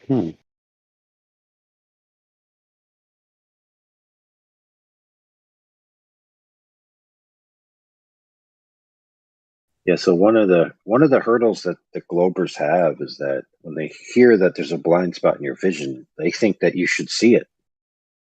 It's like, well, if there I was know, this man. huge blind spot in my vision, then the bottom of that boat and the bottom of the water would be separated by this big black invisible line.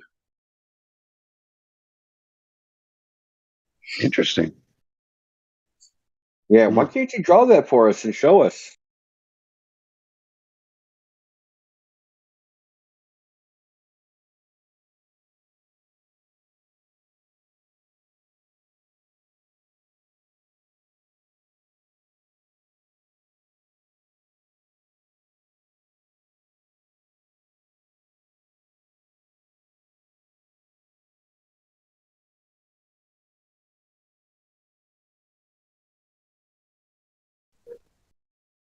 I didn't mean to kill a chat and all.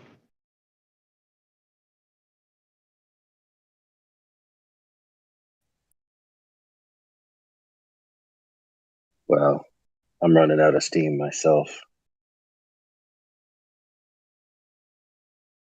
You've been on all day, huh? I just had to convince an aerospace engineer to switch to gender studies. Really? That sounds like an interesting bit of advice. Well, it's almost the same thing, you know. A rocket's like a big phallus. Yeah, I was watching a video earlier that was talking about that. The pole. And I was like, that's funny. Wasn't I talking about that the other day about why everything has a pole and all sports seem to have a pole and a hole? Seems like odd to me. It's all about scoring, you know. It's funny, right?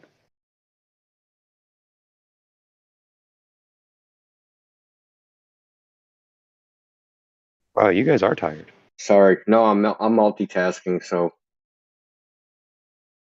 I'm just trying to get a rise out of you, but you're not even taking the bait or nothing.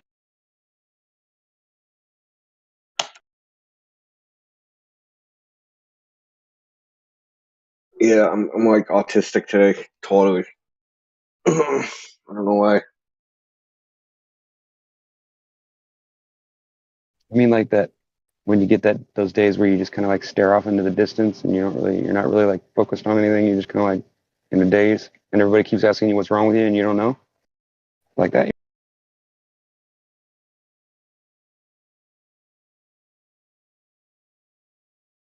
Sorry, I'm only partially listening to you. It's okay. I can hear myself. That's all that matters.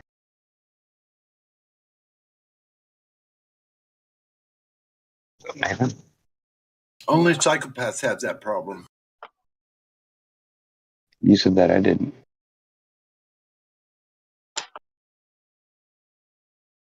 But you seem like you know a lot about it. Do tell us more.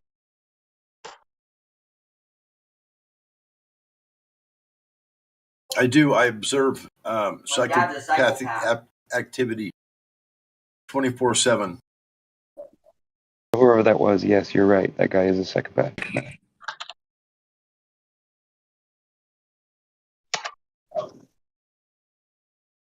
What's up, Nathan?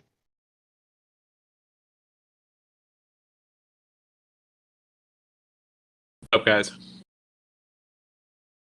Sam, you haven't been here in You've a been- long time. I haven't seen you at least. What you been up to, How's it bro? going?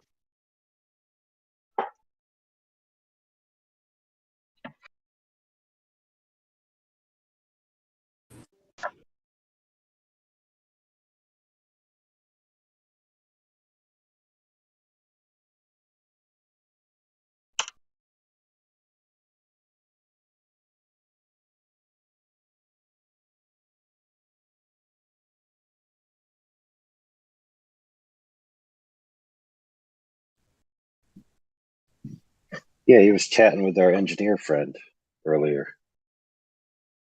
We were learning all about satellite positional stick systems.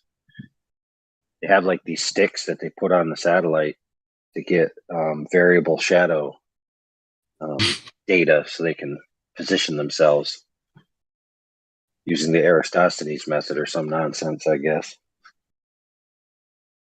It's called solar positioning appendages.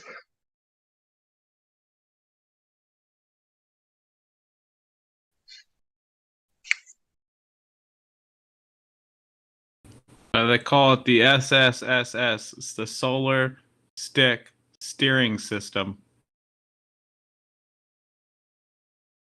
Oh, so you've heard of it? Yeah, the SSSS. Well, dude, that was replaced actually. I think in 2020, early 2020, with the advanced system. Oh, I was talking about the basic Solar Stick Steering System, which is the BSSSS. Correct. Got you. Or the horses SSSS.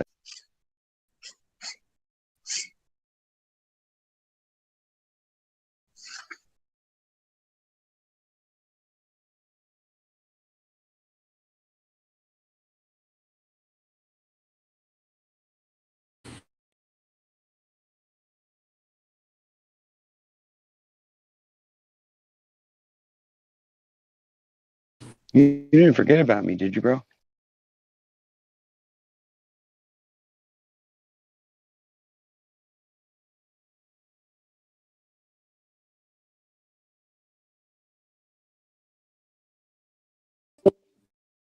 Someone please answer me this question. Why is it that Globers do not see that there's a problem with the fact that they are still using this Eratosthenes bullshit fucking observation or whatever you want to call it in today's world, something that was supposedly done 1,000 or 2,000 years ago, to be a valid argument or a valid proof of something that with today's technology and today's abilities and whatnot, they're using sticks and shadows. What in the fuck is wrong with these people?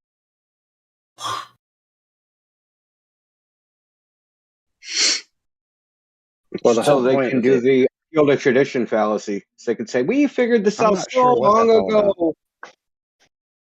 You guys are just dumbasses. We figured this out so long ago. That's it's supposed to support their argument. Yeah, but they don't realize how stupid it makes them look. Then with the same breath, they're going to tell you how stupid everyone was 2,000 years ago and how they thought the Earth was flat. I know, right? 2,000 years ago, everyone was an idiot. But 2,000 years ago, they figured out the R value I can't prove. Yep. Before they could even get high enough to see it. Exactly. It's amazing, isn't it?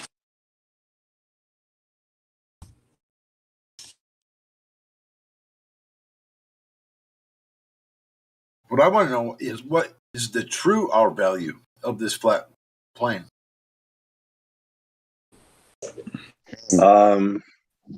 R32.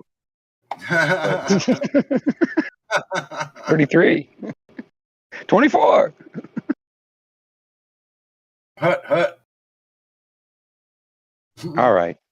I see how it is.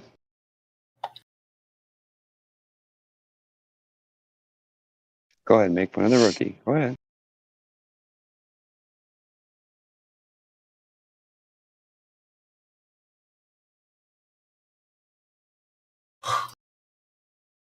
I'd be embarrassed to bring up the Eratosthenes, whatever it was, to try and say that's validation of anything. I mean, you're talking Sticks about in mud. riding a horse or a camel or whatever, however he was getting around and putting sticks or whatever. What? And they're saying that's some sort of valid fucking information? You got to be fucking kidding me, man. I just can't believe that it would even fall out of their mouth. I'm just flabbergasted. I think that there are people out here in this world today that try and use that anything. Validate, argument, anything. Fuck's sakes. It's the most stupidest thing one of the most stupid things I've ever heard.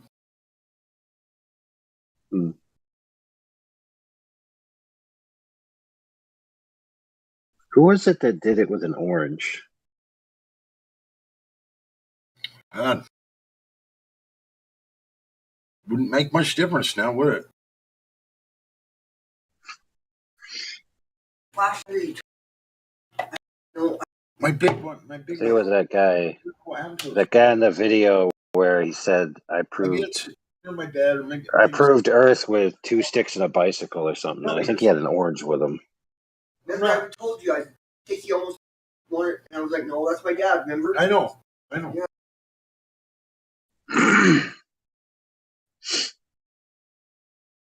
Oh man. Sounded like God Rock was getting attacked by an Aristosthenes fan. It's like, I'll show you 2 sticks. I'll show you 2 sticks right here. Pop, pop, pop, pop, pop, pop. I got 2 ball cane anyway.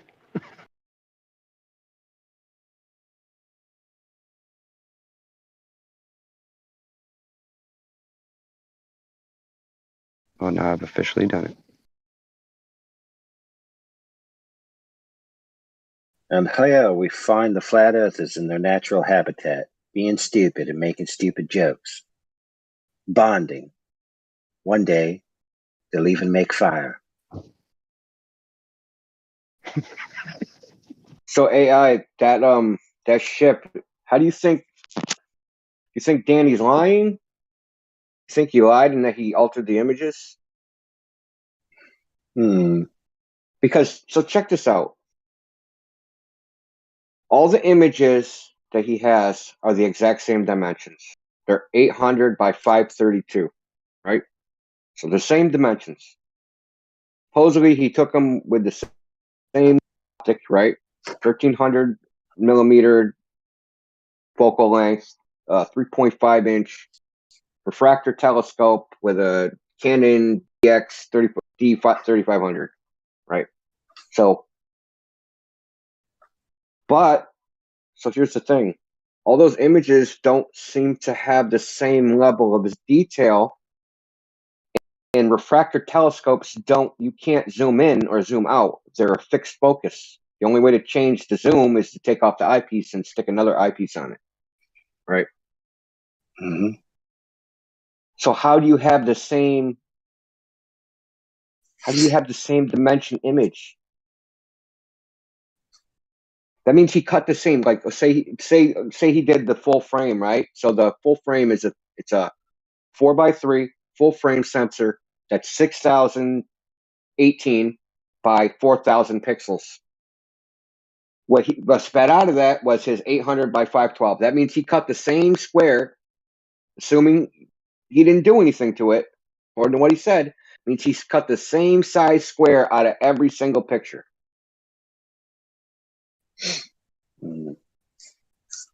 Where are these images at, India? Yeah, I'll post it. It's on Danny Faulkner's webpage, but I'll show you. Great, my thing restarted. I thought I was asking the question. So he just cropped it out Is that what you're saying? Yeah, he cropped them. But the thing is, the images, they look. Just give me a second. Where could I find these images at, India? Hold on. Oh, okay. No, my thing restarted as I asked. So I didn't know. Hold on, man. I'm getting them. Cool. That's. Well, I was curious to know if they're using a publishing program that gives you a fixed bracket for certain. I considered photos. that, and so I downloaded it. I used a web scraper, a web page scraper, and scraped the image directly out of the folder. Now, when you're downloading, it turns it into like a WebP, which is like a Google's JPEG imitation file format. So the files were wicked small; they're like 13 kilobytes. So that's why I knew that wasn't right. I knew that he didn't take it like that or something. Some of these like content management, like WordPress and all that, they alter the images. Like when you upload them, so they display right on any type of device. They'll alter the image when you upload it. Oops, I just posted it in the wrong place. So I downloaded them directly using a program called JDownloader, so I can index the entire web page and then website, and then take out the files I want. So I did that. But like I said, he cropped the same square out of every single, whatever he took it with, whatever. You got three choices, I guess, of, high resolution, medium resolution, or low resolution. Even the low resolution, it's a 24 megapixel camera, so even the low resolution it's about 4K. Let's just assume he took it at the highest resolution. Doesn't even matter, whatever resolution he took. So whatever he did, he cut the same size square out of each one of them, unless he rescaled them. But he said he didn't rescale them. I mean, photographs are unedited JPEG files downloaded from my camera, reproduced at the same scale. Right? So, unedited JPEG files, yeah. And then, but did he rescale them? Because rescaling is editing. Reproduced at the same scale. Yeah, because I'm trying to do all these measurements to it, and then it's like, dude, I've analyzed a lot of photographs, and it's like this dude did every possible fucking thing to make it nearly impossible to get an absolute value out of it. So I can get the field of view because of the telescope. So right, I can figure out the field of view, but because that boat is turning, I can't I could use that I could. I don't know if you saw what I did in GeoGebra, right? I know how I can take I can take that full frame, take that smaller image, stick it in, take that make a white 6,018 by 4,000, take that 800 by 512, stick it in the middle, right? And you do a circle around it because that's how the image projects onto the sensor, right? So now I know that circle is 2 degrees. So I can take half that radius, now I got 1 degree. So I can take half the radius of that inner circle, now I got a half a degree. So I can actually do measurements of degrees. I can figure out how many degrees, features, how many degrees the boat is, how many degrees a window is, how many degrees, and then I can figure out how many pixels that is, and I can count anything, and I can figure out anything in the image. Because the boat is turning, and plus I don't know if he recopped or rescaled it, it's like you can't do any of that. On top of that, the camera was fucking tilted, right? So now you can't do measurements from the top, right, without rotating the freaking picture. It's like someone went, dude, I've never seen anything like this. It's like someone did it intentionally to make it as difficult as possible to get actual data out of it, right? And actually compare it to the globe model. Instead of you just go, oh, here's an image, just look at it. What's it look like to you? Oh, I can't see the bottom of the boat. It's a globe. But instead of going, oh shit, that boat's 30 miles away. I can't see the bottom of the boat, but I shouldn't see 10 of those boats stacked on top of each other. You know what I They mean? all have the exact same pixels if they're cropped images. Is curious as well. Because you would think That's what that I'm saying, man. you'd think that they'd be Because the boat drawing a should be getting further cursor. away. The Yeah, boat and should be you'd think getting they'd be further dragging away. exactly, and you think they'd be dragging a cursor, right, to get their thing. So how could they make it perfect every time? They have to have a template or crop the size, right? Which usually is going to be in like a Photoshop program or GIMP or maybe even Photoshop Express. So this is the thing, right? You saw those measurements I did. Like, there's 4 pictures. And if you measure, so I took the vertical measurement because and then above that, like, mirror line. So I can compare them to each of them, right? So each one of them, I'll post that too. Maybe Danny's watching. I don't want to give the game away because I want to bust him. Maybe he meant reproduce at the same scale means he tried to drag the boats so that they all were even. So he's cropping in to try to make the boats overlay each other with the same size, maybe. But what camera takes a picture at 800 by 532? That's weird. None. Yeah, he cropped it. My There's no son's doubt he little cropped waterproof camera that his mom bought for $5. Look, he says the kind of camera he uses, and he uses a telescope that's a reflector telescope. So there's no zoom capability. A reflector telescope is a fixed zoom. It's a mirror. It's not a lens. Can't make it go back and forth. Now you can change the zoom because they have an eyepiece, right? So you can get a 5 times eyepiece, a 10 times eyepiece, 20 times eyepiece. So you can change the zoom like that. But he's not hooking an eyepiece up to it. He's taking his camera and he can fit it right to the telescope. Right? So because the telescope is the lens, right? There's no lens on the camera. He takes the camera body, hooks it right up to the telescope, and takes the pictures like that. So the light from the telescope, which is a reflector, goes right into the camera sensor. Now you can't zoom. You can't zoom in and out. Every image is cropped is exactly the same dimensions, 800 by 532.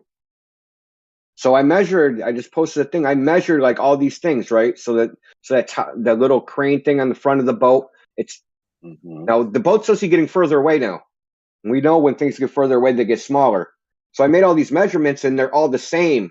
These are all vertical measurements. They're all the same in all 4 images. Well, I mean, at least one I can see because I can't see the other 2 features in the last image. But that shouldn't happen. Right? Things get smaller with distance. Now, you could explain that away if, like, yeah, I zoomed in and then cropped it for the same size, but I know he can't zoom. But he says he didn't alter the images and did the same scale. That can't be true. That can't be true for the dimensions of all these photographs to be the same. That's impossible.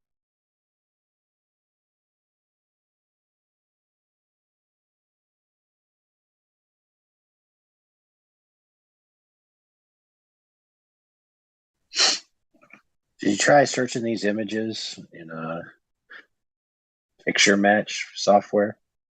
Oh, like TinEye or something? No, I didn't. I'll try right now.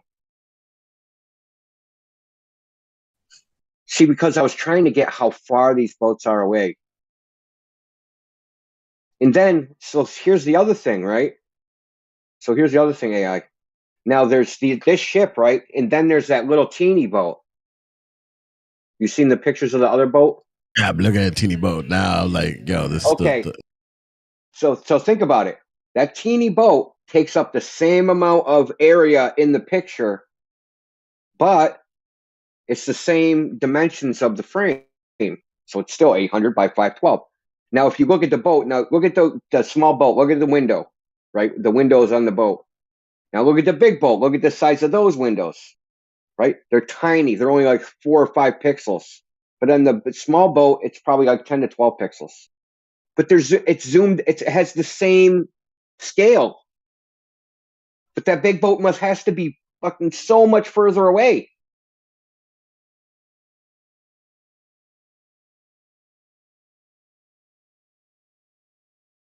Doesn't make sense. I don't know what he did, but he didn't do this, because this is what he said, man. His exact words, man. I'm gonna read them to you. Like, he did not do this. There's no freaking way. The photographs are unedited JPEG files downloaded from my camera, reproduced at the same scale. That's a lie. Or he doesn't know how a freaking camera works, or he doesn't know what scaling is.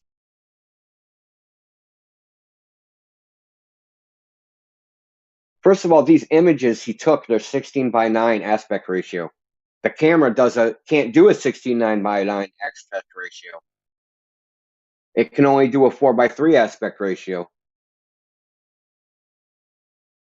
Right?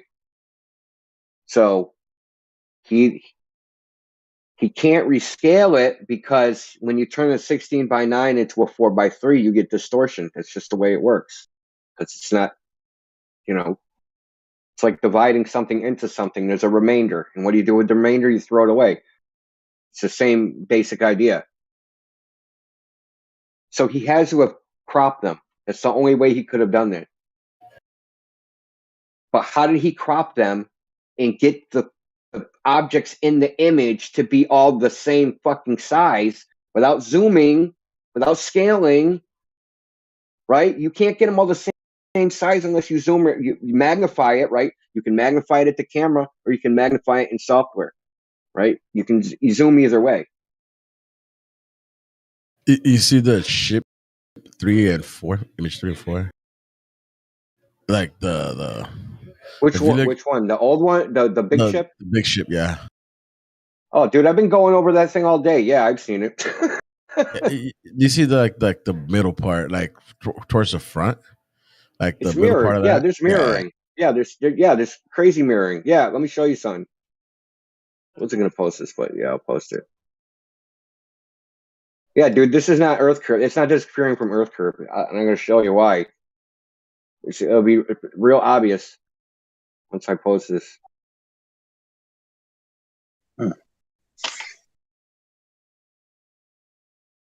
See, so he also had the camera tilted by about 1 degree. Excuse me. So I straightened everything out. I lined all the horizons up, right? And then I drew a line from the top of each one of these, the smokestack, and then the top of across the windows, right? And these are all parallel lines, right? So this is how much the boat is descending. This is linear, dude. Perspective is linear, right? So when things go farther in the distance, they fall off. They appear to get smaller linearly with distance.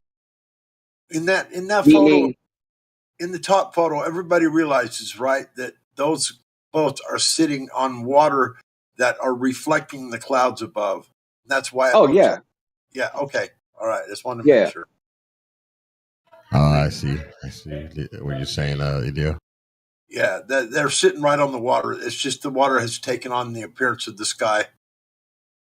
You can even match up the clouds above them, where the brighter clouds are down below are a little bit brighter and stuff. It's really obvious what's going on there. They're not sitting they're sitting right on the water. The water just appears to be the same as the sky above, reflected. So, yeah, I made a graphic to show this better. I mean, I can't believe people think those things are actually floating, some phenomenon or floating. It's so simple. I mean, the water just took on the appearance of the sky. That's all it did.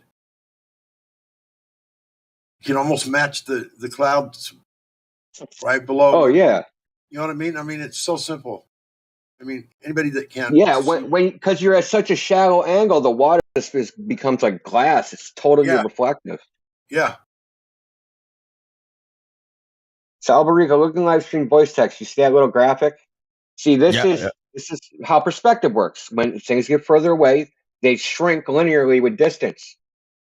But on a ball, they shrink linearly with distance, plus they're going over the curve. Right? So where's the curve part in the photographs?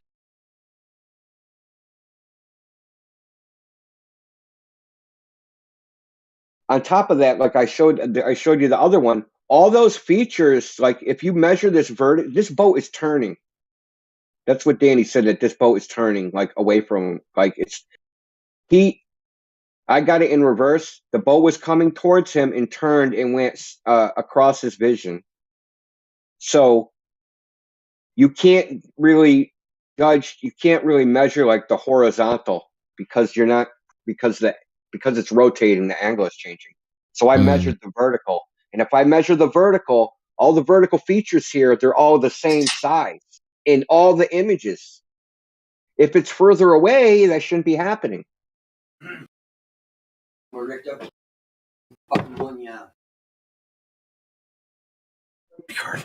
point is, man, I don't know what he did, but he did something. First of all, this matches a flat Earth, but I want to know I still want to know what he did. If he's still lying, I still want to bust him.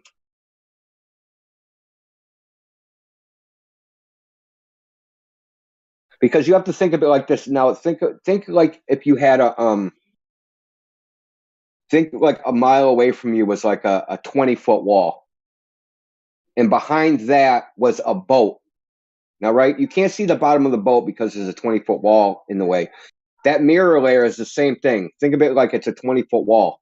So all you see is, from the top of the wall to the boat, the upper part. And as that boat would move away, it would fall off linear with distance, and it would get smaller and smaller and smaller and smaller. Right? Eventually, it would go far enough away, it would be completely behind the wall, and you wouldn't be able to see it at all.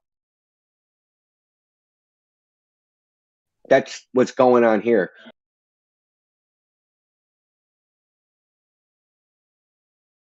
I guess I'm just irritated because he tried to manipulate. He went to a lot of trouble because he came in here the other day and said, every time I go in this article, every time I go make an observation, it's consistent with the globe. I don't know what flat earthers are smoking.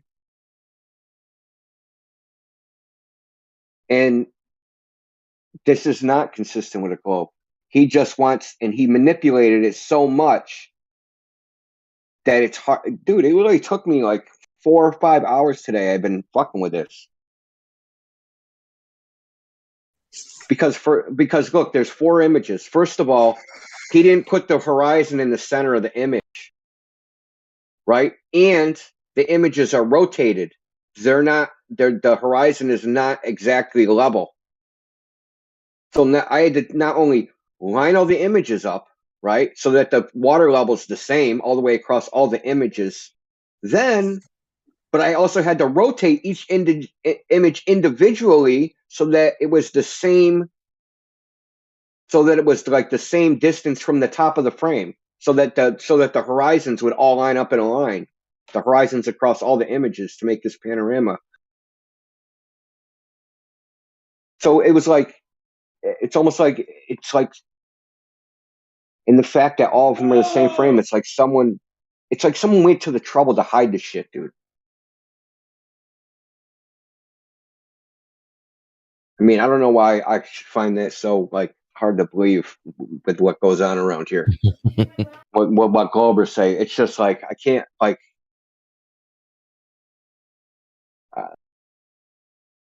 Liar, liar, pants on fire. You weren't in here the other day. He came in here, dude. He told me. I said, "Hey, did you read the shit I posted?" He was like, "No, but I don't think you understand it." What? You didn't read it, but you don't think I understand it? Like how? What? Like what the fuck? Do you also do movie reviews for movies you've never watched? People do that. Like on Rotten Tomatoes. People do movie reviews of movies they've never watched. Yeah, they have like reviews ready, like to like whatever like new global home movies coming out. There's like, oh yeah, this is the greatest movie ever. Like whatever the new Star Wars movies, they just have the reviews ready. That's not a movie review. That's called shilling. Yeah, exactly. So yeah, that's what they are. I mean, that's these people you're talking to. They're shill. That's why they think of that.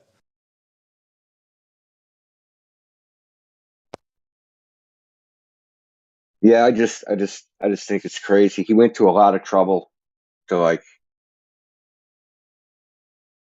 He had to take the picture. How did he didn't notice that the thing wasn't level is beyond me. Hey, Right? why are you assuming who's he? Is this Danny? Danny Faulkner. Danny Faulkner. Like, He's a why are you PhD assuming astronomer. he's like acting? Why are you assuming he's acting in good faith? I mean, he could just be like Because I like pretending. giving people the benefit of the doubt, and I only call people liars when it's 100% proven fact. I And mean, then yeah, I but there's. bash the shit out of them forever and ever. Oh, I mean, you know him personally? Or No, I don't know him personally. oh, okay. Globers that are liars, I won't call them liars unless it's 100% that they're lying. And I'll give you a for instance. Someone came in here and said, how does Flat Earth explain that it's daytime in China or it's nighttime in China right now? So I go look it up and it's 8:30 in the morning in China. So that's a lie, right? That's there's no doubt that that's a lie. That's not a difference of opinion or interpretation. That's 100% lie. The thing is, he kept trying to say it.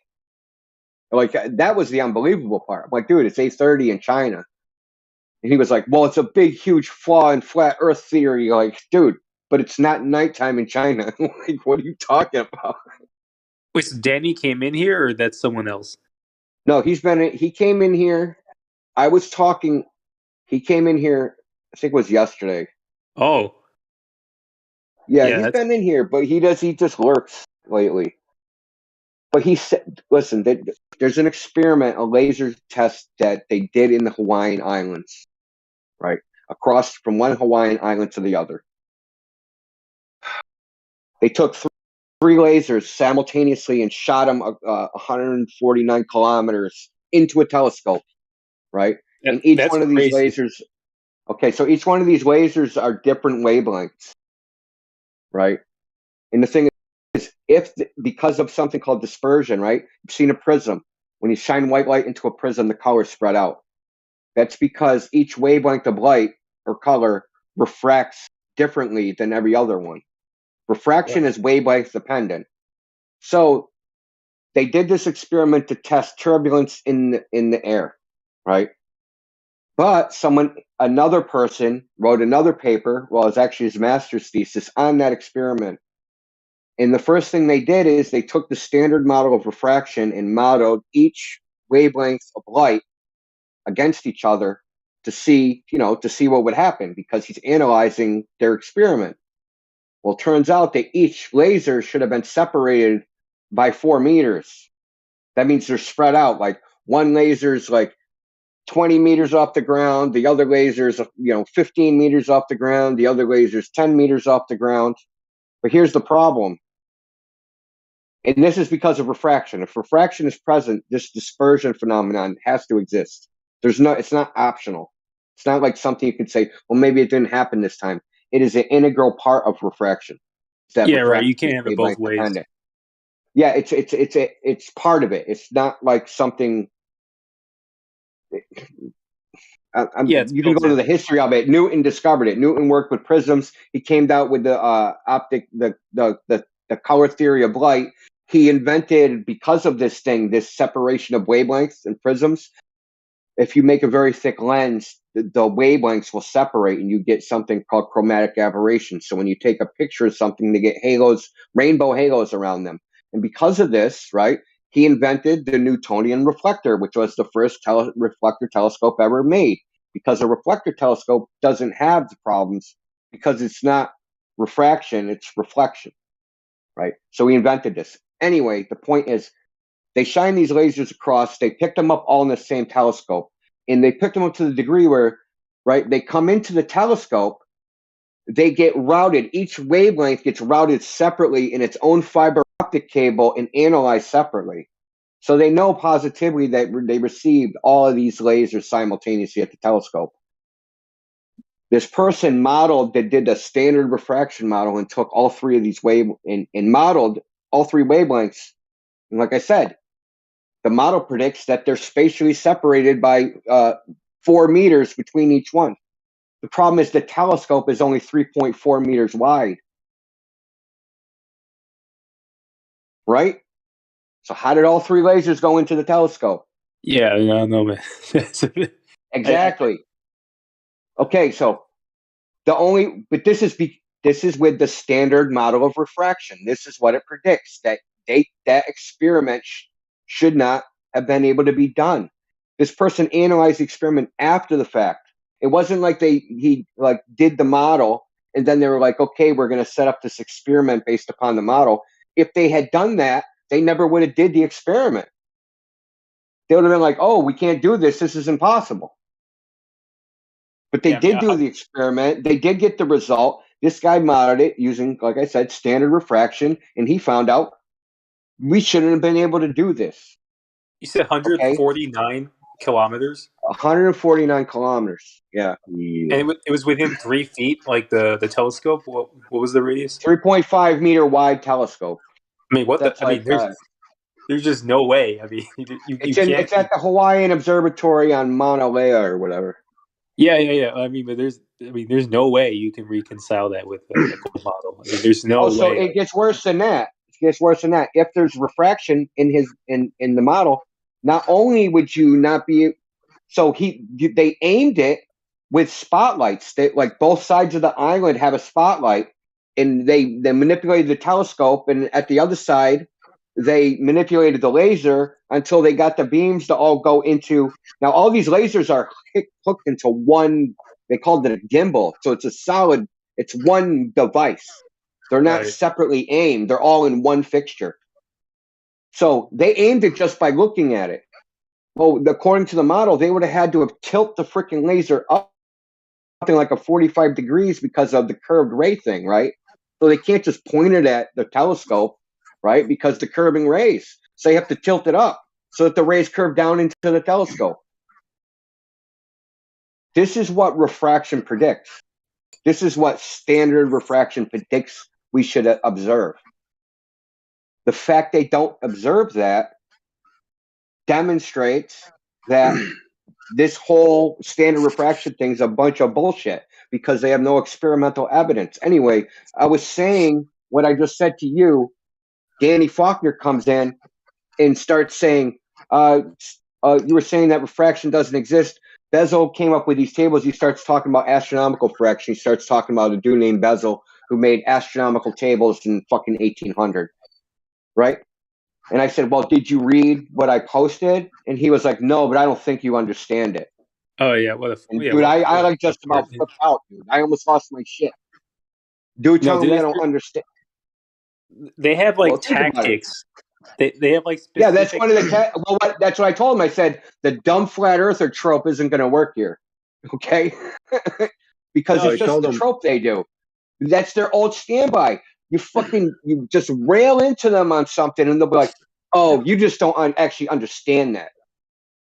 Yeah, and if I remember correctly, he asked, "Are you sure? Yes, are you sure you understand it?"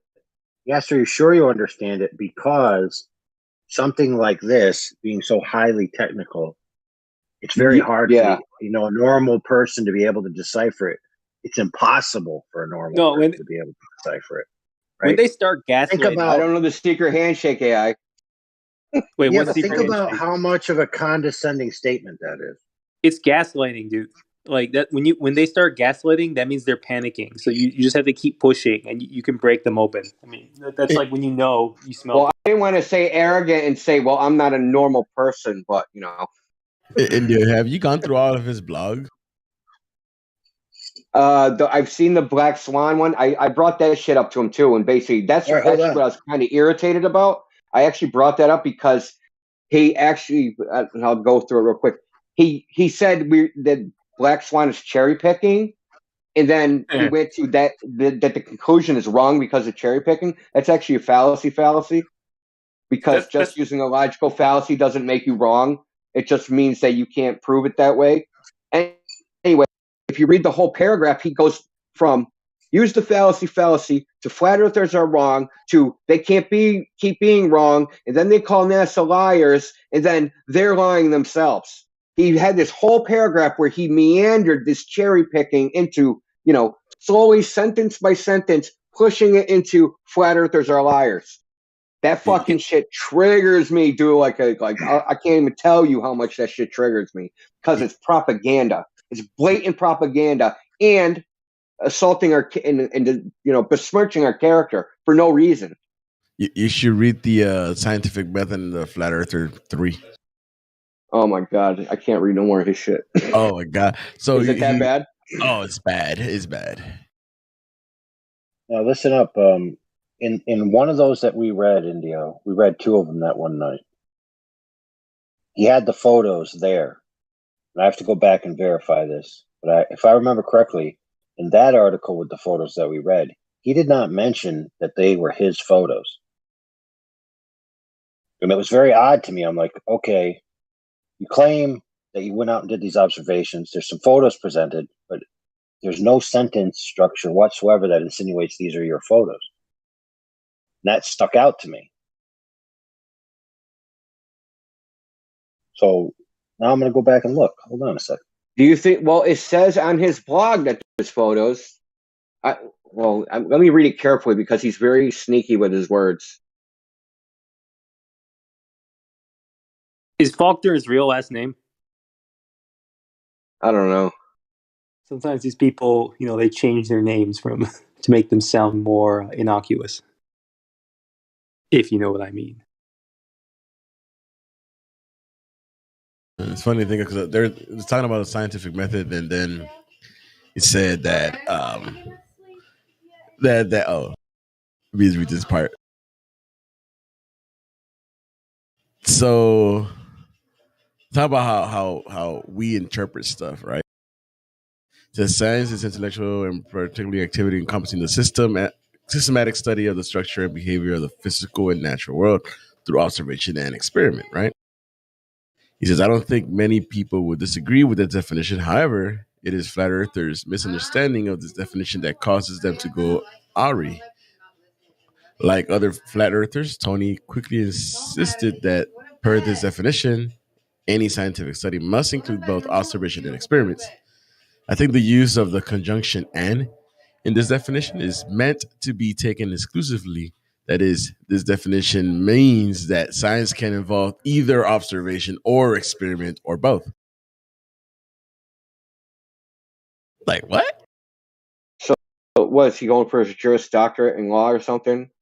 Like, oh my god!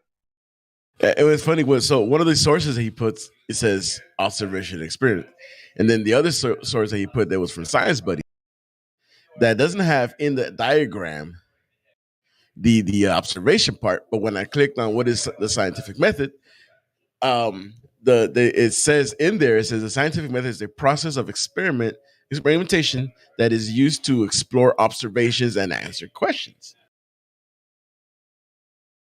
But in their diagram, it says it has any question, ask a question, do a background research, contract, and hypothesis, yada yada yada.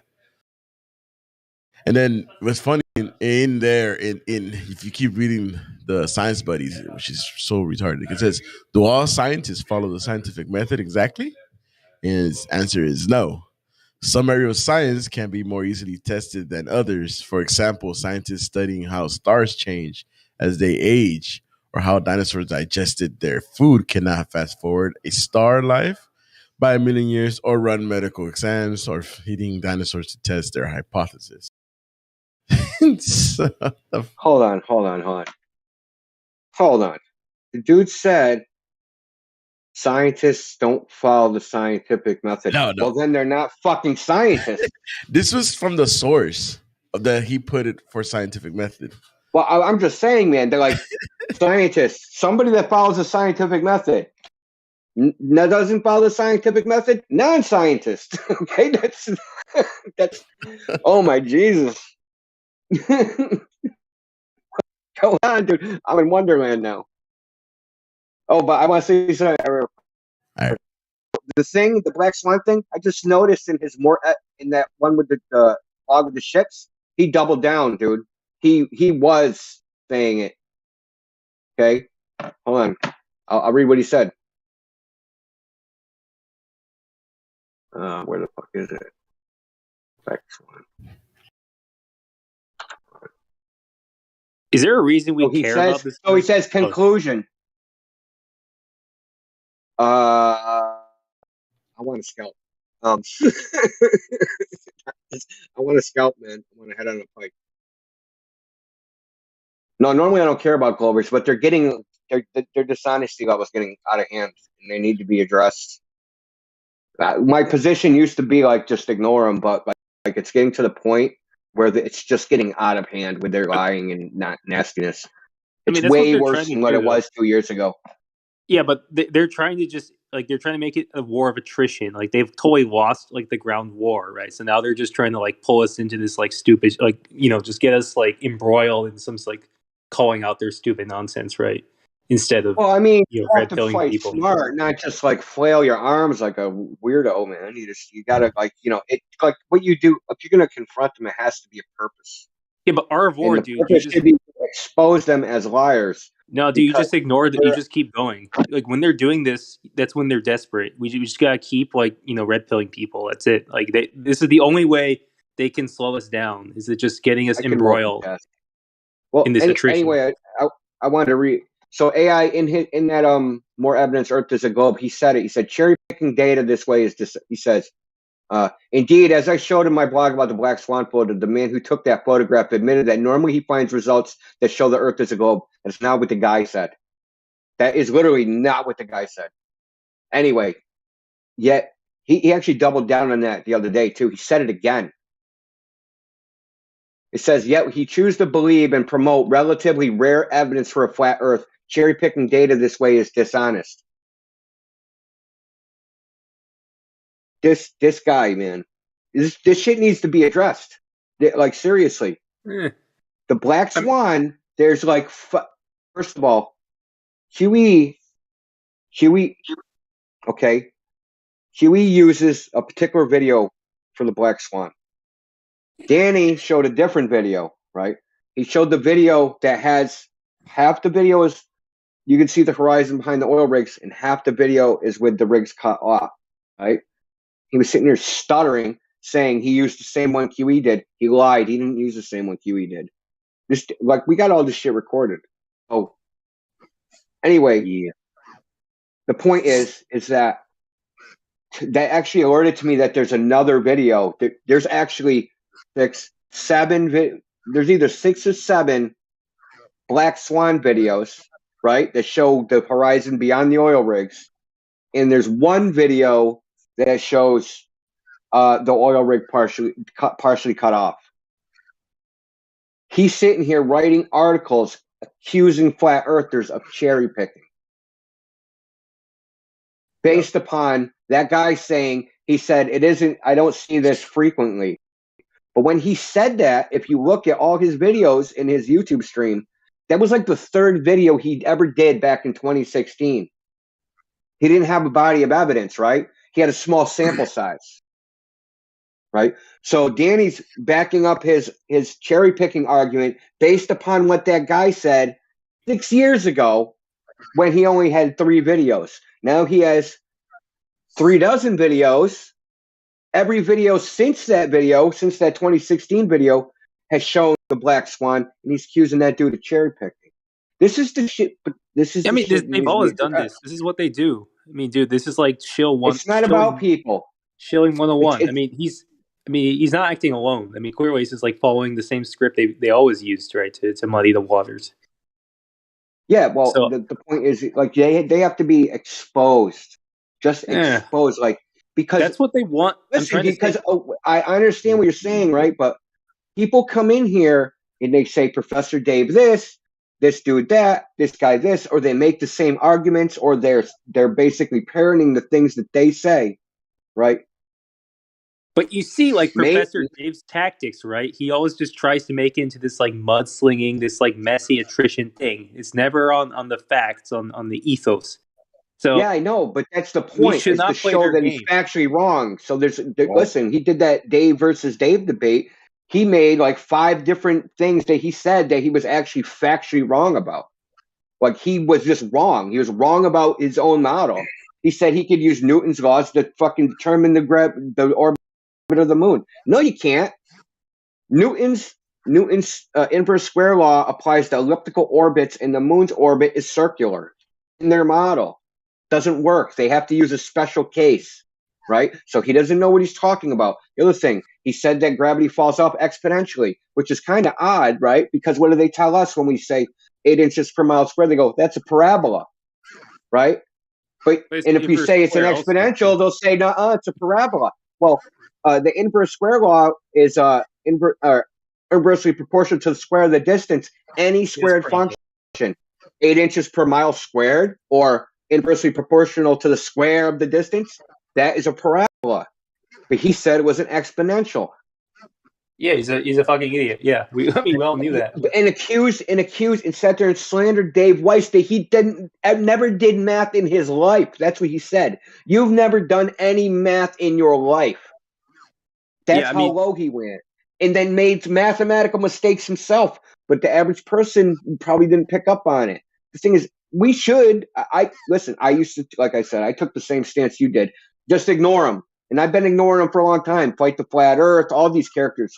But when they make factual mistakes that are obvious, which are undeniable and not matters of opinion, especially within their own model, I think they need to be exposed. You, dude. That's the point. I mean, yeah, we got to get them back for what they're doing, especially now. Look, India. It's not about getting them back. It's about saying, listen, you're following this guy. This guy doesn't even know what he's talking about. Like, what the hell are you doing? Yeah, that's what I want to point out right now. His source. I just posted the whole. I read part of it, but his source. You know how he says that.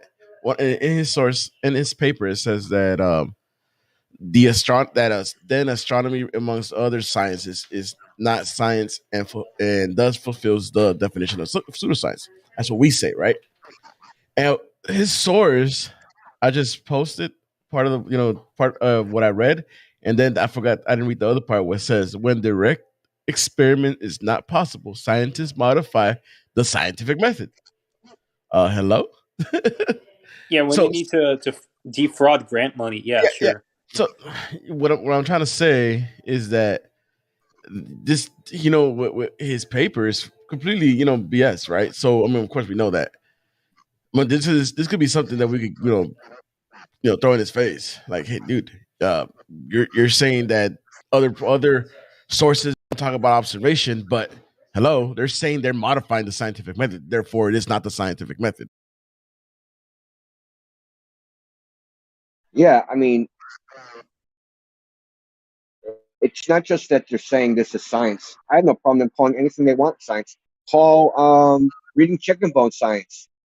But don't run around saying we have the truth. That's the problem, is that they say we are scientists. We use science to determine objective empirical reality and the truth. The only way you can actually do that is that you actually have to adhere to the scientific method. Other methods, right, to determine this don't get you there. So if you're not using them, if you're adjusting the scientific method, you can't make claims to be using science, and you can't make claims that you're getting the truth.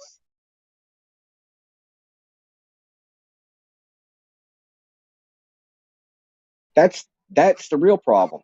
Like, they can use whatever they want, dude. They can read minds to determine the composition of stars. That doesn't matter because they're not using the scientific method, and no one's going to take that as empirical or objective. The thing is, they're claiming they're empirical objective by using the word science, but they're not. Yeah.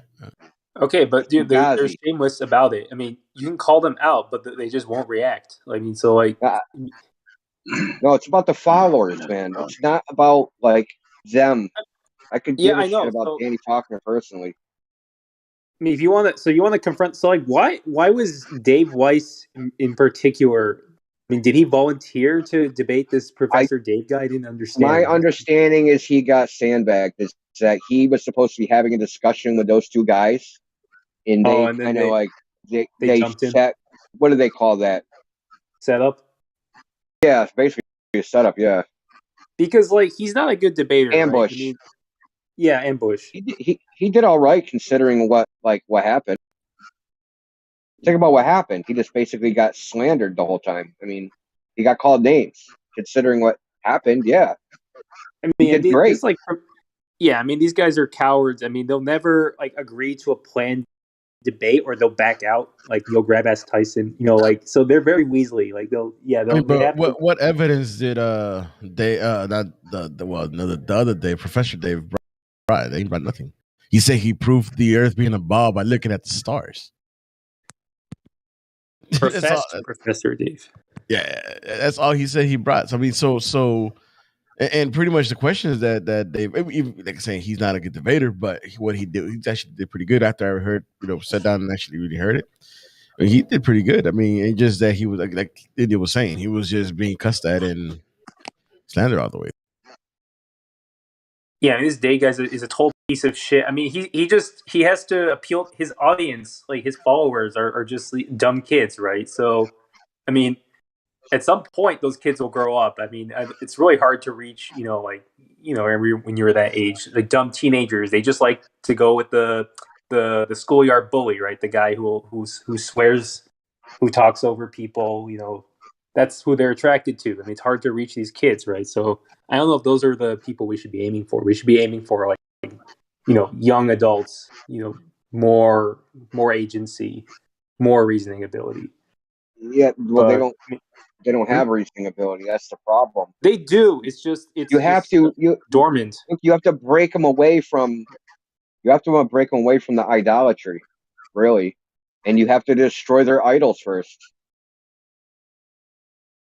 Listen, if they're basing their belief on appeals to authority and like these are their authorities, exposing their authorities as just being wrong, just on a factual basis, not an opinion, not because they believe the Earth's a globe, but believe what they're saying, what they're presenting as evidence is wrong. Saying you can know the composition of the moon from spectroscopy, that's a lie. That's a straight up lie. Nobody even claims that. But that's not what not even mainstream science claims. Yeah, okay, that's not what the Zoomer, the audience is looking for. They're there for the insults, right? They're not there. They don't care about like photography or whatever, the science, the minutiae of the observations. They're just there to see this guy yell at flat earthers. I mean, so. Oh, you think it's that low, bro? It is that low. I mean, not. Dude. I mean, have you talked to like Zoomers? Like, I mean, it's worse than previous generations. I mean, I don't know what to say. It was just, yeah, like they have you have to wait for them to reach a certain threshold of maturity before I think they can be even, approached. They can even approach, some kind of reasonable processing, some kind of reasonable argument. Well, typically, I try to just strip it down and explain it like on 5 first principles and try to like teach them how to analyze information and how to use logic to arrive at the truth. I don't even try to tell them facts because that's pointless because they don't know how to analyze the information anyway. This is the social media generation, right? So their notion of truth is just going with whatever gets them the most social media likes, the most social media karma. They don't care at all about, independently processing facts or arguments. They just care with the herd. So like someone says something like, oh, like a mic drop moment, says an insult, and then all the idiots start guffawing. They're just gonna go with that, like just because that's how they're raised. So that's what social media did to this generation. And basically, I think we just need to wait for them to, get a healthy dose of the real world before, and then sort of break them out of this kind of like this artificial mold for deciphering reality before we can, even approach waking them up. I mean, unless we throw like QE, we can get like QE to ambush like Professor Depraved, and I think QE could beat him in any tactic that this Professor Dave pulls out of his ass. I mean, so he could shout him down. He could do. I was actually surprised with how dumb he was. He didn't even know what magnetic declination was. No. He thought it was jargon that Dave Weiss made up. No, dude, Professor Dave is one of the stupidest people, and I'm honest, one of the stupidest people I've ever heard in my life. I mean, he is a fucking moron. He is the lowest of the low. I don't know who he sucked off or whatever to get. I mean, I sort of know how he got this YouTube whatever gig, but yeah, he's a fucking moron. I have no good words for that guy.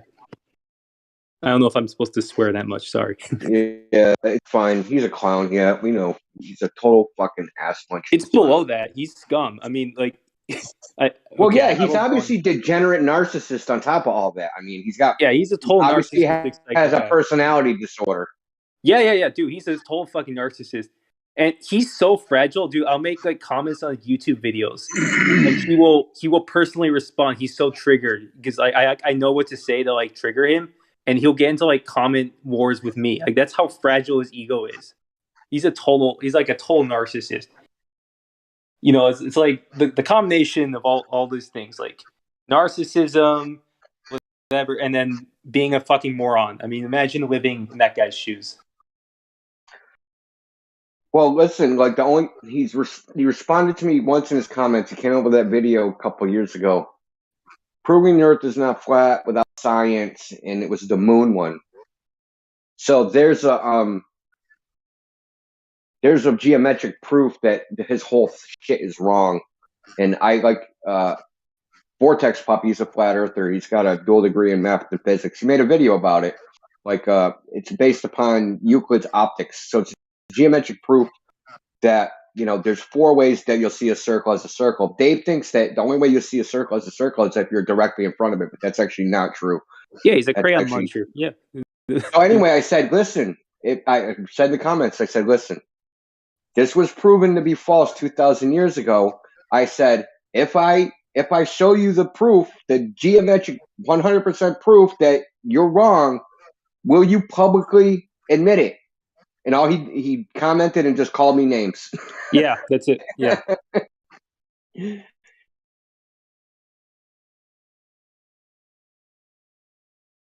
Just like if you want to get an answer from him, just question his academic credentials. Just say like, I know you're a fake professor and you're committing fraud, and he'll get triggered. I mean, that's a pretty surefire way if you want to get his attention. He admitted that he said that he did it as a joke. It was tongue in cheek, which is horseshit. Yeah, no, it wasn't horseshit. He was just like he was falsely portraying himself as being a professor. I mean, and he's just a fuckwit. Like he's just like a substitute like lecturer or something. I mean, like he doesn't even does he have a PhD? No, he's like I don't even know if he has a master's. I think he's just like he's just a failed musician who went through some clown clown college, whatever. Took a physics course, probably almost failed or did fail, and now he sucked off someone to get this YouTube gig. I mean, this guy has 0 credentials, and he's just he's a talking head.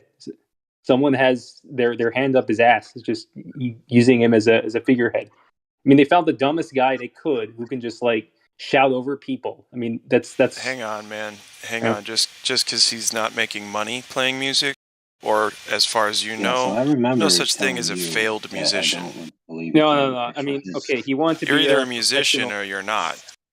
Okay, well, from what I've heard, he's not much of a musician either. And I meant when I said cares? failed musician, I meant as far as like, making a career out of it. I know, but listen, you got to stop focusing on the personalities and start focusing more on the principles. Where's the fucking evidence? There you go. But I mean, that's why I'm saying that it's. I mean, we need to decide if we really. I mean, that's Indio saying we should we should call these people out. I mean, originally I was saying it would be better just to get to the audience, appeal to the ethos to actually just like show them that they're wrong and just ignore this like mudslinging stuff. But I don't know, you guys probably more experienced. You've been in the trenches for several years, so you're saying that. I mean, that's not working. Demonstrating to the audience that someone that they think is an astute or revered member of the globe side of the argument, especially in certain circles, like for example, Danny's profession, right, is part, it's astronomy, but it's also Christian apologetics, right? So the angle that he comes at the flat earth, globe earth paradigm argument is from a Christian apologetic standpoint, right? So he has a community of people. Well, it's irrelevant. I'm telling you to his audience. That's his target audience. Yeah. So I don't know much about it, right? Goes to their website called Answers in Genesis to find out things, and a lot of their arguments are anti-evolution and anti-certain types of things that seem to go against the Bible, right? And so obviously he's made flat Earth part of his thing because obviously he's an astronomer. Oh, he is? Right. So demonstrating to this audience, okay, that he is using unscrupulous tactics, right? Accusing us of being liars, using all this kind of ad hominem style tactic and all of this, like that speaks volumes to that audience.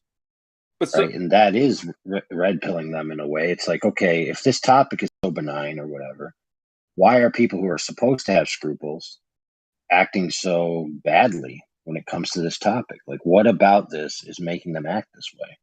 No, I mean that makes sense. So his audience are like rational adults. Is that what you're saying? Like they're not like Zoomies or whatever. His audience primarily is people who are faith-based and are looking for a source for apologetics for their worldview, right? Okay, so that's different from Professor Dave. So I agree. Yeah, I mean these people can probably be reached. I mean, yeah. So I mean you could try to. Yeah, you have to appeal on the ethos, more. You have to show you're the reasonable one, and you're not Look, tolerating. yeah, this is reaching a tipping point in the real world. So there are a few I don't know, not blogs, but like YouTube channels where they do the same type of thing, Christian apologetics and stuff, and they think it's a big deal, like all this rise in people being interested in the flat Earth, and they think it's like a distraction or whatever. So, like within a church body, you like as an organization, you usually have people that are like higher rank or whatever you might say. And it's like their quote unquote responsibility to watch out for the rest of the people by recognizing something bad and then explaining it to them, right? So they're going to say, oh, yeah, you heard, this person or that person talk about flat Earth, but here's why they're wrong. And then here's all these scriptural reasons why we shouldn't be talking about it and blah, blah, blah. But simultaneously, you've got all these people coming to this idea who are being mistreated within the church, right? They're being laughed at. They're being mocked openly even, right? And this is not becoming of people who are claiming Christianity in the way that they should be acting towards each other within the church body, right? So you got a schism there with the way people are treating each other. And that needs to be addressed. And part of addressing that is understanding where they're coming from. For example, when Danny's saying, oh, look, flat earthers are a bunch of liars, and make no mistake about it, that's what he said, even though when Indio pressed him on it, he's like, oh, I don't remember saying that.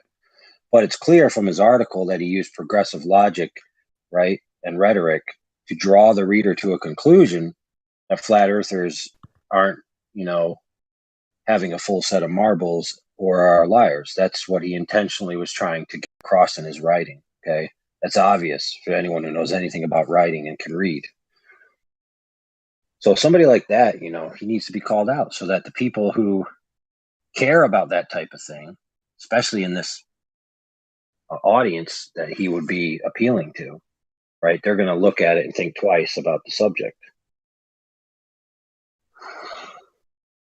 No, I get that. Yeah, that makes more sense. I mean, what we have to deal with the audience is sort of a case by case basis, right? I mean, you have to agree. Right? I mean, addressing these people is different than addressing Professor Dave's audience. We can't use the same strategy for both.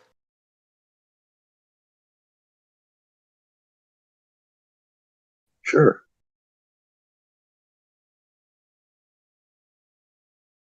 Yeah, I mean, they really the wolves in sheep's clothing reveal themselves. I feel you guys are right. There's a tipping point coming. I mean, so these good shepherds, so-called good shepherds, with their flocks of sheep. I mean, they'll show really, they're wolves, right? So, I mean, now is the time where we're going to see people's true colors.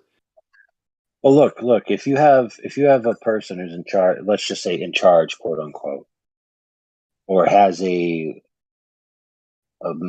group of followers or people that go to them for some kind of solidity on truth. It's like, hey, I trust this guy. I trust this organization. I'm going to listen to what he has to say, and it's going to inform my opinions, right? Those people,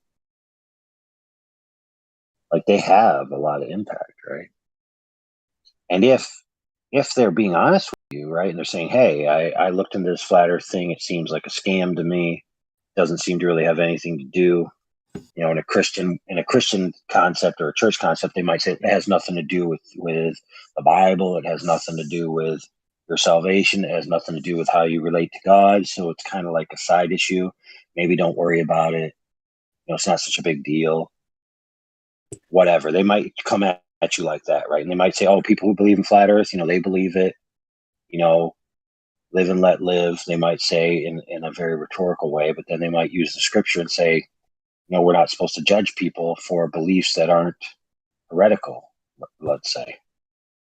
So, for example, there's whole verses in the Bible that talk about not judging your brother and that you will stand or fall before your master yourself, right? Right. And you use those types of language versus somebody who says, oh, this group of people, they're pretty dumb and they're liars. That's a big difference there.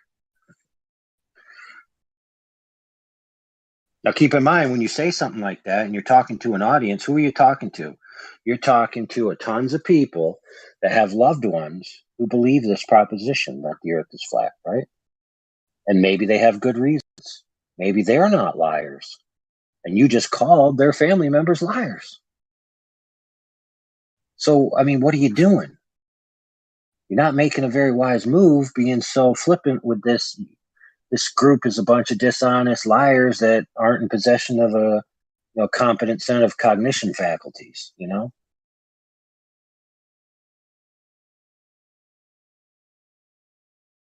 So there's a huge, and there's other people in this server that's recognized it as well within their communities, faith communities, right? That there's a huge need for, some kind of softer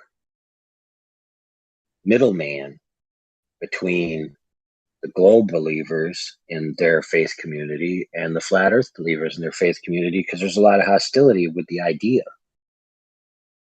And it's open, it's like, it still is the case that flat earthers, even among Christians, it's okay to ridicule them. They're still the one people that are allowed to sit at the back of the bus, right? They're still the people that should be drinking at other fountains, Yeah, that's the one. That's the one free, get free out of jail card to ridicule, right? Just nothing is lower than a flat earther, right? In society, somehow. Yeah. We hold these truths to be self-evident that all men are created equal, even black people, but not those dirty flat earthers. Yeah, dude. I mean, it's just it's like. And Jesus was ridiculed. These people never remember, how Jesus was treated. He was treated the lowest of the low. He's the highest of the high, right? And they'll never make that connection because they're just following these pastors, these wolves in sheep's clothing, right?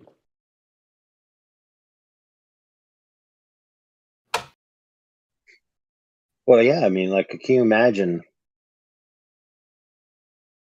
preaching from the pulpit that, people who believe the earth is flat are dishonest liars who are easily duped, and they're probably not good members of the faith, and, you probably shouldn't hang out with them, and then you come to find out like 30 people in your congregation are flat earthers. Yeah, and they're not supposed to be judging anyways. So yeah, put your foot in your mouth. Exactly. And so there's a huge need, right? And it's not just within Christian communities, it's within all kinds of communities where people are essentially closet flat earthers because they believe what they believe.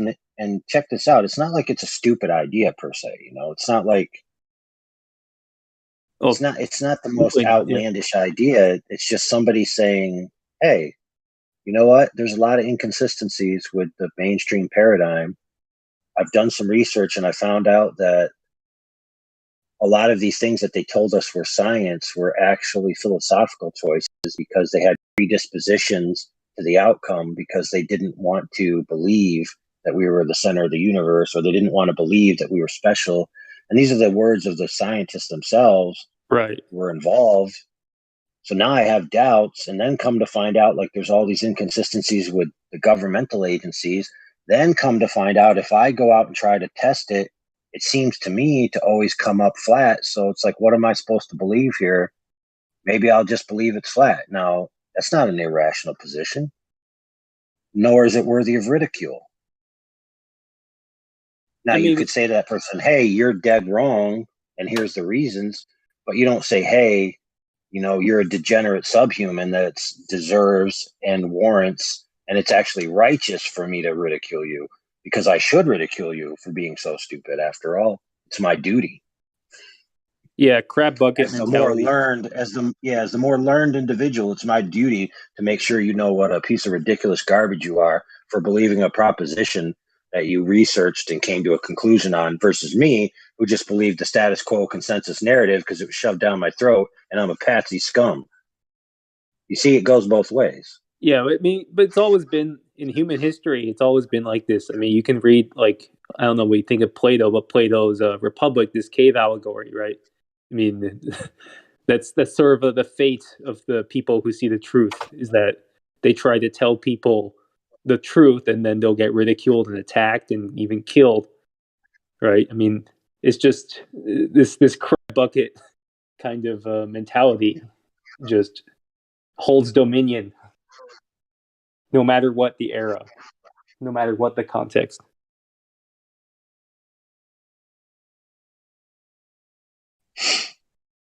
Mm-hmm. But yeah, I mean, what to do? I mean, I don't know. I mean, if this guy's really such a great Christian, then I don't know if we could. I mean, could we like reach out? I mean, if he's in good faith, I mean, just address his essentially what's slander, but I guess we would phrase it like in a weaker way, but address sort of what objections he has to our movement, but in sort of a peaceful, rational forum. Check this out. He is positing the idea in his customer base, right, or his groups that follow him, whatever it is. He's positing the idea that flat earthers, okay, are dumb, are sub-intelligent in some way, and are dishonest. And just like I said, many of the people have flat earthers that they know, right? So, okay, this is simple, Mr. Danny Faulkner. Okay, I'll make it real simple for you, Danny. Hold on, Danny. You've insulted directly many members of your quote unquote constituency, or whatever you want to call the groups, right, that you have influence over. Directly, you've insulted them. You've castigated their character, right? And you've done so in a very unintelligent and ungracious way, unbecoming of a man of your stature and faith. So the appropriate thing to do, Mr. Faulkner, is to issue a formal apology, your book, and edit them honestly and genuinely. Okay? If you fail to do that, Mr. Faulkner, then the proof's in the pudding, and it's self-evident, the results upon your own character. So there you go. Yeah, I hope someone's recording, right? So someone write that down. And I don't know. I mean, is there a way just to post this open letter we record somewhere? 24 hours a day, Holmes. Yeah, there you go. So, I mean, that was very well worded. Danny Faulkner is listening at any given time because he just can't resist. Because he knows it's in his mind. Yeah. And the sheer fact that he wrote what he wrote proves that it's extra than just some little twinkle of a fad that he's going to write a couple of blogs and then it's going to be settled. And for all we know, he's trying to write another book. And what kind of witty title is he going to make for that book? Because I'm going to make it clear again, Mr. Faulkner, that the title of your book is disparaging to human beings. Okay.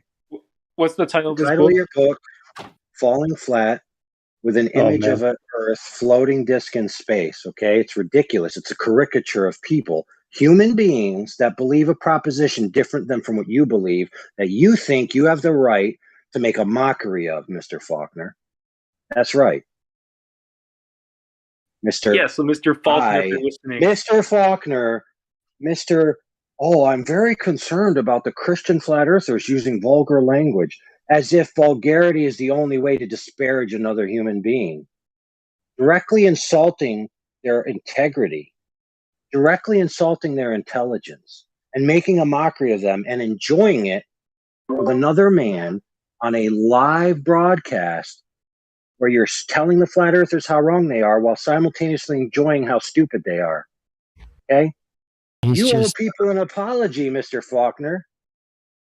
Yeah, if you have a shred of moral fiber left, I mean, you will, you will respond to these points, right? I mean, and you'll have to answer to the creator eventually, one way or the other. So, yes, this will go a long way to make peace with yourself, at least first. Yeah. So, Mr. Faulkner, Jesus said, "You clothed me when I was naked. You fed me when I was hungry. When did we do these things to you?" He said, "When you did it to the least of these, you did it unto me." And then he said the opposite. When you didn't feed and when you didn't clothe, you did it unto me. So, Mr. Faulkner, when you ridicule the flat earthers who believe a proposition different than your own by calling them liars and insulting their intelligence and making a mockery of them and enjoying it, especially your Christian constituency who look to you for leadership and the bad example that you've set, you've done it unto him. So, Mr. Faulkner, make an apology, turn over a new leaf, be genuine this time. Yeah, I think that's about enough of that. I think, I don't see how. That's it right there. Boom, the end. Stick a pin in it. It's done.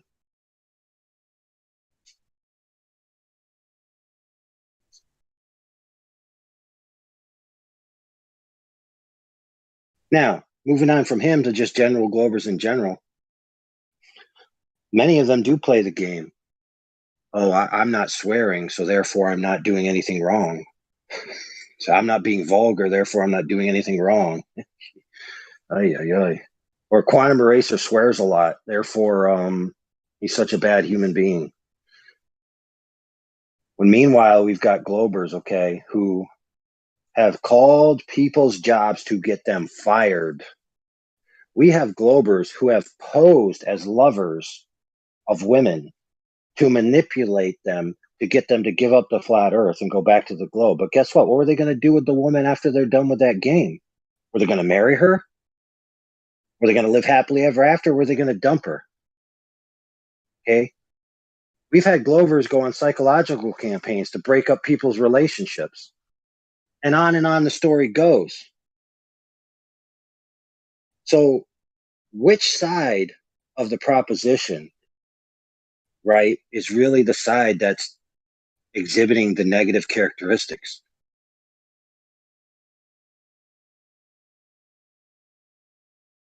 Okay, so someone believes different, right? Does that make them a liar? No. Does that make them stupid? No.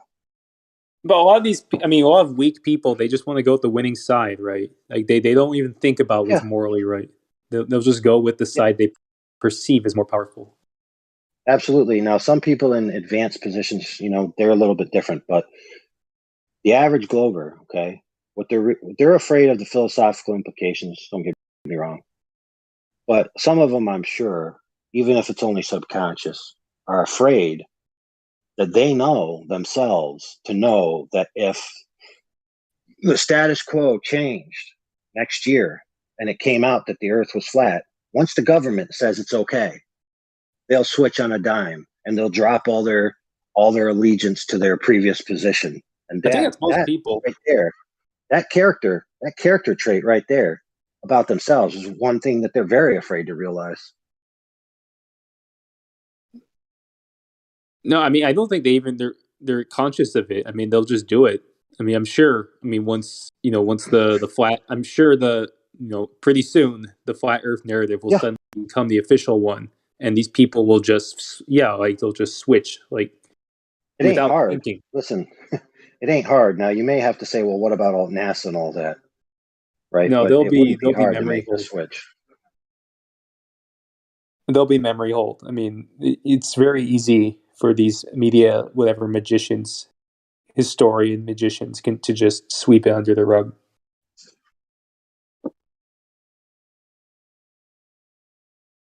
Well, you see, but this isn't how things work, my friend. Things never work like you have this one paradigm and then you immediately have an absolute apolar paradigm. It's not how it Hey, works. it worked with the cocoa. It worked It with the did work cocoa with the 19. cocoa. Yeah, I don't know. Yeah, I mean that's a big eye opener. I mean, a lot of, I mean, the cocoa narrative contradicted itself every other month, right? So The way it works is synthesis. Okay, all the things about the flat Earth concepts and all the things about the globe Earth concepts, neither will be the new thing. The new thing will be something that's a conglomeration of the two to satisfy the most amount of people while still living in a false reality. Yeah, that's probably true. Maybe they'll get us onto metaverse where, like, you know, it will be a globe. I don't It's know. already the push. The idea of the multiverse and subjective reality, that's already the push. Yeah, it is. Yeah, all that nonsense, relativism. Yeah, fucking nonsense, man. I don't think they've solved quite how to synthesize this yet. I mean, they're working on it, and they were toying with the idea of, you know, Project Bluebeam, I think, also to like distract everyone. But yeah, I don't think they've worked it out yet. I think they've sort of backed themselves into a corner. But they were testing the waters. I mean, like they had these flat Earth commercials at some point, right? Like in recent years. I think they're sort of gauging how people react. Like, you know, these Super Bowl commercials or whatever, right? It's like, oh, the Earth is flat, by the way. Just matter of factly saying it.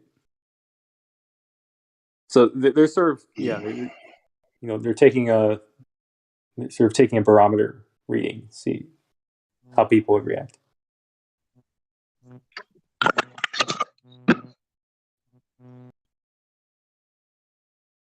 I think Danny Faulkner is mentally ill in some weird way. I love the way you put it. Like, yeah, he's been such a great Christian. You know, you guys shouldn't swear. You know, flat earthers, truthers, whatever. But yet he's willing to ridicule and make like, dude, you put a fucking flying disc through space on the fucking cover of your book. Yeah, and you're not typical hypocrisy. False Christian hypocrisy. Like people use So bad, Christianity dude. as a way to be holier than thou, and then, you know, mask their let's be hypocrisy. clear. And Let's be clear, he's though. that motherfucker's even gone to our conferences, and he knows we don't believe that bullshit. But yet he's still put on the cover of his fucking book. What a cuck! Well, I mean, supposedly, so he did actually post an answer to that proposition. Like, why would you do that? As that he wanted it to be intentionally provocative so that flat earthers wouldn't read it. Now, that doesn't even make sense. No, as an it answer. doesn't matter. It doesn't matter what his intent was. It mattered that he did it, and it's a fucking dig. And yeah, fuck you, Danny Faulkner. Yeah, that's what I would tell him. Fuck you, man. Anyway, that's just me.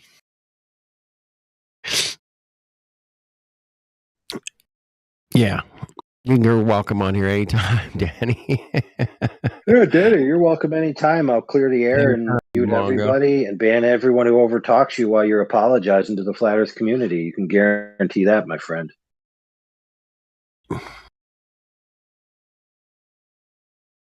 Anyway, he's him and Professor Dave and Simon, Cuck Dan.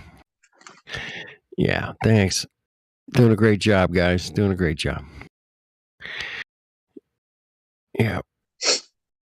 Just show us any of that fucking gas pressure without a container would be really cool, man. You got any of that laying around? That would be great, man. Shut me right the fuck up. This reminds me, remember that one guy who was following around the astronauts trying to get them to swear on the Bible that they went to the moon? Sir, yeah. Something funny happened on the way to the moon, right? That guy? Yeah. So imagine we did that with Danny Faulkner. I swear to God. Swear to, All right, I'll to the do it. living God. I'll do it. No problem. Bart Yeah, Serbalia. let's get him. Side, I mean, bro. I pronounce it right, man. you have nothing to Yeah, fear, I'll right? fucking You're do on the side of righteousness. it. Where's this fucking Faulkner guy live, man? Where's he at? He seems like he's a hillbilly, but anyway. He's not. I don't think he's out here in California. I don't think so. In California? Nah. Yeah. California. No, it's beautiful out here, man. If you can afford to live here, it's a great place. If you can't, you're fucked, man. But according to my sources, man, it's going to be really hard to afford to live anywhere real soon, man. So Yeah, there is that. That's the going to whole start a whole. fucking world's turning it into California. So buckle up, boys and girls. Buckle up. And you're exporting like your well, let's Well, fucking the it's most coming from Californian some world Californians from other states. organization head cucks over there at the WHO or whoever, man. It's that fucking Klaus motherfucker. This is all his plan, man. Klaus Schwab. He's been working at this plan for a minute, man. He's been at it for a while, man. Longer than we've been flat earthers, for sure. Oh man. Oh. Anyway, just another cuck in the show, man. Faulkner, fucking Klaus. Yeah. Pick your cuck of the week, man. Who do you want to bag on today? Because there's a fucking list of them that are fucked up and doing fucked up things. Santa Claus. We're just trying, I just go to work and go home and mow my grass, and shit like that, and fuck. Oh man, mowing grass. But you're telling people the Earth's flat. I must be a horrible person. Like, well, dude, it measures flat, looks flat, and you can check it out yourself, man. Don't believe me. You know what? Think about it this way. They always tell you, oh, all this great stuff from Earth being a globe. But really, the only thing that they have to say about the Earth being a globe is like the GPS in theory and maybe some communication satellites. Like that's the only thing that even like technology matters that you quote unquote might need a globe for. So could we really do without some communication satellites and some GPS? It's like, yeah, life would probably be way better. It's like, what has your globe done for us lately? For technology, they say, oh, look at all this technology that's so great. It wouldn't exist if Earth wasn't a globe. Oh, you mean like all the digital technology that's sucking our brains out? Yeah, what a great life. Yeah, what a beautiful life. Hey, man, I heard Sonny say one day, man, there's 11 different vectors that the Earth is traveling in the globe model.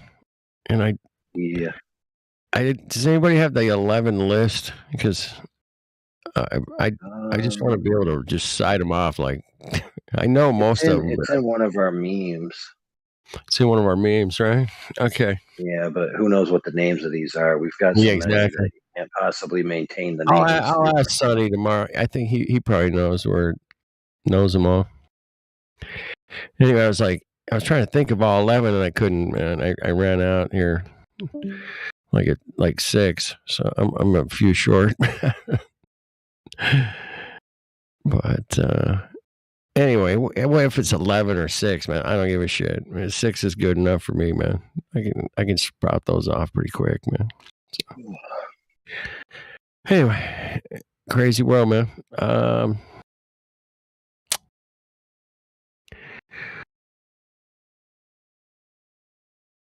I don't know. I was listening a lot today.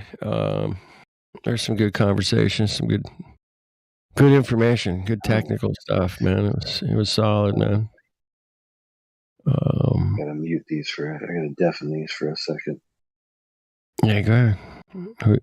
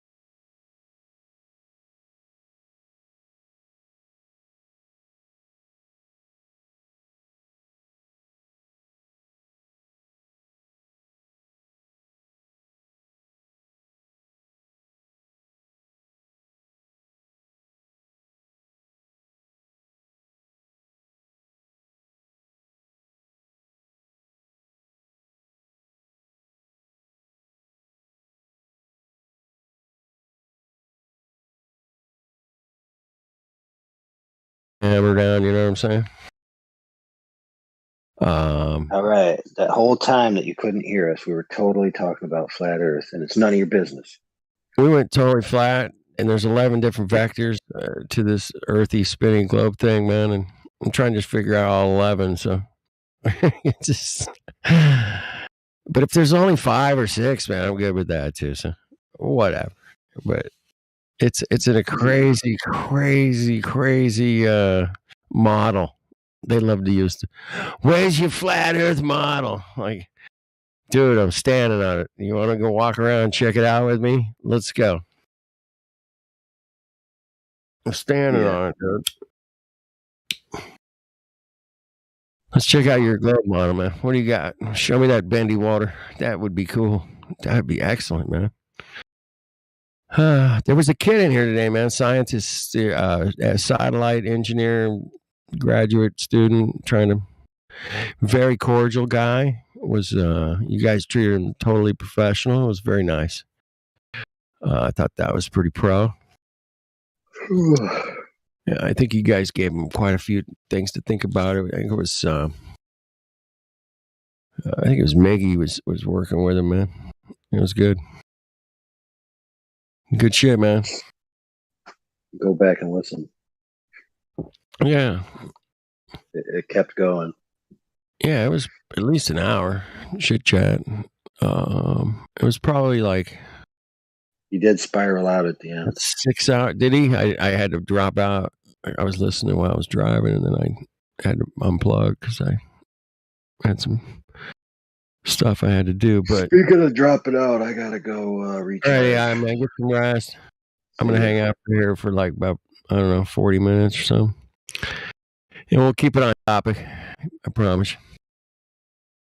All right, man. Anyway, all right, Rook. Glad's out there in the chat. Cool, man. You got Tominoids in the house. You know what? I'm here too. I'm here for you. So. No, man. I mean, if it's Sunday night, people like to just wind down because they know they got to fire it up in the morning, man. Like a furnace. Got to light that Nearly shit every up. day is the same for me, so I don't have to do that. That's why I'm up late, and that's why tonight's going to be fun for about 45 more minutes. Oh, perfect. That's about what I got in me, and then I'm gonna go to bed and dream about my globe Earth I used to love and cuddle. Yeah. Hey, who's saying hello? Me. Yanahan. Yahanan. Yaman. What's up, Yaman? Hey, dude. Guys, I have a question. I wanted to talk. I'm feeling well, thank you. How are you? I'm well too, thank you. I wanted to ask about the V word. What's a V word? There's a lot of V words. Velociraptor, because we don't talk about those. Oh, the vectors. Oh, you want to answer my vector question? Damn, there's 11 vectors to Earth according to the globe model. No. It has things. Okay. VIR word. We don't talk about that here. Yeah, we just kind of keep it on. So what can we talk about that? The flat Earth. Well, you can talk about the globe Earth models too. We talk more about the globe Earth than we do flat Earth. Because I remember I came here, some people saying it doesn't exist, and it just it's a whole it's a whole scam or whatever. So here's the deal. What the problem is? What? Right. We don't talk about current events in here. We just talk about flat Earth versus globe Earth. Does that make sense? It is 24-hour. 24/7 flat Earth. I know you guys also talk. You guys also talk about other topics in other channels as well, or something, right? In other channels, yes, we have a lot of different channels to choose from inside of this server. Yep. Dude, inside this server, man. I don't know if you've scrolled up or down, man, but there is every kind of place you can go if you're spiritual or chemical or biological or whatever, man. There is something for you in the server, man. Guaranteed. If you like to do hairspray, we got it. You're into gravity, we got you covered. Got gas pressure all day long. Where do you want to go? I'll meet you there, man. Where do you go? Okay, well, let's see. I think personally that like right now, my family, they're saying that we're all suffering, or right now we're all suffering from a certain V word, and they don't know what it is, but they're calling it a V word because everybody has it. And I just want to know what's the problem, you know? Because I'm telling them no, that Yeah. What just happened? I think somebody muted the. Did somebody dump him? Well, that was something, wasn't it? Oh, we. Yeah, just gotta take that to a different room, man. Yeah, you can't do that here, especially with information I've got. That'd be a bad idea. Anyway, so 11 vectors to Earth, man. So we're spinning, right? And we're shooting around the sun. That's 2. And we're shooting through the Milky Way. That's 3. And then there's the Great Retractor. We're going around that motherfucker. That's 4. We're tilting? I don't know. I mean, the tilt, I think that's slow, but it is a vector, right?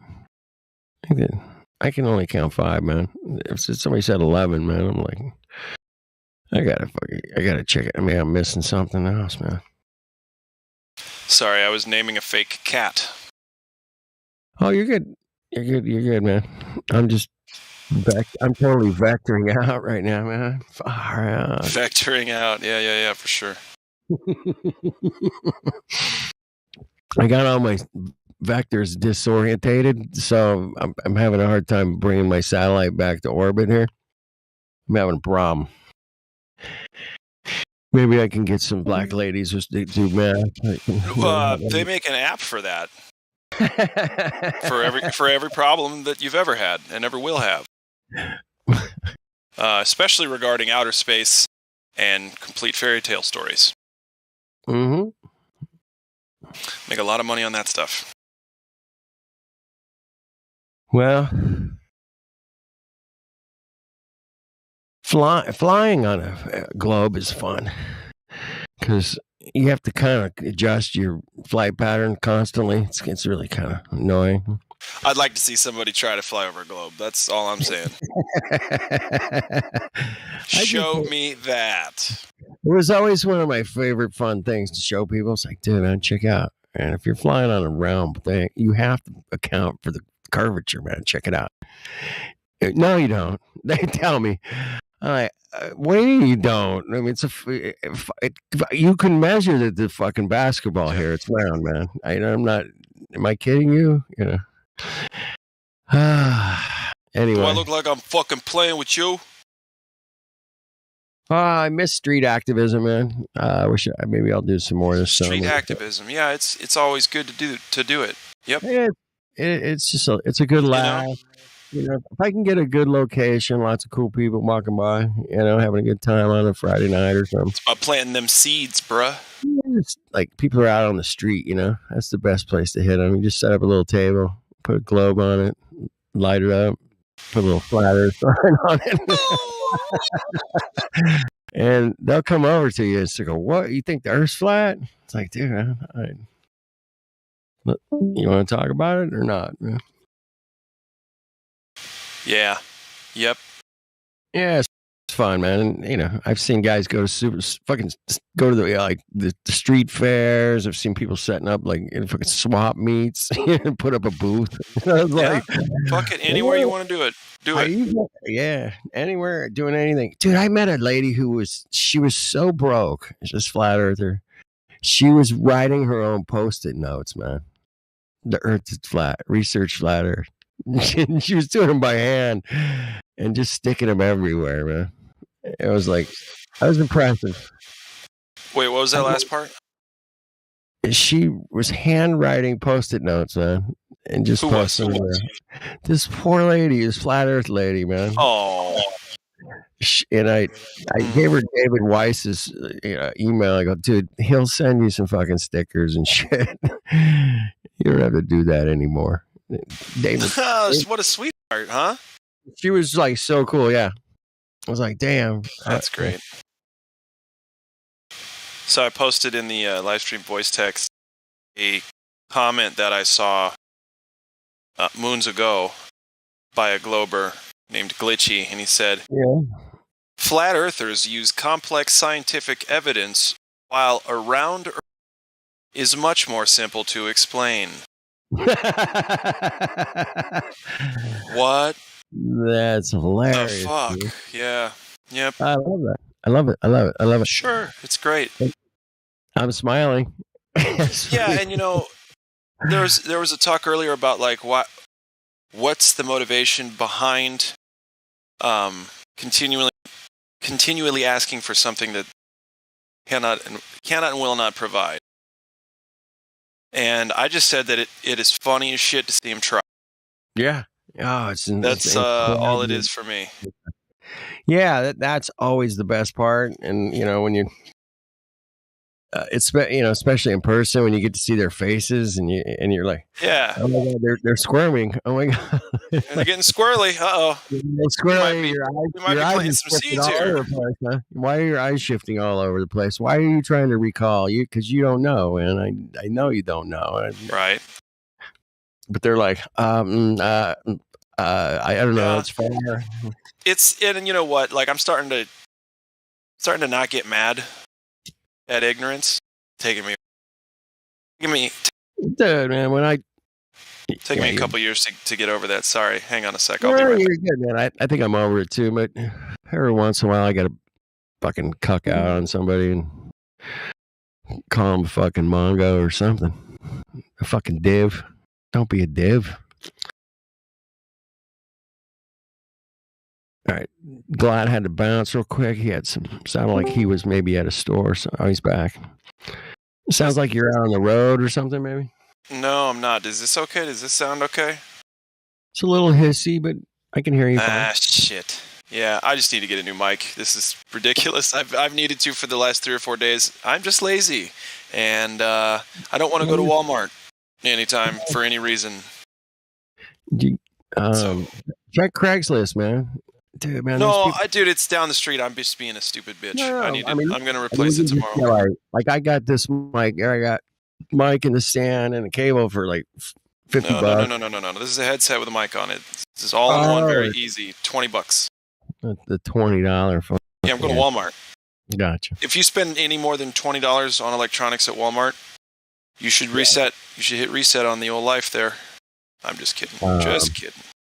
Hey, man. I got my hi-fi stereo record player from Walmart, man. Sounds great. Yeah. Hang on a sec. I don't know. No audio. I'm okay at audio. Yeah. I love good audio. Don't get me wrong. But on these kind of forums and stuff, people come in all kinds of different levels and mics and noises, background noises, roboting. So you just have to deal with, under professional audio, I call it. It's not pro audio. Like my mic right now is pro audio. But when you're driving around in your car, your work, you got your little Bluetooth headset, whatever, headphones. It's just not going to cut it like being in the studio. It's not as good. So there's that. Yes, sir, rookie.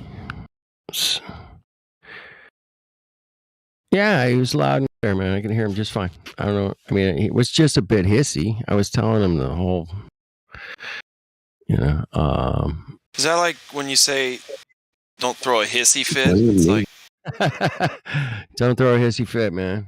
No, it's just hissy. I mean, you understand what I'm talking about as far as audio. Well, yeah, you're going to hear it. A lot of people won't. I'm sure I would hear it. Yeah. Yeah, you'll hear it because you're an audio engineer. Oh, dude. Well, here's the thing. If I don't hold the cable right, not only does the mic not work, but audio only comes in one left or right channel because it's so fucked up in there. Yeah, So I have to hold the cable with my thumb in the right spot and the index finger in the right spot. Man, it's rough.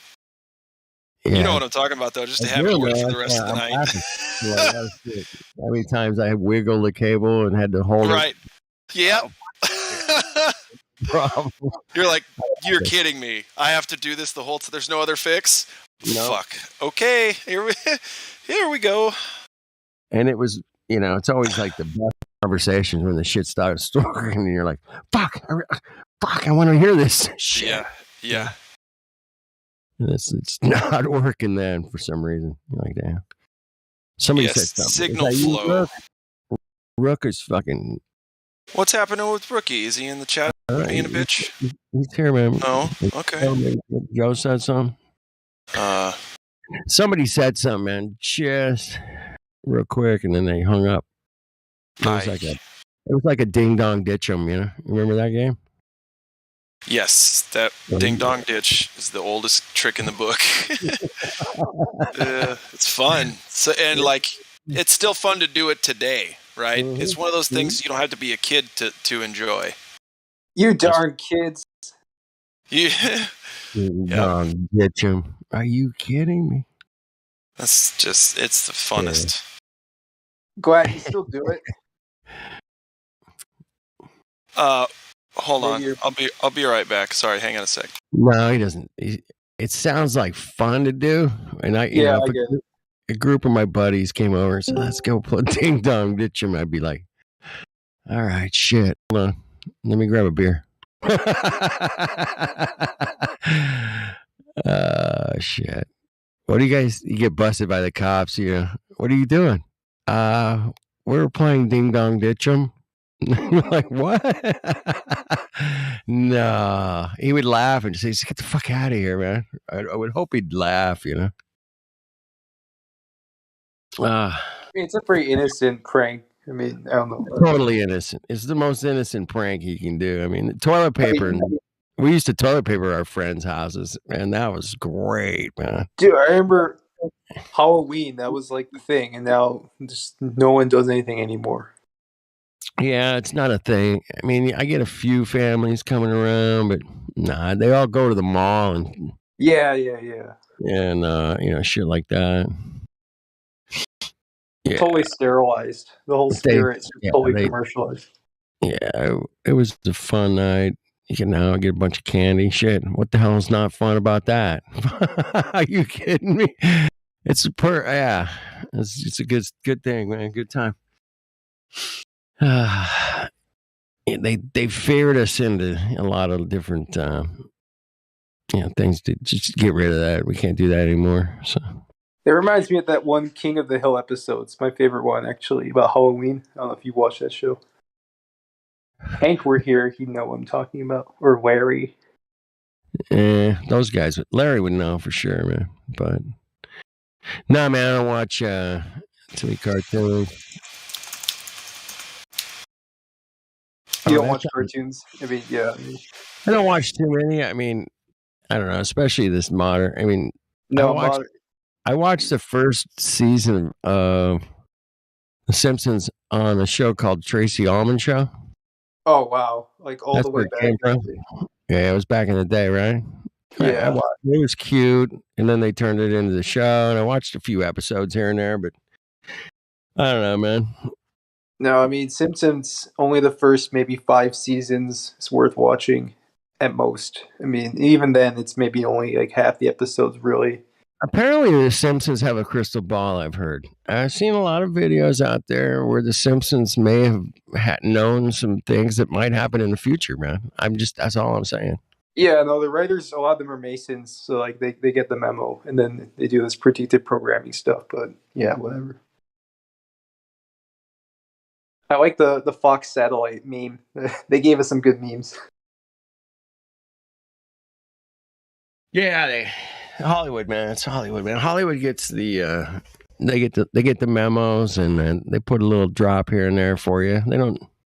Sometimes they'll do a whole movie and tell you the whole fucking thing's true, and you're like, or the whole thing's fake, but it probably is real. Yeah, who knows? Hollywood's so messed up. Yeah. That's putting it lightly. I mean, they do some really Hollywood fucked up shit. and politics are kind of the worst parts of us represented in a like a mainstream scale, mainstream like viewable scale. You know what I mean? Like you can watch all the worst parts of people just on the TV and the internet.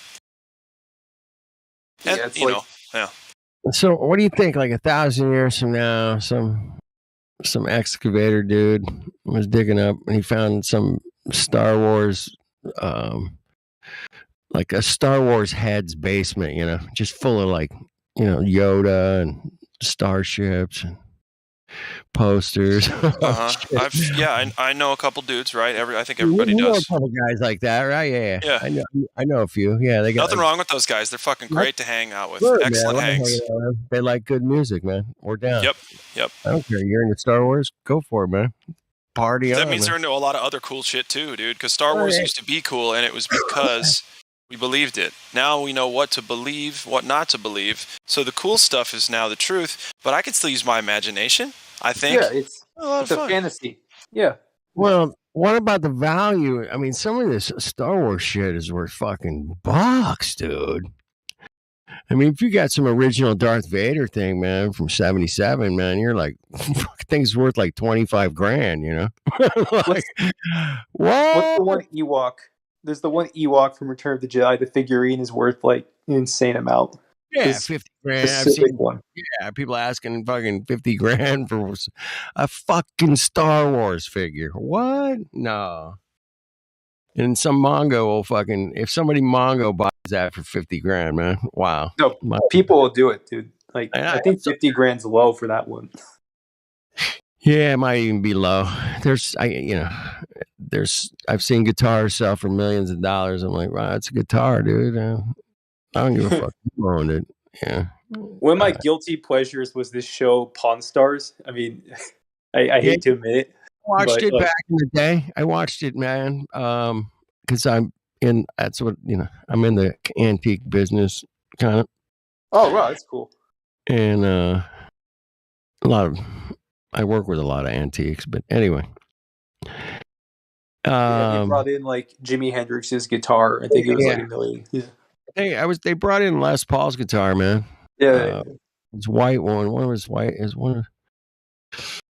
I can't remember. I think they might have went around 50,000 for that or something. It's probably worth twice that. At least, yeah. If it was his, and you authenticated that it's really his, man. Cool. I heard a lot of the professional authenticators in that show were like convicted of fraud, like the baseball cards guy. Mm-hmm. Like, it's Vegas, man. A lot of fraud in Vegas, man. And then you're dealing with sports cards. Yeah, somebody's duplicating something somewhere, man. Yeah. I was watching this movie, man. I can't remember the name of it. It was about this. It was like a documentary about a guy who made these wines. And pulled them off as like these super rare bottles of wine, and he was like, I know. But he got them to taste like the real thing. Apparently, somehow he mixed his wines and fabricated these bottles, and he was selling them for like 20-30 grand a bottle and shit. And I was like, fuck me, man. People will go to some crazy lengths, man, to try to pull a scam, man. It's like, damn, that's a lot of work, man. And he fooled all the professional sommeliers, right? He fooled them all, man. Even fooled fucking Warren Buffett. I was like, oh, fuck yeah. Oh, I mean, that's not hard. Warren Buffett bought a bunch of his shit too, man. Yeah, I was like, he bought like a whole collection of his shit. I was like, good for you. At least you burned Warren Buffett. Fuck.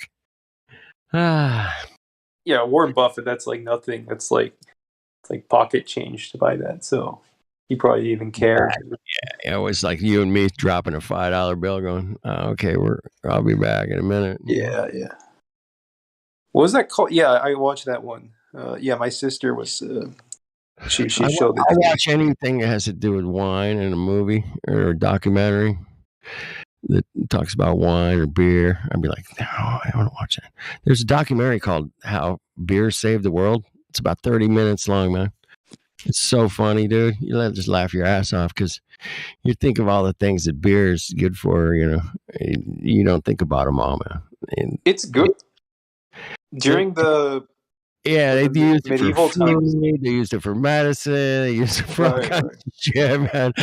And you're like, no. And every time I thought, oh, that's it. That's got to be the last one, man. That beer's famous for. And I was like, fuck, no. I kept shaking my head, going, no, really? That's where beer. I love beer, man. Beer has saved the world, man. So you check out that documentary. It's out there, man.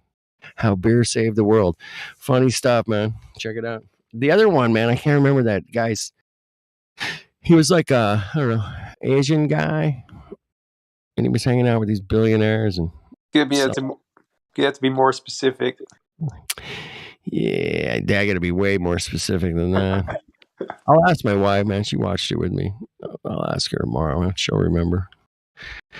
That's why you got a better half, man, to help you out sometimes. Yeah, it's good. It's a good thing, man. It's a good thing.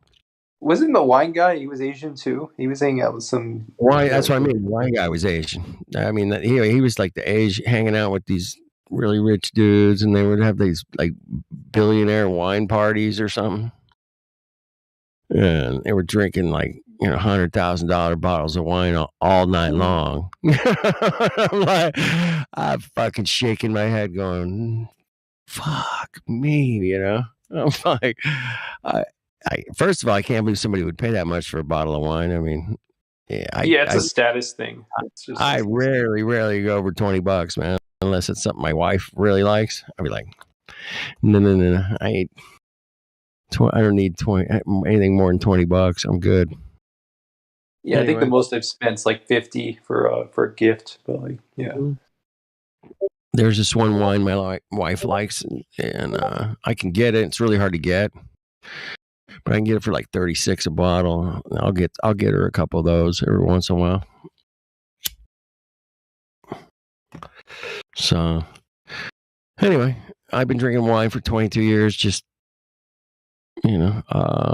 tasting every kind of grape there is and different makers. There's 900 winemakers in California, man. I don't know if you guys know. 900. 900. You go on like the tours of Napa Valley and stuff. Have you done that? No, man. We're going Napa, Sonoma, Central Coast, Santa Barbara. Go out to a place called Temecula. It's like 45 minutes from my house. Yeah, I mean, if there's a wine tasting, wine party, I'll probably, if I get invited, man, I'll go. Yeah, oh shit, yeah, let's go try some Syrah, man, or some Malbec from Argentina. Anyway, Argentines, man, they make some great wines, man. Damn, if you ever see anything made, I've never had a bad bottle from Argentina, man. I don't know what it is. I have no fucking idea what the fuck it is with the Argentinian wines, but if it says Argentinian on it, I'll fucking buy it. Yeah, I know it's going to be good, man. I don't know. They've got something in their soil over there or something, man. Where is it? Where are the vineyards in Argentina? It's not in the Pampas, is it? Yeah, I'm not sure where they're at, but should be warmer. They just got some really good wines. Never had a bad one. Never went, oh shit, that's a piece of crap. And I know what a shitty wine is. I can taste it right away. It's like, fuck. Oh. But simple pleasures in life. A good bottle of wine, some bread. Good night, man. Some friends, laugh. And they want to take all that away, man. They want you to own nothing, and you'll be happy. You're going to be happy. You will eat the bugs. You'll be happy. Like that, right? The needles in the pods. Anyway, California makes some great wines. The French make some really good shit. But expensive. The French? Yeah. The French. I mean, they're like the most like generic, like that's the go-to wine. But I kind of think they're overrated. I don't know. Well, they've popped themselves up, sir. Let me tell you. Yeah. and they propped themselves up pretty high, man. And California came along and knocked them down a couple pegs, man. We said no, bro. We can grow that shit. Yeah, like what's so great about France? It's like the soil